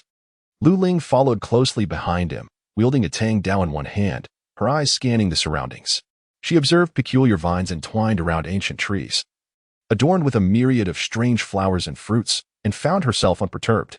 Among them were blossoms resembling shark teeth, yellow fruits that emitted toxic gas when touched by passing beasts, and flowers that emitted cries akin to a newborn's when injured. Over the days, her threshold for the bizarre flora of this forest had been remarkably elevated, transforming her initial incredulity into a serene acceptance. Thus, when she encountered a flower by the roadside with anthropomorphic features peeking out, she merely ignored it. This flower, despite its human-like visage, possessed little lethality. And after testing its minimal harm, they chose to disregard it. As they traversed a grove, Lu Ling suddenly caught a whiff of an extraordinarily sweet aroma, which left her parched and yearning for something to quench her thirst. Her mind momentarily dulled, and by the time she regained her senses, she found herself clinging to the waist of the man in front of her, nuzzling against him like a cat. Xiaoling? The man turned, surprise flickering across his features as he glanced at her. He deftly embraced her, his fingers playfully caressing her neck, while the other hand slipped beneath her shirt tucked into her belt, gliding slowly upwards. In an instant, Lu Ling realized the inappropriateness of the situation. Though she found the man before her undeniably tempting, she was acutely aware of her current misjudgment. She hastily withdrew, grasping his hand, and exclaimed in a flustered tone, "Something feels amiss here. We must leave quickly." If she did not leave soon, she feared she would succumb to the urge to leap upon him once more. Lu Dian. In a state of urgency, Lu Ling scrutinized his eyes, noticing the slight reddening at their corners. Could it be that he too was affected by that peculiar scent? Let us depart swiftly. This odor is unsettling, and I implore you not to let it influence you. It was only when her patience wore thin that she grasped his hand firmly, prompting the man to cease his teasing gestures. With remarkable calmness, he replied, "I am aware that it is amiss, yet to leave so abruptly would be a pity. It is rare to encounter such a hallucinogenic variant of flora." For reasons unknown, an overwhelming desire to strike him arose within her, as if her heart acted of its own accord before she could comprehend the impulse. The Tang Dao in her hand had already arced toward him. Lu Dian. Her eyes widened in terror as she witnessed the blade slice into his shoulder, crimson blood staining the green camouflage of his attire. Yet, he appeared oblivious to the pain, his expression remarkably serene, adorned with the gentle smile he often wore in her presence, his eyes radiating warmth. This caused her grip on the Tang Dao to tremble involuntarily. How could this be? Her eyes widened in disbelief. Lu Dian, I did not intend to. I do not understand why I would. She stumbled backward, momentarily disoriented and unable to fathom how she could inflict harm upon him, struggling to accept the reality of her actions. She felt her body betray her will. Despite her intentions to spare him, the Tang Dao seemed to possess a will of its own, once more poised to strike. Lo Ling, hurry please. Her voice trembled with suppressed sobs. Just as the Tang knife was about to make contact with his body, she abruptly halted, gritting her teeth, struggling to restrain her hand. As the blade's tip poised dangerously close to her heart, a hand clasped over hers, wresting the weapon away. Instantly, she found herself enveloped in a warm embrace, held tightly against him. The sight of the vivid crimson staining his form was alarming, stinging her eyes with tears and a bitter ache. A large, comforting hand covered her widened eyes, and a gentle voice whispered in her ear, "Xiaoling, close your eyes and rest. When you awaken, everything will be all right." A tumult of unbearable restlessness surged within her, as if something primal was on the brink of erupting, compelling her to struggle against his hold. Yet his soothing tone began to cloud her mind, urging her to heed his words, to disregard everything else and surrender to a slow descent into slumber. No, with a fierce bite of her tongue, the metallic tang of blood flooded her mouth, sharpening her clarity as the crimson haze faded from her vision. As she exerted herself to open her eyes, she was greeted by the dappled sunlight filtering through the lush foliage above, revealing the concerned gaze of a man squatting before her, his dark eyes filled with tenderness. She realized she was seated beneath a grand tree, surrounded by a lush expanse of grass, while the man before her possessed delicate brows and a gentle, kind expression. "The tower," she murmured, her gaze sharpening as she immediately leaped forward, hastily peeling back his outer garment. Upon discovering his unscathed shoulder, she could not help but exhale in relief. Then, unable to restrain herself, she tightly enveloped him, her limbs entwining around him, her entire being pressed against him. In this embrace, she felt his vibrant essence and the dry scent of soap that lingered on his skin, bringing a sense of security to her heart. He allowed her to hold him, and in the tranquility of the world around them, the two found solace in each other's presence. After a while, once she had gathered her composure, the man gazed at her with a smile, then gently flicked her forehead with his fingers, teasing, "Silly. Did I not tell you to resist the allure of illusions? Just moments ago, you nearly took a knife to your own heart." The smile upon his face was perilously charming as he softly murmured, "What did you see that made you weep and contemplate such a drastic act?" Could she confess that in her hallucination, She believed she could no longer restrain herself from harming him, and thus resorted to inflicting a wound upon herself to regain clarity. Such a foolish admission was one she would never share with him.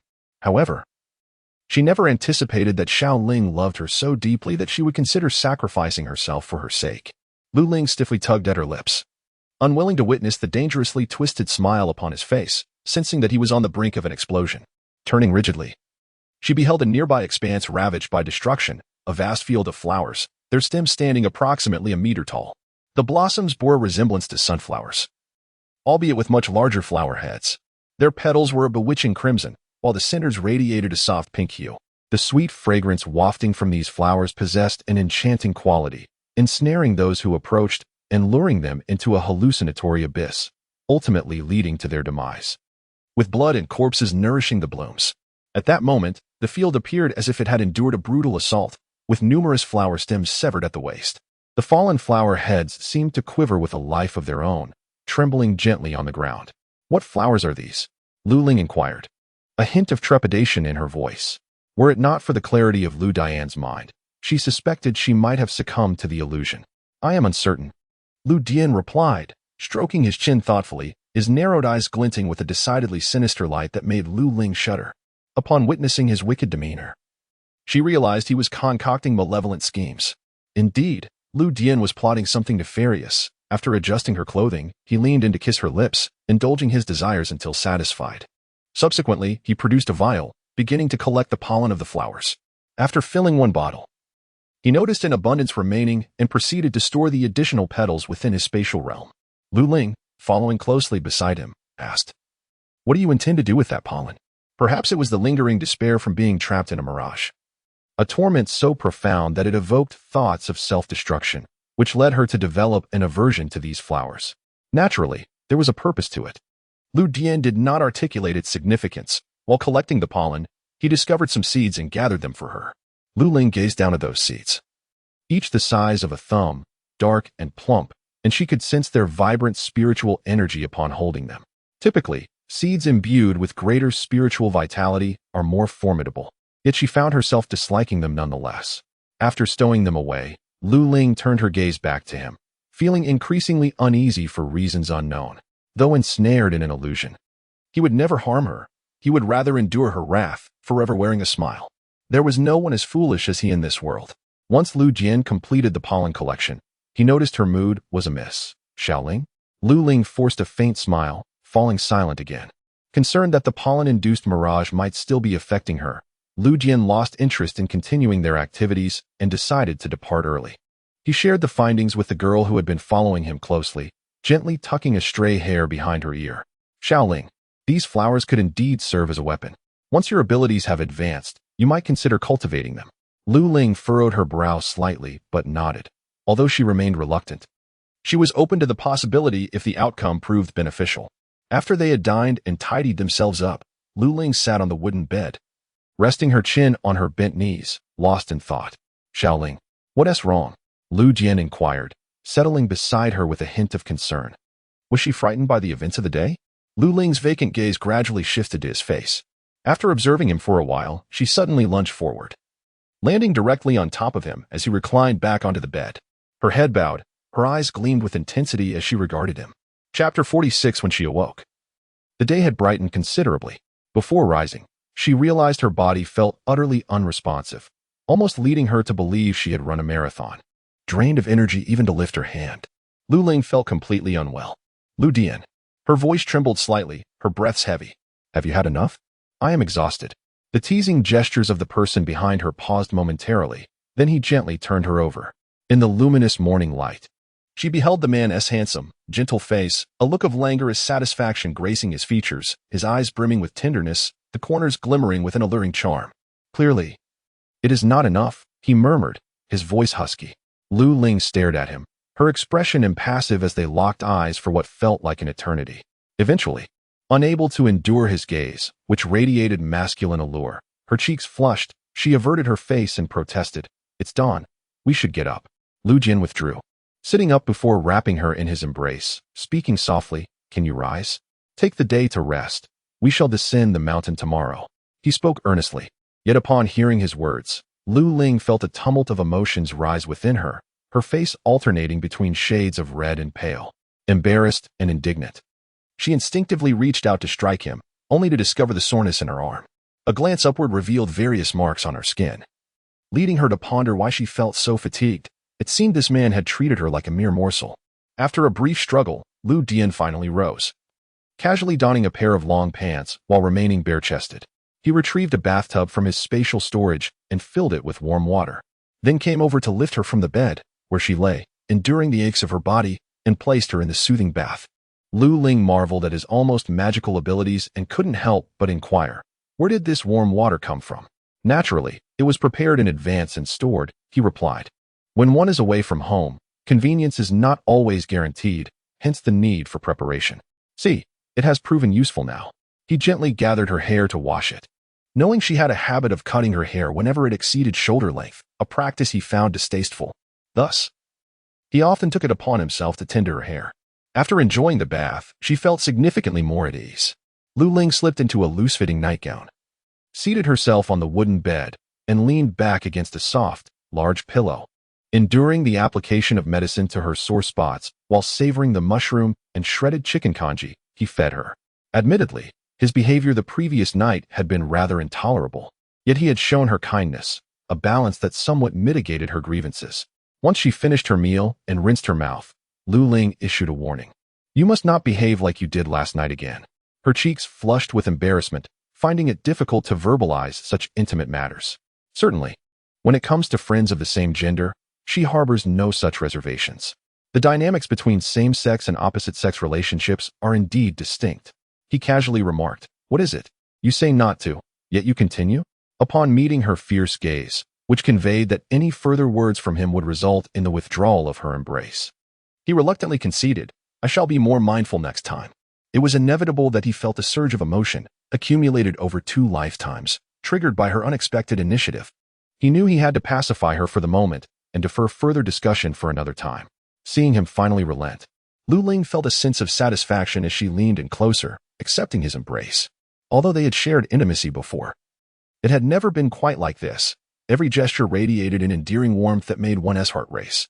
Throughout the day, aside from resting in bed to recuperate her energy, Lu Ling practiced her abilities by engaging with the seeds of the mutated plants she had collected over the past few days, striving to comprehend their functions.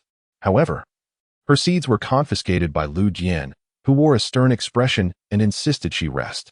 The following day, Lu Ling felt considerably better and finally emerged from the wooden bed. She bounced around a bit on the floor, only to inadvertently strain herself in certain areas, prompting her to grimace in pain. If you hadn't been so forceful, I wouldn't have to be so cautious. Lu Ling couldn't help but shoot him an exasperated glance.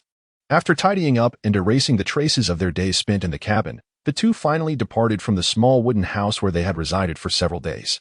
Observing the pollen scattered around the wooden house, Lu Ling noted its fading traces, yet the effects seemed to linger. For the past couple of days, not a single anomaly had approached. The mutated beasts kept their distance, which left her quite astonished. She couldn't help but ponder the possibility of this pollen also repelling zombies. As the morning sun was not yet too fierce, the two of them descended from the mountain. Shortly after entering the woods, they heard the distant sounds of a struggle.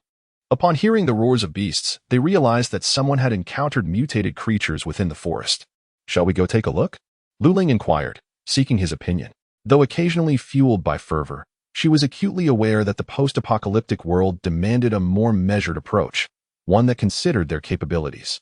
Feeling somewhat unwell today, Lu Ling doubted her ability to outrun a mutated beast. Lu Dian had already extended his mental energy and soon discerned a few ability users engaged in combat with several mutated wolves. His gaze darkened slightly upon spotting a woman clad in a tight-fitting red leather outfit, and an unsettling change in his aura-followed suit. As Lu Ling listened to the increasingly closer sounds of conflict and prepared to investigate, she was suddenly seized by the arm. Looking up, she met the cold, impassive expression of the man beside her, his eyes glinting with a chilling calm, as if he were enduring something profound. Noticing her gaze, he lowered his head and offered her a faint smile, saying, There are 3 mutated wolves ahead, accompanied by 7 ability users. The situation is not favorable. Do you recognize any of them? Recognize? No, Lu Ling replied, nodding. Should we assist them? They should be capable of handling it. Assistance is unnecessary. He smiled. Lu Ling observed him for a moment before saying, "Then let us depart." His smile deepened, a genuine expression of affection as he pulled her into his embrace and kissed her cheek, steering away from the battlefield ahead and taking an alternate path through the woods. Within the forest, one of the psychics engaged in combating for mutated beasts appeared increasingly distressed. Someone had just left. After an ice-wielding ability user repelled a mutated wolf with an ice spear, he furrowed his brow and inquired, "Do you know them?" "I'm not sure. I couldn't see clearly." As they conversed, a woman clad in red exclaimed, "Forget it. In a place like this, it is better to rely on oneself than on others. Besides, we cannot be certain of the intentions of those who arrive. Let it be." With that, she conjured a ball of fire and hurled it forward, striking a mutated wolf squarely in the belly. The creature held in agony, launching itself at her with renewed ferocity. "Qinling, be careful." The other ability users shouted in alarm. The woman in red was momentarily taken aback, but upon hearing the rush of wind behind her, she turned to see a blood-red-eyed mutated wolf lunging at her with frenzied intent. Its sharp fangs sank into her shoulder, and a wave of excruciating pain coursed through her body, eliciting a scream. Realizing his gaze had shifted ominously, Lu Ling quickly jumped back, distancing herself from him. As evening descended, and the heat of the day began to wane, the two individuals made their way to the rooftop to witness the sunset. Although they were the only two living souls present, in a place that had once been a village of the undead, the lovers, lost in their affections, acted quite foolishly as they ascended to bask in the waning light. However, Lu Jian felt that she was somewhat overindulging herself. Such relentless exertion could not be good for her well-being. Thus, he often sought to divert her attention towards more intimate pursuits. Just as Lu Ling was tugging the reluctant man downstairs, they spotted several figures emerging from the muddy path leading to the woods. The sight of them, supporting one another and clearly gravely injured, sent a jolt of concern through her. As they emerged from the trees, Lu Ling instinctively glanced at the man beside her. His face bore a gentle smile, soft and pure in the golden glow of the sunset, reminiscent of an ethereal noble untouched by the world's grime. Yet, his eyes betrayed a different story. They were anything but benevolent, radiating a fierce and chilling malevolence that sent a shiver down her spine, causing her to involuntarily retreat a step. "What troubles you, Xiaoling?" he inquired, gripping her hand tightly, his fingers entwined with hers, forbidding any hint of retreat. Lu Ling forced a smile, but upon realizing its insincerity, she allowed it to fade. She was no fool when Lu Jian claimed not to recognize those figures. Could it truly be the case? If he were unfamiliar with them, would he not instinctively avoid them? If he were a stranger to them, would his gaze betray a flicker of restraint? If he were indeed a stranger, would he fix them with a piercing look imbued with lethal intent? A smile graced Lu Dian's lips as he leaned closer, pressing a soft kiss near her mouth. However, they could choose to avoid encounters. Yet the injured individuals with abilities had already spotted them early on, and someone called out to them. "Loud Hall!" a feeble voice incredulously exclaimed. In the distant background, a figure standing in the sunlight on the upper floor seemed oblivious to the call, swiftly vanishing into the penthouse. Fortunately, this village was far removed from the city, and the zombies within had been eradicated. Otherwise, they would have long attracted the attention of the undead. It appeared that the Loud Hall was indifferent to their presence, as if he had not heard the earlier summons at all. Once he descended the staircase, he headed to the kitchen to prepare a meal. Tonight, he planned an egg feast featuring fried, steamed, boiled, and scrambled eggs.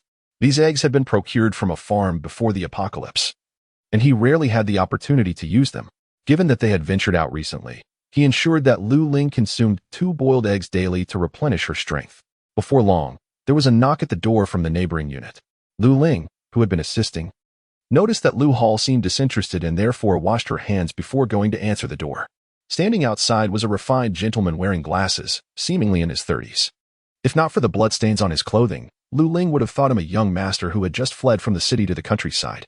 In fact, the gentleman also felt that Lu Ling's appearance was not in harmony with her surroundings. Firstly, she was remarkably clean. Secondly, her complexion was exceptionally vibrant. Unlike someone who had endured 6 months in a post-apocalyptic world. Finally, as my gaze fell upon the ambiguous marks on her neck, I instantly understood, simultaneously deducing that the man in the room, referred to as Lu Jian, must possess considerable strength. Otherwise, it would be impossible for this woman to maintain such a pristine appearance. It was likely that the 2 presences I sensed in the woods today were indeed theirs. "Hello. I apologize for the intrusion," said the bespectacled man, smiling in a genteel manner. My name is Li Yuan. It's a rare occurrence to encounter others here. We are all human, after all, so I thought it prudent to introduce myself. His words carried a hint of dark humor, yet they were quite apparent. In this era, with zombies, mutated beasts, and aberrant flora rampant, the living space for humanity had diminished significantly, although there were internal conflicts among humans. When faced with the threats of zombies and mutated creatures, it was inherently safer to unite as fellow humans.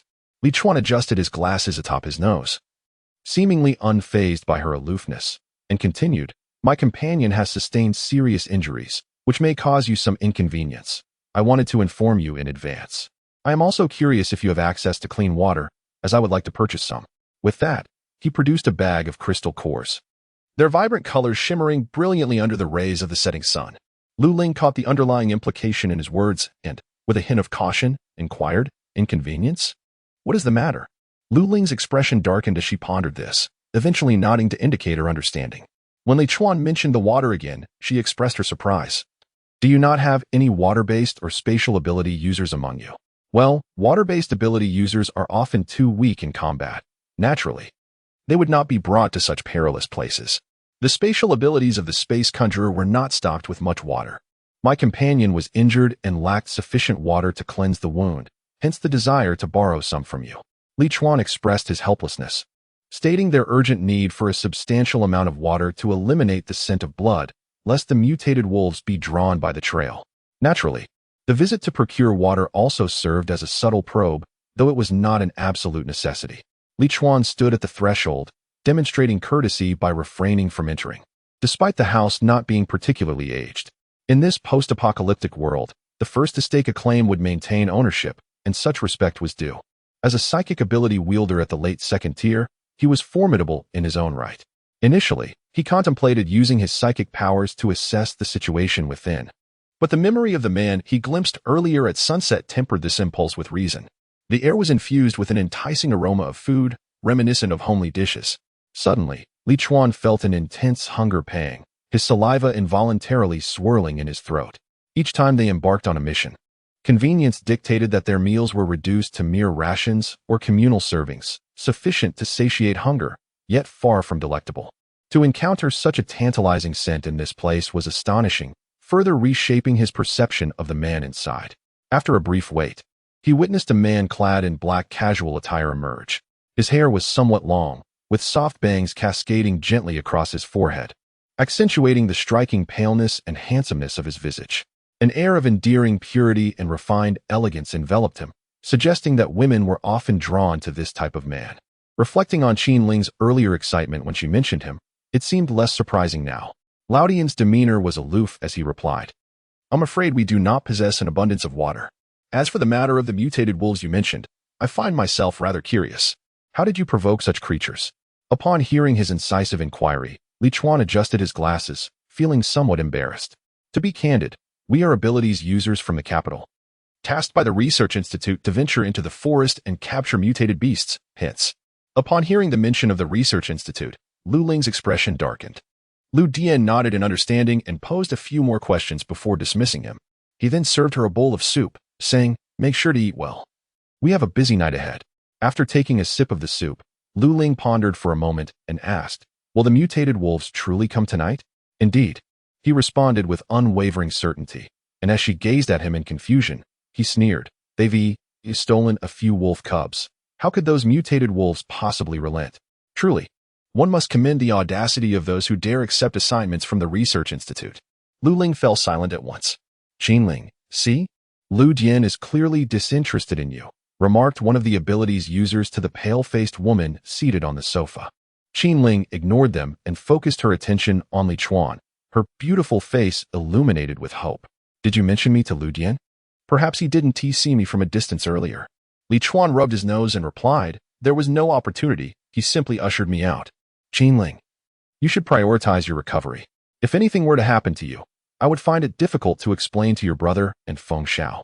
Qin Ling's expression darkened as she exclaimed angrily, "Do not mention them to me. Had they not refused to inform me of Lu Dian's arrival in the capital, I would not have concealed my departure to undertake this task. Yet, perhaps it is fortuitous to encounter Lu Dian here. By the way, who is the woman accompanying him?" "I do not know. I did not inquire. Li Chuan recalled the marks on the girl's neck and decided against revealing this detail to avoid provoking her further. At that moment, several individuals who had tended to their wounds approached to assist Qin Ling in treating her shoulder injury. Her clothing had been torn to shreds, exposing a gruesome wound. Yet fortunately, due to the robust constitution of those with extraordinary abilities, her recovery capacity was commendable. Otherwise, she would not have endured to this point. With limited water, they merely managed to wash away the bloodstains and then settled down to consume their rations. The tantalizing aroma of dishes wafting from the adjacent area made several of them swallow hard in temptation. It was indeed audacious to have the leisure to prepare food in such a setting. This sentiment was echoed by all, and a smile appeared on Qin Ling's face. She understood Lu Dian's perfectionist nature, as he would create conditions to enhance his circumstances, even in the absence of resources, while gnawing on the tasteless rations. A few even suggested purchasing food from their neighbors using crystal cores, but this proposal was swiftly dismissed by Li Chuan. After finishing their meal, Qin Ling initially intended to seek out Lu Dian, but given the severity of her injuries, Li Chuan intervened to prevent her self-destructive behavior, even producing a potion developed by the Research Institute for her to consume, which would expedite her healing. After dinner, darkness soon enveloped the surroundings. Luo Ling held a seed of a vine that resembled a slender wire, aptly named by her as the iron wire vine. She first communicated with the seed using her extraordinary abilities, a practice she had honed through numerous attempts, and effortlessly gained the seed's acceptance. She then commenced the process of nurturing it. This marked her inaugural attempt at awakening the seed of a mutated plant, and she approached the task with utmost caution, channeling her powers gradually into the seed. As the seed cracked open and began to sprout, the delicate iron wire vine grew steadily. Upon reaching a height of 5 meters, it halted, having exhausted her energy. Luo Ling placed the vine's roots into a mineral water bottle and began to meditate to restore her powers. After half an hour of meditation, she resumed infusing energy into the iron wire vine.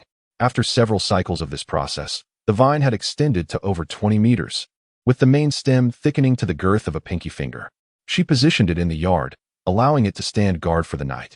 Turning to the man who had always been by her side, she smiled and remarked, "Brother, with it keeping watch tonight, we need not exert ourselves so much."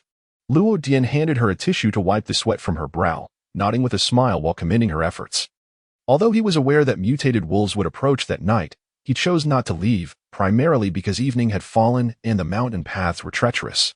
Furthermore, he had his own considerations. In Luo Ling's words, it was evident that he harbored some nefarious intentions. They possessed pollen capable of repelling mutated beasts, which could be deployed should the situation prove perilous, yet regrettably, Luo Dian was currently reluctant to make use of it. Although Lu Ling was unaware of his intentions, she never intervened in his decisions. Ultimately, she had no choice but to experiment with the effects of the mutated plants. Chapter 48. The anguished howl of a beast shattered the stillness of the night, jolting Lu Ling from her slumber. She turned over, instinctively reaching for the Tang Dao beside her, her entire being poised like an unsheathed sword, brimming with resolve. "Brother? Lu Dian?" Lu Ling suddenly realized she was alone in the room. The man who had always been by her side was absent. A peculiar sensation welled up within her, not quite anxiety, but an understanding that this man was capable of protecting her, and even in his absence, she harbored no fears for his safety. After a moment of hesitation, she sprang from the bed, swiftly donned her shoes, and approached the window. They resided on the second floor, granting them a broader view. As Lu Ling gazed outside, she observed a myriad of colors emanating from the neighboring house, each representing different supernatural abilities: fireballs, lightning, wind blades, and earthen walls. It appeared that their team was exceptionally well equipped, encompassing nearly all elemental powers. Before the house, a dozen wolves surrounded them, their eyes glinting with predatory intent. Occasionally, one would launch an assault against the erected earthen wall, while lurking in the shadows were green eyes, watching intently. Lu Ling inhaled sharply. Just how many mutated wolves had come? Soon, she spotted a massive wolf, considerably larger than a typical one, standing not far behind the attacking pack. It towered over the rest, which were slightly smaller in stature, resembling the king of this wolf assembly. As Lu Ling focused intently, she soon noticed 2 wolves stealthily approaching the house. They leapt onto the courtyard wall. But just as they were about to descend, they were suddenly ensnared by the iron vine that had been quietly climbing along the wall. The vine tightened around the mutated wolves' limbs, eliciting their wretched howls before flinging them out of the courtyard. Another mutated wolf charged towards them, but was quickly halted by the Wolf King. The Wolf King, seemingly endowed with intelligence, cast a glance at her with its eerie green eyes, as if issuing a warning. A chill ran down Lu Ling's spine, and her palms grew slightly clammy. The pack's assault persisted, with various sounds emanating from next door.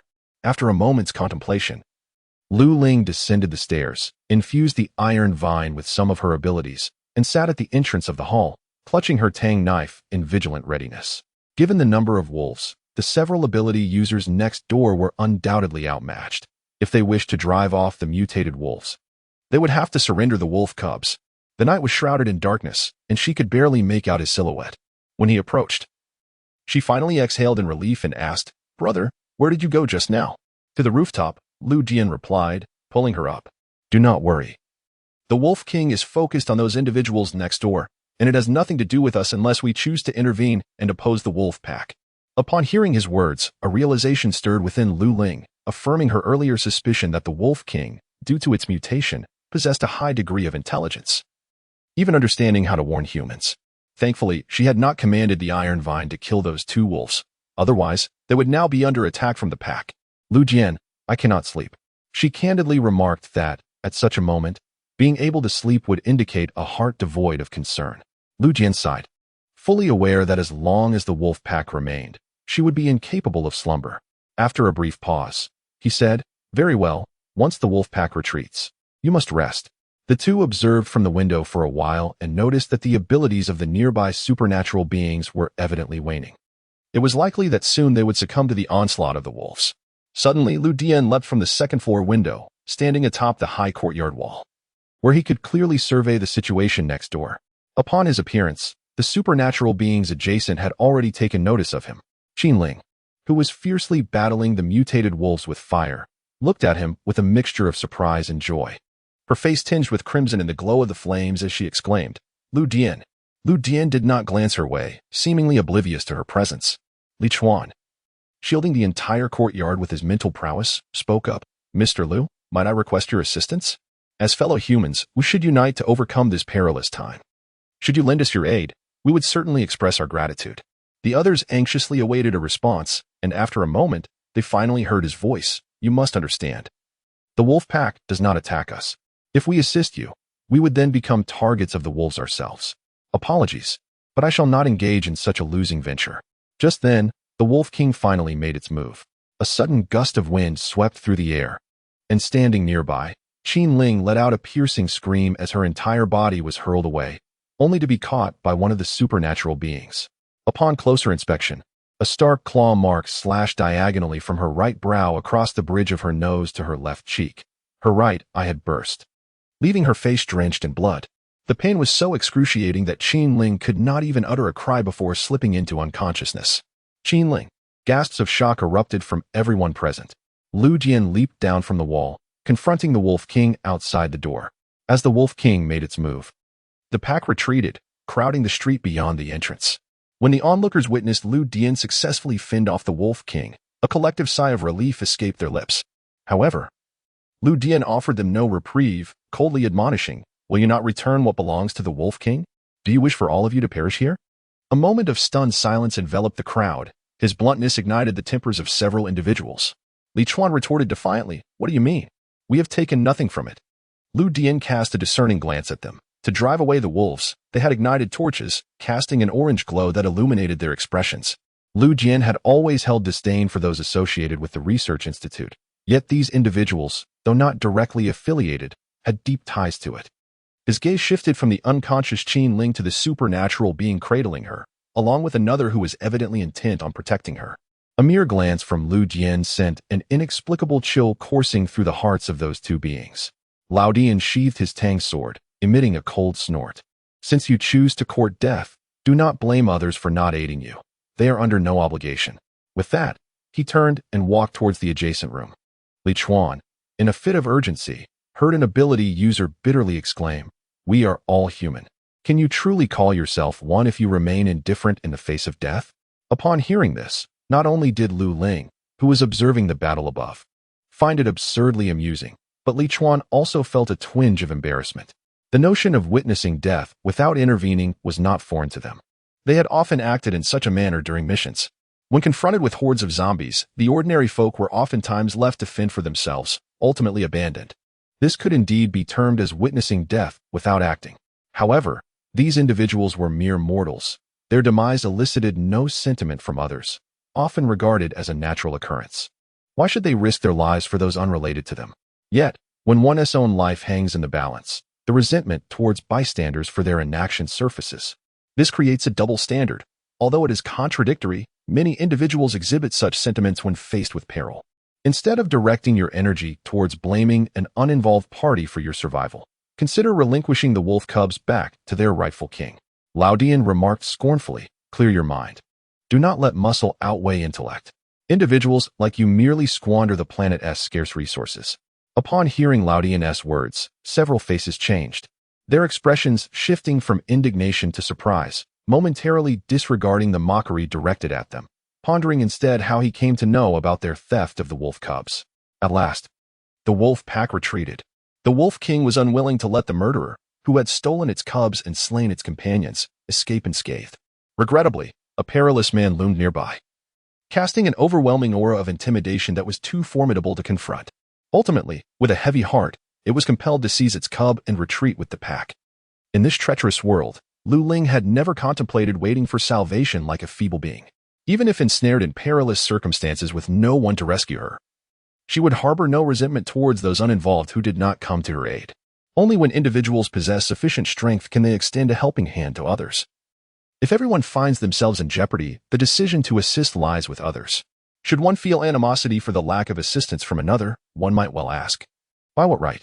A smile graced Lu Dian's face as she remarked, "Indeed, there are many in this world who adhere to double standards. We merely chanced upon them today."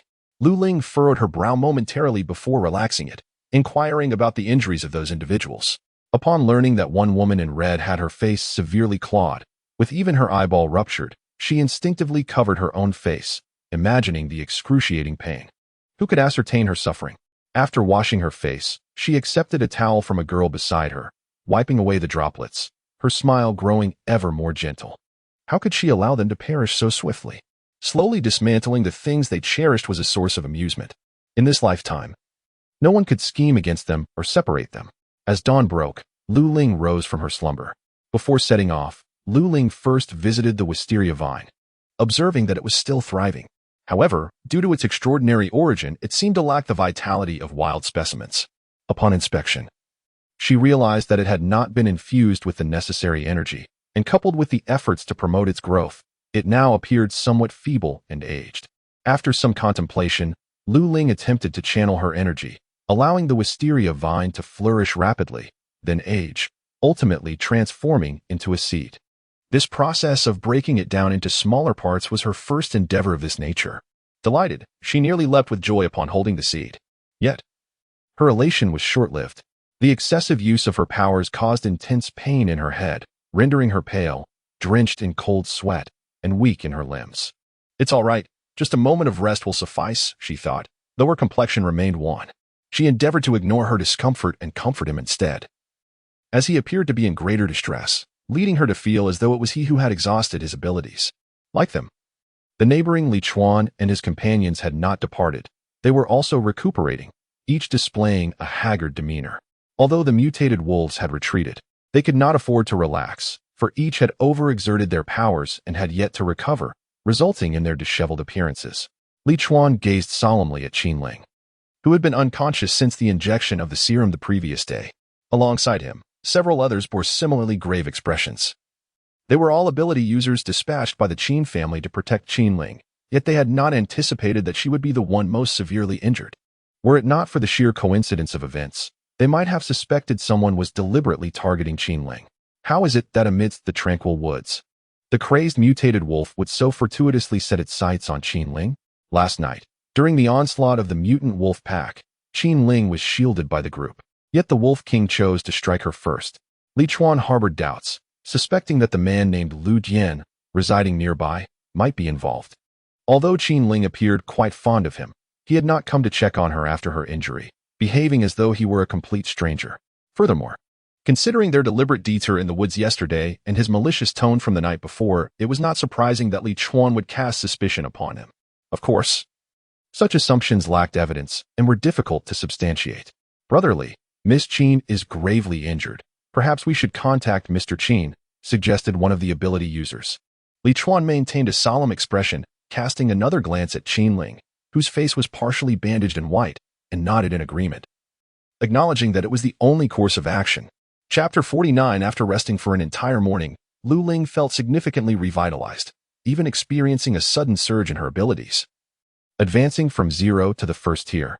Upon becoming a first-tier ability user, Lu Ling felt an overwhelming surge of energy coursing through her, as if she had transcended a certain limit.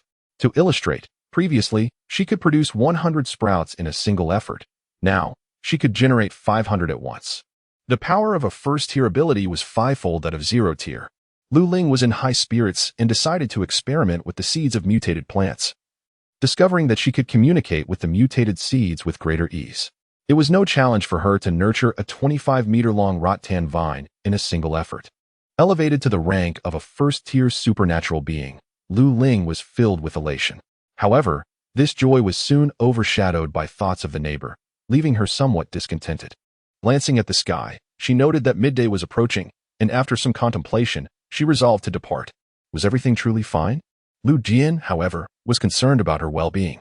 After a moment of deliberation, Lu Dian nodded in agreement. As the vehicle exited the courtyard, the neighbor, alerted by the sound of the engine, peered out to investigate. Seated in the passenger seat, Lu Ling caught sight of the male supernatural being who had emerged. Their eyes met briefly, and the man cast a resentful glare in their direction. Just then, Li Chuan appeared, adjusting his glasses with an air of refinement, and inquired, "Are you two preparing to leave?" Despite the unpleasantness of the previous evening, Lu Ling could not bring herself to respond with hostility, offering a curt nod instead. Li Chuan, recalling the still unconscious Qin Ling inside the house, turned his gaze back to the pale-faced man in the car and sighed inwardly. Just as he was about to speak, a distant engine noise caught their attention, and a look of joy spread across his face. "Brotherly, Brother Qin, they have arrived," a voice exclaimed with enthusiasm. Before long, a jeep made its way down the muddy road leading out of the village, effectively blocking the path. In this small village, the roads were unpaved and narrow, barely accommodating two compact cars side by side. Thus, the arrival of the jeep completely obstructed the thoroughfare. In the aftermath of the apocalypse, the disrupted magnetic fields had caused a swift loss of signal, resulting in significant communication difficulties. However, it was not long before scientists developed another form of communication device, which is now predominantly utilized by individuals of status in the capital. Li Chuan also employed this new communication device to notify those at the base, prompting Qin Wei and others to rush over early in the morning upon receiving the news. The occupants of the jeep disembarked in succession, including not only Qin Wei but also Feng Xiaowang and 3 other psychics. "Alas, please make way," Lu Dian said impatiently as he rolled down the car window. Although the relationship had soured, Feng Xiaowang, considering their past camaraderie, was reluctant to confront Lu Dian. He was about to instruct his driver to maneuver the vehicle closer to the wall to clear the path when, unexpectedly, the brash voice of Lu Ji erupted nearby. "Why should we make way? The road is right here. You can simply pass through." Then, with a mischievous glint in his eye, he added with a grin, "We are not unreasonable people. If this esteemed brother has a way to make our vehicle yield on its own, or perhaps offer some crystal cores as a toll, we shall gladly make way." This young man was insufferable. Lu Ling, initially perceiving him merely as a handsome lad of 17 or 18, had no desire to engage. However, upon realizing that he was clearly seeking confrontation, Lu Ling's brow furrowed, and he promptly grabbed a handful of watermelon seeds, hurling them directly at Lu Ji's face. Lu Ji swiftly leaped aside, only to discover that what he had encountered were merely watermelon seeds. He couldn't help but feel a pang of astonishment, followed by a chuckle as he remarked, "Women truly are ineffectual, wielding a mere seed as a weapon." Just as he spoke, another handful of watermelon seeds came hurtling towards him. Lu Ji paid them no heed. However, one particular seed, upon reaching him, unexpectedly took root and sprouted, instantaneously transforming into a vine that stretched over 10 meters long. It clung to his head, enveloping his entire face, and remarkably blossomed into a watermelon flower atop his crown. The boy, now adorned with a mane of green vines, was unceremoniously kicked away. Meanwhile, Lu Dian disembarked from the vehicle, casually placing his hand on the jeep. And with a simple push, The tires screeched sharply as the vehicle careened towards a nearby house, crashing through the mud wall of the dwelling. Remarkably, the Jeep sustained only minor damage, with the front crumpling slightly due to its superior build. Feng Xiaowang intervened, halting others who were inclined to act. With a composed demeanor, he stated, "Enough. Let's check on Qinling. That is of utmost importance." He then cast a glance at Lu Ji, who was groaning as he struggled to rise, clicking his tongue in disapproval. "Lu Ji, you ought to reconsider your penchant for attracting trouble. Not everyone possesses the patience to tolerate your provocations. In the future, steer clear of Lu Dian. Even I cannot contend with him. Do you truly believe you stand a chance?" Feng Xiaowang cast a glance at him before entering the room with the others, pondering the earlier encounter with that woman. She appeared to be quite formidable, possessing the ability to control her powers with such exquisite precision, while she was merely a first-tier ability user. Her deftness in nurturing plants while swiftly delivering a kick to Lu Ji was indeed impressive. However, this only served to heighten his vexation. He could not comprehend why their next meeting had unfolded in such a manner. Even if there existed animosity, should it not be resolved with clarity? Upon entering the room and witnessing Qinling's condition, even Feng Xiaowang, who was accustomed to the grotesqueries of bloodshed, could not suppress a gasp. Perhaps the previous horrors had seemed trivial as they did not involve him personally, but now, confronted with someone he cared for, the reality was difficult to bear. Observing Qinwei's face full of indignation, Feng Xiaowang, after gauging Qinling's injuries, offered words of comfort. "It will be all right. Surgery can restore her face." As for her eyes, he squinted slightly, contemplating. "Seek out Sister Bai. She may have a solution." The mention of Bai Jin from the Research Institute lightened Qinwei's mood considerably. Though disfigurement was a grave matter for ordinary individuals in the post-apocalyptic world, it was merely a minor surgical procedure for a well-equipped research facility, thus not a significant issue. Yet, witnessing his sister in such a state still weighed heavily on his heart. After grasping the situation regarding Qinling, the group settled down to hear the accounts from Li Chuan and the others. Upon concluding their narrative, Qinwei's face transformed with fury, his teeth grinding audibly as he seethed. Lu Dian, thanks to Lingling's deep affection for him, he remained indifferent in her time of need. However, Feng Xiaowang expressed a differing opinion, cautioning, "Do not be vexed. Have you forgotten that Qinling willingly pursued him? Lu Dian has never acknowledged her. This also explains why." Upon learning of Lu Dian's arrival at the capital base, they all chose to conceal this from Qinling years ago, when Lu Dian attended university in the capital. Feng Xiaowang and Lu Dian were assigned to the same dormitory, where they developed a reasonably amicable friendship. Feng Xiaowang found Lu Dian to be quite intriguing and soon embraced him as a friend. Qinling, a junior to them, fell head over heels for Lu Dian the moment she laid eyes on him. In her fervor, she even selected their university as her choice during the college entrance examination, solely to be near him.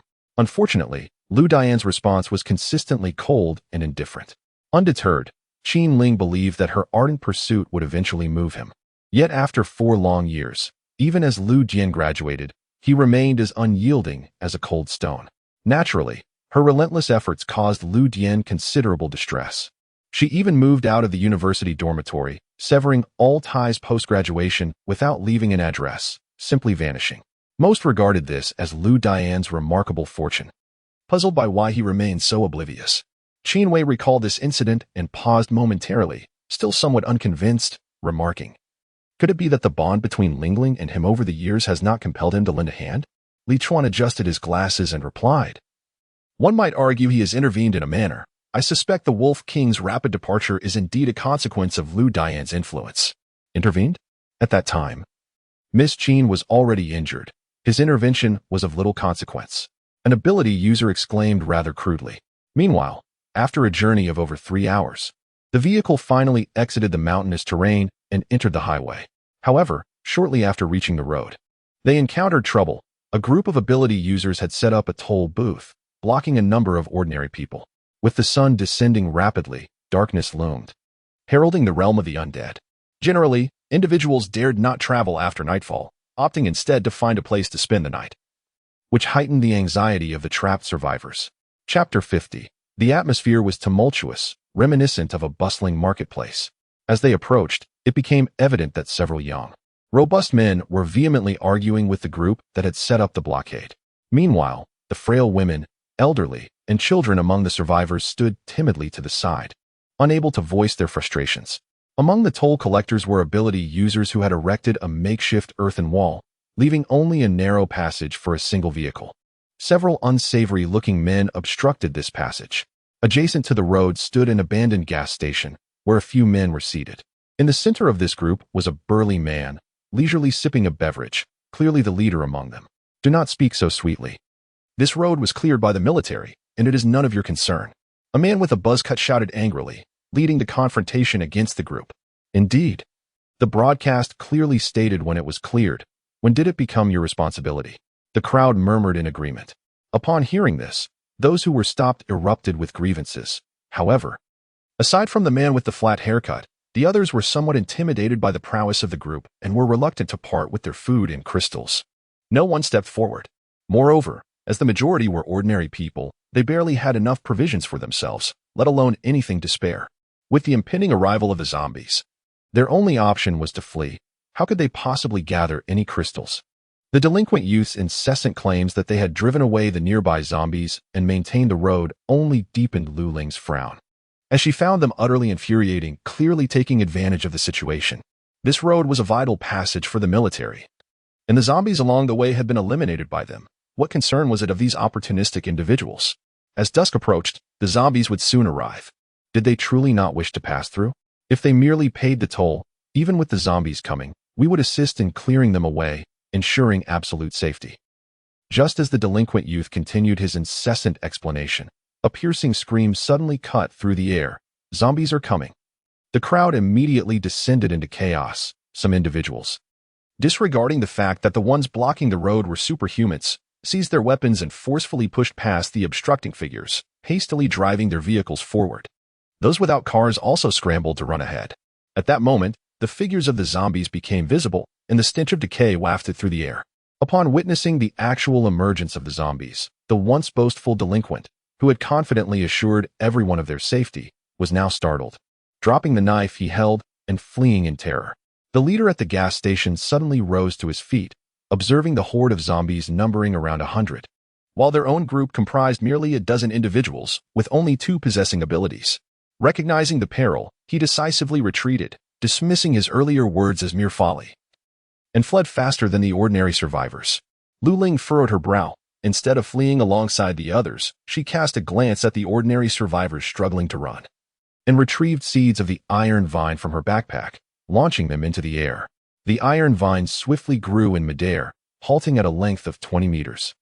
Lu Ling refrained from exhausting her abilities as she usually would, conserving some energy and thus only fostering a 20-meter growth, leaving 1/5 of her powers intact.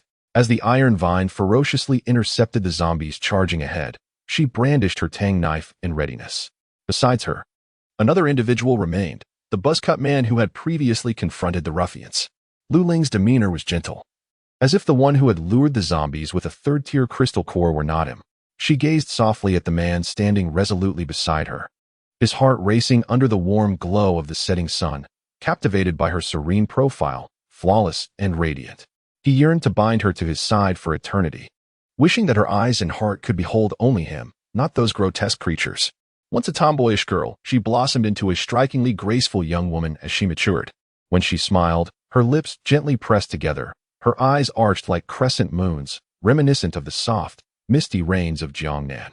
Yet, beneath this delicate exterior lay a person of unwavering determination, which only deepened his affection for her, a desire to clip her soaring wings and confine her within the world he envisioned for them, a realm meant solely for the two of them.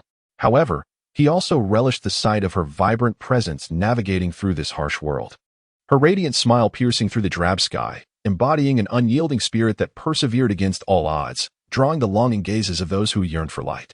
Brother, the zombies are coming. Stop daydreaming. Lu Ling shot him a glare, exasperated by his distraction amidst the chaos. Lu Jian chuckled softly, his voice warm and soothing. I see them. Yang Yi, the buzz-cut man who had chosen to stay and fight, couldn't help but steal a glance at the pair during their exchange. Upon seeing their features, he was momentarily taken aback, sensing they didn't quite resemble siblings. The sister possessed a striking beauty, her delicate features captivating. In a world before the apocalypse, she might have blended in with the crowd, yet in this desolate era, her pristine appearance marked her as an ethereal beauty worthy of admiration. The brother, exuding elegance and gentleness, had a voice that conveyed a sense of purity and kindness, embodying the essence of a truly gentle man. However, the siblings shared a remarkable trait. They appeared exceptionally pristine. Although their physique and demeanor did not suggest they were formidable warriors, there was an undeniable aura of uniqueness about them. Upon this realization, Yang Yi felt a flicker of admiration. Not everyone would risk their safety to fend off zombies for the sake of unrelated strangers, granting them a chance to escape. Yet, Yang Yi was mistaken, for as the zombies approached, the sister boldly advanced towards them, exclaiming, "These zombies are coming too swiftly. It's peculiar and troublesome. Let us eliminate them all." Luo Ling's declaration to eradicate the zombies was indeed calculated, as they were merely first- and second-tier zombies. With her and Luo Jian's capabilities, they could easily dispatch them. Furthermore, a mutated vine nearby ensnared the zombies, complicating their movements and facilitating their combat. Thus, the scene unfolded. The iron vine ensnared the zombies' bodies while Luo Ling approached, swiftly severing a head with a single stroke before moving on to her next target. On the other hand, Luo Jian required no assistance from the mutated vine. Without even employing his abilities, he wielded a tang knife, executing a series of swift strikes that sent the heads of several charging zombies soaring into the air. Yang Yi, who had anticipated a fierce battle, stood astounded, gripping a steel pipe, rendered motionless and deprived of any opportunity to intervene. The seemingly frail siblings moved with such ease, as if traversing an uninhabited realm, expertly decapitating the zombies with precision and grace, as effortless as slicing through ripe melons. In no time, the zombies were vanquished, with not a single one allowed to pursue the fleeing, ordinary people. Were these two truly so formidable? As the sun began to set, Lu Ling wiped the sweat from her brow, the golden rays casting a rosy hue upon her face. Using the tattered clothing of the zombies, she meticulously cleaned the stains from her tang knife before sheathed it. In stark contrast, the tang knife belonging to Lu Jian appeared pristine and untouched, promptly stored away in her spatial pocket. Among the horde of over 100 zombies, primarily of the first and second tiers, there lay more than 100 crystal cores. Donning her gloves, Lu Ling commenced her extraction of the cores. As for the unbearable stench permeating the air, after nearly a year in this apocalyptic world, she had grown accustomed to it. Once they had collected the crystal cores and were preparing to board their vehicle, Lu Ling turned to Yang Yi, who stood idly by. His youthful visage, marked by a hint of naivety in his eyes, resembled that of a university student yet to enter the workforce, likely around her age. "What are you doing? Aren't you coming?" Lu Ling inquired, bemused. Earlier, Yang Yi had chosen to remain behind, attempting to prevent the zombies from providing an escape opportunity for others. While somewhat reckless, Lu Ling found this paternalistic demeanor admirable, and a smile unconsciously graced her lips. Feeling as though her radiant smile against the backdrop of the setting sun would illuminate the world, Yang Yi's cheeks flushed. "I understand. And thank you all for your help just now," he expressed gratefully. "It was nothing," she replied simply. After exchanging a few brief words, Yang Yi boarded another bus parked by the roadside, left behind by those who had hurriedly fled. He then drove the bus, trailing behind Lu Ling and her companions. After a short while on the road, the two vehicles gradually caught up to those who were laboriously fleeing on foot. Upon spotting the approaching bus, Yang Yi's head emerged, eliciting a wave of astonished delight among the onlookers. Some, recognizing him, exclaimed, "It's Yang Zi. Yang Zi is alive," their voices thick with emotion. Yang Yi offered a faint smile, aware of his own audacity. He had initially intended to buy time for their escape, planning to flee himself when the moment became untenable.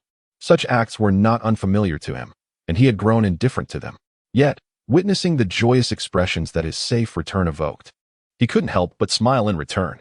He halted the bus, allowing the individuals to board, and then followed in the wake of the vehicle from the building as they journeyed toward the capital.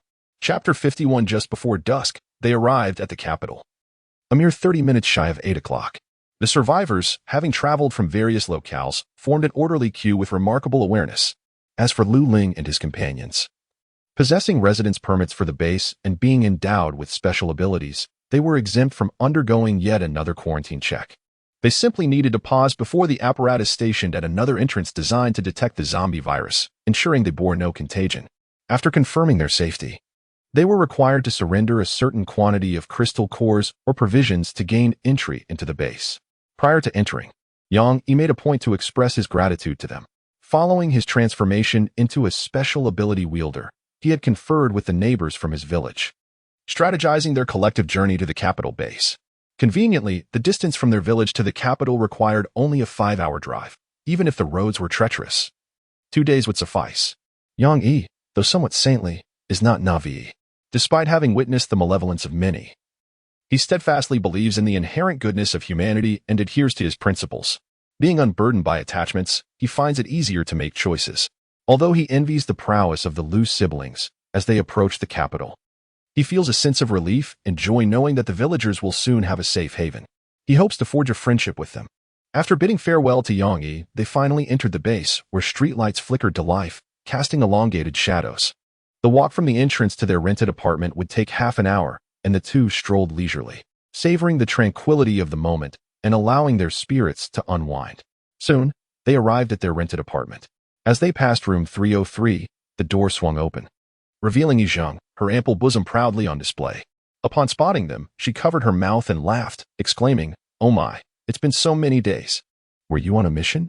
You still look quite handsome today." Her striking beauty always exuded an enchanting allure. Lu Dian did not spare her a glance as he unlocked the door. However, Lu Ling, adhering to the principles of neighborly camaraderie, waved her hand with a mix of admiration and envy, remarking, "Sister, Yi is quite formidable today." "Formidable? I haven't brought any weapons," Yizheng replied, her expression one of surprise. "What are you laughing at, Lin Xiaomei?" Yizheng inquired, increasingly perplexed, unable to suppress a playful pout. Lin Baobao, still chuckling, pulled the innocent-looking Lu Ling into the room, winking at Yizheng as she said, "Oh, it's nothing. Sister, Yi still looks beautiful today. Good night." Upon entering the room, the two women erupted into laughter. At first glance, Yizheng presented herself as a sophisticated woman, slightly captivated by handsome men, which lent her an air of frivolity. Those unfamiliar with her might have mistaken her for someone of ill repute. However, as one became better acquainted, it became evident that she was rather naive, slow to react, and easily deceived. Lu Jian's expression darkened as he found their embrace and playful shoulder pats rather distasteful, prompting him to separate the two girls. Lu Ling shot him a discontented glance before greeting the others in the room. Suddenly, her gaze sharpened as she cupped Mo Yingying's small face, inquiring, "What happened to Yingying's face? Who hurt you?" Despite the world being in chaos, their group fared reasonably well, at least having enough to eat. The two children were well cared for, receiving occasional milk from Lin Baobao and Lu Ling, which kept them plump and adorable. Yet now, under the dim light, Yingying's small face bore several abrasions and bruises, suggesting a severity of injury that had likely occurred a day or two prior. "Sister Ling, I'm fine," Mo Yingying reassured. "Sister Bao has already chased away the person who bullied me." Lu Ling gently patted her head and glanced at Lin Baobao. Witnessing the lives of ordinary people in the base, who would sacrifice their dignity for a mere morsel of bread, Lin Baobao felt grateful for her abilities. She could hardly fathom the depths to which she might sink in order to survive. Perhaps she would become quite malevolent, engaging in actions she herself would find disgraceful. Upon reflection, she couldn't help but cast a gentle glance at Lu Ling. Lu Ling affectionately patted her head and chuckled. "Even though your dear sister is formidable, she cannot always be your protector. Yingying must strive to become strong on her own." The two children nodded earnestly, undeterred by their ordinary status. Soon, Grandpa Mo and Chun Kaiwei emerged with the prepared meal. As it was past 8 o'clock and the electricity had ceased, Grandpa Mo had resorted to using the stored gas to boil some noodles. The dish included not only the noodles but also layers of cured meat and vegetables. The cured meat, which had been packaged, was collected by Lu Dian long ago, and he had taken some with him upon departure, which remained uneaten. The vegetables were exchanged by Lin Baobao using her crystal core with a wood element ability user. Upon hearing this, Lu Dian's gaze flickered with subtle intrigue, leaving him momentarily speechless. Lu Ling acknowledged this and inquired, "Baobao, have you found your father?" "I have," Lin Baobao replied coolly. "Not only did I find him, but I also discovered a stepmother and a younger brother. They are all ordinary people residing in a community of ordinary folk. They expressed a desire to live with us, but I declined." A cold sneer formed within her heart. How could such fortuitous circumstances exist in this world? Before the apocalypse, she had been discarded like refuse, neglected for years, and even subjected to harsh words, cautioned not to disturb his family like her mother did. Now that they were aware of her extraordinary abilities, they had the audacity to blame her for being ungrateful and for not acknowledging her biological father. Apologies, but her heart had indeed been devoured by a dog. Compassion had long since abandoned her. As Lu Ling perceived the chill in her eyes, she instinctively understood that there was discord between her and her biological father. She offered comfort, saying, "It's all right. Whatever you choose to do, I shall stand by you. Just let me know if you need anything. Dear sister, no questions asked. Get lost." The gentle and clean male voice turned icy. When Lin Baobao was thrown out, she realized she had once again transgressed someone's boundaries.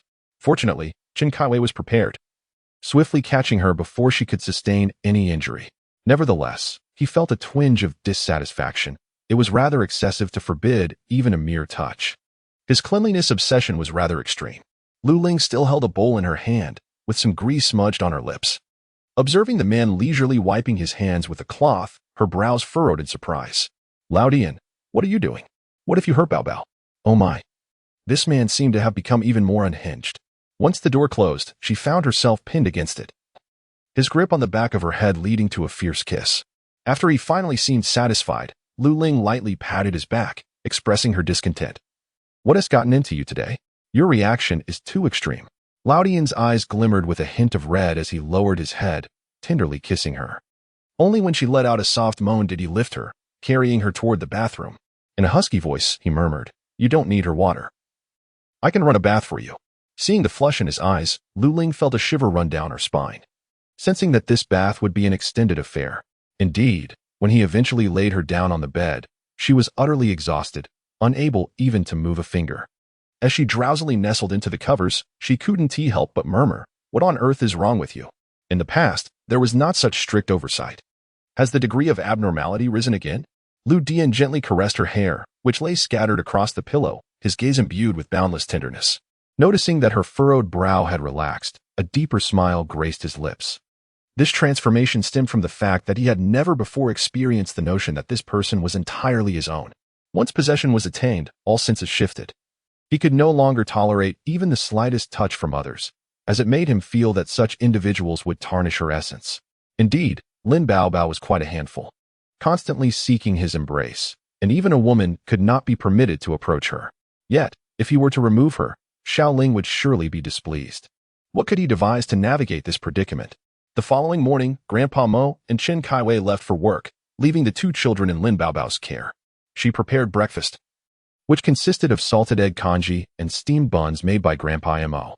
As they gathered around the table, engaged in lively conversation, the doorbell rang. Exchanging glances, Lin Baobao went to answer the door. Moments later, she returned with two men in tow, Lu Zhan and Yin Gu. Both were dressed in impeccably tailored suits and long-sleeved shirts. Lu Zhan's attire was meticulously arranged, with every button fastened, exuding an air of strict professionalism. In contrast, Yin Gu had left two buttons undone and rolled his sleeves up to his elbows, hands casually tucked into his pockets, projecting the aura of a flamboyant socialite. Lin Baobao courteously welcomed the two men, effortlessly handling Yin Ji's flirtatious banter while casting a disdainful glance at his ostentatious demeanor. "Elder brother, what brings you here?" Lu Cheng warmly invited them to partake in breakfast together. "Have you had breakfast? Let us dine together." Without waiting for a response, she dashed into the kitchen to fetch clean bowls and chopsticks. Seeing her lively demeanor, Lu Shan felt a sense of satisfaction. The resilience of this extraordinary individual was indeed remarkable, suggesting that he might indulge a bit more in the future. As Lu Qing emerged with the tableware, she met Lo Shan's penetrating gaze, which sent a chill down her spine, as if she were being scrutinized by a feral beast. Before Lu Chan could utter a word, he was enthusiastically ushered to a seat by his so-called sister. While he took his place at the table with an air of calmness, Lu Chan glanced at Lu Shan, whose eyes sparkled with mirth, and then at his spirited and cheerful sister.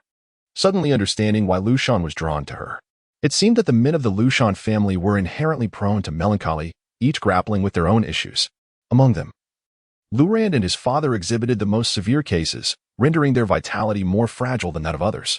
If not carefully guided, they could very well nurture a malevolent spirit within. Such a girl, however, possessed an innate charm that easily captivated their attention and stirred a desire to possess. Her positive and vigorous approach to life, along with her tenacious spirit, could inspire them. With her presence, Lu Chan felt reassured that Lu Shan would not succumb to madness and recklessly squander his life. He no longer needed to worry about this cousin. With these thoughts in mind, Lu Chan's appetite grew. After breakfast, they gathered together, and Lu Shan retrieved a platter of assorted fruits from thin air, causing their eyes to brighten with delight. Even though they were curious about the source of these fruits, they refrained from probing further. Some matters, even among those as close as family, deserved a measure of respect. "Elder brother, do you have any business here today?" Lao Dian slowly peeled an orange, and after preparing a segment, he fed it to Lu Ling, who was savoring a sweet longan.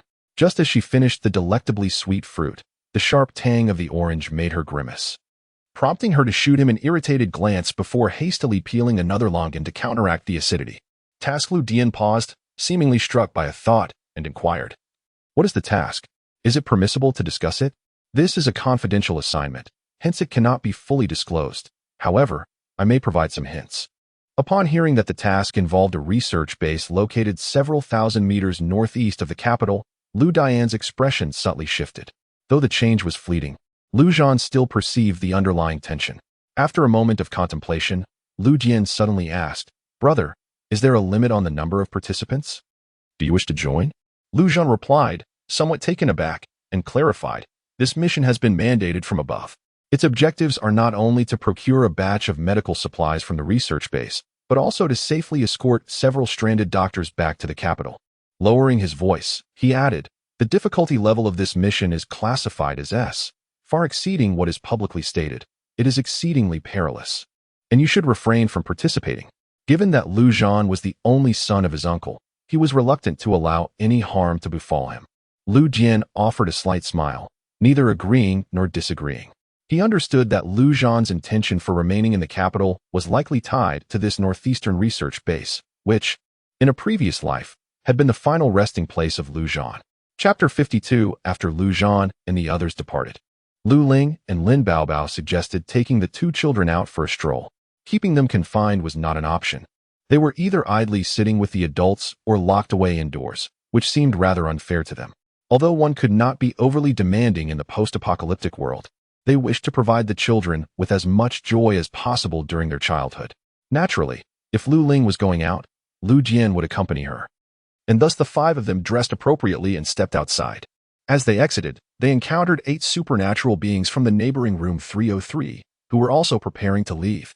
"Brother Sun, are you all heading out on a mission?" Lin Baobao greeted them with familiarity.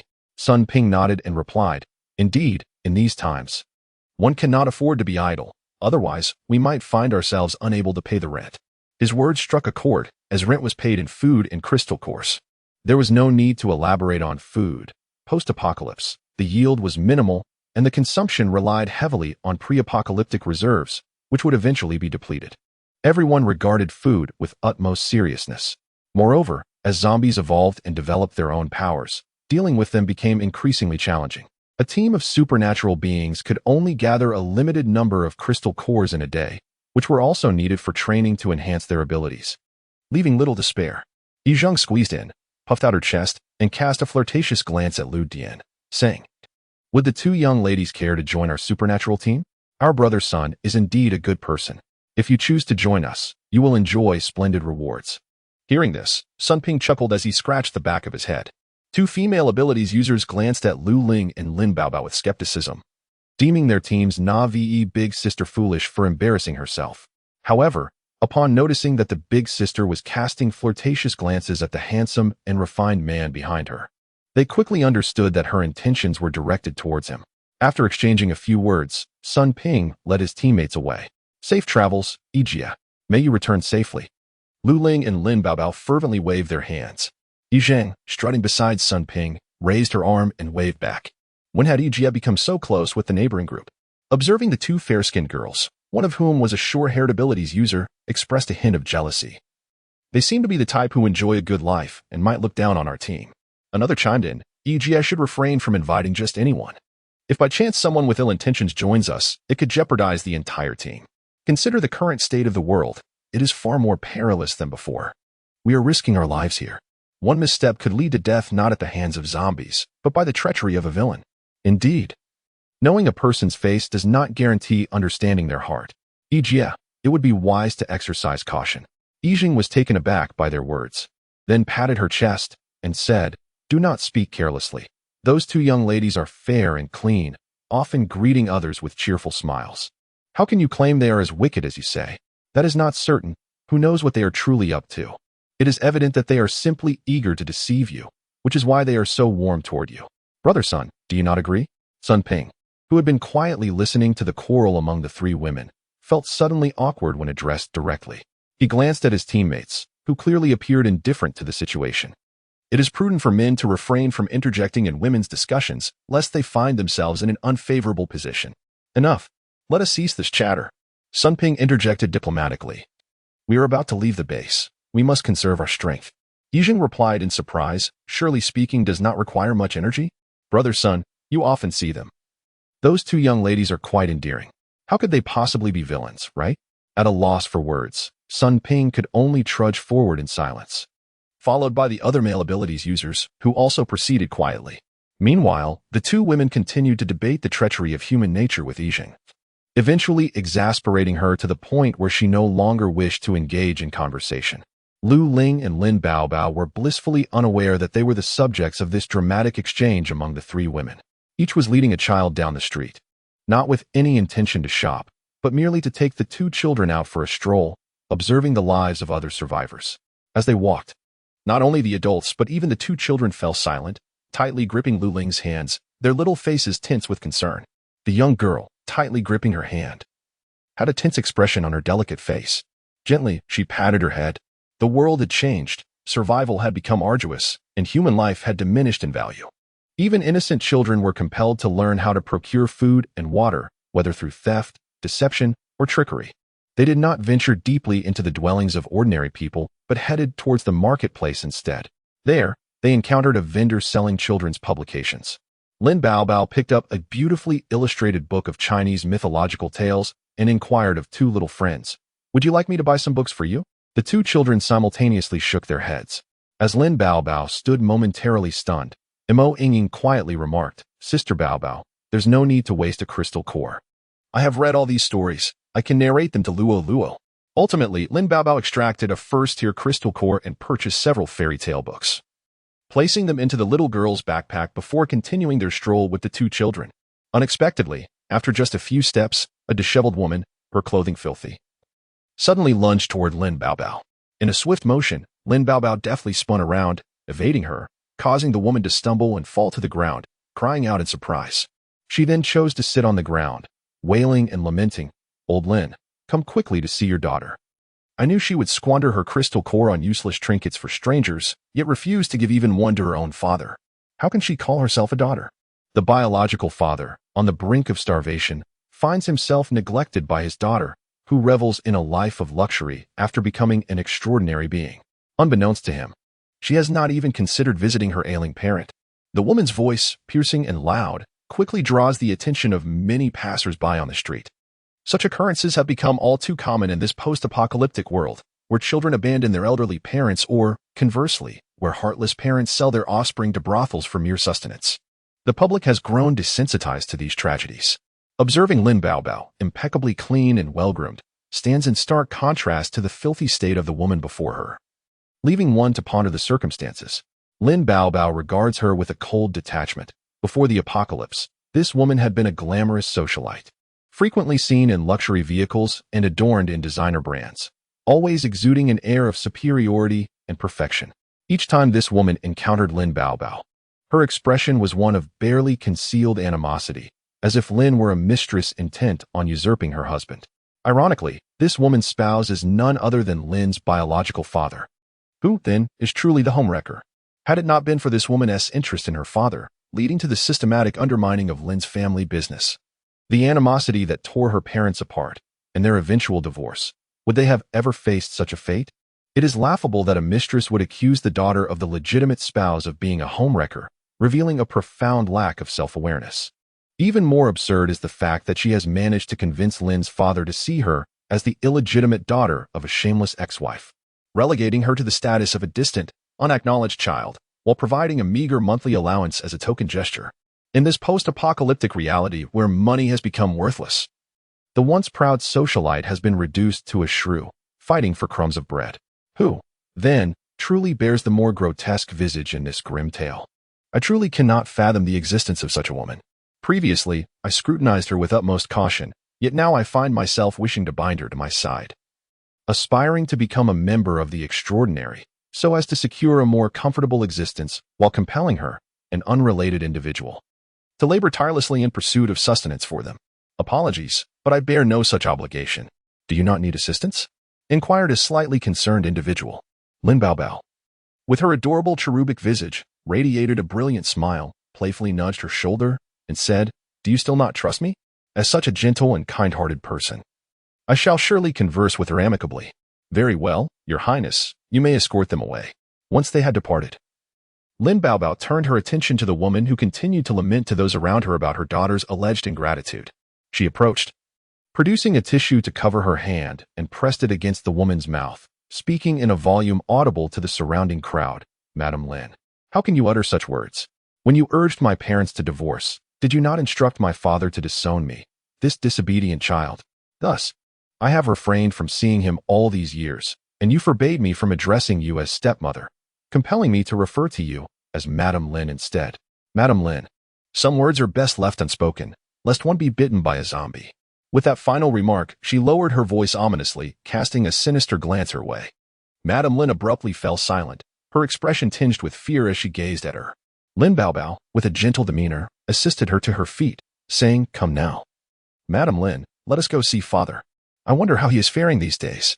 I have a few packets of biscuits to bring to him. The onlookers, upon hearing their exchange, seemed to grasp the situation and, disinterested in meddling with the domestic affairs of others, gradually dispersed. How can an ordinary person contend with the formidable powers of a supernatural being, especially when it comes to Lin Baobao, who possesses not only water-based abilities but also wields a knife with remarkable strength? Mrs. Lin finds herself helplessly led by her stepdaughter into a desolate area, her heart filled with growing trepidation as she wonders what intentions lie behind this encounter. Upon returning to their apartment, the two children nestle on the sofa, engrossed in the books that Lin Baobao had purchased for them, while Lu Dian stands on the balcony, gazing into the distance towards the base. Noticing a hint of unease in his demeanor, Lu Ling places a cactus she had just bought in the sunlight and glances at him, inquiring, What captivates you so deeply? With a sparkle in his eyes, Lu Ling responds, Once my powers have ascended, we too shall venture there. His gaze, filled with warmth and mirth, resembles that of the gentlest prince emerging from a romantic manga, embodying both classical elegance and a refined demeanor akin to a jade-like gentleman, causing her to blush and hurriedly lower her head to continue her telepathic communication with the cactus.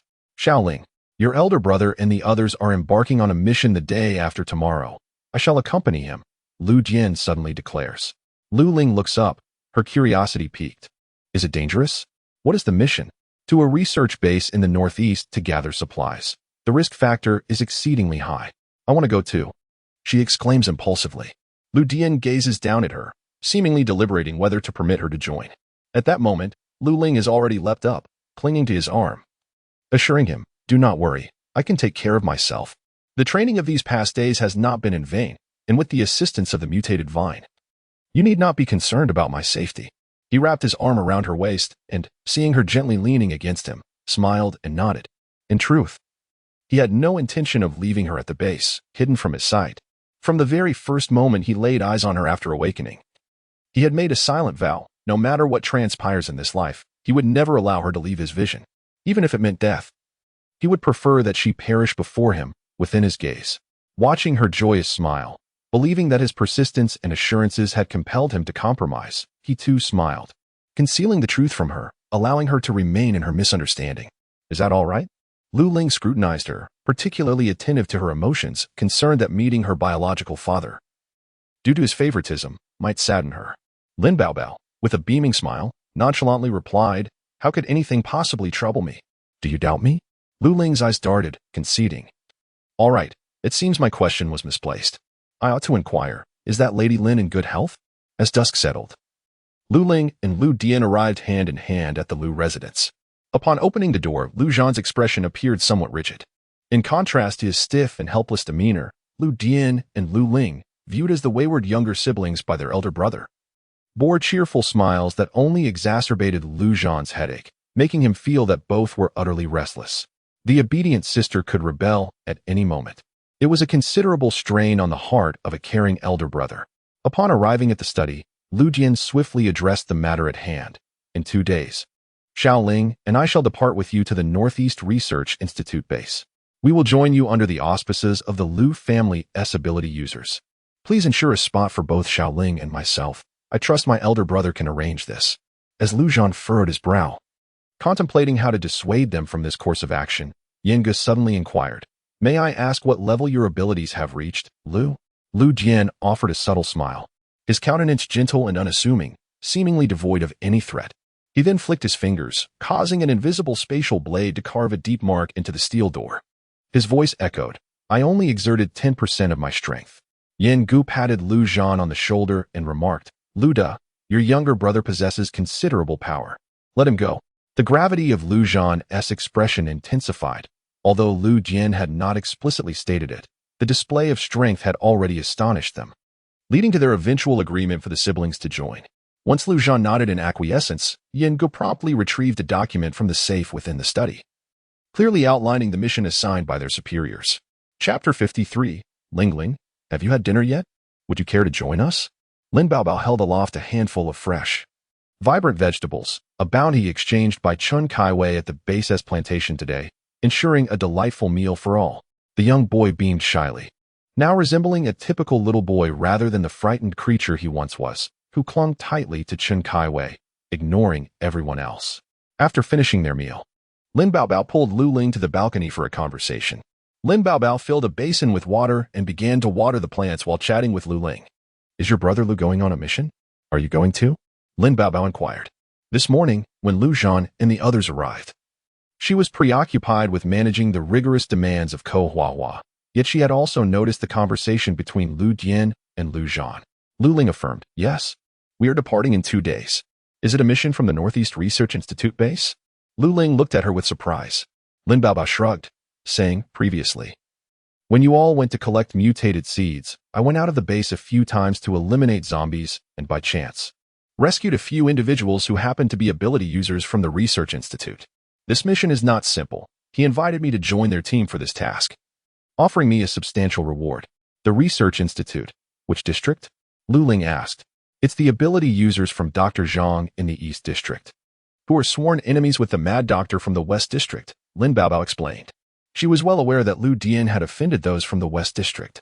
So if they were from the West, she would merely watch them perish without a second thought to save them. However, she had heard that there was conflict between the East and West districts, which is why she had acted without hesitation. Although Lin Baobao was a water-type ability user, often deemed rather ineffectual by others, she was nearing the threshold of becoming a level 3 ability user, significantly enhancing her physical capabilities. Moreover, having trained in close combat, self-defense, and swordsmanship with Lu Ling for nearly half a year, her combat prowess far surpassed that of other ability users at the same level. Thus, when she stepped forward to save others, she indeed astonished those around her. She had already made a decision in her heart, and therefore, she unhesitatingly declined the invitation from the Research Institute's Western District to recruit her as an extraordinary individual. Had it not been for Lu Ling and the others, Lin Baobao might have considered the extraordinary team at the Institute a commendable choice. However, compared to the Institute, being with Lu Ling provided far greater joy. "You should be aware that this mission carries significant danger," Lu Ling remarked, somewhat disapproving of her desire to take risks. Her willingness to accompany him stemmed not only from her own considerable abilities but also because the Lu brothers had all gone, living alongside Lu Dian. She might not discern his thoughts from a mere glance, yet she understood that he would not insist on accompanying Lu Zhan without reason. Since the onset of the apocalypse, Lu Dian had exhibited peculiar behavior, and Lu Ling was not oblivious to it. Nevertheless, viewing him as family, she knew he was the only one in this world who would not harm her. Thus, regardless of what he concealed or the strange actions he took, she would not overly concern herself. Sometimes, a touch of ignorance serves as a means of survival. As long as they all remained alive and together, what else truly mattered? Indeed, she wished to witness it all and to hone her own skills. Lin Baobao submerged her hands in water. The world had irrevocably changed. In this era, power reigned supreme, and only by becoming strong could one uphold their dignity and integrity. Ling, there is only one Lu Dian in this world. Not everyone has the fortune to encounter him. Perceiving the regret woven into her voice, it became evident that she yearned for a gentle and considerate man to share her life with. Yet, The grim realization dawned upon her that Lu Dian was merely a perverse figure masquerading as a Tinder prince, an understanding that inevitably led to a profound sense of disappointment. While she acknowledged her misjudgment, she could not deny that Lu Dian exhibited unsettling traits, albeit he was a formidable anomaly. With Lu Ling by her side, she was undoubtedly more fortunate than many other women. Nevertheless, caution was paramount. Even if the mission fails, preserving one's life is the utmost priority, Lu Ling reassured her, patting her shoulder. In response, Lin Baobao flicked droplets of water onto her face, casting a disdainful glance her way. Do you really need to remind me of such things? I value my life above all else. However, you should refrain from acting impulsively just because something has happened to Lu Dian or anyone else. What you see may not necessarily reflect the truth. Understood, Miss Lin, Lu Ling replied. The mention of human experimentation conjured a plethora of sinister and terrifying scenarios in her mind, leading her to lean towards Dr. Zhang from the East District Research Institute. Human experimentation is utterly malevolent and should be prohibited. The Institute's response was that for the advancement of humanity, sacrifices were necessary. Their research focused on extraordinary abilities, how they manifest, and how ordinary individuals might acquire them. The West District Research Institute appeared intent on extracting and analyzing the zombie virus, exploring the potential to create a drug that could awaken human powers. The allure of extraordinary abilities alone was enough to entice many ordinary individuals who, in their desperation to gain such powers, willingly volunteered for human experimentation. Lu Jian shared some unsettling revelations from her previous life, disclosing the abhorrent nature of human experimentation, which often results in the creation of terrifying monstrosities. Although the base had explicitly prohibited such practices, whispers of a clandestine underground research facility in the West District dedicated to human experimentation circulated. Consequently, Lu Ling developed a profound aversion towards the West District Research Institute. Feeling vindicated in Lu Dian's earlier confrontations with its personnel, a source of great satisfaction for her.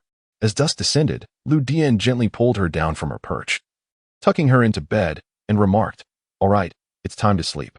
We must rejuvenate our spirits for our departure the day after tomorrow.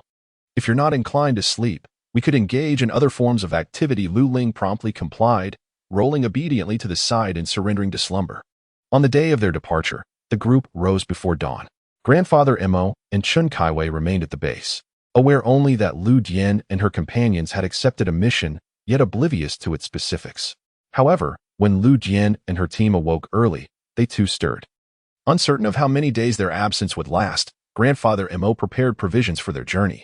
At 5 o'clock in the morning, with the first light of dawn gracing the horizon, Lin Baobao parted ways with Lu Dian and her companions to join the ability user team from the East District Research Institute, where they would convene with others at a designated location. Despite knowing the connection between Lin Baobao and Lu Ling, they chose to maintain a respectful distance during the missions, as they were not part of the same faction. Of course, the individuals from Lu Zhan's side represented the military, which currently posed no conflict of interest with the Research Institute, thus explaining why the East District Research Institute extended an invitation to Lin Baobao.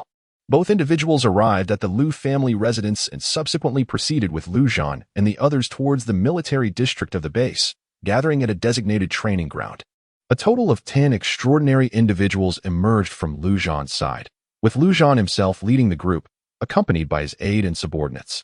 Among this assembly of 10, only Lu Ling was a woman, which inevitably drew curious glances as they reached the meeting point.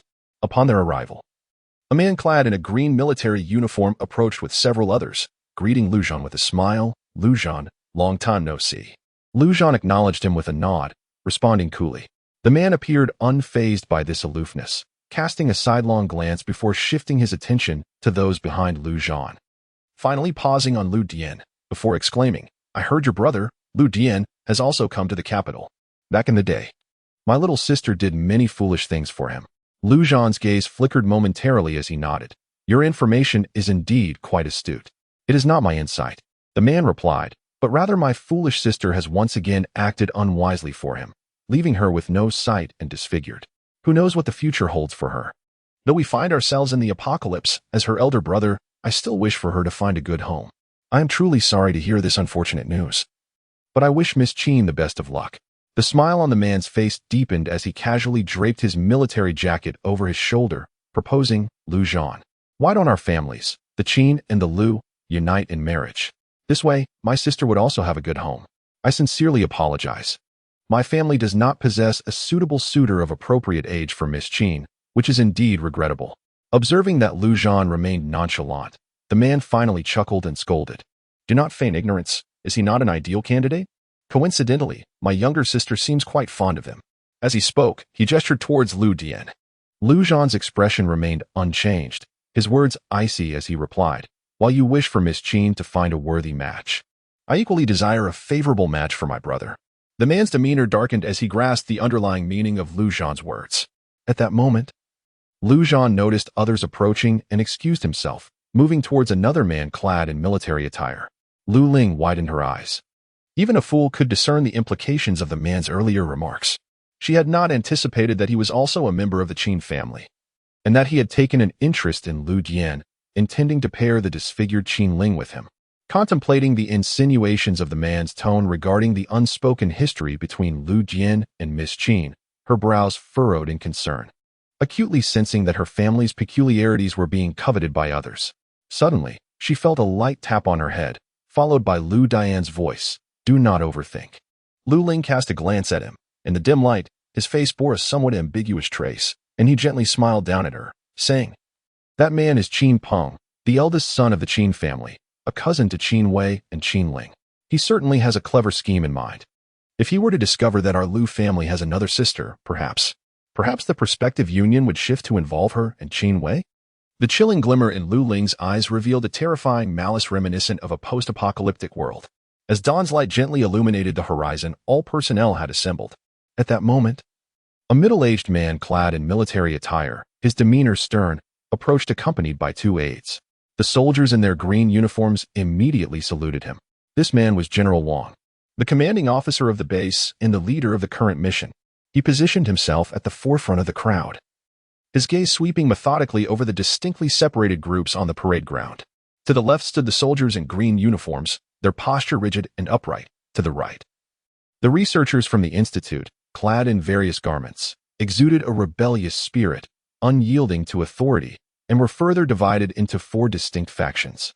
After General Wang concluded his address and announced the commencement of their mission, the crowd saluted him and proceeded to leave the parade ground, heading towards the parking area. Shortly thereafter, several military trucks, jeeps, and off-road vehicles departed from the military district, making their way to another designated entrance of the base.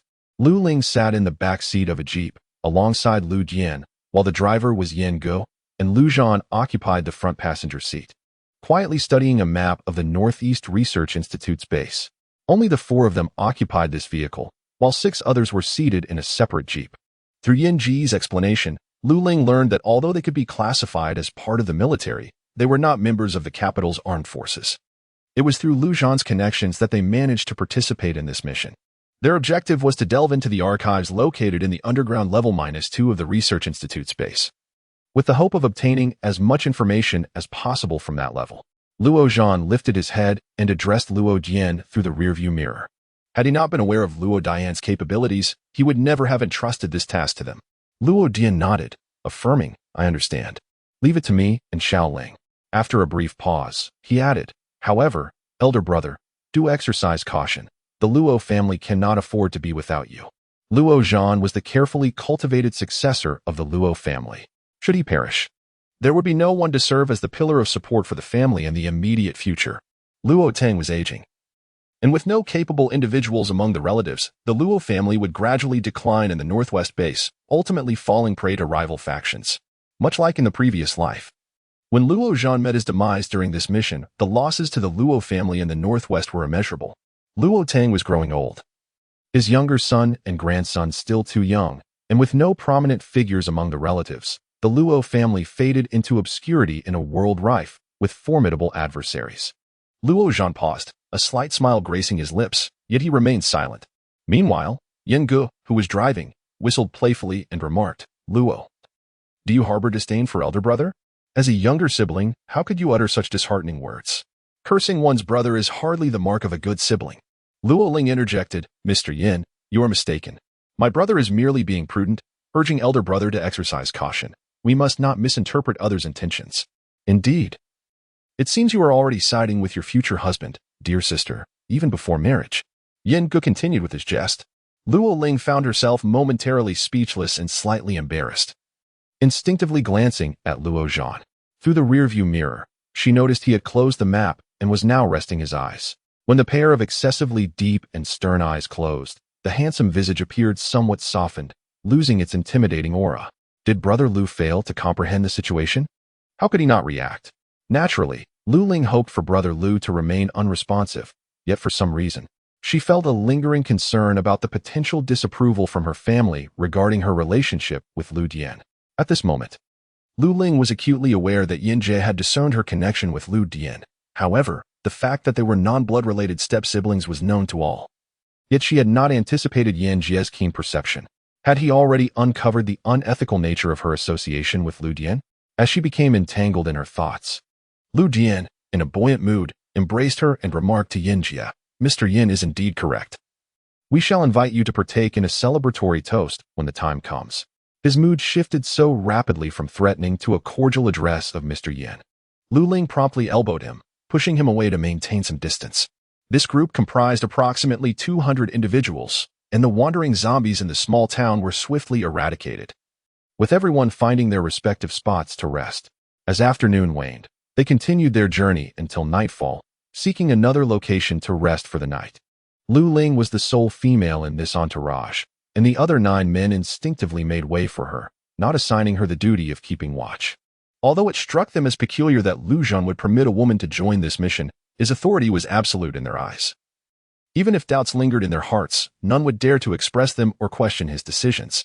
Initially, Lu Ling found the age of the building somewhat peculiar. However, upon learning from the hall that these individuals were all soldiers under Lu Zhan's command, she began to comprehend the situation. Lu Zhan, a military man, had brought these soldiers from the Northwest base, and they adhered solely to his orders. They never questioned his decisions, especially with the astute and adaptable deputy, Yin Gu, present to handle any issues that arose, thereby preventing any unfounded speculation among the others. Although she was not required to keep watch, Lu Ling still took out seeds of the mutated vine, nurturing a strain of iron vine to assist in guarding the area. The iron vine would issue a warning whenever anyone or a zombie approached, which proved to be quite convenient. It appeared that wood-type ability users were indeed quite capable. Yin Gu affectionately ruffled Lu Ling's hair, a smile gracing his face as he remarked, "Sister, you have worked hard. I shall graciously accept your kindness." "I'm not doing this for you, Brother Yin. And stop touching my head." Lu Ling swatted his hand away and glanced around, relieved to find that Lu Zhan was not present. Her concern was not for herself, but rather the potential consequences if Lu Zhan were to witness Yin Gu's affectionate gesture. She knew all too well that it was no idle threat. Ever since confirming her relationship with Lu Zhan, she had made a conscious effort to distance herself from other men, avoiding any semblance of flirtation with others. The night passed uneventfully, and the following day, they resumed their journey. By the evening, they arrived at a village situated 20 kilometers from their destination. After clearing the zombies from the village, the group decided to rest for the night, intending to advance to the research base the next day. Qin Peng observed Lu Zhan entering a civilian house, his gaze growing pensive. The aide, Qin Zhen, followed closely behind him and naturally noticed her superior's gaze. Turning her own eyes in the same direction, she beheld the eldest son of the Lu family from the Northwest Military District, accompanied by his team of supernaturals, entering a civilian residence. Both the Qin and Lu families wield a degree of influence within the military, with comparable strengths that foster both rivalry and occasional collaboration.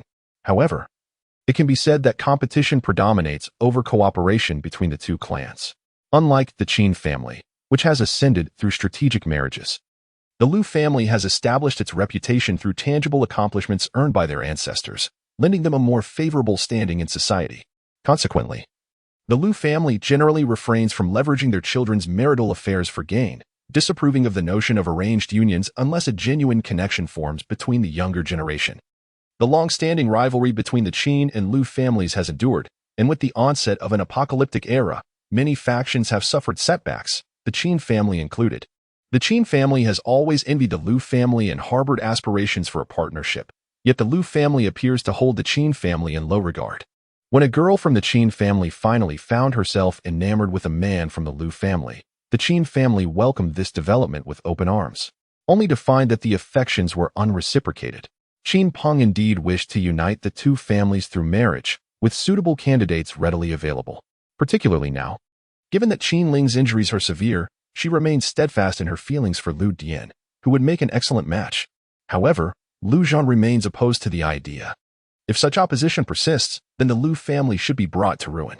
Qin Peng's expression darkened as he instructed Qin Zhen, "When we enter the research institute tomorrow, take a few individuals to keep a close watch on Lu Zhan and seize the opportunity to eliminate him. Without Lu Zhan, the Lu family will lack capable leadership, and their only path will lead to ruin."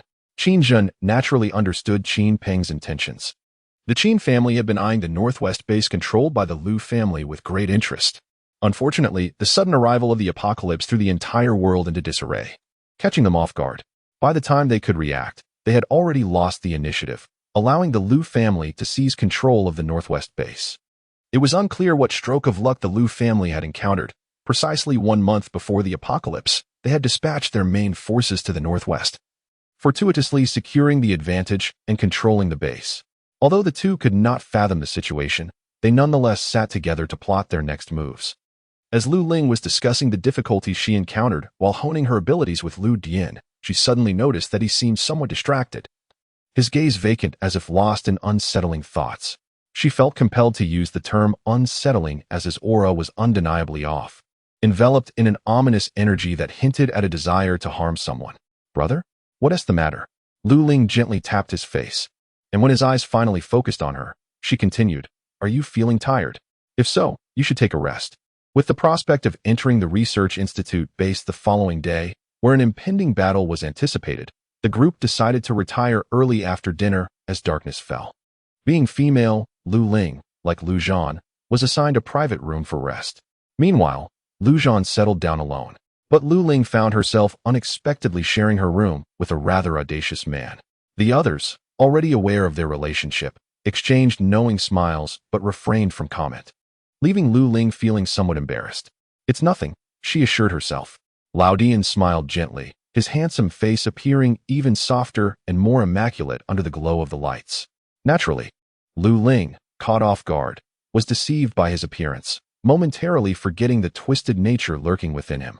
When he claimed there was nothing amiss, she genuinely believed him and resumed their discussion on the challenges posed by cultivating extraordinary abilities.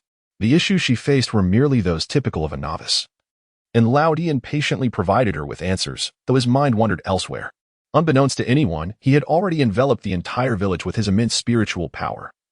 Observing the movements of all its inhabitants and overhearing certain individual schemes, his gaze growing icy. The Lu family was not to be trifled with. Chapter 55. The following morning, everyone awoke to the sound of the alarm. In the post-apocalyptic world, there were no elaborate preparations. They simply tidied themselves and consumed some dry rations for breakfast before setting off.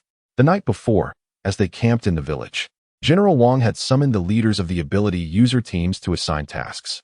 Therefore, when they gathered that day, General Wang was succinct, advising everyone to be cautious and to protect themselves before sending them on their way.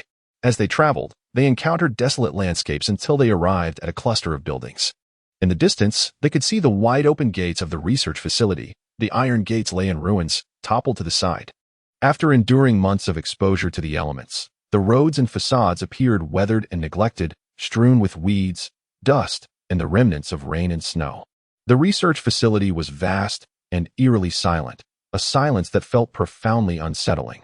Within a 20-mile radius of the research institute, despite the absence of human presence, an unsettling silence prevailed. Not even a single zombie could be seen. It raises the question of whether the researchers who had transformed into zombies were slain by the survivors within the institute or if some other fate befell them. However, if they had indeed managed to eliminate the zombies, why would they still seek assistance from the capital base? The situation is fraught with peculiarities.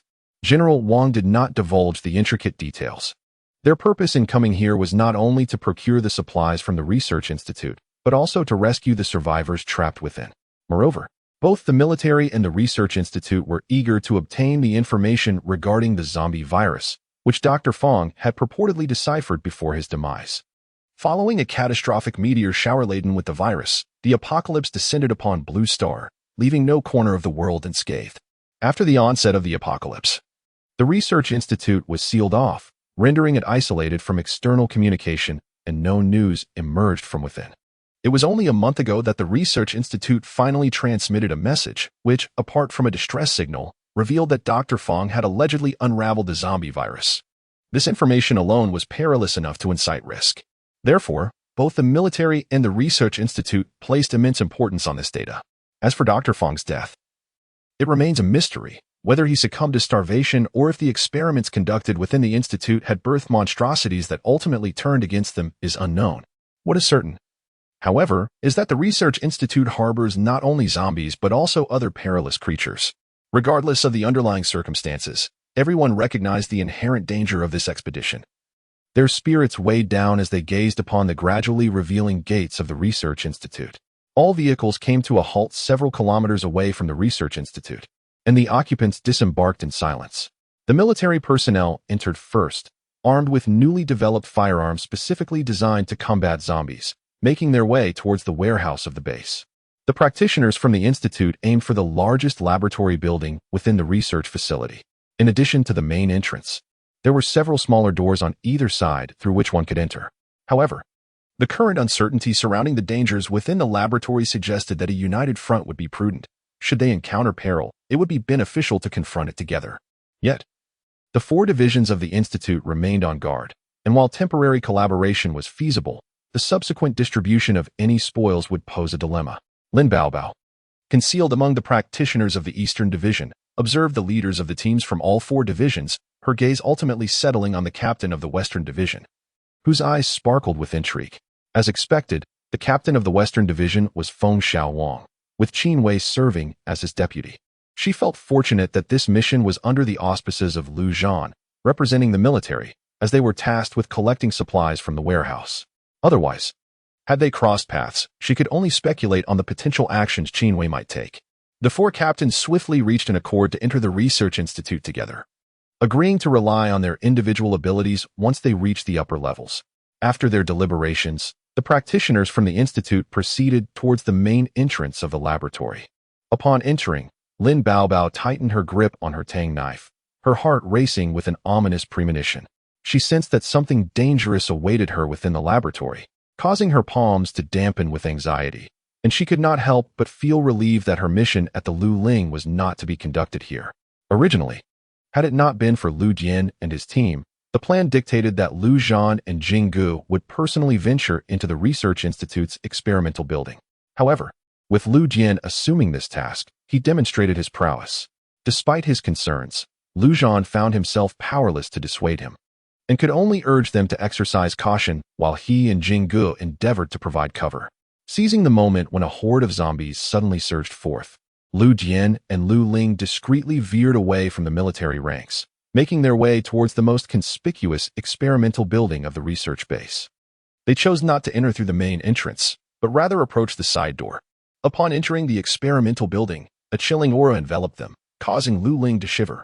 Lu Jian glanced at her, his grip on her hand firm, a strength that suggested he would not release her unless his hand were severed. As they traversed the pale corridor, they encountered numerous bloodstains, yet curiously, not a single zombie was in sight. This was Lu Ling's impression, but for some inexplicable reason, Lu Dian's grip tightened with increasing intensity, causing her discomfort. Noticing the transformation of his demeanor from gentle to stern, she ultimately refrained from voicing her concerns. After what felt like an eternity of walking, fatigue began to set in for Lu Ling, yet it seemed as though the corridor had no end, prompting her brows to furrow in unease. She squeezed Lu Dian's hand as a signal, when suddenly he forcefully pulled her into his embrace, covering her ears with his hands. A piercing shriek, emanating from an unknown creature, reverberated through the air, leaving every ability wielder within the experimental building feeling as though their insides were being crushed. Blood seeping from their orifices, the tower stood ominously, its gaze imbued with a chilling malice as it lingered at the staircase's entrance. Observing the spiral steps that descended into an unfathomable abyss, reminiscent of a monstrous beast lying in wait, eager for prey to unwittingly approach its gaping maw. Only the tower perceived the unsettling reality that the first floor of the experimental building was under the dominion of a psychic zombie. Those extraordinary individuals who had entered through the main door were now ensnared in the labyrinthine corridors of the first floor, misled by the very creature that controlled the space. The psychic zombie, appearing deceptively human in its meticulously tailored suit, lounged upon a sofa in a monitoring room on the first floor, its legs crossed. Yet, its pallid, bluish skin and the hissing sounds emanating from its mouth betrayed its true nature.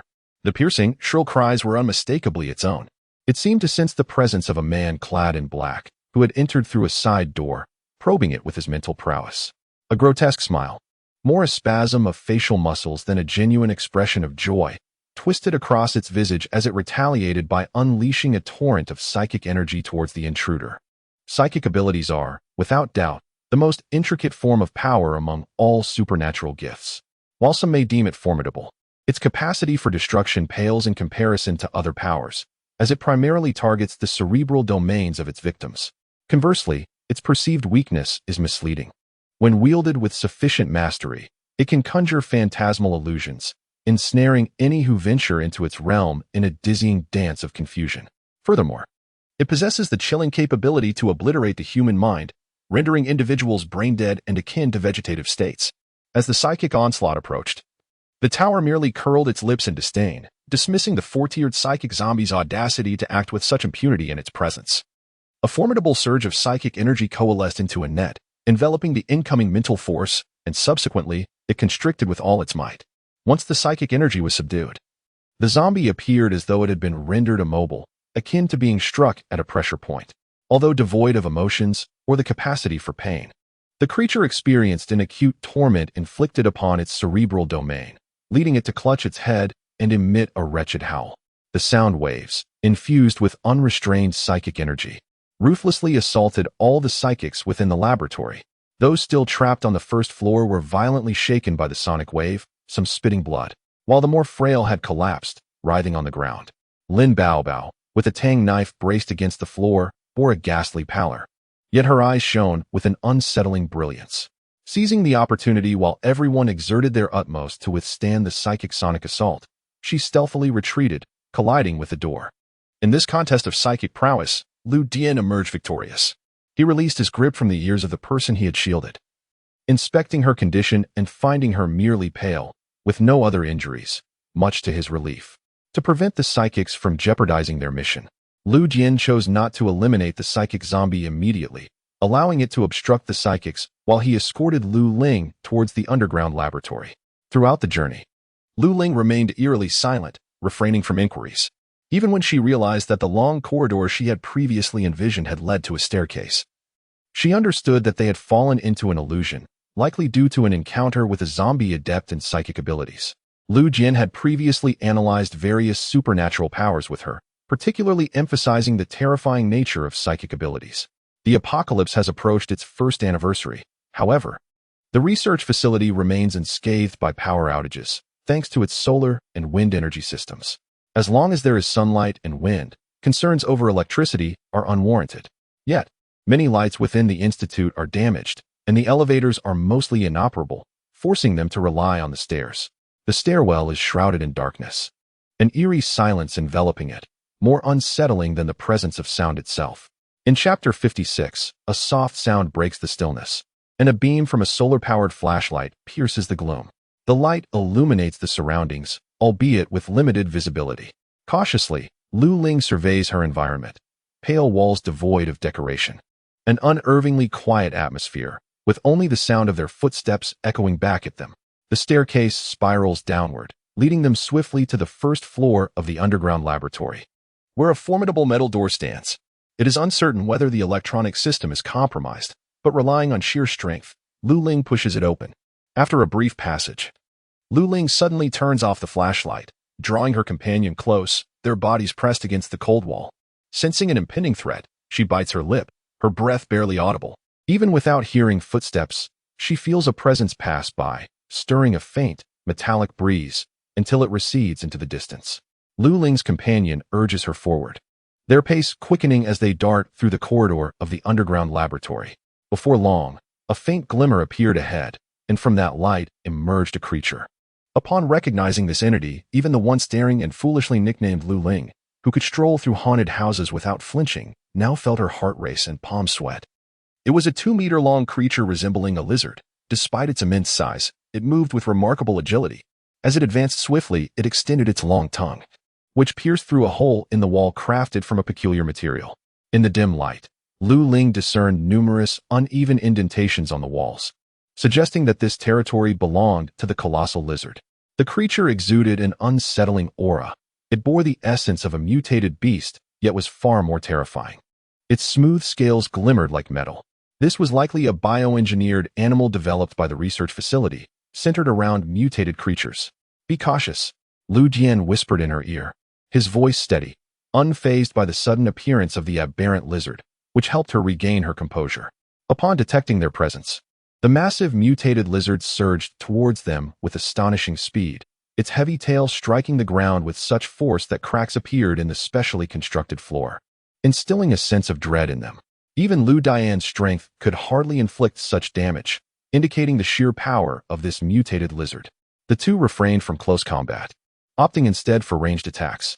Lu Jian unleashed a spatial blade that struck the creature's vulnerable abdomen, leaving a crimson gash in its wake.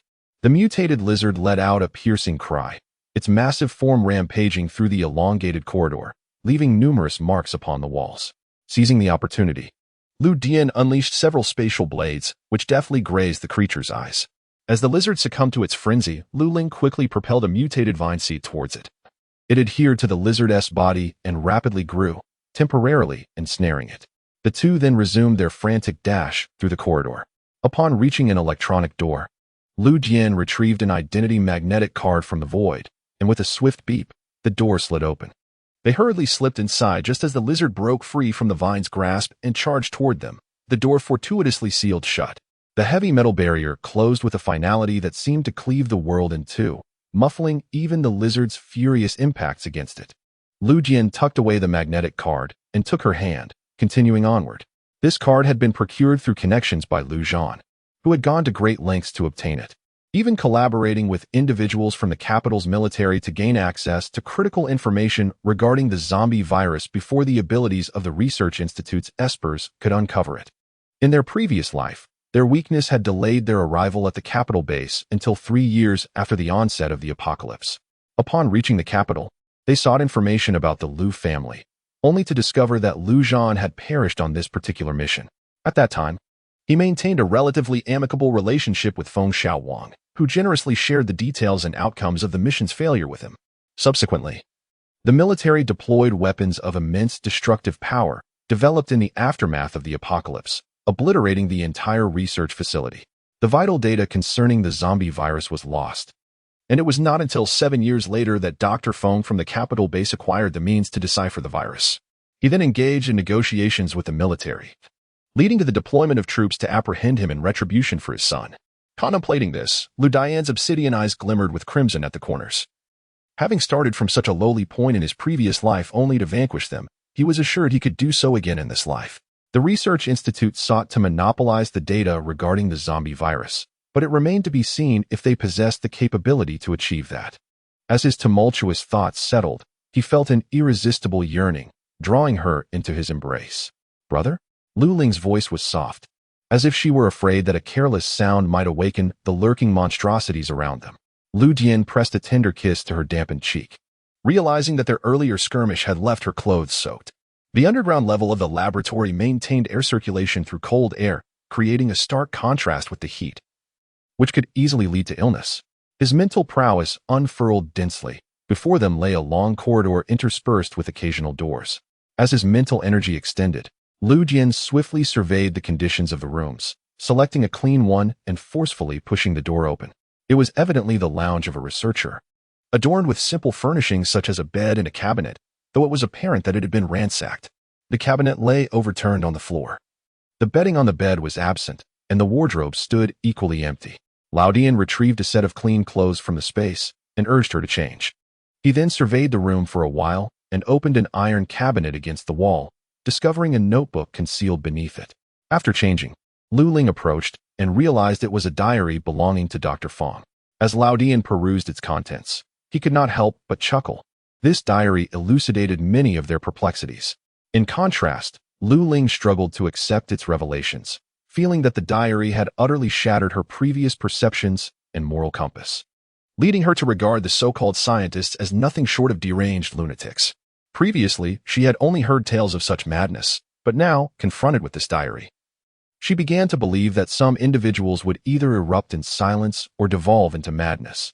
Meanwhile, Lao Dian, who frequently expressed his emotions, appeared less aberrant in her eyes. This diary was penned by Dr. Fong after the apocalypse descended upon the world, detailing the research projects within the underground laboratory of the Institute. The entire world had transformed, especially the Research Institute, where many physically frail researchers had succumbed to becoming zombies. To them, the world was replete with the sin of death and crime. They sought to develop formidable biological weapons to combat the zombies and mutant beasts, experimenting with the extraction of genes from animals and other organisms to integrate them into human subjects. They even attempted to extract the zombie virus and inject it into humans or animals, studying the mechanisms of their mutations. Consequently, Dr. Fong discovered the key to deciphering the zombie virus. Lao Dian squinted his eyes, glancing at the individuals gathered to check the date, and gently patted the head of the young girl beside him. He suddenly inquired in a soft voice, "Xiaoling, are you afraid?" Xiaoling looked up at him and replied, "How could I not be afraid? Otherwise, I wouldn't have sweated so profusely earlier, not just from the exertion but also from the cold sweat of fear. However, since we are already here, we cannot retreat. You cannot abandon me. Everyone fears death, yet there are moments when one feels engaged in a meaningful endeavor. In such instances, even the prospect of death seems insignificant, and one finds an exhilarating courage to confront it." Xiaoling was presently in such a fervent state, feeling less apprehensive than before. This sentiment was indeed chilling, and wisely, Xiaoling chose to remain silent. Noticing the time, it was already noon, and after their intense exertion, both were hungry. They sat down, and Lao Dian retrieved some rice balls and similar provisions from his spatial storage. They consumed the food, during which Lao Dian insisted that Xiaoling eat 2 boiled eggs, claiming it was to replenish her nutrition. Even in the apocalypse, there are countless who lead a decent life, and nurturing his little sister to be delicate and fair brought him immense satisfaction. Once they finished their meal, Xiaoling leaned against him to rest for a moment. Lao Dian extended his mental faculties to observe the abilities of the supernatural beings on the first floor of the experimental building.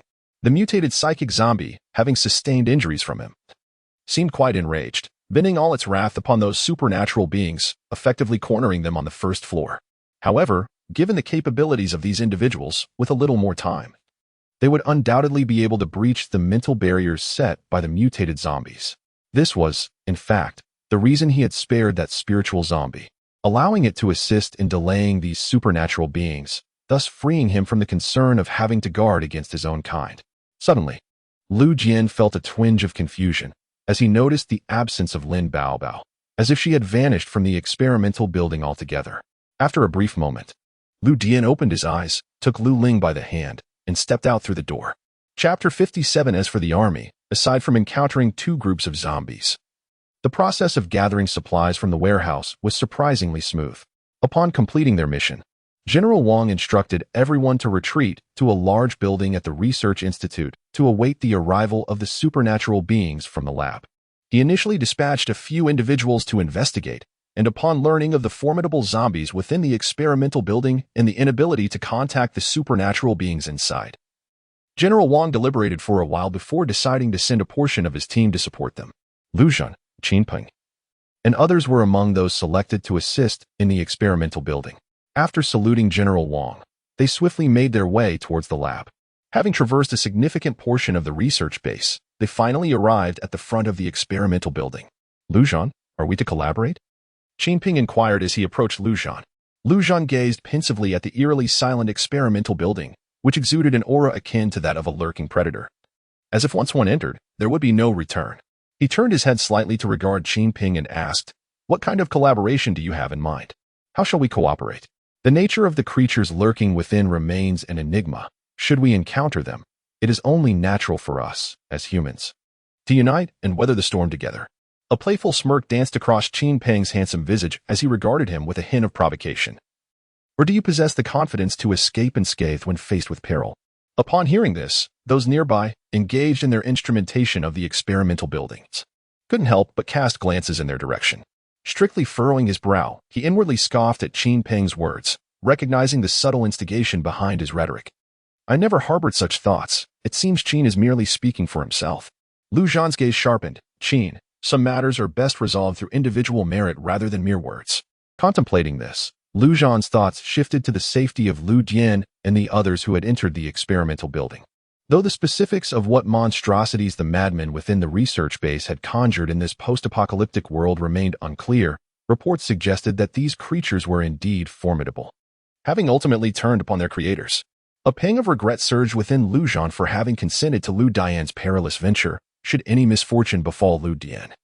Not only would he bear the burden, but so too would his father, who would be unable to face the late Lu Ran.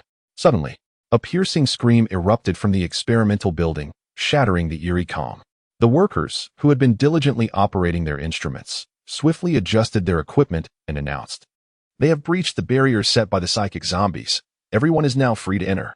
Upon hearing this, all present sprang into action, arming themselves and advancing into the experimental building. The corridor remained shrouded in darkness, with some lights extinguished while others flickered uncertainly, casting an eerie atmosphere that intensified the sense of dread. In such an environment, one would undoubtedly be terrified if not accompanied by another. Lu Ling was acutely aware, her focus unwavering, as one hand was firmly grasped by the man beside her, while the other clutched a tang knife, her body poised for an explosive reaction at any moment. The basement of the experimental building was vast, with winding passages leading to unknown destinations. Lu Ling surmised that the entire underground laboratory was constructed beneath the research facility, its scale enormous. Lao Dian led her through the maze, alternating between a brisk pace and moments of cautious hesitation. At times, they would slow down near certain areas, while at others, they dashed forward with abandon. In a fleeting moment illuminated by the overhead lights, Lu Ling caught sight of the terrifying creature they had been evading, a monstrous, mutated beast resembling a colossal serpent, its elongated body slithering toward them. Just in time, Lao Dian swiped a magnetic card to unlock an electronic door, successfully barricading the mutated snake behind them. Lu Ling felt that she had never experienced such exhilarating moments in her life. The world had transformed into a surreal blend of fantasy and science fiction, overwhelming even the most ordinary of humans. Suddenly, Lao Dian lifted her effortlessly, and as she instinctively wrapped her arms around his neck, he propelled himself forward. With a swift motion, he plunged a short knife into the wall, creating a passageway. Seizing the opportunity, Lu Ling glanced back and witnessed the ground where they had just stood suddenly collapse, revealing a gaping black hole several meters wide, its depths unknown. Upon reaching the other side of the black hole, Lu Jian did not release her, but instead carried her forward with great haste. The scenery on either side rapidly retreated, the rush of wind resonating in her ears, causing her hair to billow behind her in a fierce manner. It was then that Lu Ling realized the extent of his speed in their previous flight. It was she who had hindered him. Something sinister pursued them from behind, a faint, fetid breeze brushing against her, only to be swiftly outpaced. Lu Ling tightened her grip around his neck, her heart racing with apprehension. How many dangers lurked within this underground laboratory? Without Lu Jian, she would likely have perished here, having previously underestimated the perilous situation. Before she could spiral into anxious thoughts, Lu Jian located the entrance to the second underground floor of the laboratory. Lu Ling produced her magnetic card and swiped it against the electronic lock beside the door, her fingers dancing across the keypad as she input a rapid succession of passwords, devoid of any hesitation or contemplation. The flurry of her movements left her momentarily dizzy, and upon glancing at the man beside her, his solemn expression struck her as somewhat unfamiliar. As the unlocking beep resonated, the door gradually swung open. They hurried inside and simultaneously pressed the button for the basement elevator. Once the door closed, the elevator descended swiftly, and just as it reached the bottom, Lu Dian suddenly concealed her behind him. As the elevator doors opened, he brandished his tang knife forward, simultaneously delivering a powerful kick that sent the lunging zombie flying. The two individuals hurried out of the elevator and entered a laboratory, where a number of zombies clad in researchers' coats, drawn by the scent of fresh flesh, lunged towards them. There appeared to be over 30 of these undead, seemingly more formidable than those outside. Despite being classified as mere first or second-tier zombies, their speed and strength surpassed that of their counterparts lurking beyond. Upon exiting the elevator, Lu Jian did not retreat behind his companion, but instead wielded his tang knife in a graceful arc, striking at the nearest zombie. Both refrained from employing any supernatural abilities, relying solely on their weapons to swiftly eliminate the encroaching horde. After dispatching the zombies within the laboratory, the duo navigated through the room, discovering nothing apart from sophisticated instruments and unsettling degree of cleanliness. After surveying the area, Lu Dian took her hand and led her toward another door on the opposite side of the laboratory. Upon opening it, they were greeted by an unknown passageway. Lu Dian extended his mental force, allowing it to radiate in all directions, swiftly mapping the layout of the underground laboratory's second level. This was the first time he had encountered such a scenario, casting a shadow of concern across his features. Due to his rebirth, his mental prowess was unlike that of contemporary psychics. It had undergone a mutation. His current mental capacity was unparalleled in this world, a supreme existence in one of his hidden advantages.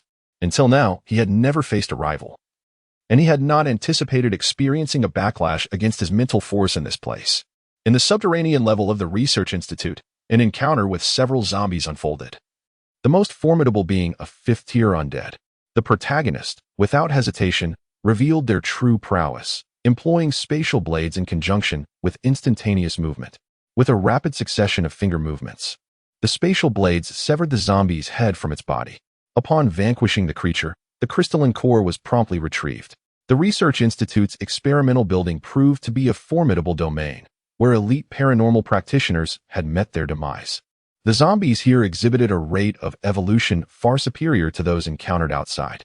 Insights gleaned from Dr. Fong's journal revealed that post-apocalypse, the researchers had endeavored to study substances that could facilitate zombie evolution, inadvertently leading to the unraveling of the zombie virus. It is indeed not surprising that such dreadful entities could be studied. The existence of catalysts for zombie evolution seems rather plausible. The layout of the second underground floor was firmly etched in memory as the protagonist confidently approached one of the rooms, forcefully breaching its entrance. Inside lay a documentation room, replete with extensive data on the research projects from the Institute. The protagonist extended their hand, absorbing all the materials into their spatial realm. Before moving on to a computer that still hummed with activity, scrutinizing the data flickering on the screen, Lao Ling stood vigilant nearby, casting a glance at the computer's display. While she recognized the individual characters, their collective meaning eluded her comprehension. The protagonist advanced, seizing a dossier from the desk, and upon inspecting its contents, discovered it to be the very document pertaining to the resolution of the zombie virus.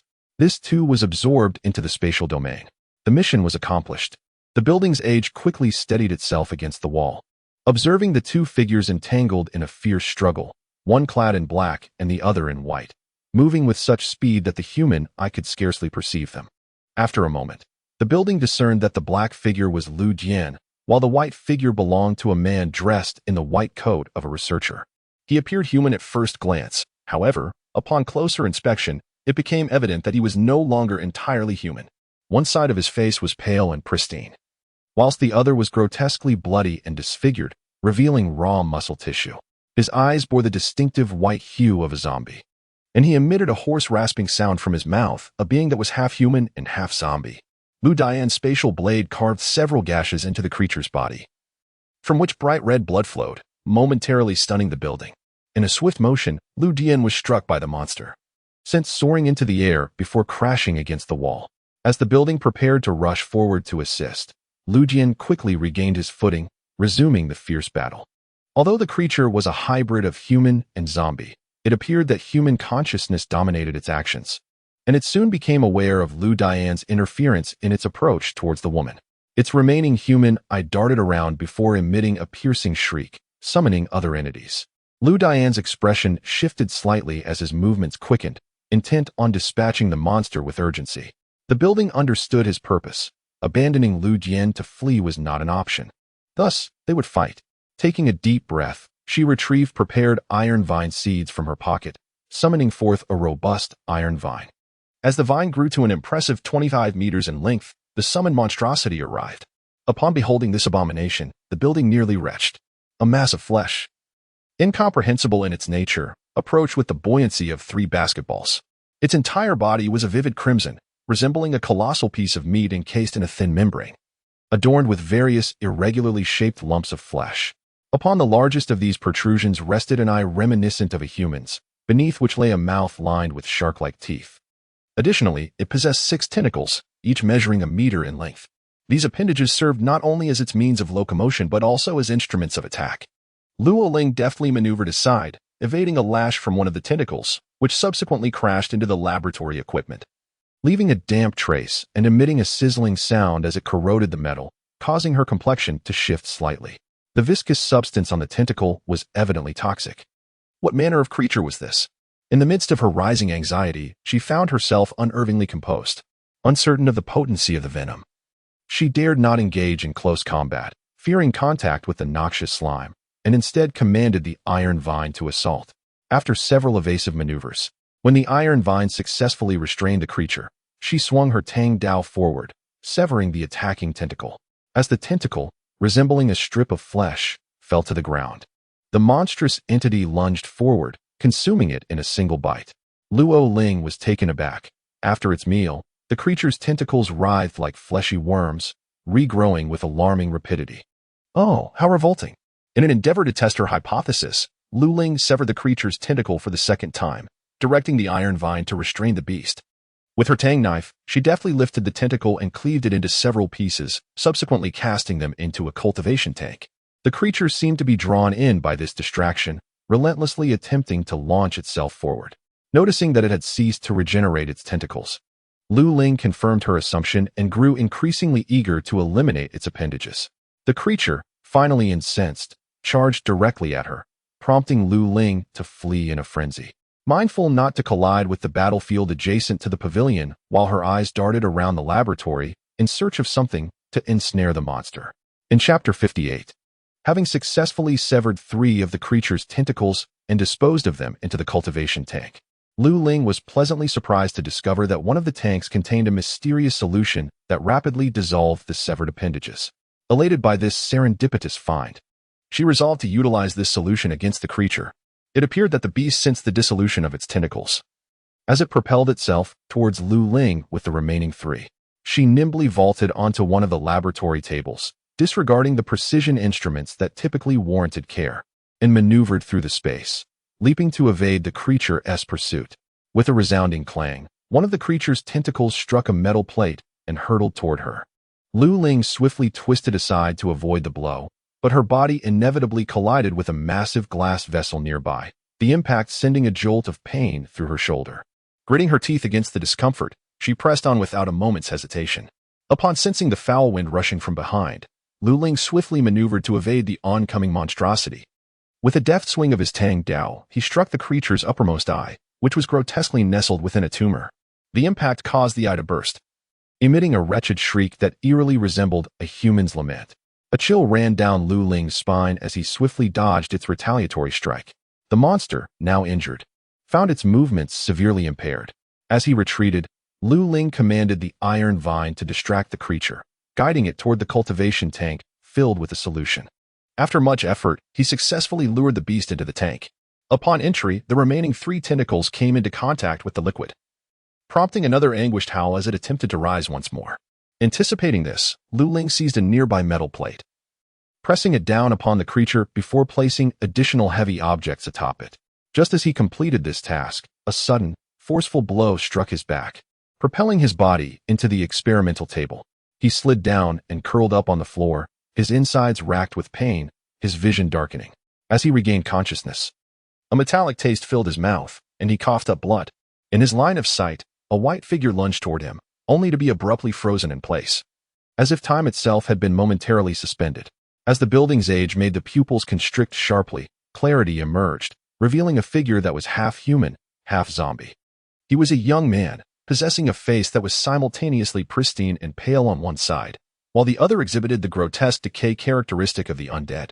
His eyes were a study in contrast.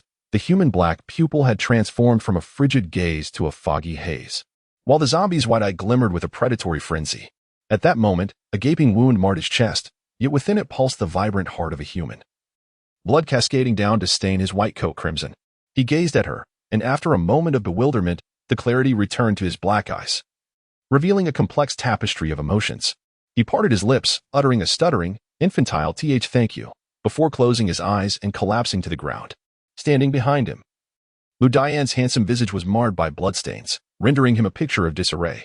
His slightly long bangs clung to his forehead, matted with thick blood, exuding an aura of terror. His hands remained poised in a stance of aggression, the corners of his eyes tinged with red. In the hushed laboratory, the only sounds were the heavy breaths of the 2. each grappling with the gravity of life and death. After a pause, Lu Jian approached slowly, kicking the fallen man aside, and knelt before her, cradling her fragile form in his arms. He sat on the ground, holding her as one would a child, burying his face in the curve of her neck. Within her heart, Lu Ling was suddenly overwhelmed by a profound sense of gratitude for life. The beauty of simply being alive filled her with appreciation, to the point where she found herself thanking non-existent deities. As long as they both drew breath, the future held promise. Once their spirits began to mend, Lu Jian cradled her and departed from the laboratory, seeking a nearby resting room to tend to their wounds. It was at this moment that Lu Ling became acutely aware of the fiery pain coursing through her body. Even her breath seemed tinged with a metallic taste. She realized the severity of the blow inflicted by the man in white had caused significant harm, likely resulting in internal bleeding. And cold sweat began to bead on her forehead. Lu Jian retrieved a mattress from his spatial storage, laying it upon the ground, and carefully placed her upon it after spreading soft bedding. He gently removed her clothing, now dampened by sweat and blood, revealing numerous abrasions and contusions on her pale skin, while the corners of her eyes glistened with unshed tears. Finally, he produced a medical kit, meticulously applying ointment to her wounds. A particularly deep gash on the inner side of her arm, inflicted by a metallic object, was carefully bandaged. After treating her injuries, he presented her with a set of loose-fitting pajamas, ensuring she was comfortably covered with a blanket to shield her from the chill of the underground laboratory, which could exacerbate her condition. "You should tend to your own injuries as well," Lu Ling managed to say, feeling a sharp pang of pain with each word, her throat still tasting of iron. Noticing her pallor, Lu Jian gently touched her face, wiping the cold sweat from her forehead, and softly inquired, "Does it hurt terribly?" Indeed. The pain was excruciating, enough to bring her to the brink of tears. Yet, witnessing the anguish of this man, as if he were a cherished treasure shattered before her eyes, she resolutely clenched her teeth, choosing to endure the agony in silence rather than voicing her suffering. Women can be such peculiar creatures. When faced with mere trifles, they may resort to playful pouts and cries for attention in front of their beloved, leaving him flustered and scrambling to tend to their whims, all while secretly reveling in the chaos they create. However, when confronted with true pain that threatens to overwhelm them, they would rather suffer in silence, feigning nonchalance to spare their partner from worry. She exhaled slowly, forcing down the metallic sweetness pooling in her mouth, urging him to hasten his treatment of her injuries. Unable to resist her insistence, he shed his black tank top, revealing a strong yet fair torso.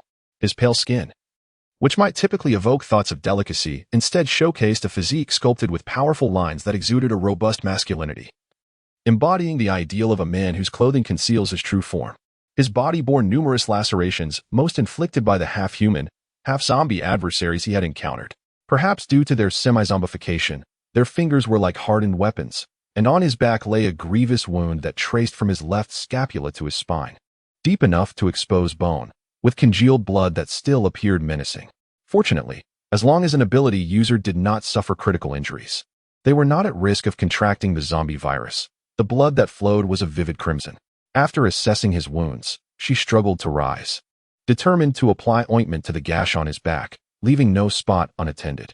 They resembled two wounded beasts, tending to each other's injuries with a tender, mutual understanding. After she finished taking her medication and tidied herself up, Lu Ling lay beneath the covers, overwhelmed by waves of dizziness and pain that made her wish to slip into unconsciousness.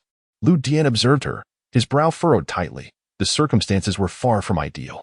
While he could tend to her external injuries, her internal wounds could only heal through her own resilience. Watching her feign calmness, the subtle furrowing of her brow and the tightness of her lips betrayed her discomfort, which in turn caused him distress. "Xiaoling, you should eat something before sleeping," he urged. Lu Ling found herself devoid of appetite, especially in her current state of suffering. Even the thought of gnawing on dry rations was unappetizing. To her astonishment, he produced a steaming bowl of preserved egg and lean pork congee from his storage space, the enticing aroma igniting a flicker of hunger within her. "When did you?" she stammered, momentarily at a loss for words, pondering, "Goodness, does this man keep everything in that space? Just how vast is it?" "It was made before the apocalypse," he replied nonchalantly. The congee was thick and the minced meat remarkably smooth. In the bleakness of the post-apocalyptic world, this bowl of congee was indeed a delicacy. After he fed her half the bowl, he noticed her inability to consume more and finish the remainder himself. showing no sign of distaste for the food she had touched. Once they had filled their stomachs and rinsed their mouths, Lu Ling seized the opportunity to inquire about his plans, aware that they could not linger here indefinitely due to her injury. After all, the potential dangers remained unknown. "We shall rest here for the night. We can leave once you feel better tomorrow," Lu Jian replied, sitting on the mattress as he gently combed her hair with his fingers. Recognizing his determination, she inferred that their current location must be devoid of threats. As Lu Ling pondered, her thoughts drifted to the young man, a grotesque blend of human and zombie, who had caused such turmoil. She recalled his voice, filled with gratitude, uttering a final thank you before his demise, and the profound sorrow reflected in his eyes, leaving her heart weighed down with melancholy. He was likely the subject number 4 mentioned in Dr. Fong's journal, a perfect amalgamation of human genetics and the zombie virus, transforming him into a most terrifying creature. Lu Dian mused, speculating that the very man responsible for the losses endured by Lu Zhan and his companions in a previous life was indeed this half-human, half-zombie abomination. Despite his less than appealing exterior, he was a flawless specimen. His cerebral capacity was advanced, rendering him impervious to mental assaults and even capable of reflecting psychic energy. His physical prowess had reached an exemplary level, allowing him to rival the strongest individuals from 7 years post-apocalypse. Such a monster could hardly be blamed for the devastation wrought upon the Research Institute's elite. After conversing for a while, she realized that he had fallen asleep, his pallor still strikingly severe, his lips pressed tightly together, his gaze fixated on her face until he could no longer bear it. The underground laboratory was devoid of day and night, with time serving as the sole indicator. Upon waking, Lu Ling discovered the man who had been cradling her in slumber, his dark hair sliding back to reveal a smooth forehead marked by a scar. Aside from a bit of medication, it had not been treated extensively, though fortunately, it had already begun to heal, suggesting that the physical constitution of an ability user surpassed that of an ordinary person. After a restful sleep, Lu Ling sensed a significant improvement in her condition. The sharp pain in her chest had subsided, and she felt capable of rising, albeit with some discomfort during larger movements. Glancing at the clock, she noted that it was already 6 in the morning. Lao Dian approached, relocating the man in white to a vacant area.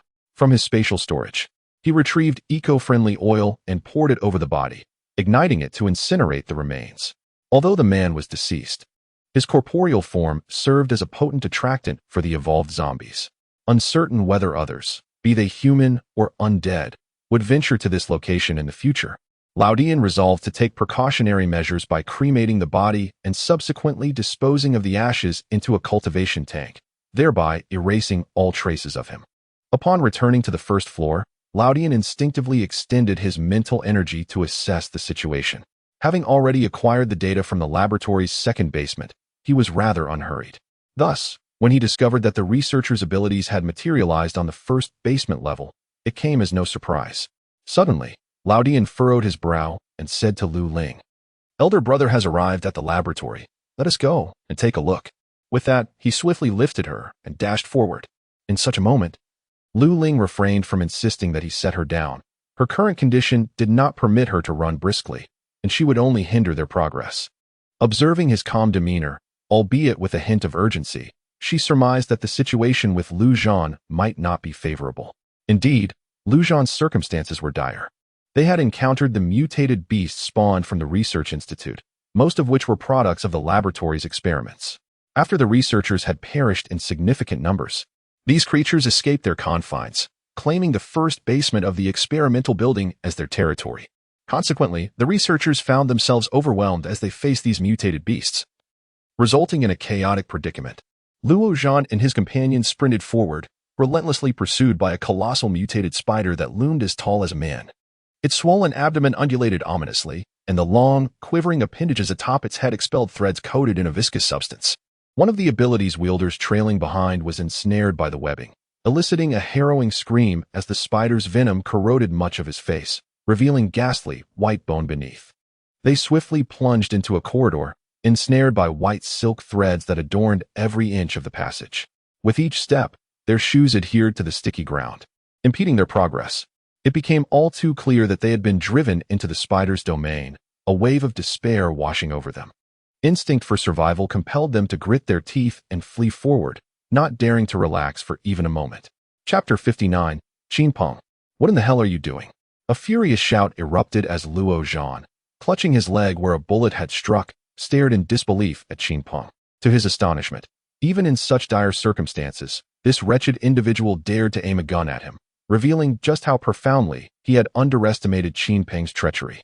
With an air of nonchalance gracing his handsome features, Qin Peng replied, "I sincerely apologize. It was an accident. Perhaps it was too dark, and I inadvertently hit you." Luo Zhan. Enraged, Luo Zhan drew his gun, aiming it squarely at Qin Peng, but the latter nimbly evaded the shot, taking refuge behind a nearby piece of furniture. At that moment, Qin Zhen also took action, directing his firearm at Luo Zhan to halt his movements. "Stand down. Mr. Yin, now is not the time for infighting." Qin Zhen aimed his gun at Lu Zhan's head, indicating that should he dare to harm Qin Peng, the weapon would also be directed at him. He coldly chuckled. How could this be an internal strife? It was merely an accident. I was careless. With that, he holstered his gun, yet his gaze towards Qin Peng remained icy. A vein throbbed at Qin Zhen's temple as he too put away his firearm. Lu Zhan's complexion was somewhat pallid, but being an ability user, his physical resilience was commendable. Without the influence of anesthetics, he extracted the bullet with his own hands, hastily tearing his clothing to bind the wound and staunch the bleeding. Lu Zhan's demeanor was markedly detached. He did not erupt in anger despite his injury, instead casting a similarly unfriendly glance at Qin Peng. At that moment, the group heard a hissing sound from outside. The steel door was being corroded by the venom of a mutated spider. It wouldn't be long before the door became utterly ineffective. Among those who had fled earlier, only this small group managed to reach safety here. The others had fallen victim to the mutated spider, their brains and entrails devoured. Witnessing this scene, a chill enveloped them. Having arrived at this refuge with no escape route left, they were compelled to take shelter within. Just before reaching this place, Lu Zhan had been struck by a stray bullet. Although Qin Peng claimed it was an accident, only a fool would believe such a notion. Having wielded firearms for a lifetime, he could hit a target with his eyes closed. Such an explanation was truly infuriating. The group held their breath, eyes fixed on the door, each furrowing their brows in silence, contemplating the grim possibility that they might meet their end here today. This room is evidently a storeroom, with hardly any escape routes apart from a narrow ventilation opening. Behind the sole door lurks a man-eating mutated spider, uncertain of their safe exit from this place. Qin Peng's reckless actions threatened to sever their last hope for survival, igniting a fury within Jing that nearly compels him to execute him on the spot. As the door trembles more violently, the four cannot help but retreat. Observing the instruments they had piled against the door quiver as if they might be violently displaced at any moment. Soon, a hole the size of a bowl is corroded into the door, and as it expands, spider silk begins to intrude. The instruments behind the door shake increasingly, until the door is entirely corroded away, collapsing like worthless scrap metal at the entrance, pushing aside the instruments to reveal the massive form of the spider. The four had already opened fire at the spider when the door began to corrode, but the omnipresent sticky silk inhibited their bullets from effectively striking the creature. They had no choice but to retreat further until the mutated spider completely cleared the obstruction at the door. It unleashed silk from its mandibles, launching an assault on the four within the room. With scant cover available indoors, the two from the Qin family attempted to counter the spider's attacks while edging along the wall, seeking to make their way to the door. When survival is at stake, human instinct seizes upon even the slightest opportunity. Moreover, the scent of blood emanating from Zhou Zhan's wounds only provokes the spider's ferocity, drawing most of its assaults towards them, presenting a glimmer of hope amidst the chaos. Just as Qin Peng and the others were about to move towards the door, suddenly the fallen door at the entrance soared into the air, hurtling towards the monstrous spider. One corner of the door pierced directly into the creature's massive abdomen. The onlookers gasped in astonishment. The mutated spider possessed remarkably tough skin, and it was unexpected that the newcomer could drive the door's corner into its body with such force, indicating great strength, likely a power-based ability user. At that moment, a figure dashed in with astonishing speed, leaping off scattered debris within the room to land a powerful kick on the spider's back. The sheer force caused the mutated spider to crash to the ground, and the individual landed beside it. With a swift motion, he brought down his dagger at the junction of the spider's abdomen and head, cleaving the creature in two. Once the spider lay lifeless, everyone exhaled in relief, their gazes turning towards the newcomer under the dim light. It was Brother Lu. Yin was filled with a mix of shock and joy, a feeling difficult to articulate. They had assumed their demise was imminent, yet they found themselves unexpectedly spared. "Elder brother. Yin, are you all right?" Lu Zhan inquired, relieved to see them safe. "I'm fine, as long as you are unharmed," he replied. Given the presence of Qin Peng and others, he refrained from questioning their mission and added, "We must leave quickly. This underground laboratory has been overrun by mutated beasts and is exceedingly perilous. Many ability users have already perished here." The group fell silent, heading directly towards the exit. Lu Zhan paid no mind to him. Supported by Yin, he did his utmost not to hinder the others. Lu Ling harbored little fondness for the Qin family and chose to ignore him as she nestled comfortably in Lu Zhan's arms, asking, "Elder brother, where are you injured?" She also observed Yen Gu firmly supporting Lu Zhan, who was doing his utmost to keep pace with them. "Hey, Yen Gu, that was quite the surprise," Qin Peng insisted, maintaining that it had been too dark at the time and accidents were bound to happen. Yen Gu scoffed derisively, casting a glance at Lu Dian, his heart brimming with malice. Qin Peng was a narrow-minded individual, prone to meticulous calculations. It was evident that he sought to exploit this opportunity to eliminate Lu Zhan. Should the Lu family lose Lu Zhan, the repercussions would be monumental, ultimately benefiting the Qin family. Alas, he had underestimated Lu Dian's presence. After forcibly suppressing his murderous intent, Yen Gu inquired of the person held by Lu Dian, "Sister Lu, are you unwell? Injured?" "Yes, I've sustained some injuries," replied Lu Ling, who refrained from elaborating. Noticing Lu Zhan's difficulties in walking, she added, "Brother, you should carry our elder brother. I'll be fine." Lu Dian paused, yet before he could respond, Yen Gu interjected, "No need. I shall carry the elder brother." With that, he hoisted Lu Zhan onto his back and followed suit. Lu Ling was taken aback, wondering if such a reaction was necessary. She hadn't even requested him to carry anyone. "Mr. Lu, where does this path lead?" "To the underground level 1, came the reply. Qin Peng frowned slightly. The underground level 1 was vast and convoluted, with numerous winding passages. Aside from the research personnel, it was easy for others to lose their way, and they had not procured a map of the experimental building's underground layout when they accepted this task, making it exceedingly challenging to find the correct route. A careless misstep could lead them into the territory of mutated beasts. Suddenly, Lu Dian shouted, "Run!" He was the first to dash forward, cradling Lu Ling in his arms. Without hesitation, he followed closely, and though the two from the Qin family hesitated momentarily, they soon joined the pursuit. The sound of reptilian creatures slithering behind them sent shivers down everyone's spine, instilling a sense of dread that compelled them to flee desperately. Shouting, "Iron Vine!" The voice of Lu Dian echoed amidst their rapid escape, somewhat fragmented. Lu Ling, unwavering, produced a seed of the Iron Vine and immediately stimulated its growth. As they dashed forward, Yen Gu felt a cold, metallic-like object wrap around his waist, ensnaring him and the burden of Lu Zhan he carried. He then witnessed Lu Dian's figure springing into the air, one hand clutching a person while the other wielded a dagger, which he plunged into the wall to propel himself forward. They were dragged along by the vine that bound them, two large men suspended in midair, being towed along.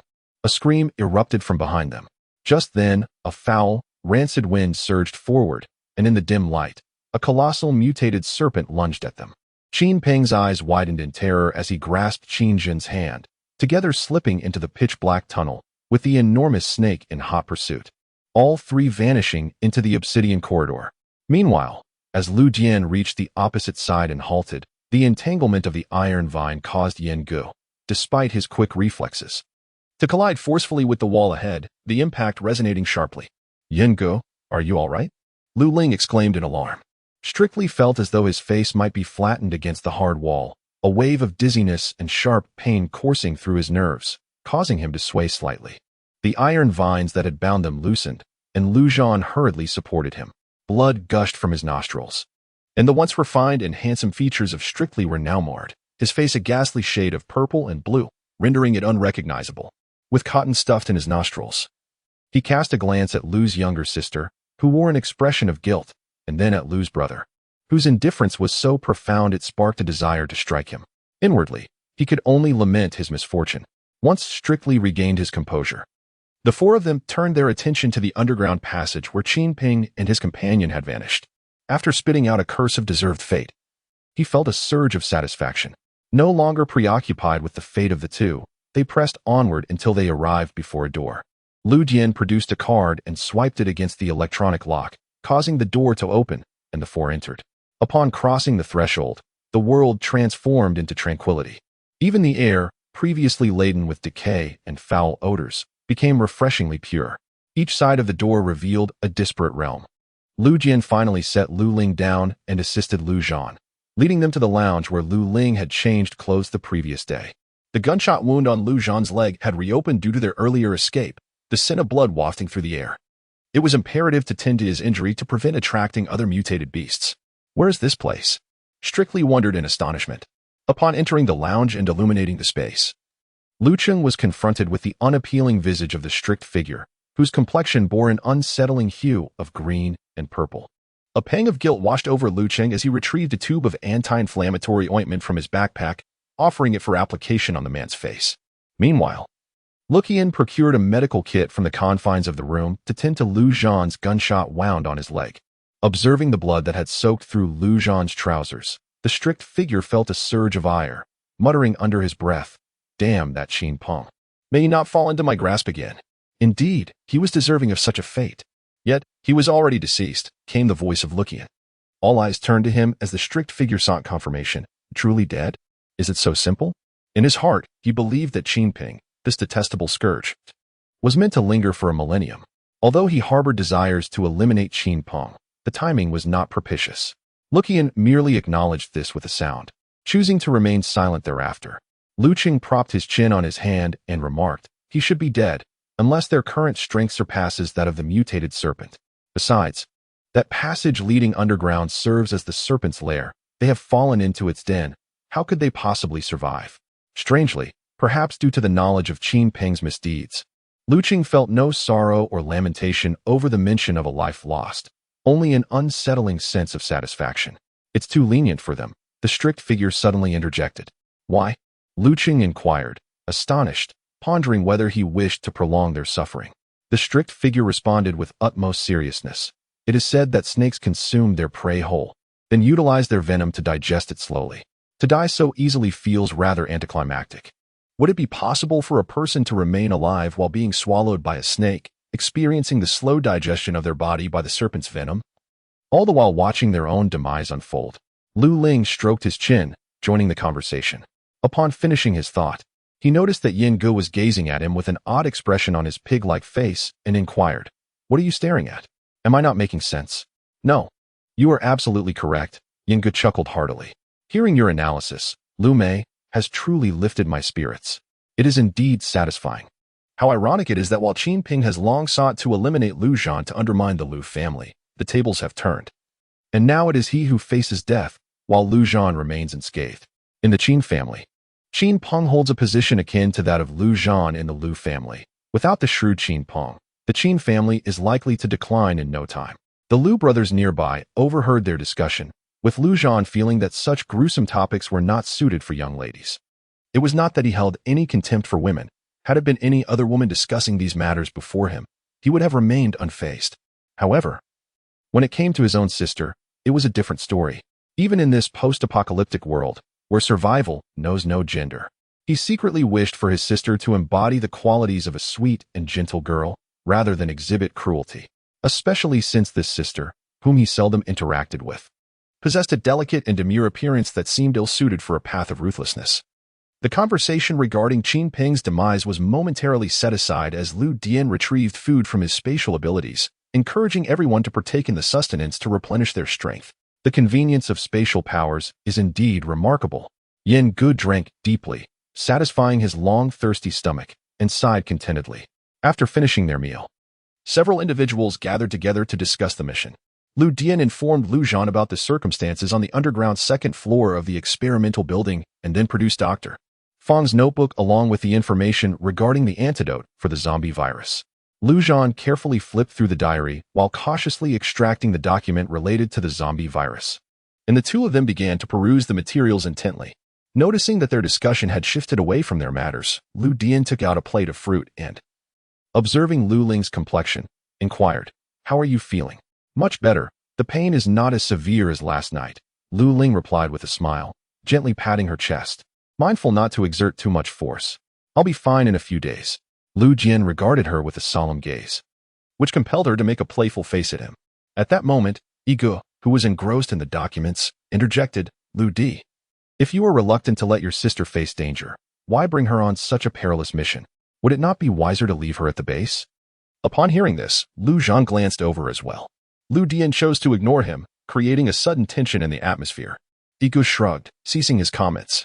From their first encounter, Lu Jian had exuded an aura of darkness, despite his refined and gentle appearance. The adage one should not judge by appearances aptly described him. He concealed a ruthless and volatile nature beneath a facade of politeness and elegance. Unfortunately, many were deceived by his genteel exterior, mistakenly believing him to be easy to manipulate. As Lu Ling savored the sweet tangerines, she paid little heed to the stern words spoken earlier. Instead, her mind drifted back to the conversation they had in this very lounge the day before, when he had declared, "Even in death, you must perish before my eyes. You cannot vanish from my sight." At that moment, she had felt a chill run through her, but upon reflection, she recognized there was a certain logic to his sentiment. For reasons unknown, he seemed to harbor an incessant sense of insecurity regarding her. It was as though the instant she slipped from his gaze, she would cease to exist. Thus, since the onset of the apocalypse, he had kept her firmly within his sight. Lu Jian preferred to lead her into peril rather than allow her to linger in his blind spot. If she were to truly succumb, he would likely follow suit without hesitation. The very thought was chilling, leaving her with a sense of helplessness. Therefore, she resolved to live well, lest this man recklessly squander his own life for her sake. Having a boyfriend who had devolved from an overly dramatic phase into a state of madness was undeniably exasperating. After consuming a few more tangerines, Lu Ling, feeling a weight pressing down on her chest, leaned into Lu Dian's embrace to rest. She was unsure how long she remained there when she heard his voice resonate. Many individuals who could have survived met their demise due to zombie-inflicted wounds, abandoned by terrified companions, or choosing to take their own lives rather than transform into such monstrous beings. If only there were an antidote. Even those who had been scratched by zombies could retain their lives, and humanity would possess a greater assurance of survival. Lu Ling, her previously hazy mind now clear from his words, smiled brightly. If an antidote could be developed, humanity's future would not seem so bleak. How could she not feel joy? Lu Jian, you have truly endured much, Lu Zhan remarked, gazing at his younger cousin before him, filled with a sense of nostalgia. In the aftermath of the apocalypse, it was evident that he had undergone significant transformation. However, the one constant remained his profound regard for family. Lu Dian smiled softly, acknowledging that once the task was completed, the ensuing matters would no longer be his concern. After observing that they had sufficiently rested, Lu Dian lifted Lu Ling and declared, "It is time for us to depart from this place." Contemplating the imminent confrontation with the mutated beasts outside, he scrutinized Lu Zhan's injured leg and inquired, "Is there a relatively safe route?" He pondered how the original designers of the research facility could have envisioned a subterranean laboratory resembling a complex labyrinth, where even the sharpest memory could lead one astray, especially given the multitude of terrifying mutated creatures. As he lamented, he could not help but touch his own bruised face in exasperation. "Certainly, you shall carry your elder brother as we proceed," replied Yen Gu, without hesitation. As he hoisted Lu Zhan onto his back and cheekily added, "If any further mishaps occur, I kindly request that Sister Lu refrain from binding us with mutated vines to hurl us against walls. It is truly quite painful." Lu Ling's visage twitched slightly, and he forced a laugh. "Given the dire circumstances, we had no other choice." With a resigned sigh, Yen Gu accepted his unfortunate fate. Upon exiting the rest area, Lu Dian took the lead, forging a path ahead. Yen Gu followed closely behind, bearing Lu Zhan as they navigated the winding corridors. No matter how keen their memories, the convoluted route was enough to disorient even the most astute. Yet, Lu Jian moved through the space with the confidence of one who treated it as his own domain, showing no signs of hesitation, which evoked an odd sensation in both Yen Gu and Lu Zhan. Despite this strange feeling lingering in their minds, neither of them voiced their curiosity. At times, it is sufficient to harbor thoughts within one's heart without vocalizing them. Delving into the depths is not a commendable habit. Moreover, the prowess and enigma exhibited by the building offer them only advantages, devoid of any detriment. Were there individuals of similar caliber within the Qin family, it is likely that they would have perished here today. As they traversed the territory of some mutated beasts, the building deliberately took a longer route to avoid confrontation, inadvertently rescuing several members of the military who had entered to provide assistance. These individuals were in a dire state, their bodies marred with a mixture of blood and sweat, indicative of a fierce battle endured. They had exhausted their supplies of medicine, food, and clean water, leaving them parched and fatigued. The timely arrival of the Building S group transformed their despair into hope, engendering profound gratitude towards them. Seemingly addicted to the act of salvation, they continued to rescue others along their journey, aiding both military personnel and ability users. Upon observation, Lu Ling noted that fortuitously, the majority of those rescued were ability users from the Eastern District, with only a smattering from other districts and none from the Western District. Thus, his intentions were unmistakable. Every individual saved was imbued with gratitude towards Lu and his companions, their emotions oscillating between the brink of life and death, a sentiment ineffable. Their appreciation deepened upon the revelation that Lu Zhan and his group had come specifically to rescue them. Observing the duplicitous Lu Ling, who had misled them, rendered him momentarily silent. Such individuals are akin to a cunning fox, who, after selling you out, demands your gratitude while counting the profits. It would be wise to maintain a distance from him in the future. Captain He, where is Lin Baobao? Lauding approached He Yan, the captain of the East District's Extraordinary Abilities team. He Yan regarded Lauding with a knowing expression, having investigated her companions when inviting Lin Baobao to participate in this mission. He recognized the girl before him as Lin Baobao's close friend. Thus, her current actions were not surprising. In a deep voice, he explained, when we entered the experimental building, we encountered a formidable psychic zombie. Shortly thereafter, we became dispersed, and she likely did not accompany us to the basement. In Chapter 61, the lingering dread of the powerful mutated beasts encountered within the underground laboratory weighed heavily on their minds. With barely a year since the onset of the apocalypse, humanity's strongest had barely reached the third tier. Yet, the emergence of so many formidable mutated creatures in the underground lab compelled them to consider the actions of the researchers. Was it necessary to indulge in such selfish desires, creating so many monstrosities that ultimately led to the demise of all personnel in the Research Institute? We must leave this place and regroup with General Wang, Lu Zhan suggested. Lu Zhan and his strict demeanor left much to be desired, clearly indicating that they had endured significant trials. Owing to Lu Zhan's earlier rescue, the group fell silent for a moment before acquiescing to his proposal. Meanwhile, the Extraordinary Abilities user from the Research Institute hesitated, wishing to inquire about the documents on the second basement floor. However, they were swiftly silenced by their respective team leaders. Before long, General Wang arrived with reinforcements to assist them. Although the Research Institute was rife with zombies, those on the surface were relatively manageable, and with concerted effort, they had nearly eradicated the majority of the zombies within the facility over the course of 2 days. Upon reaching General Wang, Lu Zhan and the others saluted in military fashion. General Wang gazed at the disheveled individuals before him and remarked, "It is a relief to see you all unharmed." He cast a sidelong glance at Lu Zhan, who nodded in affirmation, indicating that he had acquired the necessary information. A wave of relief washed over Wang. As long as the researchers' abilities did not gain access to the data, the military would retain greater leverage, no longer beholden to the Research Institute and its influential backers. At that moment, 3 more disheveled figures emerged from the experimental building, prompting the onlookers to turn their heads in curiosity. It was Feng Xiaowang, Qinping, and other ability users from the western sector of the Research Institute. The bloodstains on their clothing and the extent of their injuries suggested they had endured a fierce battle. Yet unlike the others, these 3 had descended from the upper levels of the building. The entrance to the experimental facility had divided into 2 factions. One group ventured into the basement, while the other ascended to the upper floors. A decision orchestrated by Qinping, who harbored a personal desire to shield the Qin family from peril.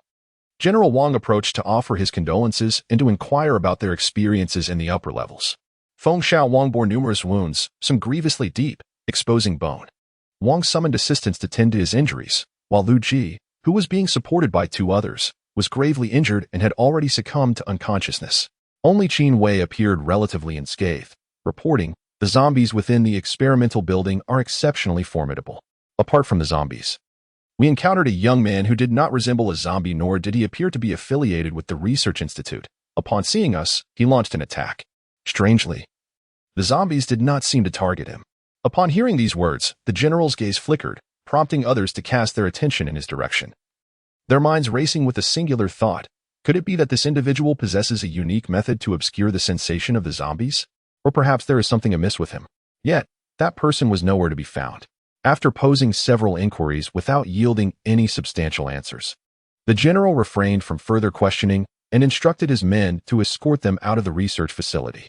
In an open area outside the base, military personnel were stationed, their vantage point expansive, allowing for the swift detection of any disturbances. The general furrowed his brow. The perilous nature of the research facility had taken him by surprise. After listening to the reports from Lin Yuan and others, he resolved against sending more personnel for a rescue mission, fearing that in attempting to save one, he might endanger many more. In the aftermath of the apocalypse, each life is precious. He was reluctant to sacrifice anyone without compelling necessity. He decided to wait 2 more days. Should they fail to emerge by then, there would be no further delay.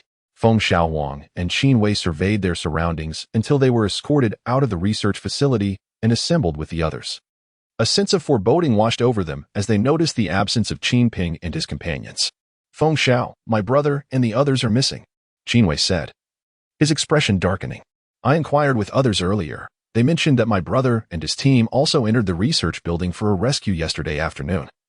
Yet they have yet to return. Moreover, I have heard that he ventured into the basement of the facility.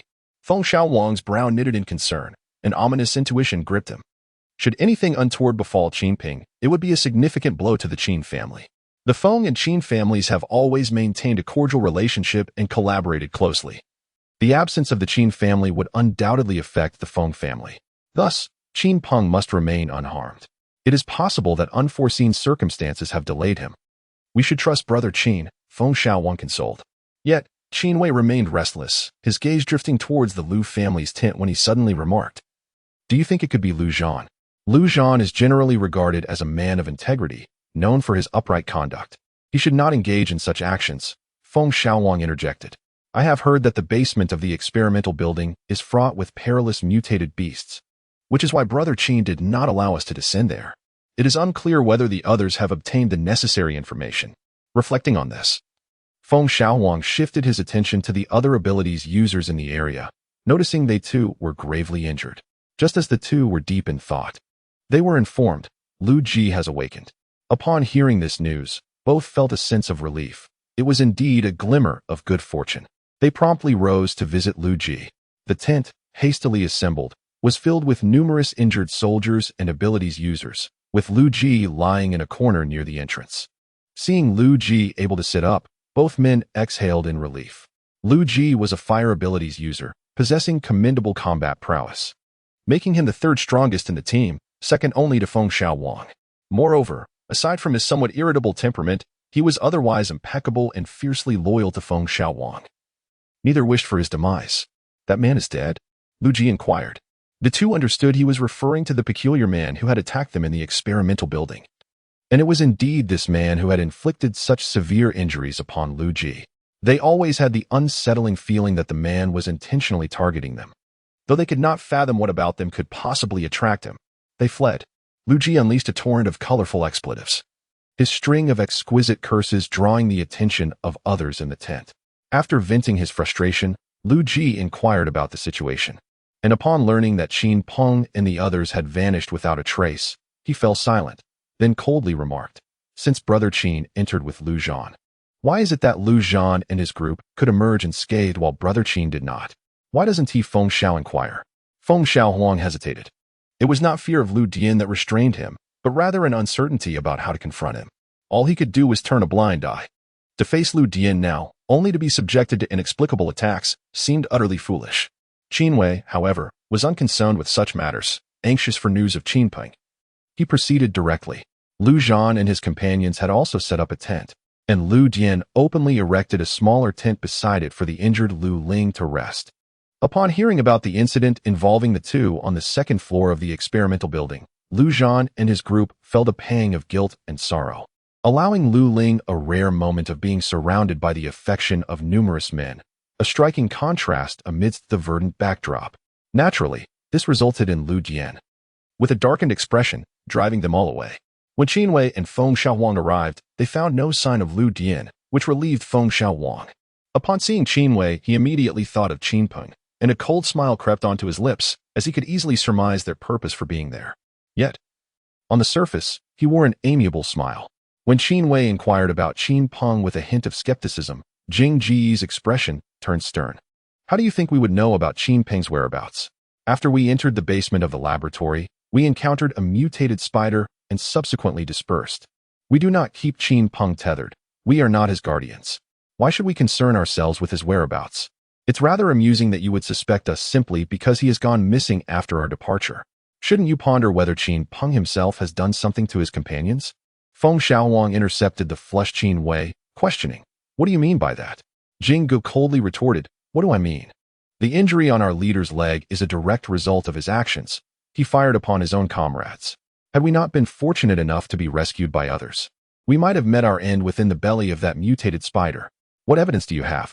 Qin Wei could not fathom the defamation of his esteemed cousin. Jing Gu, uninterested in their protests, simply gestured for them to be removed. Even if they wished to create a scene, they ought to remember whose territory they were in. With the king's men stationed nearby, such disturbances were intolerable. In the adjacent tent, Lu Ling lay in his sleeping bag, still awake. Having overheard the conversation among Qin Wei and the others, Jing Gu had deliberately spoken those words without modulating his volume. Wishing to ensure that everyone around was aware of Qin Peng's actions in the face of the perilous mutated beast, where he had fired upon his comrades in a desperate bid for escape. Even in the face of an apocalyptic world where morality has crumbled, such actions would still be met with disdain. To draw a weapon on one's companions in times of peril would render one untrustworthy for future missions.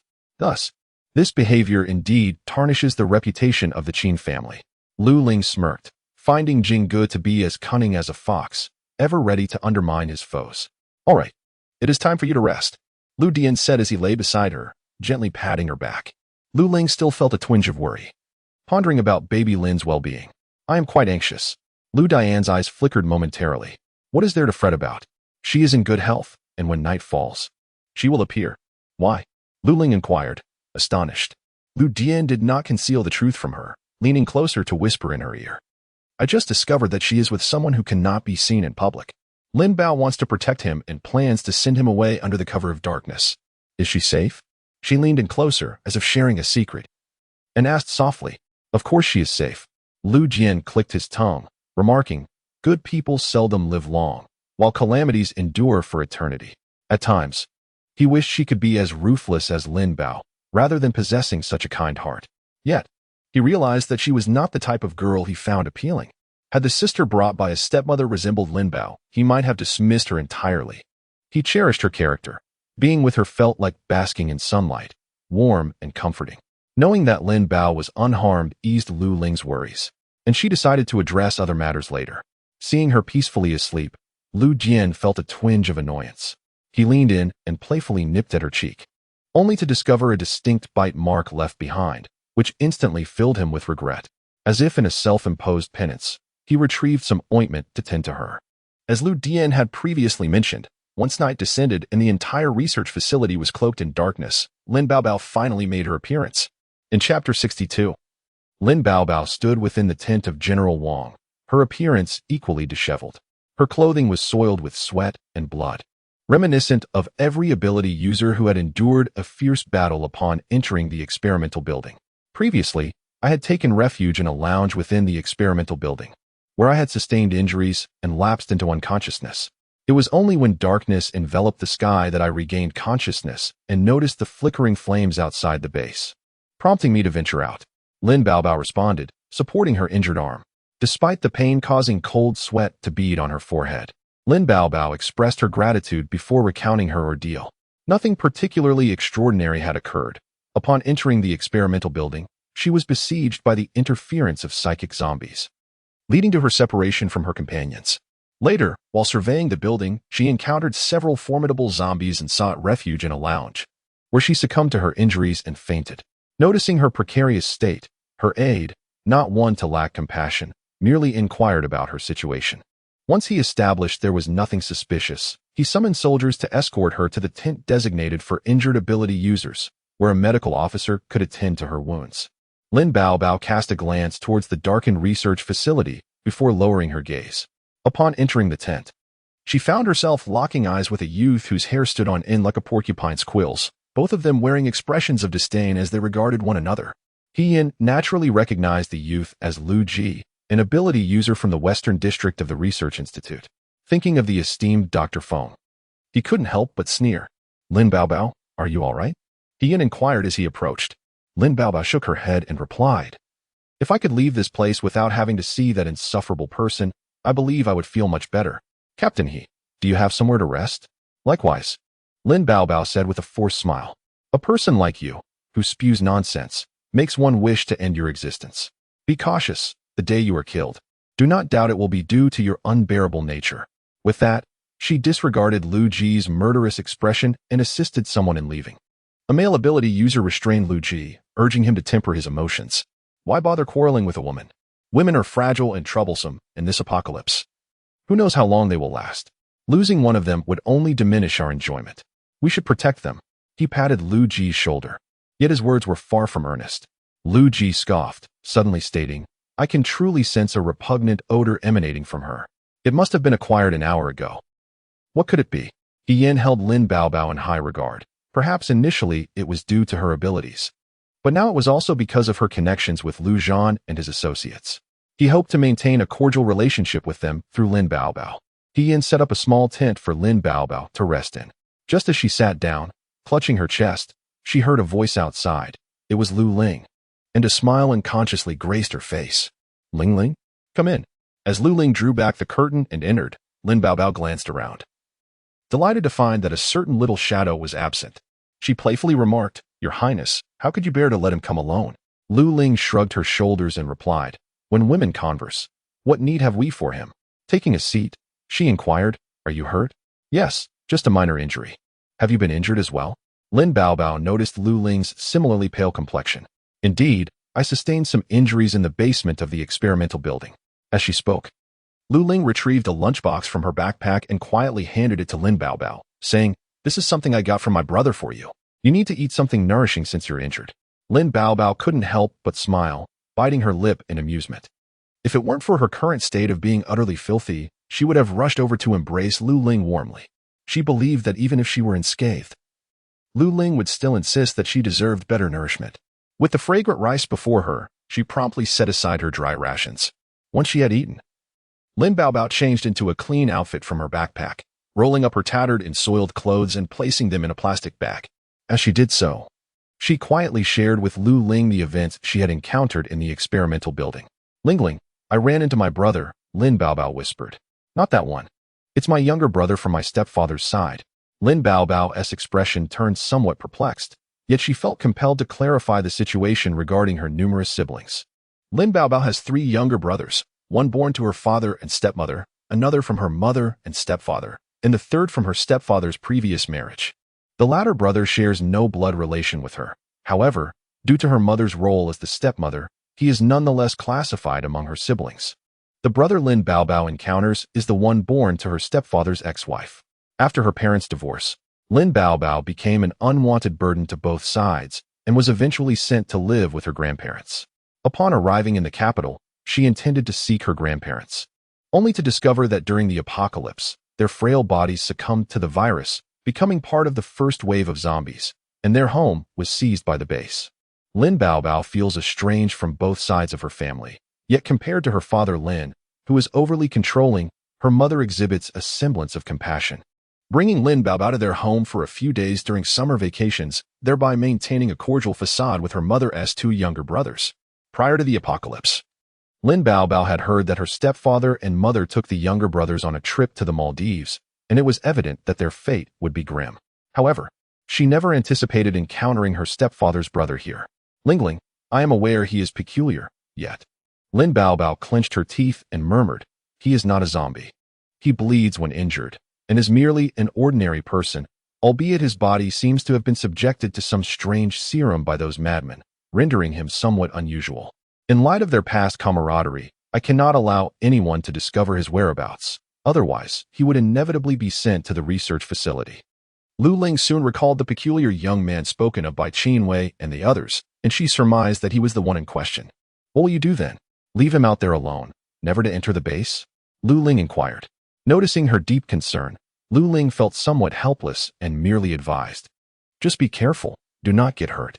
Lin Baobao exhaled in relief. Aside from Lu Ling, she had no one else to confide in. After revealing this secret, her mood lightened considerably. The The conversation then shifted back to the events in the basement of the experimental building, where Lin Baobao scoffed. I heard that Qin Pei from the Qin family has not emerged. If he were to perish, the Qin family would pose no threat. Lu Ling endeavored to maintain a facade of innocence, asserting that they were uninvolved. However, upon reflection, she realized that Lu Dian had deliberately chosen that path, intending to eliminate Qin Pei and his companion. It was evident that he could have easily dispatched them directly. Yet he opted for this roundabout approach merely to preserve a benevolent image before her. Each time Lu Ling observed him feigning the demeanor of a harmless, refined gentleman, she felt an urge to remark, "In truth, you have already succumbed to darkness. Further pretense is futile." After conversing for a while, Lu Ling was eventually summoned by Lu Dian and led away. Upon returning to their tent, Lu Ling relayed to Lu Dian the information that Lin Baobao had shared with her. After listening, Lu Dian gently rubbed her head and remarked that she herself was uncertain whether that person posed a danger, yet still insisted on protecting him. Did she not fear becoming embroiled in the situation? Thus, it would be prudent to maintain a distance from such a perilous individual. Silently, he resolved to subtly undermine Lin Baobao's impression of him. Unfortunately, the person in question was rather oblivious and failed to perceive the underlying implications of his words. She replied, "But he's my brother. If you were to become like that, I would do the same." With that, she squinted at him and offered a bright, cheerful smile, wearing an expression that suggested it was all perfectly reasonable. Lu Jian gazed at her intently until she turned to him, her face filled with confusion. He averted his gaze, discreetly wiping his face. How to describe that feeling? It could be summarized thus: damn it, clearly intending to sow discord, yet unexpectedly moved by someone so dense. However, Qin Wei and the others could not accept this outcome and personally implored the king to dispatch more individuals to search the laboratory once again. The king's gaze was sharp as he stated, "Are we to sacrifice the lives of others for the sake of a few? You are aware of the dire circumstances on the first floor of the laboratory. Entering there is tantamount to seeking death. I empathize with the plight of Major General Qin, yet sorrow is of no avail. Mr. Qin, you must learn to let go." In the end, Qin Wei was persuaded. Qin Peng held great significance for the Qin family, but he was unwilling to embrace death. This was the best course of action. In Chapter 63, Lu Ling rested her head against the car window, observing the gradually emerging buildings of the base in her line of sight. Suddenly, she felt a sense of relief wash over her, her previously tense nerves finally relaxing. The convoy entered the base through a designated special access point, coming to a halt in a parking area. Before disembarking, Lu Zhan remarked, "Lu Dian, if there are no matters tomorrow, accompany me for a trip." Lu Dian understood his implication, nodded, and after alighting from the vehicle, bid farewell to them. Meanwhile, Lin Baobao also said her goodbyes to the ability users in the Eastern District of the Research Institute before joining them to head towards the apartment they had rented.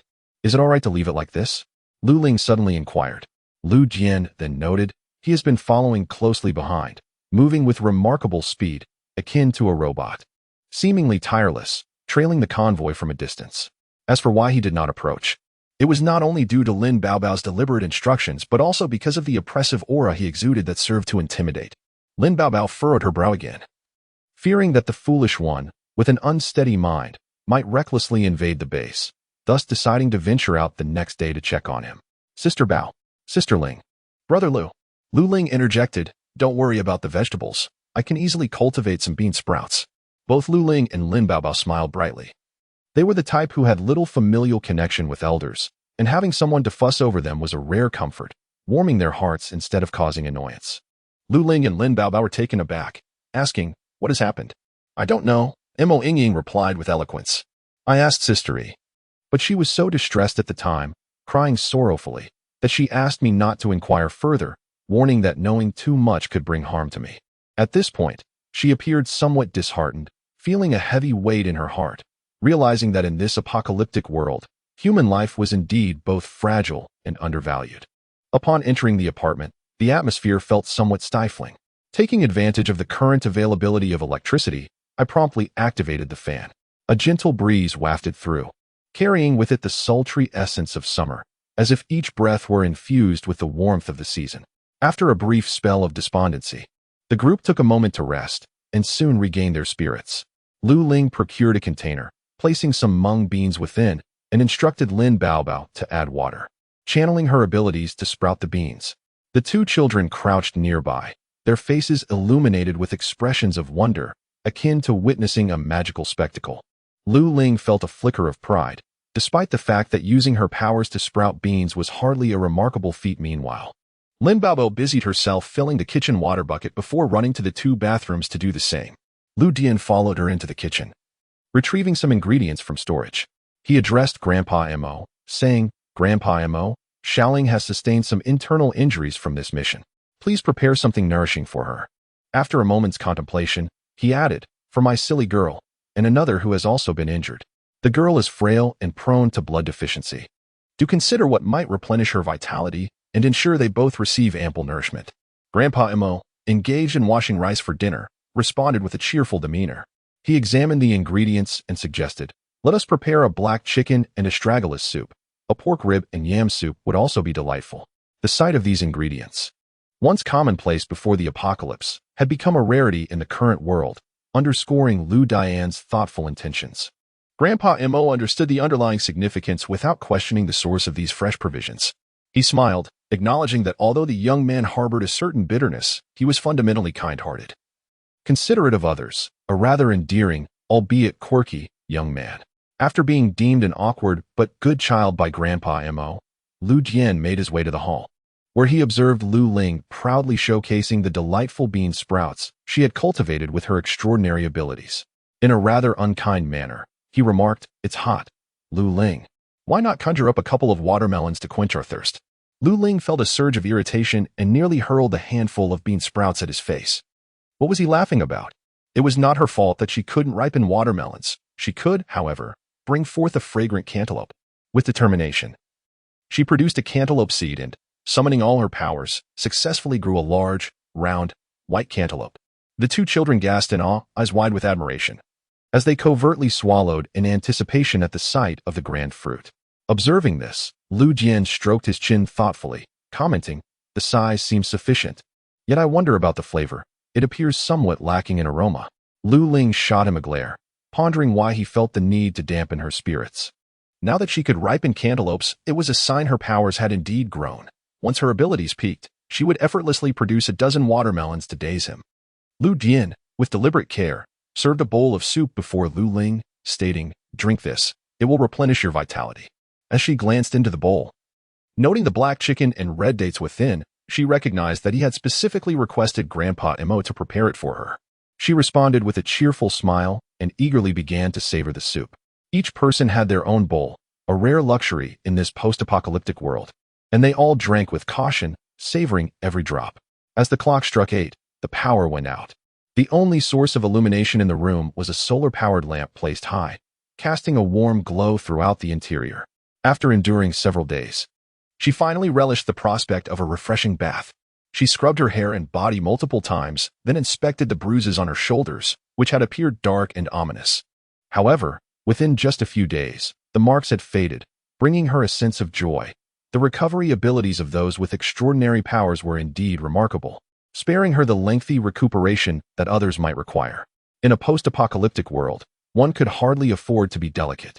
When she emerged from the bath, Lu Jian was there with a dry towel, ready to dry her hair, only to be playfully pushed away as she urged him to take his own bath. Lu Ling settled onto a chair by the window, curling her legs beneath her as she savored the cool night breeze. Once her damp hair had dried in the gentle wind, Lu Jian emerged from his shower. He tossed the towel aside and approached her, lifting her effortlessly and placing her on the bed before beginning to remove her clothing. "Hey, what are you doing? It still hurts," Lu Ling exclaimed, hastily covering her chest. She wished for a peaceful night's sleep and had no desire to be teased. The stamina of a high-level ability user was formidable, and even her robust physique struggled to keep pace. Undeterred by her protests, Lu Jian easily subdued her resistance. His smile under the soft glow of the lamp radiating warmth as he said, "Why do you look at me like that, Xiaoling? Am I truly such a beast? I merely wish to check on your injuries." "You are indeed a beast. A perverse one at that," she thought, though she dared not voice it aloud. Instead, she placed a hand on her chest and replied, "It still aches a little, but it should be healing now. Those with extraordinary abilities tend to recover well, so you needn't worry." Laodian placed his hand over her heart, feeling the vibrant rhythm of her pulse beneath his palm. A delicate warmth unfurled within him. transforming his demeanor into one of astonishing gentleness. His spiritual energy subtly extended into his palm, merging with her being. Tracing along her veins to inspect the remnants of coagulated blood, which had nearly dissipated, confirming her words, she was indeed much improved. Not necessarily, he murmured, lying beside her. You are aware of how crucial this information is. If we could master this technology. He squinted, envisioning the future delineation of power within the Huaxia nation, which inevitably led his thoughts back to Lei Hongming. Gently, Lao Dian patted her back, saying, Do not worry about that. Let your elder brother handle it. Now sleep. Lu Ling recognized that she lacked the cunning to engage in any conspiracies, so she decided to leave such matters to Lu Zhan and the others. Chapter 64. The following morning, after finishing breakfast, Lao Dian departed, leaving Lu Ling in the apartment. The destination Lao Dian and Lu Zhan were heading to was inappropriate for her presence. The mere thought of delivering documents to the military base and facing those high-ranking officials made her anxious, so she had no objections to his decision to leave her behind. Once he had left, she began to practice her abilities. Today, she aimed to see if she could hasten the ripening of watermelons. She was quite sensitive to Lao Dian's teasing. While she could successfully germinate watermelon seeds and grow a few fruits, they remained unripe. Why couldn't she make them ripen? After breakfast, Grandpa Mo and Chun Kaiwei also left for work, and naturally, the two children followed. The house was left with only Lu Ling and Lin Baobao. Lnbobo languidly nestled on the sofa, her complexion notably pallid, a faint metallic scent of blood wafting from her, subtly revealing her current state. This left her feeling quite despondent as she lay on the sofa, overwhelmed with gloom. She had intended to venture out of the base today in search of her foolish younger brother who had followed her from the research facility. However, a late-night visit from a dear friend the previous evening had left her feeling drained and unwell, her pallor reflecting her condition, rendering her unfit to leave the base, lest she become an irresistible lure for the undead. Curled up on the sofa, biting her nails in frustration, she found herself torn between concern for her brother and a reluctant acknowledgement that he might be capable of warding off zombies, which should alleviate her worries. Her only fear was whether he might attract human attention with his peculiarities, leading to potential peril. As her thoughts spiraled, she noticed the flourishing watermelon vines beside Ing, several green-skinned watermelons growing at an astonishing rate, halting their expansion once they reached the size of a basketball.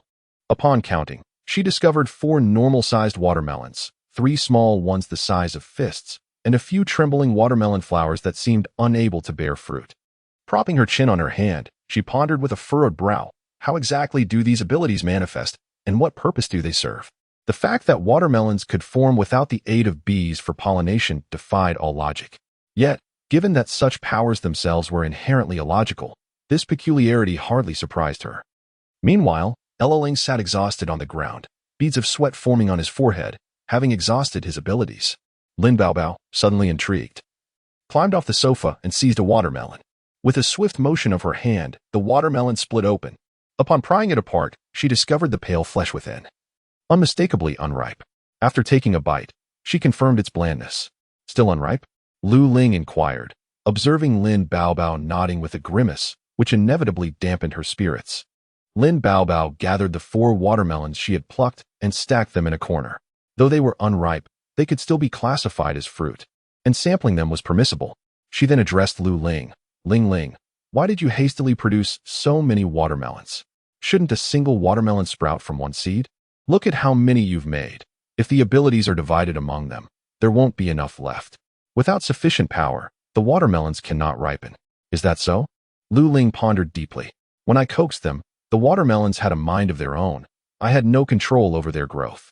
Then try to harness your abilities and see if you can guide the watermelon vines to grow according to your wishes. Allowing only one fruit to develop while the rest remain barren, Lin Baobao suggested. This should test your control over your powers. Merely communicating with the seeds is insufficient. You must direct their growth precisely. If you can manage to restrict their growth to a single inch and even limit the leaves to 1, that level of control could transform into your most formidable weapon. Lu Ling was taken aback. Since acquiring her abilities, she had always focused on communicating with the seeds, gaining their acceptance, and then using her powers to stimulate their growth without imposing any limitations.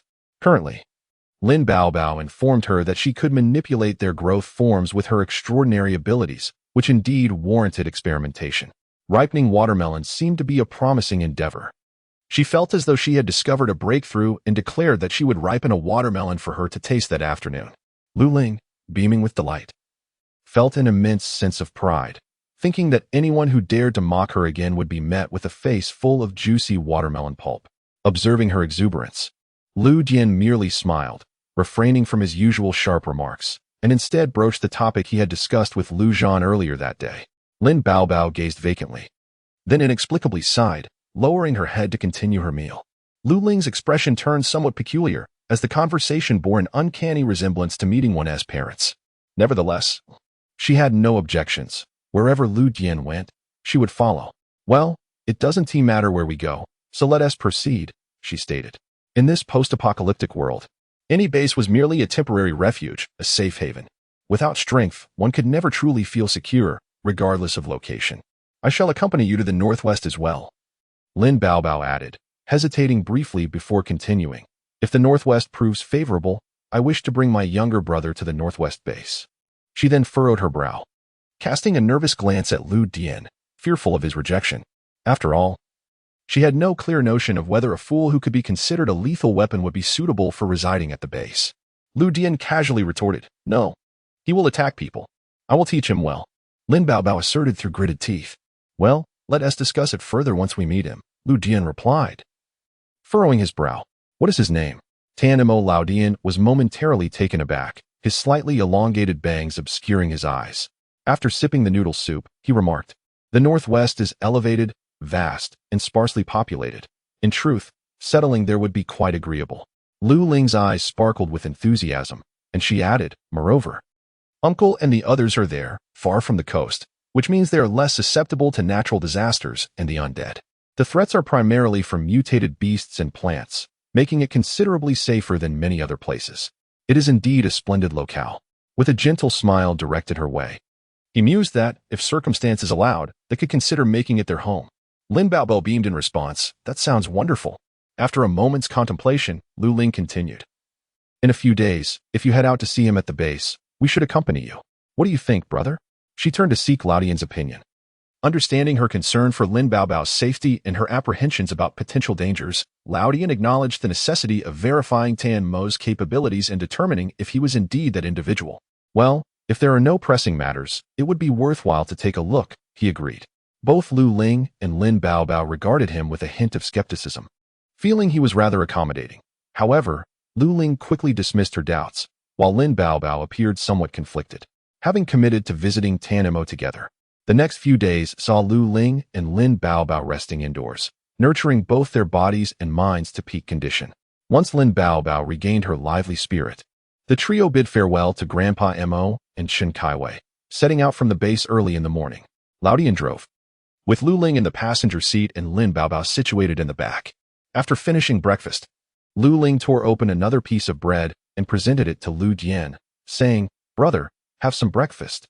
Lin Baobao, observing the affectionate couple in front of her, felt a twitch at the corners of her mouth. She averted her gaze, seeking solace in the scenery along the way. Numerous vehicles and pedestrians, much like themselves, had ventured out early from the base, either to eliminate zombies or to scavenge for supplies in the nearby city. The sights along the roadside appeared desolate, imbued with a unique sense of despair characteristic of an apocalyptic world. Once she had fed Lu Dian, Lu Ling continued, "Baobao, have you arranged a meeting place with your brother?" "No." Lin Baobao suddenly felt foolish, realizing how naive she had been to trust a simpleton, expecting him to wait for her outside. In a world teeming with zombies, would he truly comply? She had instructed him not to reveal himself to humans and to hide well. She would seek him out later. Hearing such blunt words left Lu Ling speechless. Should she be grateful that Lin Baobao's brother was obedient? The capital base was a 3-hour drive from the nearest city, though many towns surrounded the area. After an hour of travel, they gradually diverged from the other vehicles on the road, soon finding themselves in solitude. While driving, Lu Dian extended his mental energy, weaving it into a dense net, pushing his abilities to their limits. Suddenly, he detected an area ahead where his mental energy was obstructed. Narrowing his eyes, he pinpointed the location. Lu Dian turned the vehicle around, steering it off the main road and onto a narrower path. At the end of a narrow path, a few dilapidated houses stood, numbering no more than a dozen. This area once constituted a village, with homes sparsely scattered. However, It appeared that the inhabitants had long since fled, transforming the locale into a desolate wasteland. Not far off lay a modest expanse of forest, neither particularly vast nor lofty, with trees few and far between, presenting no imminent danger. The vehicle came to a halt in a clearing. As soon as they disembarked, a sudden gust of wind surged forth. Lu Jian, using one hand to brace himself against the vehicle, leaped onto the roof and, harnessing the momentum, delivered a forceful kick to an approaching figure, sending the person hurtling into the underbrush. A pained grunt escaped the individual, who then hunched over, resembling a wild beast, emitting a series of threatening growls. Lin Baobao managed to discern the appearance of the disheveled man, who, though he had seemed rather presentable during their previous encounter, now appeared almost feral after merely a few days apart. Nevertheless, she intervened to prevent any further aggression towards Lu Dian. Tenemo, upon hearing her voice, the man paused momentarily, a look of confusion crossing his features. Upon recognizing Lin Baobao, a smile broke across his grimy face, and he bounded towards her, exclaiming, "Sister." Lin Baobao quickly grasped his hand, gesturing towards Lu Dian and the others. "We cannot fight. He is one of us. Do you understand?" The man's gaze, initially filled with untamed ferocity as he regarded Lu Dian, softened as he turned back to Lin Baobao, obediently nodding and parroting, "One of us cannot fight." Indeed, Lin Baobao let out a sigh of relief, fearing that he might again harbor animosity towards Lu Dian, which could lead to an impatient retaliation. At that moment, Lu Ling approached and suggested, "Baobao, would you like to rest in that house over there? Noon is approaching, and the sun at this hour is relentless. Even the zombies are disinclined to venture out and expose themselves to such scorching heat." Lin Baobao gazed at the man, whose appearance resembled that of a wild beast, and nodded. He continued to grip his wrist tightly, apprehensive that he might once again succumb to confusion and lash out indiscriminately.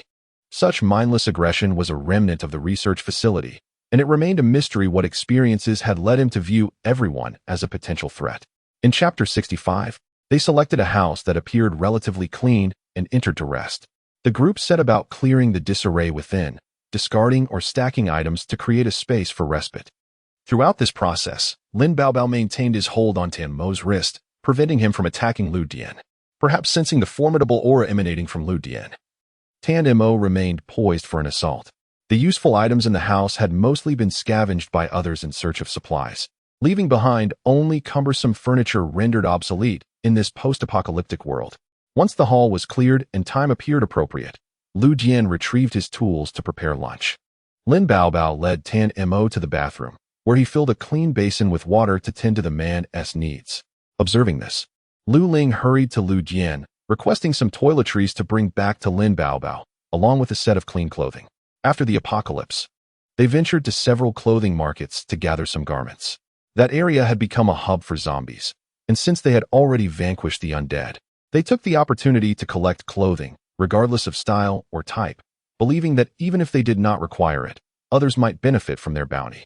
Many items had ceased production in the post-apocalyptic world, and the clothing available was solely from before the catastrophe, making such resources invaluable. After delivering the clothing, Lu Ling hurried to the kitchen to assist.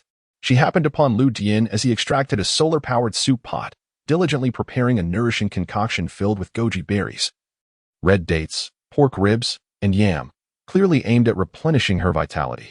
Lu Ling scratched her face, feeling a slight flush. "Brother, I have recovered. There is no need for me to drink soup every day," she remarked, implying that he could afford to be a bit more frugal. While she understood that time in his spatial realm stood still and was uncertain of its vastness, she sometimes felt that his actions bordered on wastefulness. "Brother, what do you think of Tanimo?" Lu Ling inquired, slowly peeling a piece of cauliflower as she spoke. Lu Dian, clad in an apron, was busy chopping pork ribs. Typically, he would be the one cooking when they were outside, but if Grandpa Imo was present, he would lounge comfortably, awaiting his meal. The reason he took on the culinary duties was that his dishes were particularly delectable, and today, he was in a good mood, intending to prepare something special. Indeed, Lu Dian responded generously. With a bit of training, he could prove to be a commendable ally, provided he learns to be utterly obedient. Although the mansion is located at the northwest base, the master of the mansion still wishes to assemble a formidable team composed solely of trustworthy individuals. If he could recruit Tan Mo, his remarkable strength would prove to be an invaluable asset, especially during a siege by zombies.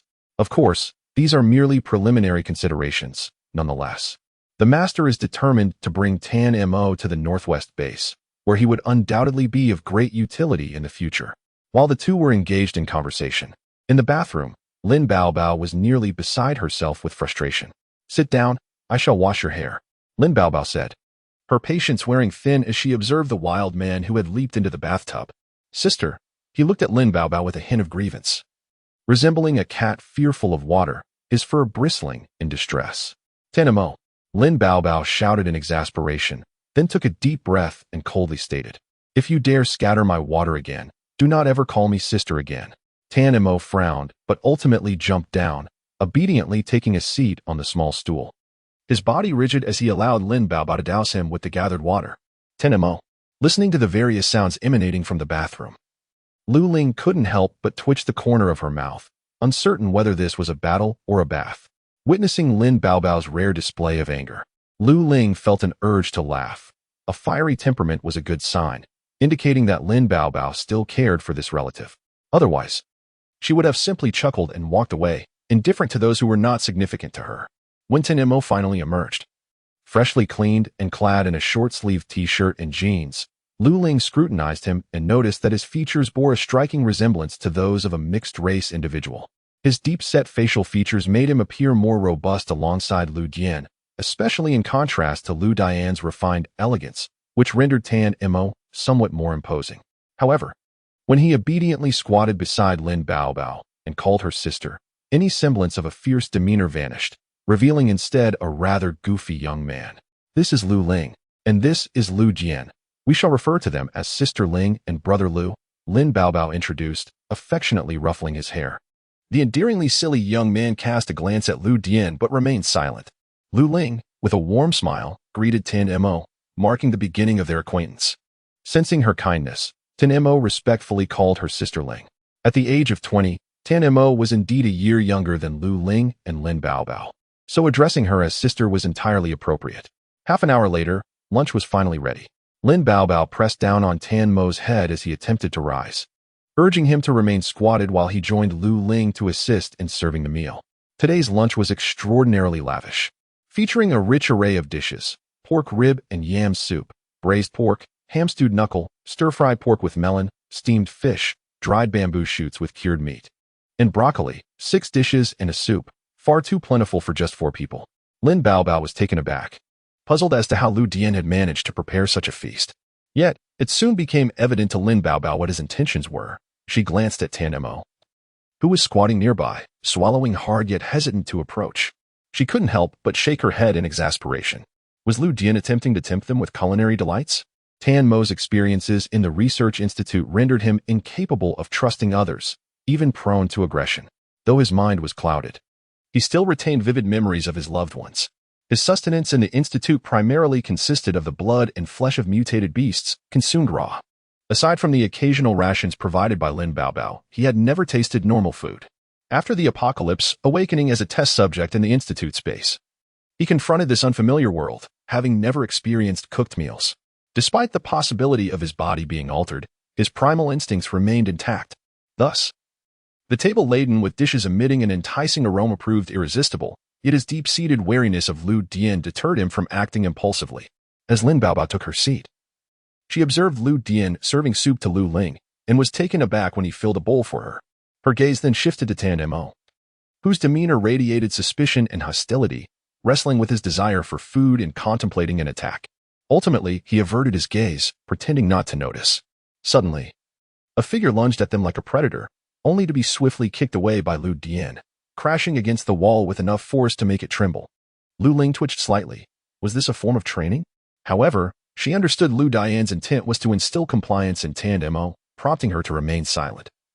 Much like Lin Baobao, it was not until the two young women had satisfied their appetites that Tan Mo was permitted to approach the table. In stark contrast to Lu Dian's composed and graceful posture, he squatted on his chair, prompting Lin Baobao to furrow her brow and vocally correct his posture, as well as his feral manner of seizing food with his hands. "Sister," Tan Mo gazed at her in confusion, unable to comprehend why she forbade him from eating. Lin Baobao inhaled deeply and patiently instructed him on how to wield chopsticks and select dishes. A single meal spanning an entire hour. Once Tin Mo finally felt satiated, Lin Baobao silently began to clear the table. She then observed Tin Mo crouching in the corner, his expression one of vigilance, as if he were a wild beast poised to pounce at any moment. A sudden pang of discomfort welled up within her. Memories of summers spent at the Tan residence with her mother surfaced, where Tan Mo had been courteous. Though he reserved his affection for the younger brother born of her mother and stepfather, his true blood relation, she, lacking any familial ties to him, was met with a semblance of friendliness, courtesy of Tan Mo's mother, though his demeanor was neither hostile nor particularly warm. In contrast to the brother born of her father and stepmother, however, Tan Mo's manner was indeed considerably amiable. At that time, Tan Mo exhibited exemplary manners, possessing exceptional dining etiquette. He was a student at a prestigious university, yet to graduate, with a bright future ahead of him, an undoubtedly remarkable individual. And his good looks only enhanced his reputation as a notable figure in school. Who could have foreseen that he would end up in such a state?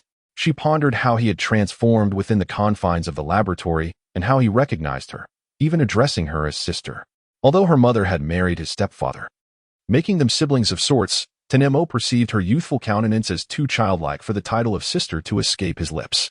The name Baobao, laden with affection, felt equally unsuitable. Ultimately, he would strive to refrain from calling her altogether. It was the sound of her calling him brother that led her to resolve to bring him along, for she could no longer allow him to drift aimlessly through life, lest he provoke a formidable adversary and meet a tragic end. Yet, witnessing his current state filled her heart with sorrow. It would be disingenuous to claim otherwise. Earlier, when she had compelled him to disrobe for a bath, she had discovered numerous surgical scars upon his body, leaving her to ponder how he had fallen so low in the aftermath of the apocalypse, and whether he could ever return to his former self. Lao Dian dismissed the figure crouching in the corner, who exhibited an overtly aggressive demeanor towards him, and turned to Lin Baobao, inquiring about her assessment of Tan Mo's abilities. Lin Baobao cast a fleeting glance at Tan Mo before redirecting her gaze to Lao Dian. Perhaps she had once harbored fantasies about this man, exhibiting a degree of irrationality. But these notions were born of a time before the world had descended into chaos, when Lu Ling had yet to awaken to his true potential alongside him. In the wake of calamity, he seemed to have transformed, becoming somewhat unrestrained, and Lu Ling had remained by his side. Upon realizing this, she had decisively relinquished her hopes. However, the singular source of her comfort lay in Lu Ling's presence. She could place her trust in him. Now, upon hearing his words, Lin Baobao understood his implication. If Tan Mo possessed commendable abilities, he would be permitted to join their ranks. Although Lao Dian was formidable, he was still insufficient against the entirety of the base, with vulnerabilities too numerous to ignore. He needed to bolster their strength. With this thought, Lin Baobao felt a sudden wave of relief. In the past, she had been solitary, indifferent to her circumstances. This was her first foray into personal considerations, and to say she was not anxious would be a falsehood. At present, I have organized my thoughts and conveyed to him the events surrounding her encounter with Tan Mo, as well as the suspicions concerning Tan Mo. Chapter 66. The day passed swiftly, and soon night descended. It was inevitable that Lu Ling and Lu Dian shared a room, while Lin Baobao, with a swift kick, sent the man who had followed her flying. Of course, her strength was no match for Lu Dian's, and after being kicked away, Tan Mo still managed to regain his footing. It was merely a minor inconvenience for him. He looked at her with a sense of grievance, his expression one of utter confusion. With her arms crossed, Lin Baobao stood by the door and said to him, "Your room is over there." Tan Mo continued to gaze at her in bewilderment, staring blankly at the adjacent room before shifting his gaze back to her, his innocence palpable. Ultimately, Lin Baobao, with a furrowed brow, permitted him to enter the room, considering it a favor to prevent him from provoking Lu Dian further, lest he truly be at the mercy of Lu Dian's wrath. Throughout the afternoon, he attempted to challenge Lu Dian numerous times, only to be thoroughly beaten, leaving his handsome face marred with bruises, some from crashing into walls, others from Lu Dian's relentless kicks. The sight was utterly pitiful. Lin Baobao formed a ball of water and placed it in the basin, catching a glimpse of his restless demeanor as he seemed poised to disrupt her water formation. However, under her warning, he could only bare his teeth in a mock threat. After filling the basin, Lin Baobao used clean water to tend to the wounds on his face, and then she found a set of men's pajamas for him to change into. After all was said and done, Lin Baobao reclined on the sole bed in the room. It was summer, and the night air offered little relief from the heat. She needed no blanket, merely using her ever-present backpack as a cushion for her head, while her dagger lay within easy reach beside her. As Lin Baobao settled down, she noticed an Mo perched on the windowsill like a feline, his silhouette engulfed by the shadows, nearly merging with the darkness itself. A flicker of doubt crossed Lin Baobao's mind. Had the mad scientists at the research institute altered Tan Mo's body, perhaps infusing it with animal genes? It seemed at times he exhibited instinctual behaviors akin to those of animals, whether in rest, feeding, or slumber. Yet, such thoughts remained mere conjecture, lacking any substantial evidence. What perplexed her further was how Tan Mo, in his altered state, could still recognize her, even calling her sister. She had presumed their relationship was not yet so intimate. Their interactions were merely a facade of civility maintained for the sake of Lin's mother, with little communication beyond the summer vacations.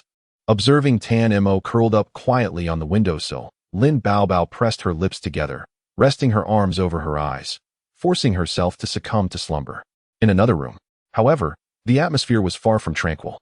Lu Ling kicked at the man who was pinning him down and whispered, "Stop making a fuss. Baobao is right next door. Didn't you say you would take Tan Mo to the mountains for training tomorrow? Get some sleep." The night was still young, and there was ample time for rest. "Don't worry, I won't tire myself out," he assured. The gentle voice of Lu Dian resonated softly, leisurely engaging in his favored pursuits while teasing her at an utterly maddening pace. "You won't tire me out, but I am indeed exhausted. I feel utterly drained." Lu Ling's eyes were clouded with physiological haze as she bit her lip, fearful of making a sound that might be overheard by the neighbors. After all, those with supernatural abilities possess senses far superior to ordinary people. Uncertain of the soundproofing of the room, her mind wandered until she heard Lu Dian's voice, laced with mirth, whispering in her ear, sending warmth coursing through her being. "Fear not, I have shielded my mental energy from the surroundings. Even if you scream at the top of your lungs, no one will hear you." Goodness, such mental prowess seemed tailor-made for the most peculiar of individuals, did it not? This marked yet another intimate encounter since taking on the mission at the research base. Perhaps pent-up desire had led to a fervent display, for by the end, Lu Ling felt as though her legs were losing sensation. In her irritation, she playfully bit him several times, prompting him to reluctantly cease, his face bearing an expression of unfulfilled longing, leaving her to catch her breath. "All right, little Ling, if you're tired, then rest. I shall not disturb you further." Lu Dian meticulously tended to her, extinguished the light, and drew her into his embrace on the bed, planting tender kisses upon her cheek. Lu Ling turned her face away, murmuring, "Maybe next time."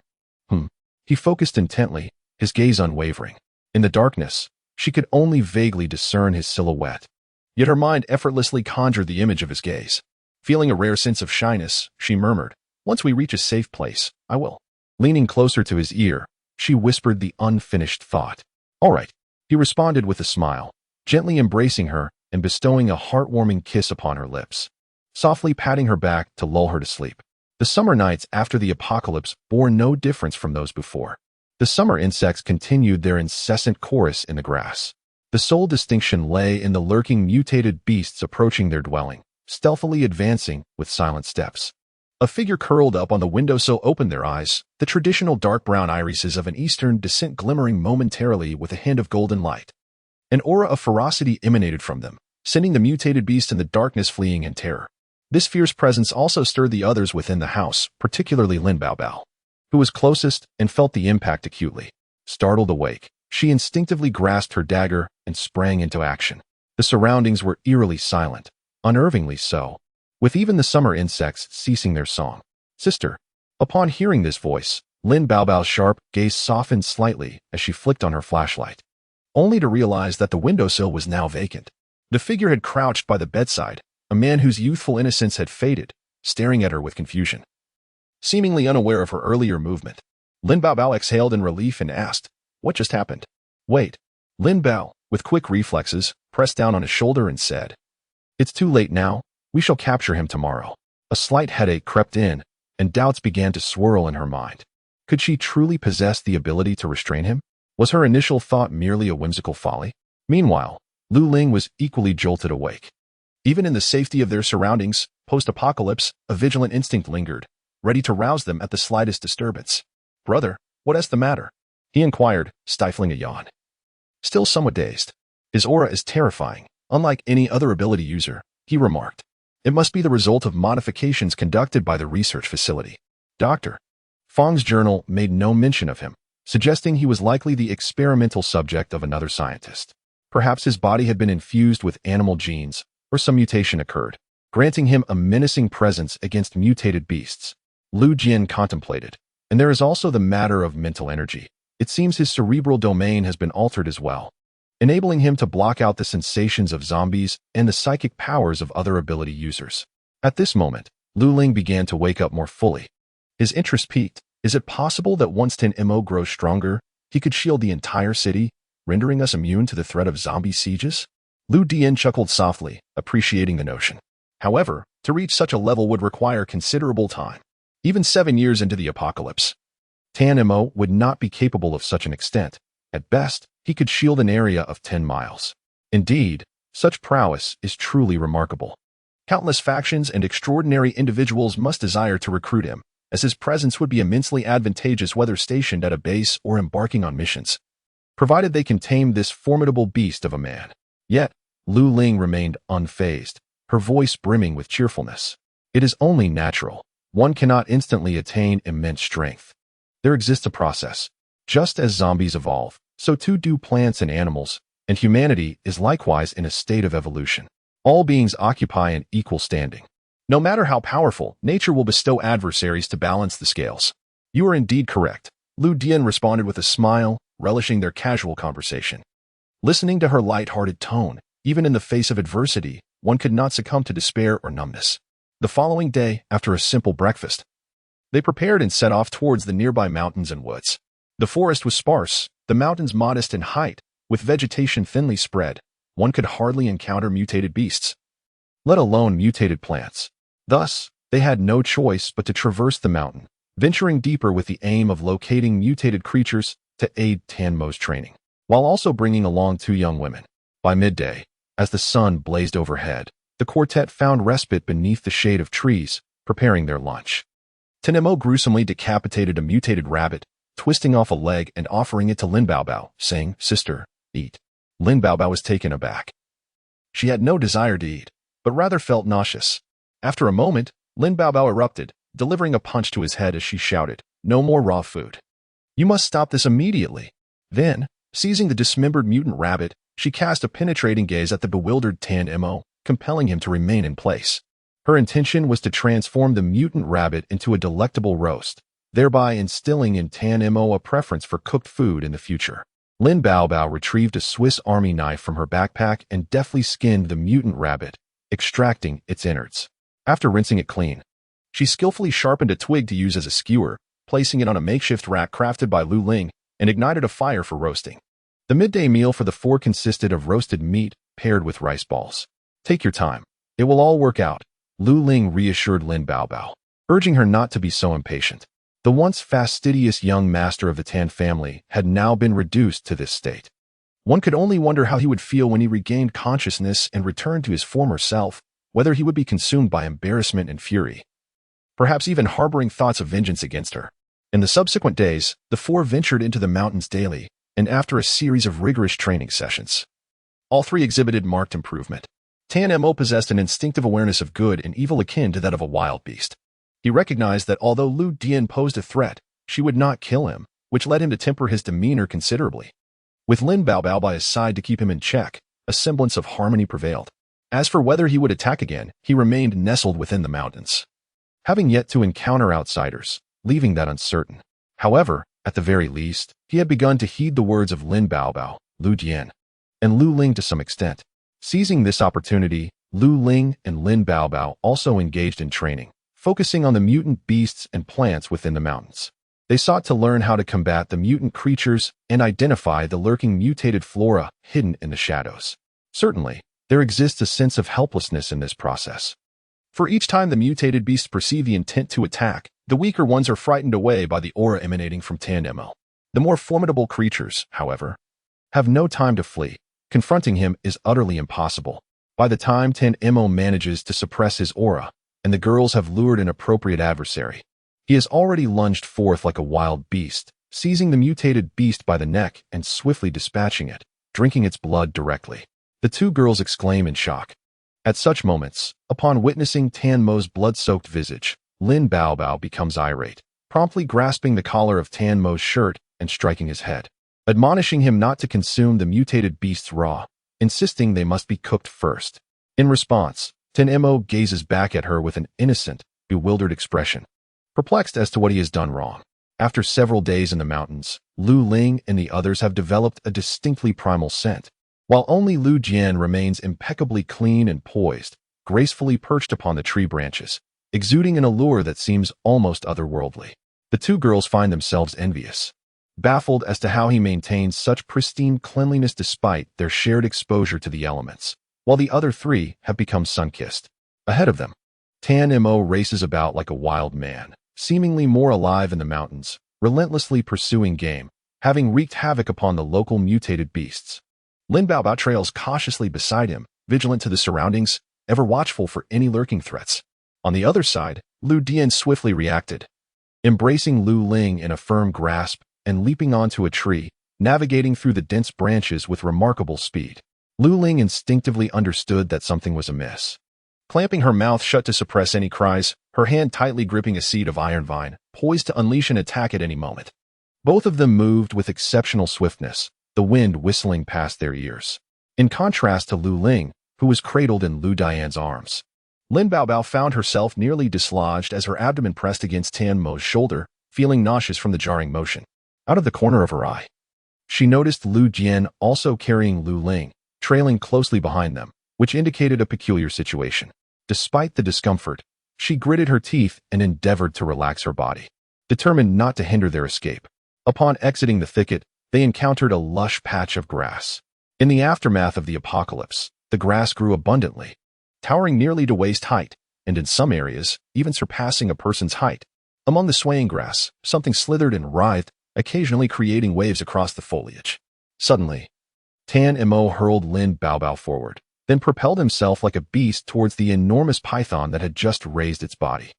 Lu Dian set Lu Ling down beside a sturdy tree before leaping back down, landing several meters away, precisely where the python lay concealed in the grass. With a swift motion, he swung his tang knife down upon the serpent, but it seemed to have little effect. As they discerned the massive creature coiling through the grass, Lu Ling gasped in shock. The python stretched an astonishing length of 30 to 40 meters, far exceeding their comprehension, its girth formidable. Its thick body was a mere shadow amongst the grass, and merely the lash of its tail could easily sever a century-old tree in two. With a gaze fixed in contemplation, the young man nurtured the iron vine seeds in his hands, subsequently using the vine to elevate the forest child beneath the tree. Both remained vigilant, attentively observing the fierce battle between two individuals and a colossal python not far from them. Aside from their slightly labored breathing, they refrained from the shrill screams that echoed from other girls. Tan Mo's fighting style resembled that of a wild beast. However, under Lu Dian's guidance over the past few days, he had learned to adapt with agility.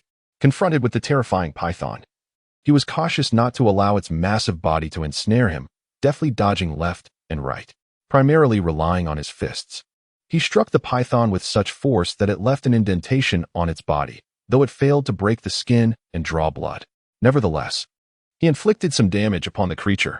Lu Dian skillfully targeted the python's vulnerable spots, yet the creature's tough hide proved resistant, rendering Tang Dao ineffective in leaving any marks. He resorted instead to using spatial blades. These blades could etch into resilient metal, proving effective against the evolved serpent. The python, wounded by the spatial blades, became frenzied, its fury escalating as its massive form writhed violently, crushing the surrounding underbrush and snapping numerous saplings in its wake.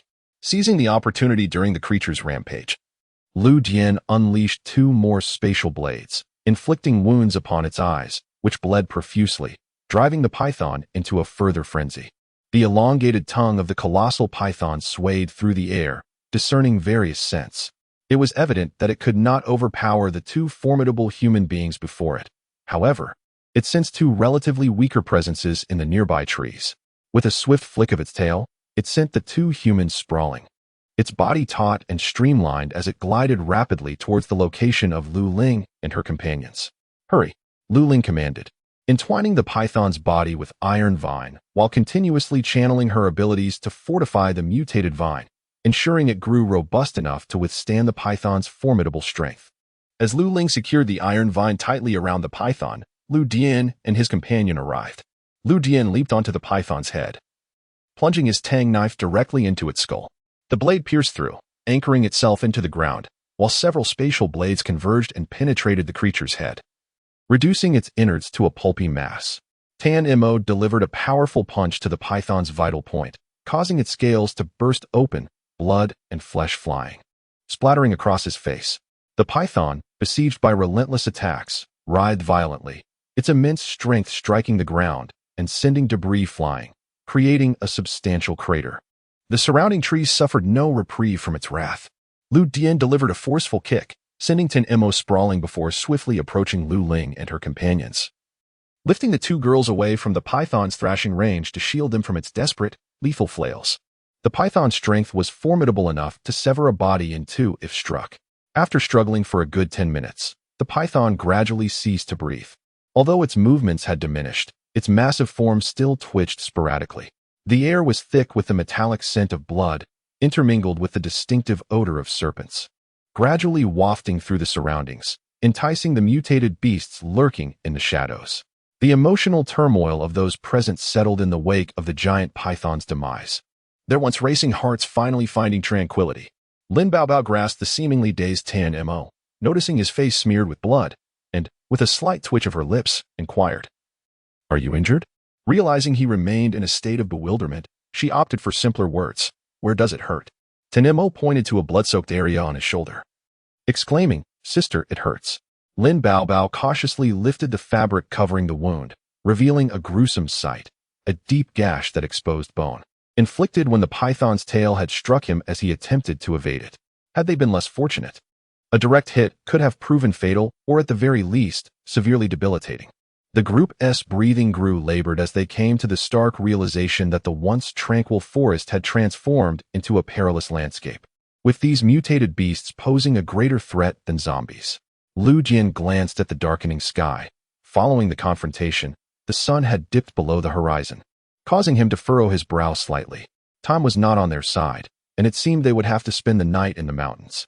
Chapter 68. The cave was shrouded in vines, effectively concealing its entrance. Had it not been for Lu Dian's heightened mental acuity, they likely would have overlooked it entirely. After Lu Ling utilized her powers to scan for mutated plants within and found none, she proceeded to clear the cave.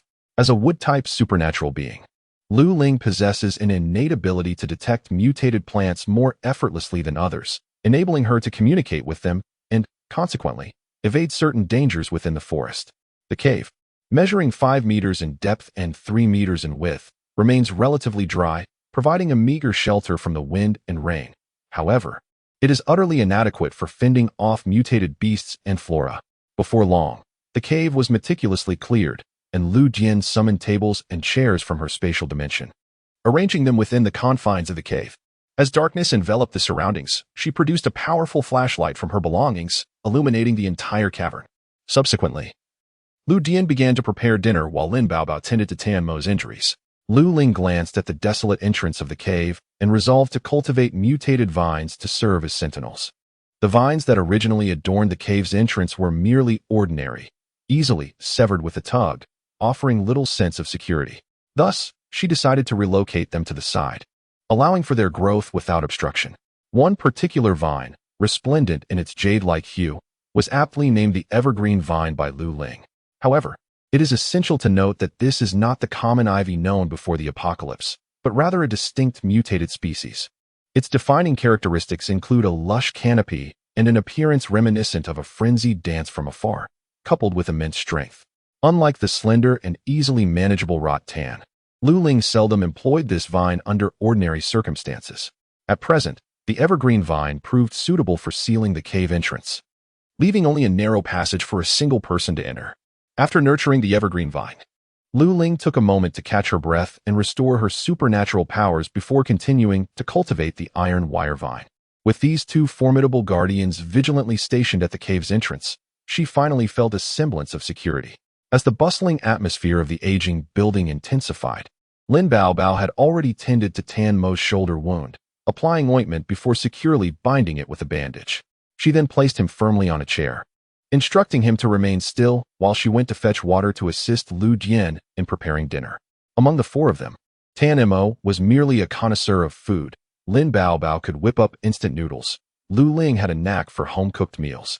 But Lu Jian possessed the finest culinary skills. Although he was reluctant to cook for others, he was more than willing to nourish his beloved girl to a fair and delicate state. Thus, even with 2 additional light bulbs around, he rolled up his sleeves and took to the kitchen. Noticing Lu Ling glistening with perspiration, Lin Baobao fetched her a cup of water. She reached out to touch the evergreen vine at the cave's entrance. Its tendrils, appearing like glistening jade, felt cold to the touch, surprisingly resilient against her gentle grasp. Suddenly, the vine quivered as if warning her against further contact. Amused, Lin Baobao poured some water onto its roots, observing the vine tremble even more vigorously, as if reveling in the hydration. By the time Lu Ling had prepared everything, the cave was filled with an enticing aroma. Their dinner consisted of the previously slain giant python.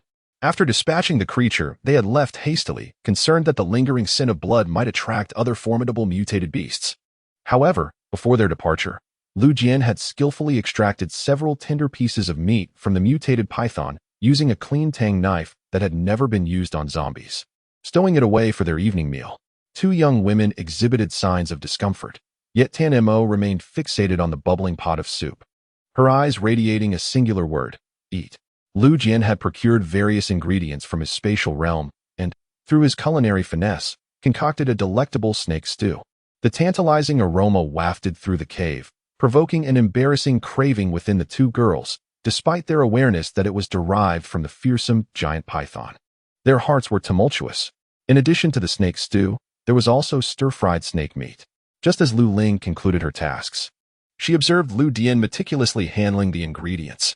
The sight of him retrieving a medley of culinary components from his space left Lu Ling in a state of inner conflict. Lin Baobao shared her turmoil. While everyone else was preoccupied with gathering food, he seemed to have the leisure to collect additional items. How many condiments had he amassed? After all, the cooking apparatus was a gas stove. With his spatial abilities, Lu Jian effortlessly produced a gas tank and stove, while a pot of rice steamed away on a nearby burner, rendering everything exceedingly convenient. 3 dishes were prepared: snake stew, stir-fried snake meat, and sautéed garlic chives, all in ample portions, accompanied by a generous pot of rice. Lin Baobao suddenly realized that a man who could cook was indeed a treasure. She felt an immense joy in her meal. Turning to observe him awkwardly attempting to use chopsticks to pick up his food, his pace faltering behind his voracious appetite, she playfully struck his hand with her chopsticks as he reached for the food with his fingers, patiently reiterating the proper technique for using chopsticks. Perhaps she had truly been conquered by the allure of fine cuisine, for the processed food was undeniably more palatable than raw fare. Tan Mo's wariness towards Lu Dian diminished once more, further influenced by Lin Baobao's incessant whispers urging her to heed the prince's words, lest she meet a dire fate and face starvation. Resolutely, Tan Mo chose to align herself with their group. After finishing their meal, Lin Baby and Lu Ling were responsible for the cleanup, while Lu Jian carried Tan Mo out of the cave to confront the surrounding mutated beasts. Standing in the clearing before the cave, Lu Jian surveyed the dark, ominous forest, where the night sky appeared somber and the surroundings were shrouded in an unsettling darkness. Tan Mo crouched nearby, emanating an aura that frightened the nearby mutated beasts, causing them to retreat several miles away. As Tan Mo busied himself with driving off the creatures, Lu Jian retrieved a transparent glass vial from his spatial storage, containing a pinkish powder. Initially curious, Tan Mo's interest turned to alarm when Lu Jian uncapped the vial. The scent of the pollen carried by the night breeze made his hair stand on end, and he instinctively hunched over, emitting a low growl akin to that of a wild beast. The 2 girls, busy tidying up inside, rushed out upon hearing the commotion, only to find Tan Mo seemingly threatened, keeping his distance from Lu Dian. "You take him inside," Lu Jian instructed Lin Baby. Lu Ling approached to inspect the vial in Lu Dian's hand, quickly realizing the nature of the pink powder within, her expression shifting to one of shock. She recalled how she had once been ensnared by this very pollen, nearly driven to kill Lu Dian in her desperation. Instinctively, Lu Ling leaped back, asking, "What do you intend to do with this?" "To repel the mutated beasts," Lu Jian replied, pouring some of the pink powder at the roots of nearby trees. This indeed seemed a prudent strategy, alleviating concerns of nocturnal visits from the mutated beasts. The potency of this pollen is overwhelming. To be honest, I had not recalled its existence for quite some time. I remember collecting some seeds in the mountains, intending to cultivate a plant when the opportunity arose, just to observe its effects. The image of the flowers, resplendent in their blood-red hue, came to mind. To name them, I dubbed them demon red flowers, a name that seemed remarkably fitting. What do you think of this name? I had initially considered Overlord Flower, but found it lacked a certain allure. Leaning on my hand, I squatted nearby, watching Lu Jian at work while inquiring. How klitsch? Lu Jian retorted bluntly, it's merely a name, any will suffice.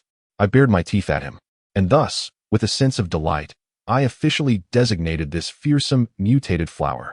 After scattering the pollen widely around, Lu Jian used his mental prowess to sense the surroundings. Discovering that the mutated beasts, previously driven several miles away by Tan Mo, had retreated even further, he couldn't help but feel a sense of satisfaction. The efficacy of this pollen in repelling mutated beasts is remarkably pronounced, yet it bears a drawback. It can pose a certain danger to humans as well. A careless inhalation may induce terrifying hallucinations. While it proves to be exceedingly convenient in the wilderness, it is ill-suited for enclosed spaces with thin air. In the dead of night, I was suddenly roused by the sound of pattering rain. Heavy rain, at that. The noise jolted me awake. And as I sat up in the darkness, a wave of panic washed over me until I was enveloped in a warm embrace. Brother, it's raining. I murmured in a daze. Came Lu Dian's soft voice from the shadows, though the passage of time weighed heavily on Lu Ling's heart. An inexplicable sense of panic surged within him. He remarked, ever since the temperature has risen, it has yet to rain. This impending storm is indeed peculiar. Lu Ling sensed that something was amiss, though the nature of the impending event eluded him. He then mused that, given the world had already reached its end, things could hardly deteriorate further. Thus, he finally managed to drift into a calm slumber, while Lu Jian lay awake, contemplating the turmoil that this rain might bring. Far worse than he had anticipated. The following day, the torrential rain showed no signs of abating, continuing its relentless downpour. The four of them found themselves trapped in the mountains. Chapter 69. The rain had persisted for 3 days and nights. Fortunately, the cave sloped gently towards its entrance, alleviating concerns of water flooding in. Outside the cave lay a hilly expanse where rainwater flowed downward, collecting below to form a small stream that meandered down the mountainside. At the cave's entrance grew a vigorous evergreen vine, nurtured by Lu Ling's unique abilities, which provided sustenance daily, allowing it to flourish. Its expansive leaves effectively shielded against the downpour, preventing raindrops from intruding.